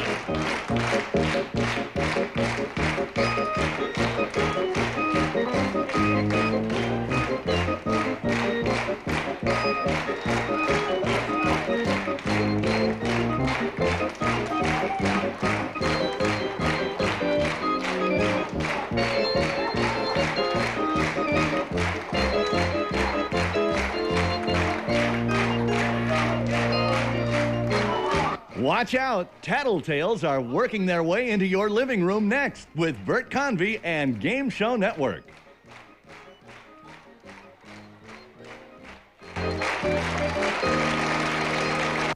It's time to register to play our live interactive game shows. Call 800-537-GAME now. It's fast, it's fun, and it's free. You only need to register once to play forever on Game Show Network.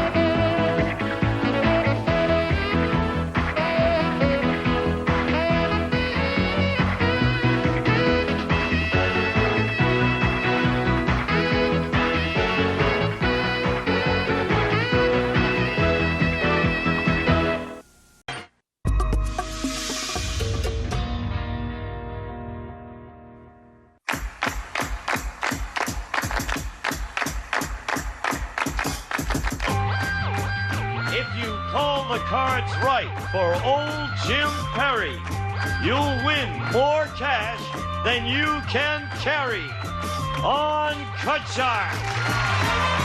And here's the host of Cut Shark, Jim Perry.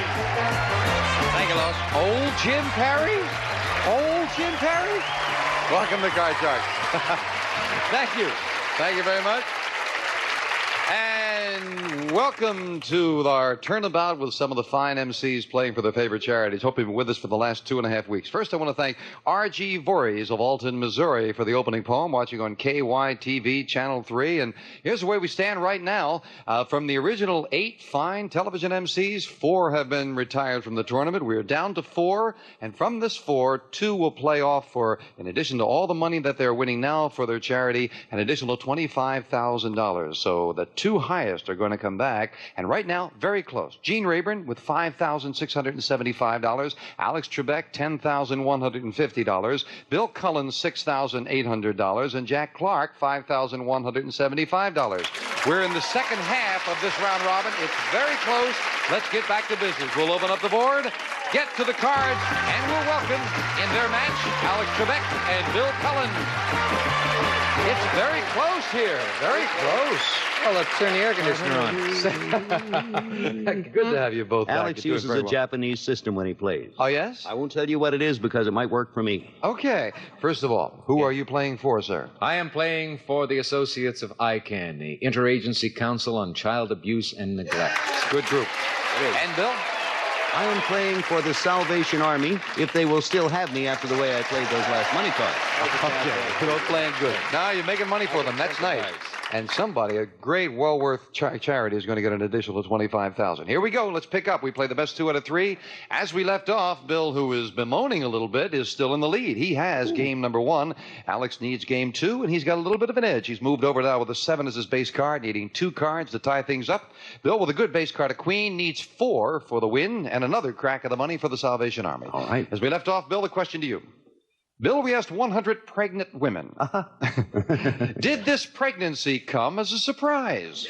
How many women were surprised to discover they were pregnant?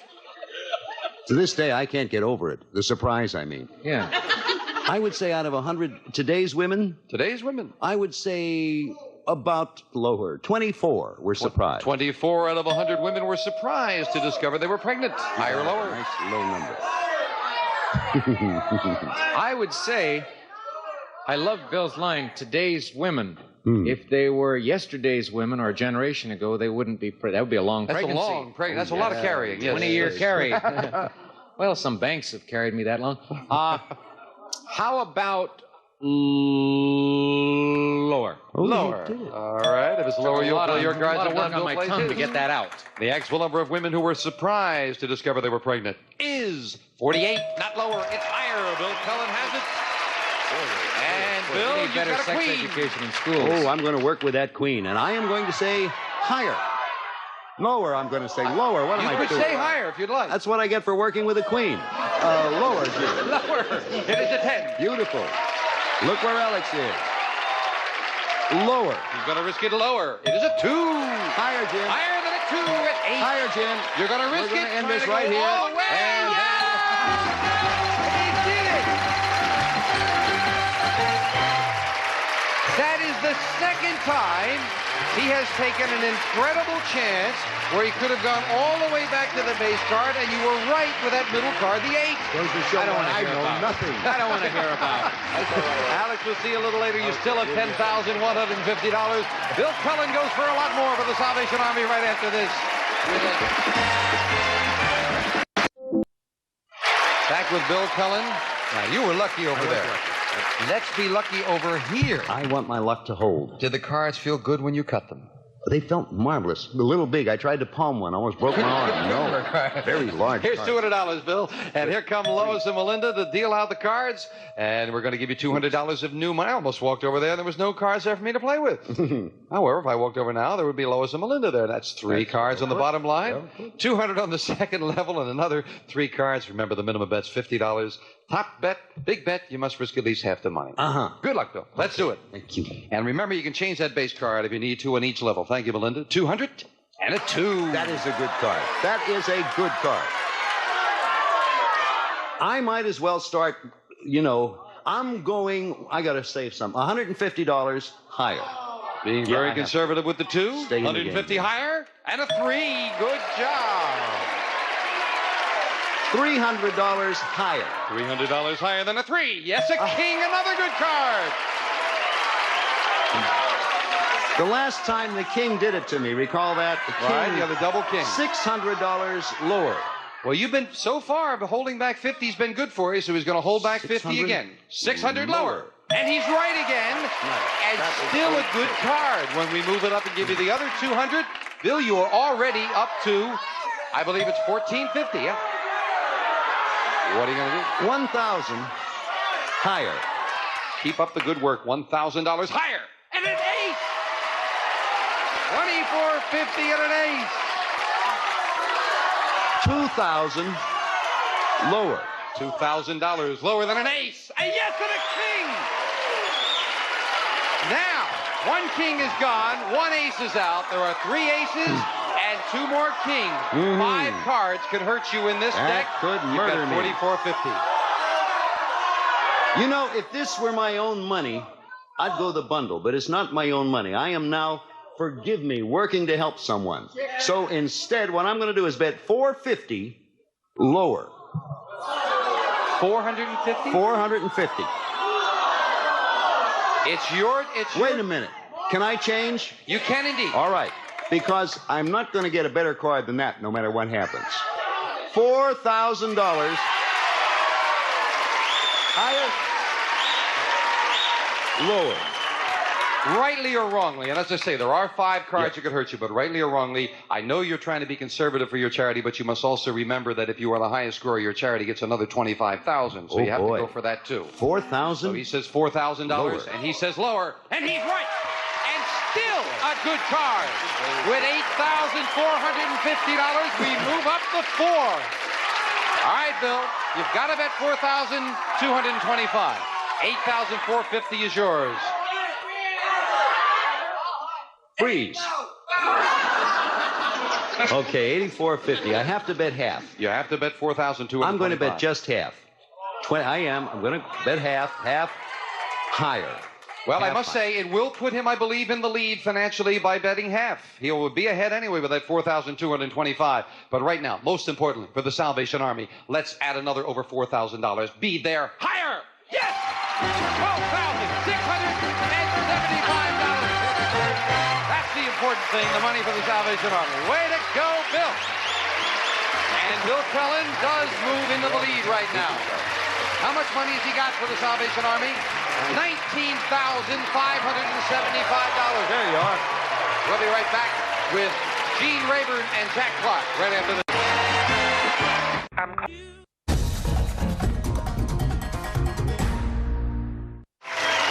Thank you, Gene. Do come down and join us. We're dealing out 2 brand new decks of cards now, Lois, if you will. And we welcome back 2 fine gentlemen and fine players, Jack Clark and Gene Rayburn. Thank you. Yes, sir. Do well, my friend. Now, we have an interesting position here as we're in the second half of the round robin.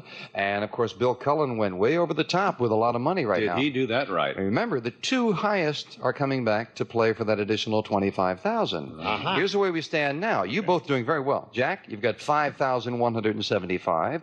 Gene, $5,675. Alex Trebek has a fraction over $10,000. So very possibly right now with this match, one of you, if you had a good money cards, could move into second place and get in the crack at that $25,000. I'm so excited. Oh, good. Who are you playing for? I'm playing for the National Committee for the Prevention of Child Abuse. And Gene? World Population Control, Planned Parenthood. All right, let's get to it. Good luck to both of you. Thank you. Hope you gave those cards a good cut. I saw you cutting them. So I had the best 2 and a 3 with a question to you, Jack. Thank you. Jack, more and more engaged couples are signing contracts that divide up their property in case they get divorced. So we asked 100 marriage counselors, if a couple signs that kind of contract, are they more likely to get divorced? How many marriage counselors said, yes, a couple who signs a property settlement contract are more likely to get divorced? Interesting kind of double think on that, isn't it? If they know that the thing is all settled, therefore says, well, what the heck, we'll cash it in and split, huh? Are they more likely to do so? I think not. I'm going to go on the low side. for reasons that escape me. But I'm sure they're brilliant. 42. 42 out of 100 say they're more likely to get a divorce, Gene. Make up your mind, will you? So would you repeat the question? Sure. How many marriage counselors said a couple who signs a property settlement contract before marriage are likely to get a divorce? More likely to get a divorce? He said 42. I say it's lower than 42. 42. Lower. I'm going to say it's lower. It's interesting, yeah, because we're saying what kind of approach are you giving the marriage by signing a contract like that beforehand? 42 and lower. The actual number of marriage counselors said a couple who signs a property settlement contract are more likely to get divorced is 28. Gene is right. It's even lower.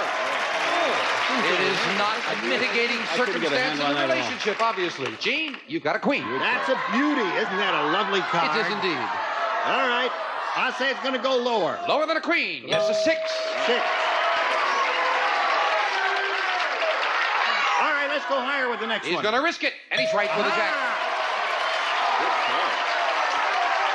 Okay, let's go down. Risking it lower, and he's right again with a 5. Behind Gene. Now. One card is all I need now. Higher! So it's all the way back to the base card or game 1 if this is higher, and it is. Gene goes all the way. Gene Rayburn is a gambling man. When he won the Gene, Jack, you played that one terrific. Wasn't that terrific? I feel like I just got hit by a truck. Same 2 decks of cards. Next card's off the top of the deck, and obviously Jack had a good look at the cards that went away. So, all right, we start game 2. 4 aces. You remember there are 4 aces? The 4 twos are already gone, They're already Jack. gone. I'll never know. Question to you, Gene.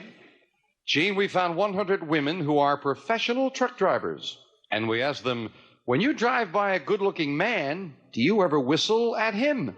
How many women truckers said, yeah, they whistle at a good-looking man? Well, I have a CB in my car, and I've driven across the country, and I've encountered a lot of those professional women truck drivers. And many of them are bold, I would say. So I'll say 2. No, I'm only... That's the 2 you met when you were coming across. I would say that it would be a median figure, somewhere around 48 or something like that. Would you say 48 then? Yeah, 48. 48, he says. Whistle at men. The old median whistle call, huh? I see. Well, I don't know whether boldness has that much to do with it. I guess if they wanted to, they would. Anybody would, wouldn't they? But I don't think that many actually do. So I'm going lower. Yes. You say lower than that? I think you're right. Gene agrees with Jack. Yeah. The actual number of women truckers who whistle at a good-looking man is 41. Just a little lower. They whistle a lot more than you know. Well, now we'll see if Jack can do what Gene did. He's got a 6.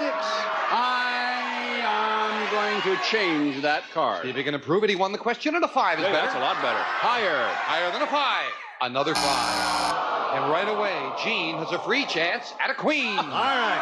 That's how I started last time with a queen. That's right. Queens love me. I've been talking to you about that, Gene. I'll take a shot and go lower. Lower, he says. Lower it is a 2. How can you do that? Now, you don't have to tell me higher when it's a 2. I know to go higher when it's a 2, you dingbat. Higher. Higher, he says. A king. What's going on here? All right, let's go down. Lower. A jack. All right. The same spot I was in last time. Same one. Down He's going to try to do it again, and he did. Gene Rayburn goes all the way. Whoa.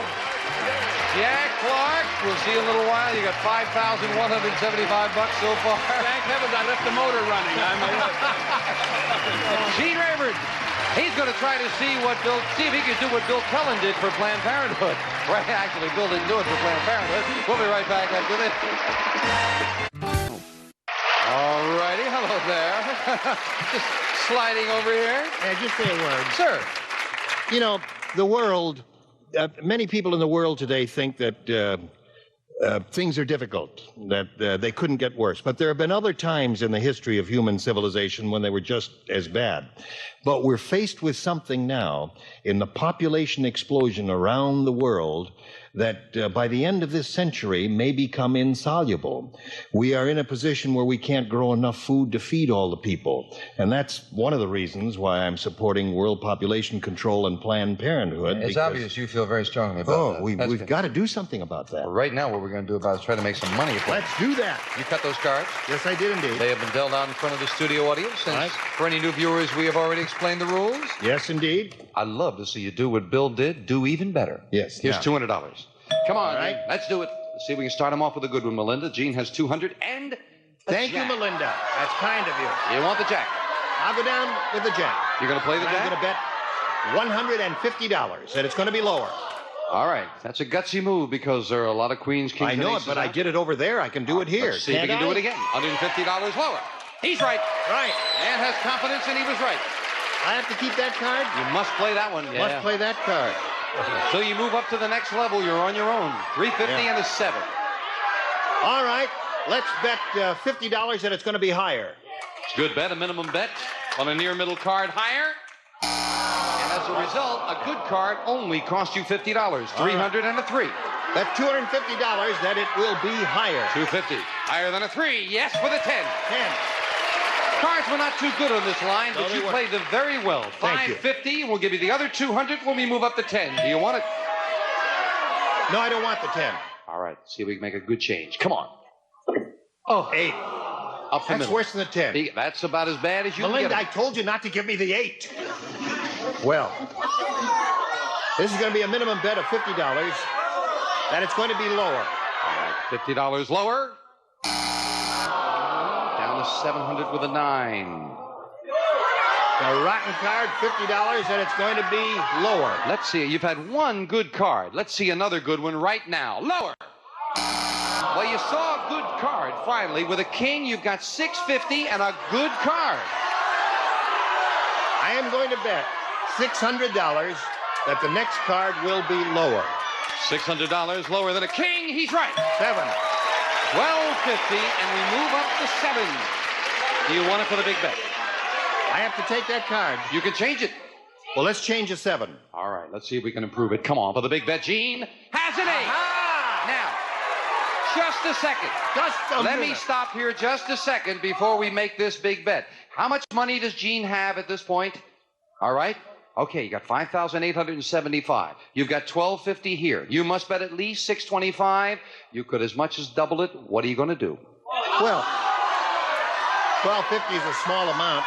I'm going to risk all of it.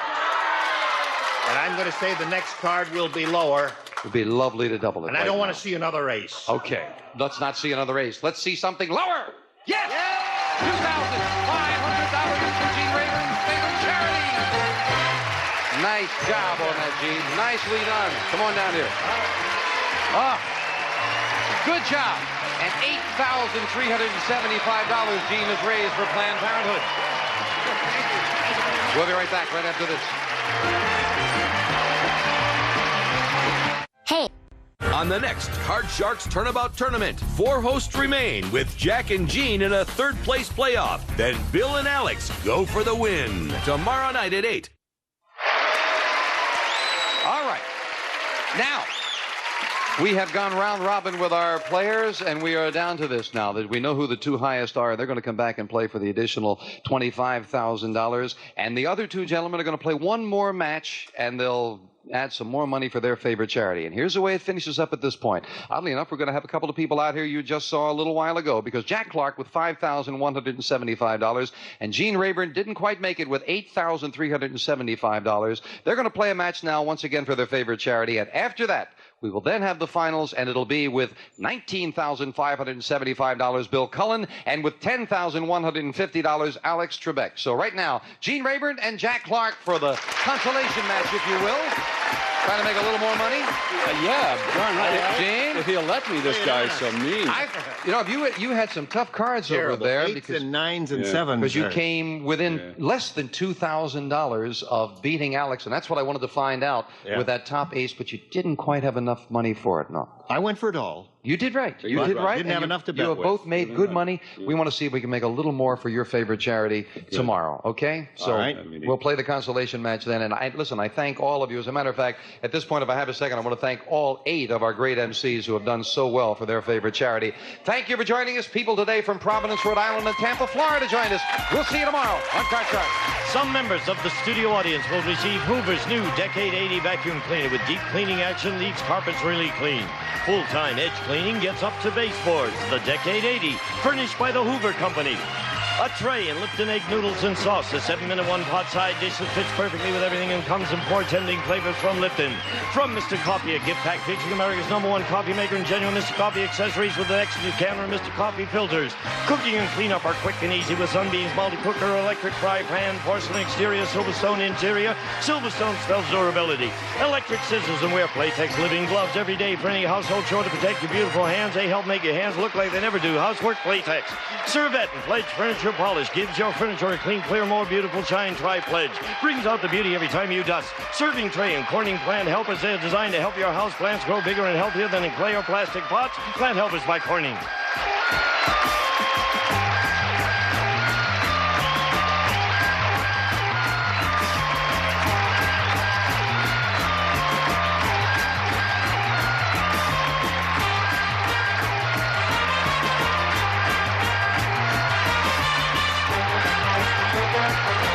This is Gene Woods speaking for Card Sharks, a Mark Goodson, Bill Todman production.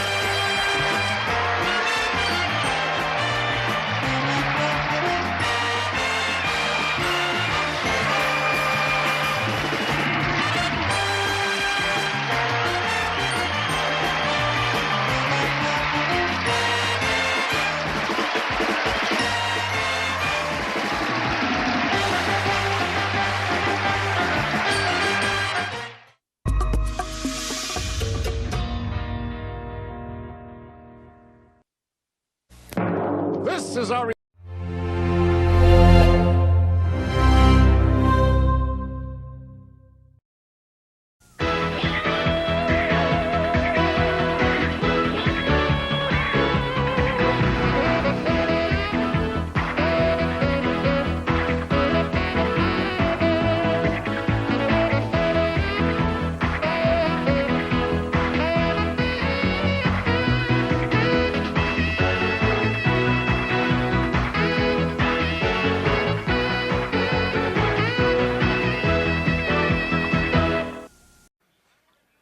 Every answer to every question is right here before your eyes. And now you see it. Now you see it. And the star of our show, now you see him, Jack Nard. Yeah, John. I made it again. Didn't fall down. Thank you very much, friends. Nice to have you here. Another wonderful day out here. And then at home, welcome to Now You See It. This is a show, you know, that shows you all the answers. All you have to do is find them. Would you folks in the audience join me in saying hello to our new champion, Leslie Evans. Leslie, welcome back. Hello. Leslie had her first go at our solo game yesterday. She got 8 correct answers, thereby winning $800. Nobody broke the bank. We've added $1,000, and today in the bank we have $12,000. You, young lady, are looking at a potential $12,800 if you can go all the way for us. I know you'd like to try. Right. You'd probably like to get going, too. Yep. Right. Okay, why don't you go over and take your seat at our players' table, and we shall go over and become reacquainted with the lady who won the qualifying round on the last show and is now engaging our champ in the championship round. Her name is Joni Eston. Hello, Joni. Hi, Jack. How are you feeling? Oh, great. Ready to go. Very good. Now, we interrupted our championship round yesterday, and we'll now set the scores exactly as they were, of course, and they were 19-16. Our current champ, Leslie, has that 3-point lead. Now, I remind all of you that it takes 100 points to win this round. The minute either Leslie or Joni scores 50 points or more, the point value for each answer thereafter for both players is worth double the point value. The winner will then come over here and try to break the bank for $12,000. We have our same championship board up there, girls. There it is. Let's light it up. And here comes your next question. According to Greek mythology, what kind of question was asked by the Sphinx? Leslie? Line 1. That is right. Position 7, riddle. Riddle is right.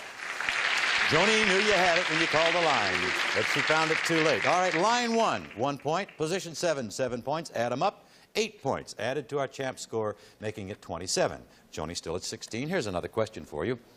How do the French refer to Christmas? Yes, Leslie? Line 4. That is right. Position 9, Noel. Noel is right. 13 points for that answer. And now Leslie has a commanding 40-16 lead, and here comes another question. What do you call a young doctor getting supervised? Yes, Joni. Line 2. Right. Position 9, intern. That's right. That's what you call a young man getting supervised medical training, intern. 11 points for that answer. Brings Joni up to 27. Leslie remains at 40. Here is another question for you, girls. How does a sailor refer to the rear of a ship? Yes, Leslie? Line 3. Right. Position 8, stern. That's right, stern. 11 more points, 51. Okay, we've hit the magic mark. That means that the point value for the answers from now until the conclusion of the round are worth double point value. And after these words, we'll come back to complete this championship round. We hope you'll hang in there.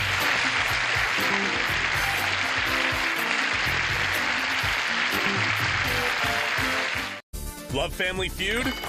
Love Plinko? Hate the whammy? Now you can play your favorite Buzzer games anytime.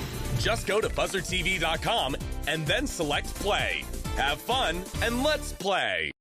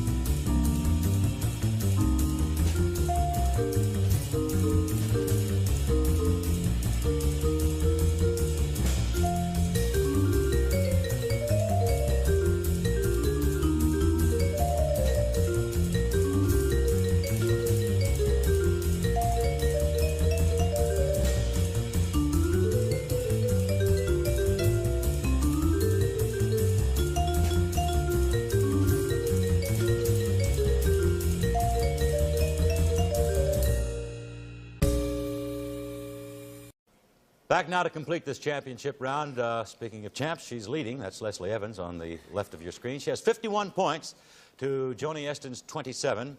From here on out, the point value of the answer doubled. I remind you that 100 points wins the round, qualifies one of the girls to come over here and try to break the bank for $12,000. Let's get to it and see who it's going to be. Back to the championship board. Light it up, please. Here comes your next question. What can you add to your dining room table to make it larger? Yes, Joni. Line 1. That is right. Position 11, leaf. Sure. Double point value, we had 24. Look what happened. The score is now tied, 51 all. Here comes your next question. What kind of wrench is used to loosen the bolts when you change a car tire? Leslie. Line 4. Right. Position 12, lug. Yes, a lug wrench. Woo-hoo. 32 big points for that answer, and now Leslie has 83 to Joni's 51. Next question. What kind of plan does an architect draw for a new building? Joni. Line 2. Right. Position 3, blueprint. That's right. 10 points added to your score now. Brings you to 61. Okay, next question. What is the official Soviet... Yes, Joni? Line 3. Right. Position 1, TASS. Yes, the official Soviet-Russian news agency is TASS, and that's worth 8 points, doubling the value, and it brings you, Joni, up to 69. Leslie's still there with 83. Here comes your next question. The name Mortimer refers to what dumb Yes, Joni? Line 4. Right. Position 3, Snurd. Yes, what dumb character created by Edgar Bergen? Mortimer Snurd, 14 points for that answer. And we're tied up again, 83 all. Here comes your next question. What is the nickname of Jerry Lewis's one-time singing partner, Leslie? Line 4. Right. Position 7, Dino. That's right.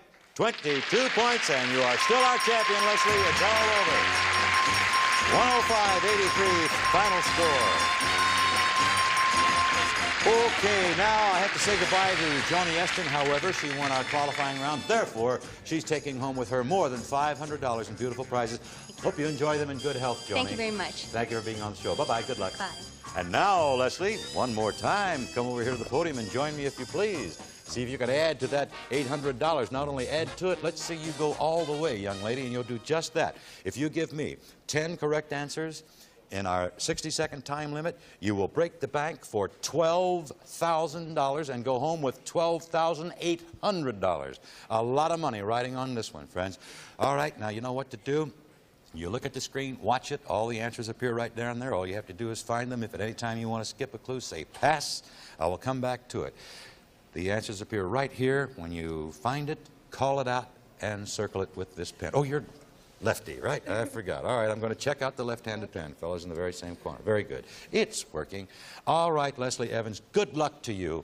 For $12,800, let's light up that board. The clock will start after your first clue. Here it is. Symbol for zodiac sign, Cancer. Crab. Right. Walt Disney's cartoon mouse. Mickey. Right. Light ring over an angel's head. Halo. Right. British nickname for a child's nurse. Pass. A female horse. Mare. Right. Matt Dillon's Dodge City job. Marshall. Right. Mythical wooden horse. Trojan. Right. Devout resident of a monastery. Pass. Southeast Asian Republic. Pass. Famous name in blue jeans. Levi's. Right, going back. A British nickname for child's nurse. Nanny. Right. Devout resident of a monastery. Monk. Right. Southeast Asian Republic. Burma. That is right. You've got it. You've gone all the way. $12,800. How about that?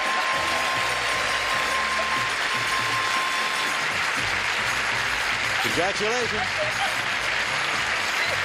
Is that fantastic? Good for you. How long have you been waiting to get into one? A couple years. Yeah. That's just great, Leslie. Congratulations. In case you didn't hear it, she and her husband have been dying to buy a house for several years. Now she has the money, she can do it. $12,800, Leslie Evans. Congratulations, you were a great champ. We'll be back with more of Now You See It and meet two new players right after we take time out for these words. Stay right there.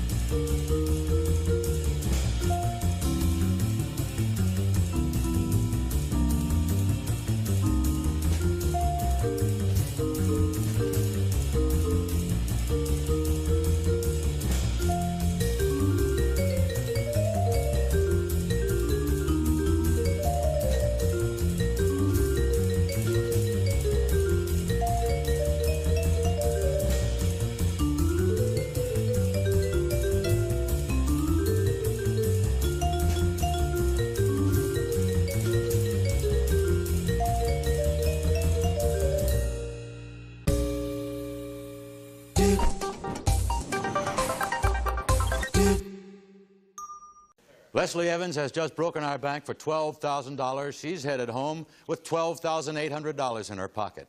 Whenever that happens, the person who was left over in the championship round, in other words, the runner-up, is always invited back. And I know that's going to make a very happy lady out of Joni Eston. Welcome back, Joni.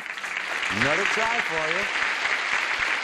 Joni has not won money yet. However, she does have over $500 worth of prizes, and now you're going to be our reigning champ. We'll ask you to climb the stairs over there and try to relax as we start some more action on the show. Thank you. Welcome back, Joni. Now, if you'll go upstairs, we'll have Mr. Johnny Olson introduce 2 new players, please. John? All right, Jack. First, meet Mildred Jones of Rolling Hills, California, and Bob Congelier of San Pedro, California. Bob and Mildred, welcome. Welcome to the show. Oh, incidentally, I neglected to say that since the bank was broken, of course, we start with a brand new one. In the bank now we have $5,000. Perhaps one of these 3 folks will win that on this show. We'll find out. Right now, let's meet the new players. Bob Congelier? Congelier. Congelier. Sorry, Bob, but tell us more about you. I'm a chemical engineer. I'm married, the father of 2 teenage girls. I enjoy skiing and tennis and body surfing. It's a pleasure to meet you, Bob. Welcome to the show. Good luck to you. And now, here's one I can handle, Mildred Jones. Tell us about you, Mildred. Jack, it's nice to be here. Thank you. I sell real estate on Palos Verdes Peninsula. My husband's a college professor. We have 4 children. It's and nice we're to meet just learning to ski. I see. It's nice to meet you too, Mildred. And of course, good luck to you. We play our qualifying round 1 letter at a time. The first one that scores 5 points will win over $500 in prizes. We'll meet our new champ, Joni, in the championship round, and perhaps come over here and break our new bank to the tune of $5,000. But now, Bob and Mildred, are you ready to play? All righty, here we go. Let's show them the first line. Here's your first clue. Something you should always try to avoid. Letter. Letter. Letter. Letter. Can't give it to you. Gives you the answer. Something you can always try to avoid. Harm. As the old saying, avoid harm at all costs. Okay, no points. Next clue coming up for you, Bob and Mildred. Here it is. This is played by many. Letter. Letter. And yes, Mildred. Harmony. No, gives you a free guess, Bob. This is played by many. Monopoly? No. Nope. This is played by many. Letter. Letter. Yes, Mildred. Harmonica. Harmonica, yeah, that's what I'm looking for. I have a father that blows daylights at one of those things. All right, scores 1-0. Mildred's ahead. Here comes your next clue. Always the last in line. Letter. Letter. Mildred. Caboose. Caboose is right. 2-point lead enjoyed by Mildred Jones. Okay, we need 5 points to go into that championship round. Here comes your next line and next clue. Gets a lot of footwork. Letter. Letter. Letter. Letter. Bob. Floor. Floor. Right you are. The game is on. The score is 2-1. Mildred leads. Here comes another clue for you. Often seen at fancy dances. Letter. Bob. Orchestra. Nope. Mildred, free guess. Often seen at fancy dances. No guess. Often seen at fancy dances. Letter. Letter. Mildred. Orchid. Orchid, that's seen. Orchestras are heard. Well, of course, they are seen too, but orchids are more commonly seen at fancy dances. All right, Mildred has a 3-1 advantage over Bob. She needs 2 points to get into the championship round. Here comes your next clue. Sometimes involved with name calling. Letter. Mildred. Idea. No, Bob, free guess. Sometimes involved with name calling. I don't know. No guess. Okay, sometimes involved with name calling. Letter. Letter. Bob. Identity? Identity, yes, sir. All right, you're closing it up now. It's 3-2. We go now to the next line. Here's your next clue. A kind of lock. A kind of lock. Letter. Letter. Letter. Letter. Mildred. Tress. Tress is right. Yes, a lock of hair, a tress of hair. Okay, Mildred is now 1 point away from the championship round. And here is the next clue.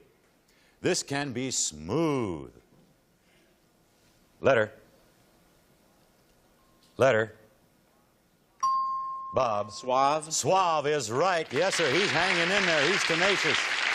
The score is now 4-3. Remember, 5 points wins. And here comes your next clue. Always leaves a trace. Letter. Yes, Mildred? Vestige. Vestige is right. 5 points for Mildred. Okay, Mildred Jones will be playing our next championship round. Right now, we have to say to Bob goodbye. Thanks for being on the show. We have a departing gift for you backstage. Thank you, sir. Bye-bye, Bob. Mildred, congratulations. You have just won more than $500 worth of prizes. Shall we listen as Johnny Olson tells us about them? Johnny-O! Gonna do it, Jack. First, 40 square yards of carpeting by Williams East. Pattern plush and dramatic contrast and subtle blending of color combinations. Rich Harvest is one of 15 colors available in City Lights by Williams East. And from Leonard Silver, a 2-tier tea cart with collapsible stand, 2 Formica trays, and a silver-plated carafe on a stand with warmer. A silver-plated sugar bowl and creamer from Leonard Silver Manufacturing Company. Okay, Jack? Thank you very much, Johnny. We're going to get set for that championship round now by inviting Joni Eston. Come on downstairs, if you would. Please say hello to Mildred Jones. Championship round coming up right after these words.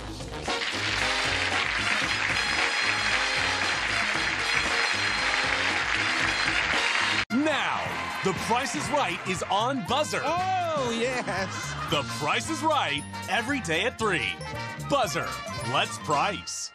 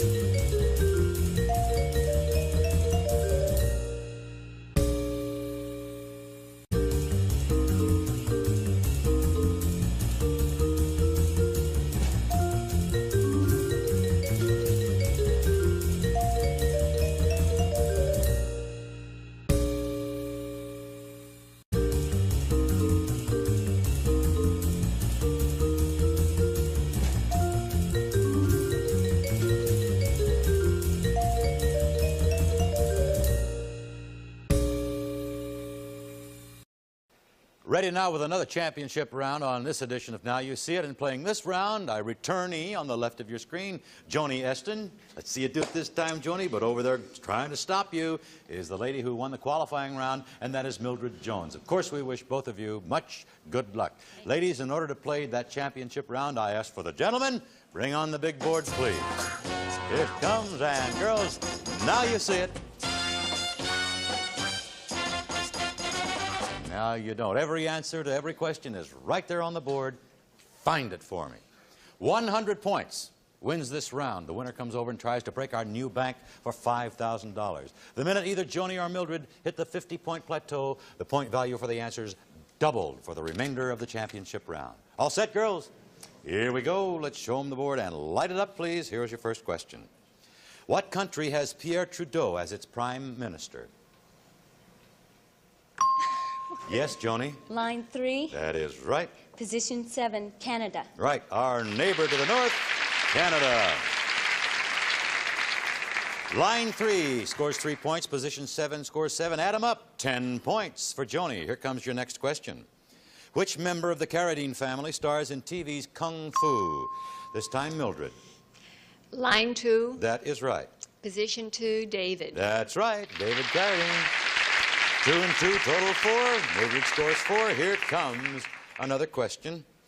What was the name of the white stallion ridden by the Lone Ranger? Yes, Joni? Line 1. That's right. Position 7, Silver. As in hi-oh, Silver. Right. Another 8 points for you, Joni. 18-4, the early score. Here comes another question. Mac the Knife was a gold record for what singer named Bobby Joni? Line 4. Right. Position 4, Darren. That's it. Bobby Darren. 8 more points for Joni Eston. 26-4 now. Next question. A limp watch has become associated with what surrealist? Yes, Mildred. Line 2. Right. Position 6, Dolly. That's right. Surrealist artist named Salvador Dali. 8 points for that answer. Mildred has 12. Joni 26. Here comes another question. Which actor named Don starred in TV's Get Smart? Mildred. Line 3. Right. Position 10, Adams. That's the one, Don Adams. 13 points for that answer. And now the spread is 1 point. Joni 26, Mildred 25. Next question. What actor named Phil played TV's fast-talking Master Sergeant Bilko? Yes, Mildred. Line 1. Right. Position 7, Silvers. That's the one, Phil Silvers. 8 points for that answer. Now Mildred goes into the lead. 33-26. Next question. Who is called the father of psychoanalysis?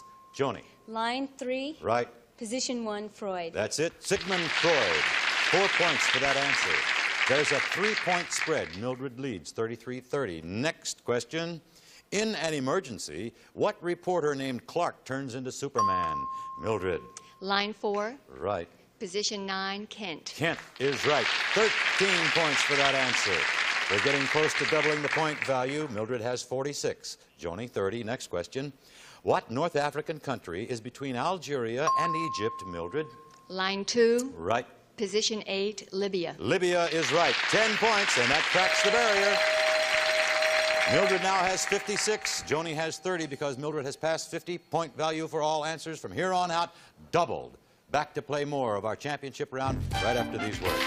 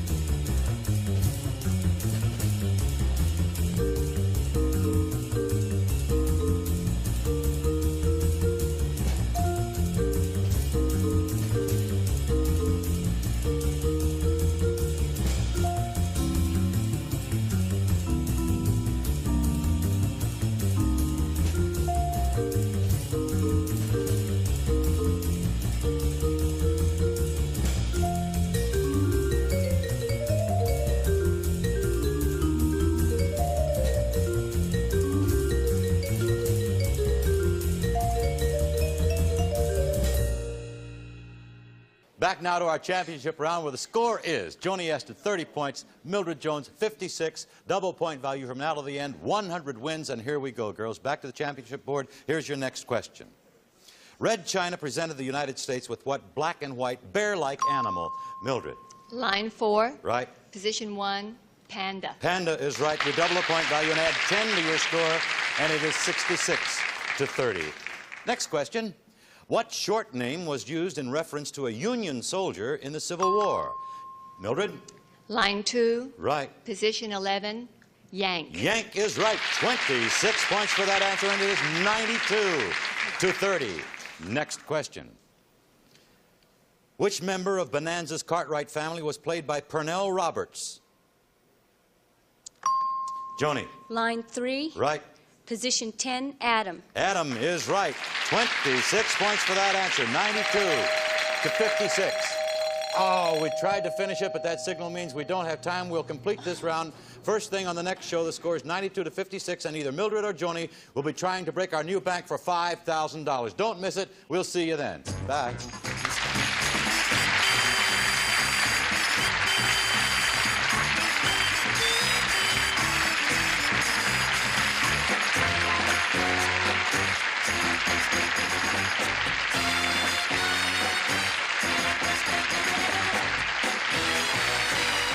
This is Johnny Olson speaking for Now You See It, a Mark Goodson, Bill Todman production. Stay tuned for Love of Life next over most of the CBS stations.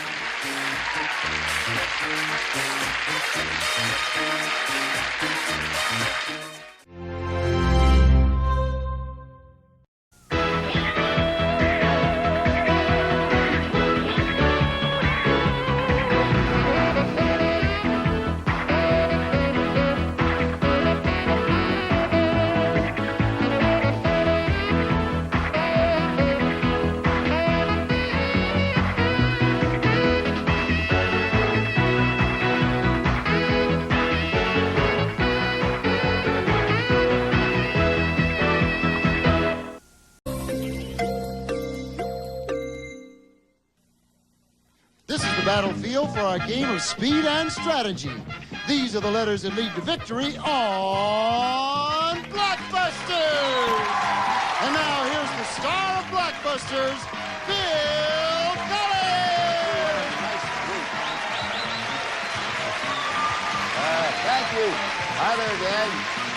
Okay.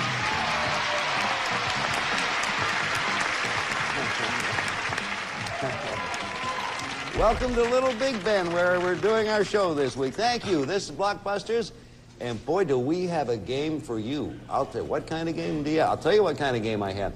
We have a game where John Hatton, our returning champion, he's been invited back after going the limit last time, and he was within one game of a match of making it the new limit of 20 games. And of a sudden, Mark Stovey and his sister Stephanie Ross, we now have a match that is tied up, one game apiece, and we're in the tiebreaker right now. So, John, welcome back, and wish you luck. We're going to... Thank you, Bill. Going to not spend too much time talking to any of you. We'll get you right back in this all-important game. John has $114,500 at this moment, having won 19 games and one match toward his 20th. Stephanie and Mark have won their match, their first win, and they're won their game, their first win, and they're trying to win this game and win match number 1. Okay, now we're all ready. Mark, you were the last one to answer correctly, so take a look at the board. While you're looking, I'll explain that red represents John, who only needs one more to connect top to bottom. White, our family pair, who needs 2 more at least to connect side to side. So, Mark, your pick.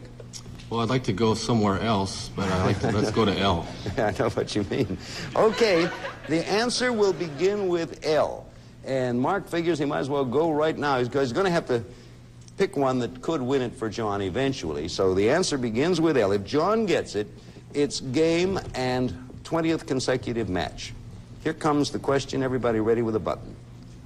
What L are now being used to cut material for clothing manufacturing because they are computer programmable? John, game, match. Lasers. Lasers is the right answer. John, you've done it. Congratulations.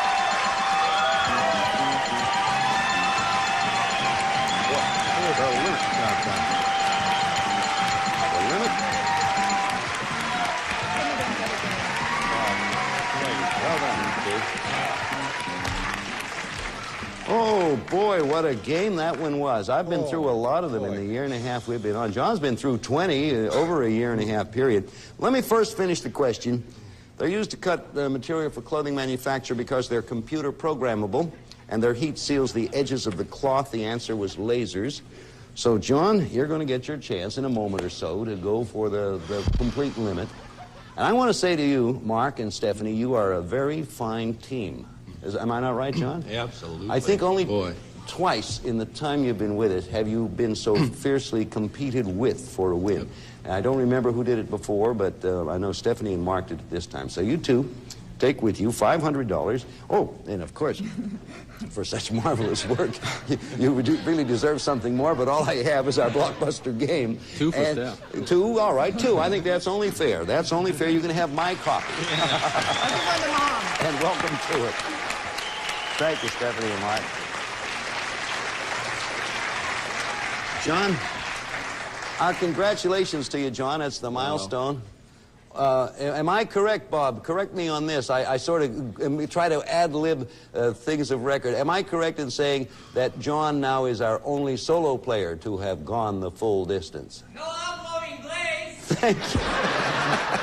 We have a crazy producer. Yeah, I am right, in spite of him. I am right, John. Congratulations. We'll be back in just a moment to get John a shot. $5,000. Right now we have this. I'm going to leave this place one day. I took Tylenol for back pain. Hours later, needed more. Doc said 2 Aleve are so strong, I can go all day. I was up to 4 Advil or 8 extra-strength Tylenol. He tries to leave. My old man's a new man. Aleve. I used to think color safe bleach? Maybe to brighten, but on stains like barbecue sauce, come on. Then my sister, My cousin in New York. My best friend told me about Ultra Biz. I was surprised Biz was a color safe bleach. That's better on stains than mine. While the leading color safe left this barbecue sauce behind, this tough stain was no match for Ultra Biz. No more barbecue sauce. For me, Biz is the best. Biz saved these jeans. Biz really works. I'm telling my friends. Ultra Biz is the better stain getter. I love it. For me, a hot day is the moment of truth. Having gorgeous summer skin takes a lot more than a beauty bar. With Oil of Olay 2-in-1 Moisturizing Body Wash, skin isn't just more moisturized, tone and texture actually improve. Beauty bars, even body lotion, can take a vacation. If you ever tried one of those clear antiperspirants, you know there's something missing. It's missing from all the leading clears. It's strength. But now the strongest dryness ingredients come in a form that works invisibly. New Secret Sheer Dry. It glides on sheer, but keeps me drier than the leading clears. For sheer protection, give me strength. Give me New Secret Sheer Dry. Strong enough for a man, but it's clearly for you. Well,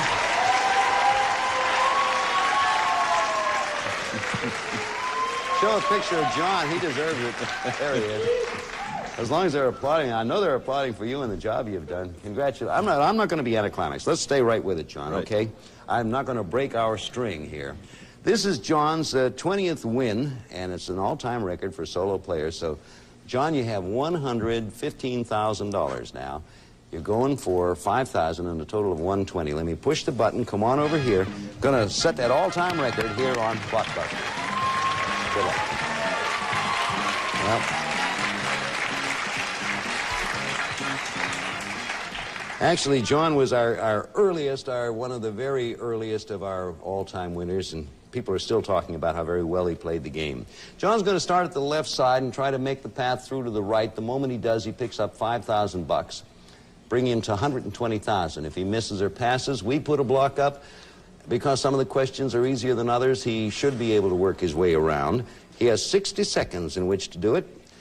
Okay, now, John, I will begin. It's you and me against the house, and I wish you well. I'll begin when you do. Thank you, Bill. TMM. A Julie Andrews movie. Thoroughly Modern Millie. Correct. MOV. A play by William Shakespeare. Merchant of Venice. Right. JPS. Known as the March King. John Philip Sousa. Right. BW. A beetle that feeds on cotton. Boll Weevil. Right.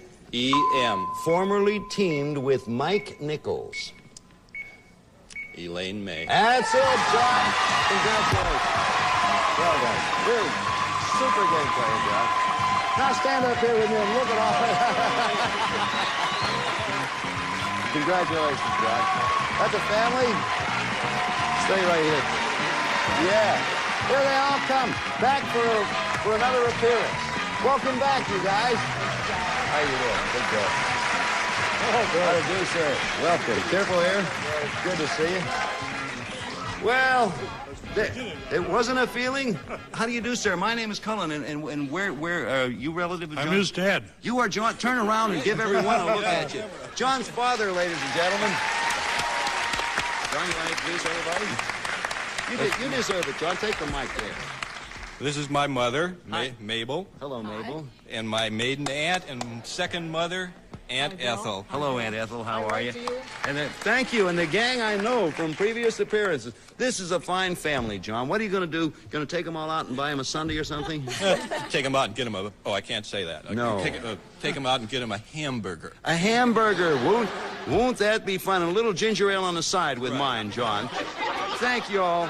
Mr. Hatton, congratulations. You got a fine family here. Thank you. For the Hattons, everybody. We'll be back here in just a moment. Right now, I got a word for you.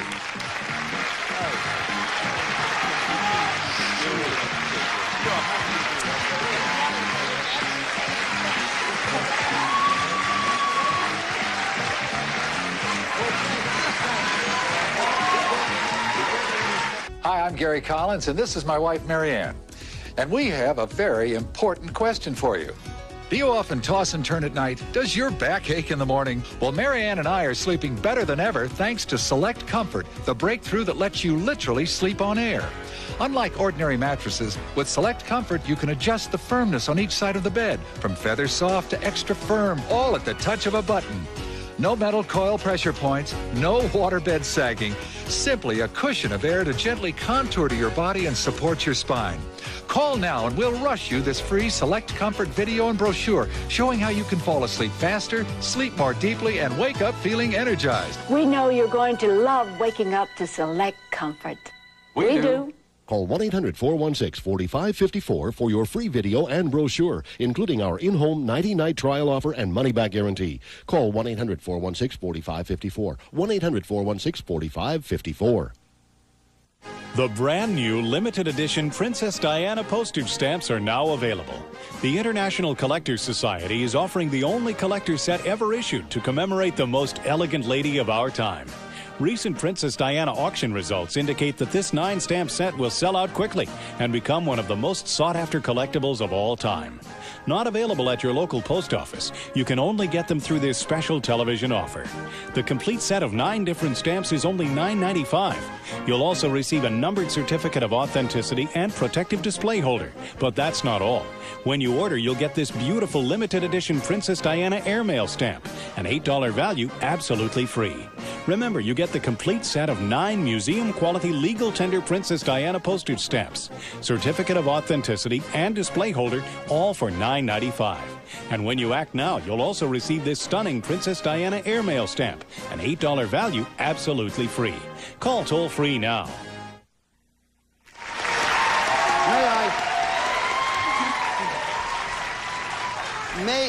May I digress just a moment? Rich, would you do a favor for me, you or Ron? Would you get Jack's last name for me?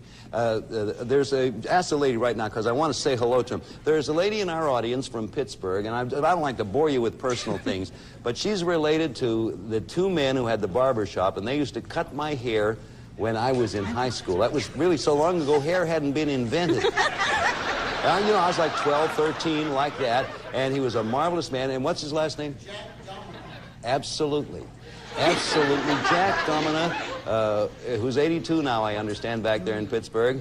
Jack and Sam were 2 marvelous barbers and marvelous men. Hi, Jack. Best of everything from wherever we are. There you go. Thank you. That's all. Fun little thing.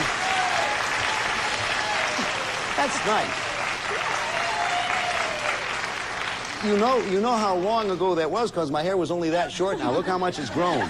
I'm from Pittsburgh. I'm from Pittsburgh. Are you from Pittsburgh, too? Homewood. Well, where from? Brushton and Tioga Streets. My God, who cuts your hair? I used to have curls. It's beautiful. Now, let me introduce these people. As always, when we have a retiring champion or family pair, we begin fresh with 3 new people. So, chosen to be our new solo player, nobody is champion, everybody's challenging at this moment. Ladies and gentlemen, Marge Moore. Welcome, Marge. Happy to have you. And a mother and daughter team, also from this old home week here from Pittsburgh, Nina Christensen and her daughter, Kim Billmeyer. Welcome, Nina. Welcome, Kim. Okay. Christensen. Right. Okay. We'll start this game and talk to you all a little later on. You all know how it's played. Now, Nina and Kim and Marge, hands on that button, and the moment you think you know, bang the button and we'll stop talking. Going to start this game with the letter S. Question, everybody ready? What S is the musician in Peanuts? Yes, Marge? Schroeder? Schroeder. Absolutely right. Or Schrader if you want. S-C-H-R-O-E-D-E-R. Okay. That's the way it works, Marge. That's easy. Where are you going? A, please. Okay, letter A. Here comes an A question.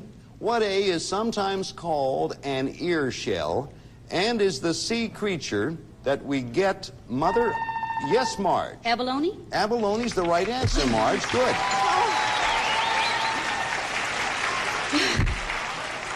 And is the sea creature that we get mother of pearl from. Abalone's the answer. And Marge, 2 in a row for you. Where would you like to go? G, please. Letter G. Family pair, you want to beat her to the button this time and come in here and get the pick. Here comes a G question. What G colors a tequila sunrise? Yes, Kim. Grenadine. Grenadine is the right answer. Okay. Do you know where they get grenadine? Do you know where it's made? No. Do you know, Nina? Where? Pomegranate. That's exactly That's right. Comes from the juice of pomegranates. Oh, you could have gotten 2 points for that question. Where are you going, Kim? E, please. Letter E. Family pair picking and trying to move it across the board. E. What E is where you can find towns named Christmas Pie, Honey Bottom. Yes, Nina? England. England's right. Okay, you got it. Family pair tying it up. Out of Sight and Bath were 2 other towns. Where to, Nina? U. Letter U, picked by the family pair. Here comes a U question. What U provided aid to mothers and children on both sides of the Vietnam conflict? Kim. UNICEF? UNICEF is the right answer. Kim, you have that. Oh, yeah. C, please. How many? C, please. Okay, letter C. We've got good players here. Question. What C was used as a food, a wine, and as a medicine before it was used? Marge. No, that's too soon. Repeat it for the family pair. Raise your hand. What C was used as a food, a wine, and as a medicine before it was used as a beverage? Yes, Nina? Cola. No. Coffee. Coffee. Cola made perfect sense. I mean, that's the one I would have guessed. Yes. Coffee did it. Here comes another C question. No harm done. What C is a movie in which you'll hear the magic words, bibbidi bobbidi boo? Kim. Cinderella. Cinderella's the right answer. Kim. R, please. Where to, he asks as if he didn't know, and R was chosen. Okay, R would do it for the family pair. Marge, you want to block if you can. Here comes an R question. Possible game for the family pair and $500. What R is the animal whose horn is said to possess... Marge. Rhinoceros? Right. Oh. Good block, Marge. When the going gets tough? Yeah. Well, it was... whose horn is said to possess aphrodisiac qualities when powdered and can sell for as much as $2,000 in the Orient. See, when the horn is powdered, it has an aphrodisiac effect on the rhinoceros, hence the popularity of makeup people with rhinoceros. Marge? J, please. J, please. Okay. Well, throw in a little information there, my own. Answer begins with J. It will not mean a win, but let's see who gets it. What J was named for the two-faced god of the Romans? Nina? Janus. No. repeat it now, Marge, in its entirety. What J was named for the two-faced god of the Romans, because at this time people look back at the old year and forward to the new year? January? January is right. Right. That's what was named for the god. Actually, Nina, you had the god name right, but the namesake was lacking. Where are you going, Marge? M, please. Well, look what happens here. If the solo player picks it up, it's a little bit of a jog, but it's a win and $500. And if the family pair picks it up, it's less of a jog and $500. So let's see who gets it. Someone wins on this one no matter what. What M is the largest artificial lake in the United States and is the reservoir behind Hoover Dam? Nina, game. Mead. Mead's right answer. You got $500.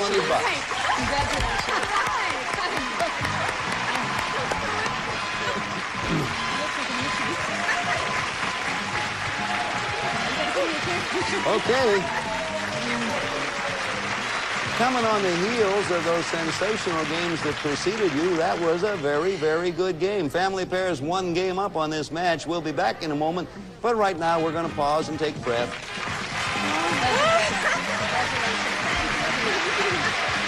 I'm about to show you could dramatically change the way you think about caring for your teeth. This may surprise you, but there are places this toothbrush just can't reach. These teeth may look fine, but under a special light you can see places that your toothbrush can miss. So you need multiple kinds of protection. You need this. New Crest Multicare. A great New Crest. New Crest Multicare has a powerful foam that penetrates into tiny crevices to help fight ugly tartar and cavities. And it even kills bacteria to help leave your teeth feeling clean. Your toothbrush can only go so far. To help fight ugly tartar, cavities, and even kill bacteria to help your teeth feel clean, there's a new kind of Crest. New Crest Multicare. Sure, I want to kill bacteria, but for my money, I want more. Check out New Joy Antibacterial. It kills germs on hands and cuts tough grease using 50% less than this stuff. Joy Antibacterial. Gives me more for less. It's been 25 years since he first took the stage. Plinko without him would be an outrage. He's given away millions since his network debut. He's handsome and smart. And he's a modest man, too. Barker's the name. To host was his fate, and Game Show Network's gonna celebrate. 25 episodes of The Price is Right with showdowns and beauties all day and all night. Check out the action this Labor Day. The big wheel will spin and Bob's hair will turn gray. For 25 years, a pricing sensation. Tune in and learn something about U.S. inflation. So, family pair, the mother and daughter, Nina and Kim have a game and $500, and Marge is going to try to win this game and pick up $500 of her own. Game 2 beginning. Going to start this one with the letter Q up in the corner there. Q's fun. How many words are there with Q? Not all that many, but enough, because I got a lot here. Okay, answer starts with Q. What Q is the Marquis who drew up the modern boxing? Nina. Queensberry. Queensberry's the right answer, and you have another one. The Marquis of Queensberry rules. Okay, where to? L. Letter L, says Nina. Question coming. What L are really a type of parrot, but they get their common name from their habit of billing and cooing like an amorous... Yes, Marge. Lovebirds? Lovebirds, right answer. Like an amorous couple. Marge back on the board, and your pick, Marge. R, please. Okay, Marge, going for the R. Has some rooters there, too. What R is a slang name for a sailor's pea jacket, or is a slang name for marijuana? Nina first. Reefer? Reefer's the right answer, Nina. You got it. There's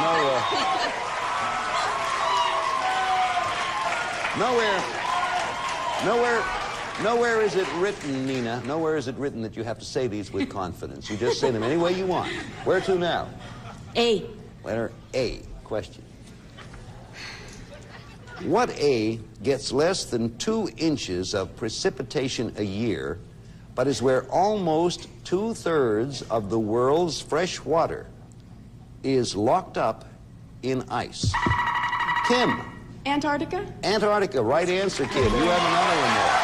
Good game. P, please. P. Okay, P, picked by Kim. Question coming. Answer starts with P. What P was introduced to the Pilgrims by the Indians and is a popular movie theater snack? Kim again. Nina. Sorry. Popcorn. Popcorn. Right answer, Nina. Sorry. Called it wrong, but cut back to it. Take a good look at the board now, Nina, because it's important along about here. Where do you want to go? C for Chris. C for Chris. Okay. I won't do it for you, but I'll sure get you close. And Marge, you want the pick back. What C is where only 4% of the people are members of the Communist Party?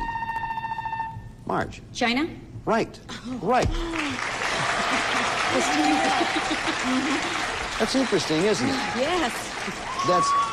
That's an I'm surprised you. I'm not surprised you got it. You got it, but I'm surprised at that answer. I never would have.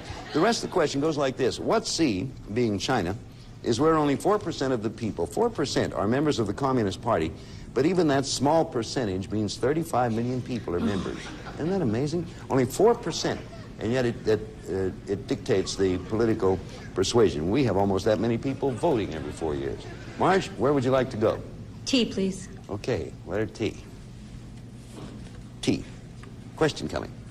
What T precedes inner toothpaste and... Yes, Marge? Tube. Tube is the right answer. Correct.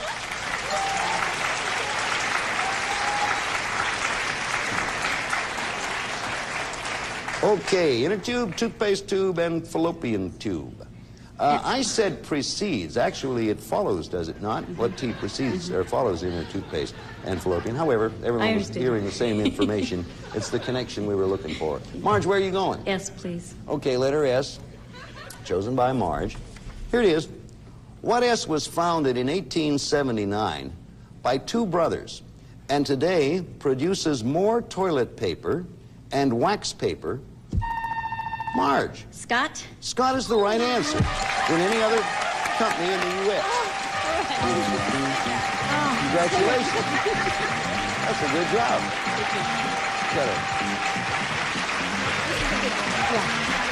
Well, they were way ahead early on in that game, Marge, and you came roaring in from behind and won the game, picked up $500 in the bargain, and tied the match. So, Nina and Kim on one side, a game, Marge on the other, a game, and we'll be back with the tiebreaker in a moment. But right now, we're going to pause and ask you to watch this, please.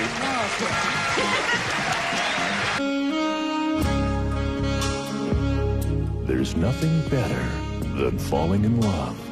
And nothing captures that feeling like beautiful love songs. Sony Music presents A Night of Love by Millennia. All of today's biggest love songs together in one unforgettable collection.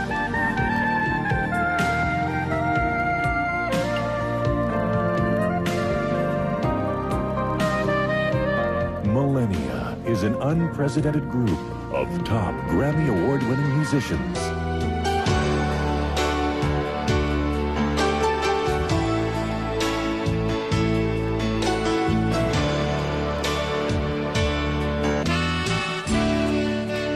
Set your hearts afire with A Night of Love, an intimate musical experience.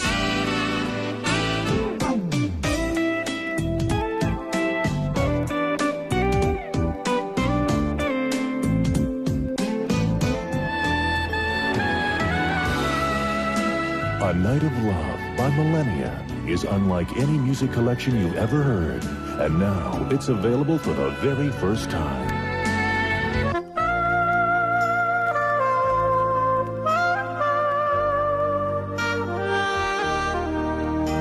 Experience A Night of Love, music for the passion in your soul. A Night of Love by Millennia, on 2 cassettes $19.98, 2 CDs $24.98. Here's how to order. To order A Night of Love by Millennia, credit card orders call 1-800-479-4545 or send check or money order for $19.98 for 2 cassettes or $24.98 for 2 CDs to the address on your screen. But for faster service, call 1-800-479-4545 to order your collection now. Well, it's good. That's the way a match should be. Everyone wins one of the games. That's nice, yeah. We have a tie match right now.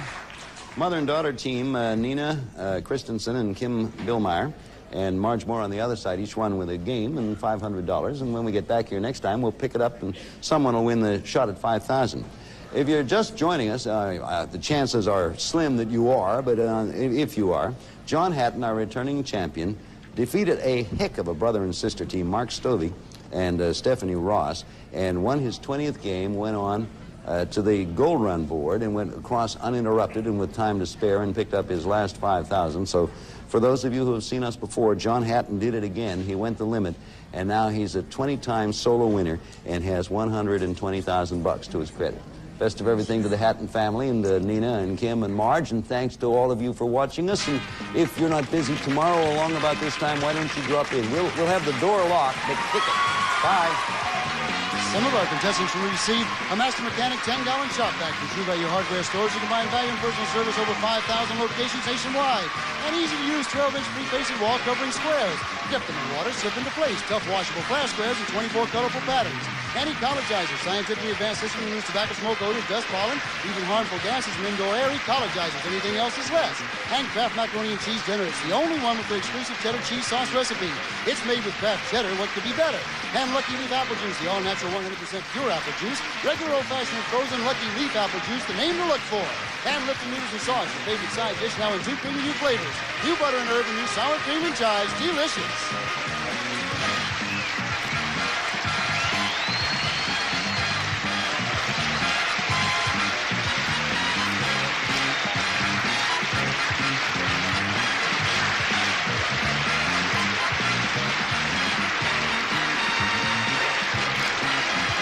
This is Rick Jeffrey speaking for Blockbusters, a Mark Dixon, Bill Todman production.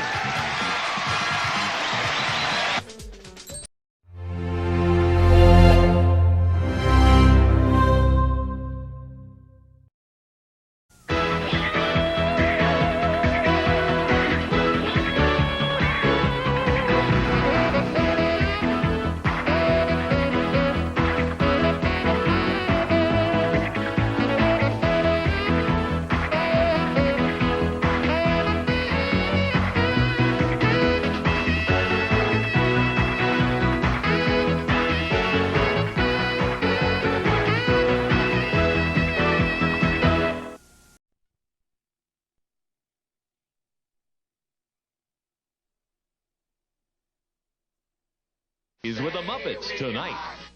Hi, my name is Sasha Segan. I'm 9 years old and I live in Brooklyn, New York, New York. You will meet Sasha Segan and these other children today as we play the game of kids and definition, Child's Play. And here's the star of Child's Play, Bill Cullen.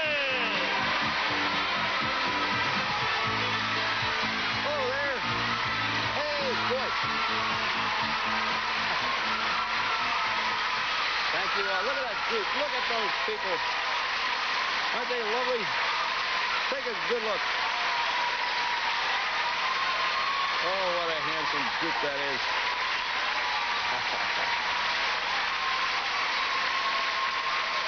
Let me tell you, welcome to Child's Play, the game in which children define words that grown-ups try to guess. Children we just met are going to be back later in the show to help the winner of today's game go for the big money. And I just want to tell you out there, those people you saw and had a chance to observe as we panned around, and I hope included everybody, are just about all of our Child's Play children. This is our last show, so we had the children and their brothers and their sisters and their parents, and we thank you all for making our show fun. Thank you kindly. Okay. Right now, what do you say we meet our players? Here's our returning champion on this, our final day. You have a dubious distinction, Pam. Ladies and gentlemen, make welcome a lady who has done extremely well to this point. She is Pam Evans. She has won $11,000. Congratulations, Pam. Thank you, Bill. You've done all right. Yes, I have. Better than all right. This is your last chance. Tell everyone anything you want them to know. Well, I'm a native of Los Angeles. I have a 9-month-old little girl. I'm married, and I just want to say that I will definitely miss Child's Play. Thank you, Pam. We're going to miss you, too. here is Pam's opponent. Ladies and gentlemen, make her welcome to, it is Patricia Reeves. Welcome, Patricia. Hi, Bill. Thank you. Tell us some little thing about you, Patricia. Well, I'm currently living in Huntington Beach. I've been out in California for 3 years. I moved here from Boulder, where I went to school, and I've been married for a year. Well, we're happy to have you from Huntington Beach. One of our little friends, Jessica Noland, also hails from that area. Hey, this is the final episode of Child's Play, as I'm sure you've gathered if you've been watching us for the past 2 weeks. So, as we have been doing these past 2 weeks, later in the program, we're going to replay some of our famous moments and memorable moments from past shows. So you stay tuned and see them. Right now, let's get on with the game. Pam, as usual, we begin the guessing with you. Here for the audience at home and in the studio is the word we're going to be playing for. Okay. Everybody sees this word but our two players. And here describing it for Pam is a 7-year-old from L.A., Tina O'Brien. Tina. That girl that talks about sex. Well, like, she goes like this. She claps. And, like, she claps for herself. I mean, why would you want to clap for yourself? She said that, she read if you wrap yourself in tin foil and lay on the table, that your skin will get, they'll think. And then she did it on the table, and then her husband came in walking in, and he says, leftovers again? Thank you, Tina. That's Tina O'Brien. I don't know how much help that will be, Pam. It's up to you to let us know. What do you think it is? Not a whole lot. I'm going to take a wild guess, and I'm going to say Jane Fonda. You were right on one count. It was a wild guess. Patricia, you're going to remember, I hope, a little bit of what you heard and add to it this from David Kraut, 8.5 years old. David, old boy. She's the funniest woman in the world, I think. And she goes, can we talk here? You know, can we talk here, please? She says, I was the ugliest child in my neighborhood. Really, I mean it. And she has this new record. It says, she's in this coat, this fur coat, and there's this little balloon, and it says, my record will make you laugh, and when this coat comes off, so will my body.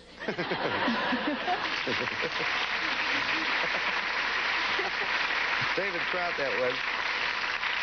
What do you think, Patricia? Well, the lady who always says, can we talk? I would say Joan Rivers. You got it, and you have a point. Okay. 1 for Patricia. Pam, our champion, has not scored. We'll be back with Child's Play right after this memorable definition from one of our past shows. We're going to have a lovely young lady from Nashville, Tennessee. It is Kimberly Zorns, who's 8 years old, defining the word boyfriend. Sometimes you can go out on dates with them, and they'll take it to a drive-in or something, and then take it out to a restaurant to eat. And then they take you home. Did you get one? I used to have one. Used to have one, but we broke up because he got married on me. We made a big mistake. We'll be back after this. Better get dressed. The play starts at 8. I can't. This cold's got me beat. Take Tylenol. You know, I've got too many symptoms for one cold medicine. Not for Tylenol. It's complete cold medicine. Tylenol is complete with every medicine you need to relieve all your major cold symptoms. Congestion, cough, runny nose, aches, pains, fever. No cold product relieves more cold symptoms. Hey, Tylenol really works. I feel great. I'm glad we came. Me too. Tylenol, complete cold medicine. Overnight trips are great, but I feel better when I bring along some special things, like my favorite slippers, my comfortable robe, and, of course, these. Nighttime is the right time for Stay Free Super Maxi Pads. Stay Free folds soft material into 3 interlocking layers within the pad. It's called an E-fold, and it gives you triple layer protection. That's super for overnight. And with all this protection, you can go anywhere and still feel at home. Stay Free Super Maxi Pads. Super for overnight. So, Patricia has the lead. Pam plays good catch-up, so watch her, Patricia. It's 1-0. This time we're going to begin with you, Patricia. And first of all, here's the word for the folks at home. Obviously, nobody's at home, but the minute they get in, we'll show them. There it is. Word for the folks at home. Okay, everybody knows what the word is except our two players. Here to describe it is a 7-year-old, Robin Cathy. Robin, dear. Say there's a lady walking across the street. I mean, an old lady who looks like a witch. And she has this worst thing.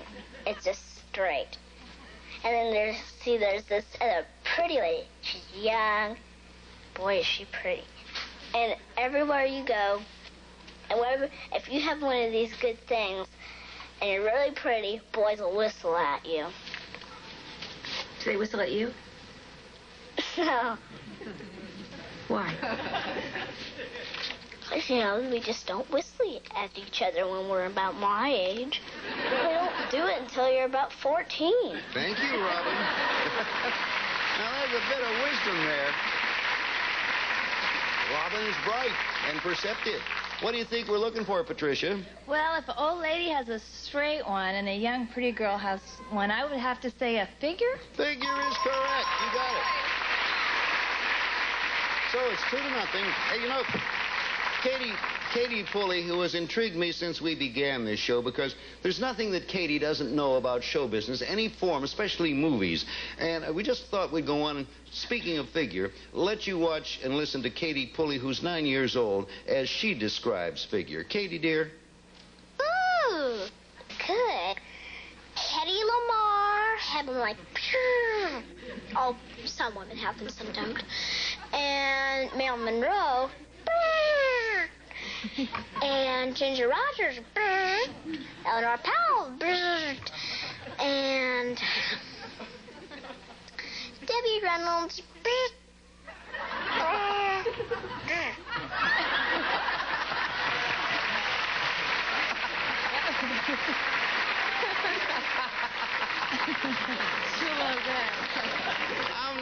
That's very good. I've known Debbie for many years, and she doesn't like to rush into anything. Take your time. 2-0. Patricia's ahead. Going to start with Pam. Here for the audience at home and in the studio, the word we're playing for. And to describe it for Pam, first off, is a 7-year-old, Gina Rizzo. Gina. Yesterday when I went to Disneyland with my friend, we saw it, and we went in this mountain. It's a fast ride. It goes, boom! And we saw him, and went, Rawr! And then I shut my eyes tight. I didn't want to see him. I only saw his white body and stuff. And me and my friend, we were scared of it. We just closed our eyes. We didn't want to see it. And if you want to make friends with them, they'll never make friends with you. Never?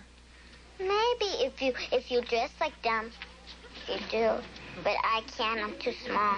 Okay. Got a problem, I guess, Pam. What do you think? Well, at Disneyland, I think in the mountain they have a monster. Monster is not it. Patricia, you get a chance now, and here's one of our regulars, Juliana Stefanoff, who's 7.5 years old, describing the same word. Juliana. I have a long one for this one. Well.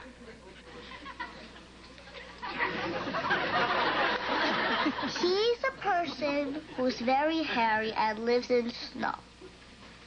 As if you would say where Santa Claus is. He eats all things, even human beings. I don't even know how Mother Nature could make him on this earth. And he's called, as you would say, a monster. As a shark, except another monster. As I don't really think there's any such thing as him. He's exactly like the Loch Ness Monster, except he doesn't live in the water. He lives in the North Pole. All right. Thank you, Juliana. Well, pretty good clues there. What does it do for you, please, Patricia? Well, if he's a big white animal and he lives in the snow, I'd have to say the abominable snowman. You got it. Abominable snowman is the right answer. So, the score at this moment is 3-0, and we'll be back with our fast play round. But right now, as usual, at this point, we have this message for you. See you in a little while. You know it's down there. That last piece of streusel swirl cake with that tempting swirl of flavor. You can almost taste it. Your fork breaking into the crumbly topping, digging past the moist cake, and finally reaching that uniquely delicious swirl, running all the way through to the last luscious bite. The freshest ideas are baking. Streusel swirl, now at Dutch apple and pecan. Baking at Pillsbury. I'm Rose Tatino. My husband and I first made our pizza over 30 years ago in our restaurant. Two things we believed in: be the best and be generous. And that's how I've made my new deluxe pizza. Introducing My Classic Pizza by Rose Totino. Tender crust, rich tomato sauce, lots of terrific toppings. A pizza with perfect balance. Try My Classic Pizza by Rose Totino. Enjoy. JCPenney USA, this week's buying guide to our fall fashion sale. Start with motion separates at $3 to $10 off. Save on all Stafford and Gentry suits. Buy one, save $30. Save $50 on each additional suit. Find glamour in a bevy of blouses, 20 to 30% off. And for men, our great slack sale, big names at $19.99. JCPenney USA at JCPenney now. Every morning I use Listerine antiseptic, for me. In the morning, your mouth has millions more bad breath germs than the night before. Listerine kills the germs that can cause morning breath, and it works hours longer than the No. 2 mouthwash. At night, I use it a second time for a Cindy Lou. It keeps my breath clean a good long time. Listerine, one time for me. A second time for me. Listerine, twice a day. One time for me. A second time for me.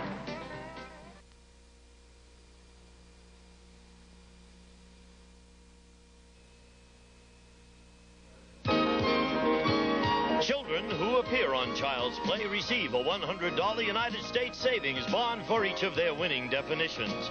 Some Child's Play boys and girls and their parents will fly round-trip coach to Los Angeles via Western Airlines. En route, they will enjoy warm hospitality, delicious cuisine, and friendly service from Western Airlines. Now, back to Bill. Hi, thank you, Mr. Wood.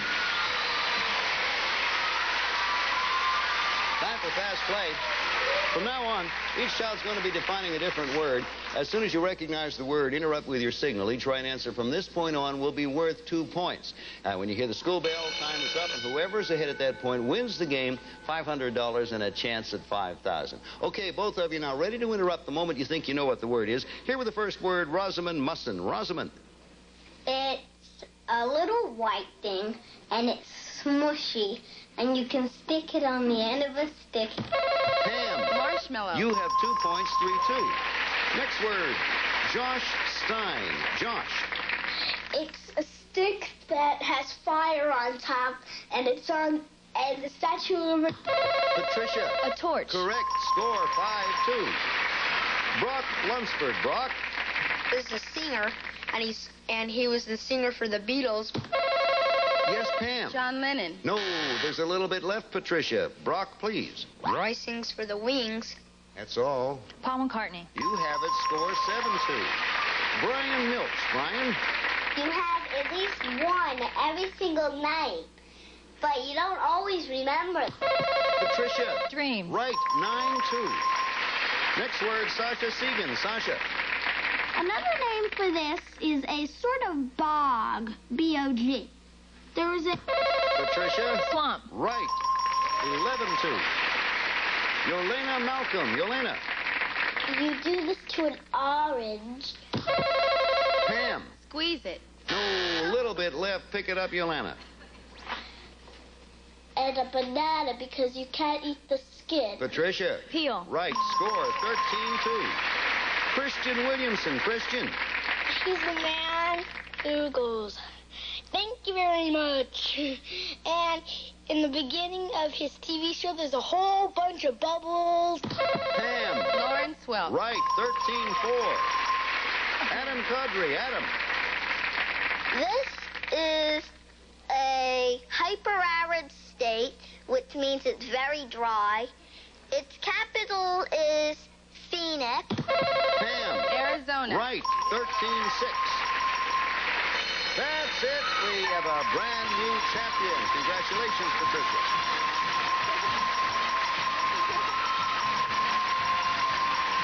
You did it. Nice job and good champion. Pam Evans, I thank you very, very much. You take with you $11,000. I hope you have had fun because Oh, I had a great time. we've had fun. Thank you ever so much. Thank you. Thank you, Pam. Patricia, congratulations. $500. Going to be back, give you a chance at $5,000 with some of our Child's Play kids here in the studio. We'll be back, give you a shot at the big money right after this word for you.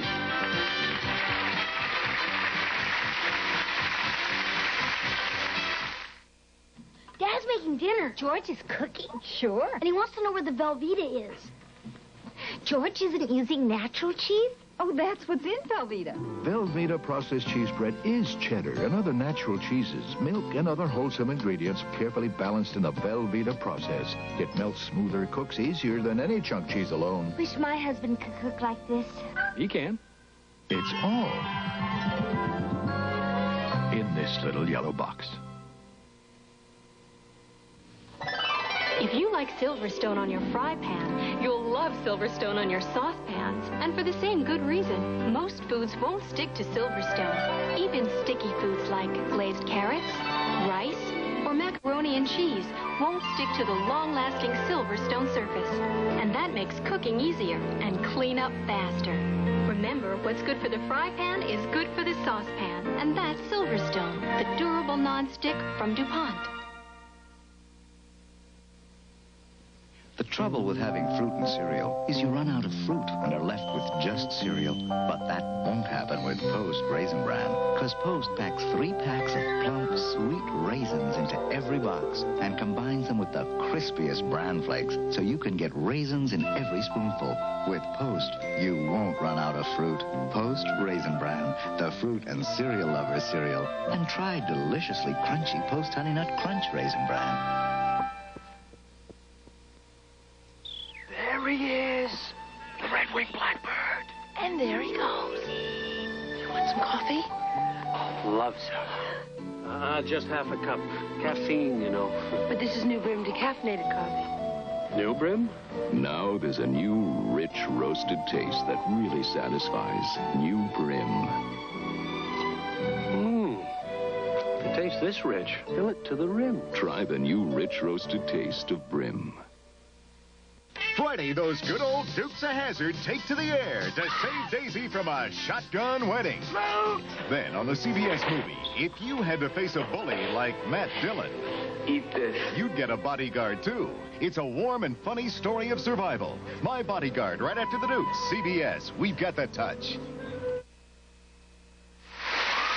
Well, we're back with our brand new winner and champion, Patricia Reeves, who has $5,000. Now you get, you know, usually here we rush you right into Turnabout and give you a chance to win the $5,000. We are going to do that, but I've just been told that we have several of our children doing a definition that they want us all to hear. So we're going to give you a chance to watch this memorable definition. I won't name them. It's going to be by several of our kids. And I as I look down, I am told the word they will be defining is Bill Cullen.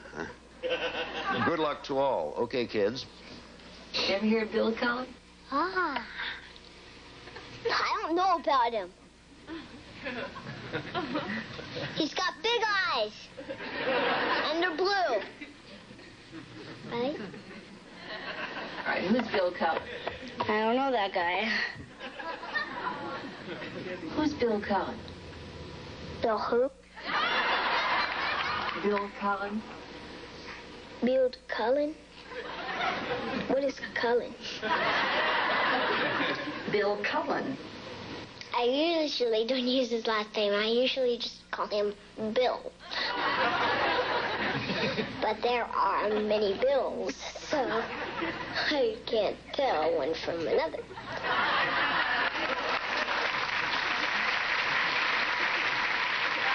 Boy, It is great to be famous. You don't make much money in this business, but you sure get famous. You're going to get a shot at $5,000 in fame, too, by playing Turnabout. When you play Turnabout, you need the kids, and here they are, our child's play children.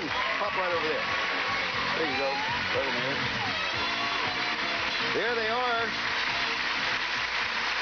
By golly, I'm going to ask our children to introduce themselves. And then I think, first of all, Debbie, would you introduce yourself? Hello, my name is Debbie Green, and I am in the 2nd grade, and I live in Glendale, California. Weren't you the one that just said, did you call all of them Bill? Weren't you one that just said when someone asked you who Bill Cullen was? No. You deny it? Would you swear on a stack of Bibles that it wasn't you? Yes. Okay, I'll let you off the hook. Right now, Ronald, would you introduce yourself, please? Good afternoon, good evening, everybody. Good morning, Ronald. Good morning, everybody. My name is Ronald Blair Wilkerson. I'm 7 years old. I'm from Los Angeles, California. Ronald, what will you miss most about Child's Play when it's gone? What? What most will you miss about Child's Play? All the fun things. Thank you, Ronald. Sasha, would you introduce yourself? Hi, my name is Sasha Segan. I'm 9 years old, and I live in Brooklyn, New York, New York. And Julianne Hanson. I have to rush along now. Julianne? Hi, I'm Julianne Hanson. I'm 8 years old, and I live in Fremont, California. Cassie?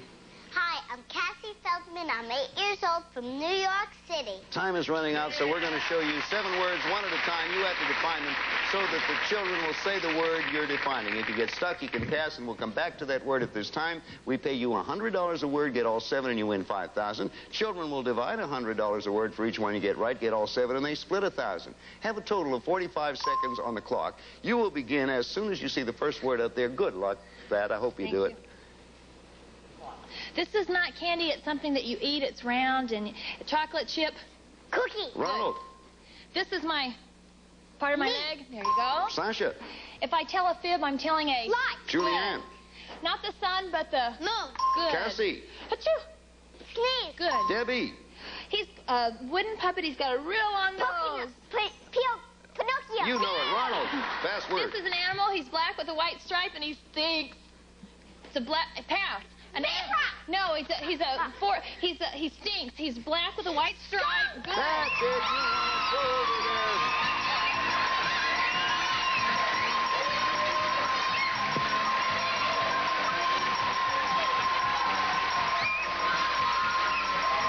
Seconds left, and you won $5,000. We'll be back after this.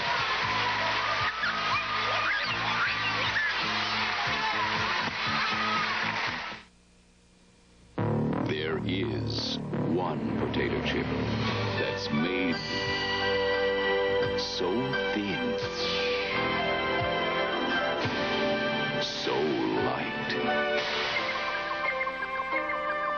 so crisp.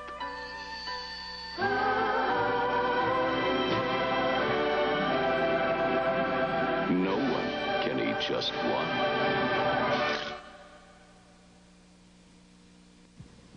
Miss Jane Russell. It takes confidence to face an audience.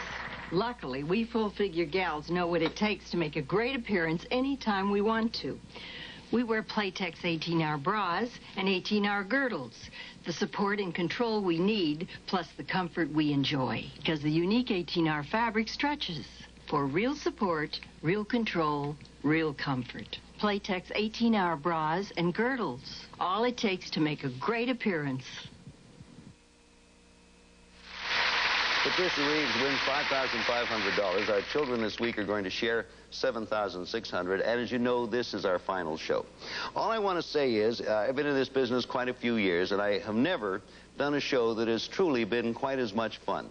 The kids have been marvelous. Their parents have been understanding. Our staff has been superb. And I just hate to see it go, but that's the way of television and life and ratings. Meantime, thanks to all of you ever so much. If you like kids, we'll see you.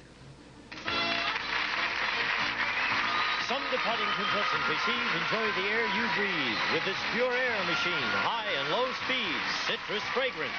The cut-up knife slicer from Presto. Use it as a precision food slicer or remove the power handle for a convenient electric carving knife. A serving tray and sneak a pack of fruit snack? There's no need. They're only 50 calories. They're the snack you don't have to sneak. Fruit snacks from Weight Watchers. Introducing new flare trim decorative borders for painted walls. Now you can turn any painted room into a showcase inexpensively. And all of the children appearing on Child's Play this week will receive, when it's time for recreation and leisure at your house, its Adidas array of running suits, matching pants and tops, and shoes for boys and girls. Great looking gear from Adidas. Or Bushnell, one of the first names in sport optics. The Ensign wide-angle Insta-Focus binoculars to get you closer to the action. Quality as far as the eye can see from Bushnell.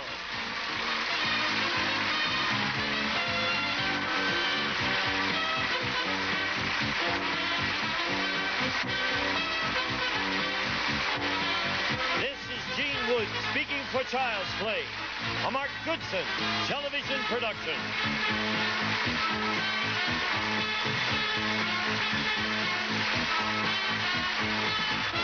Get ready for fast-paced excitement and fabulous showcases on The Price is Right with the priceless Bob Barker.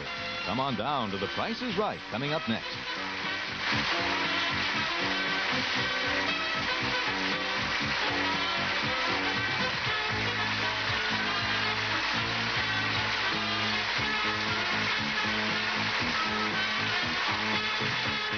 Premiering Monday on CBS, it's time to press your luck. TV's hottest new game show where you can win a bundle or lose your shirt. Watch host Peter Tamarkin give contestants the chance to win a fortune. I'm going to press my luck. Are you ready to press your luck? Weekdays premiering Monday. This is...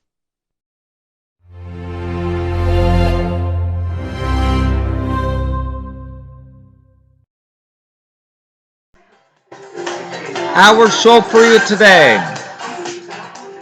Tomorrow, don't forget Bill Cullen's Time War with Bill Cullen and his friends.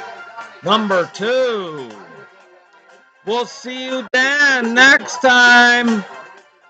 From next Saturday, 7 days, we'll be here for more Fever Chat. Next week's Fever Chat, another good one. We'll see you then. Donna Summer. Close our show.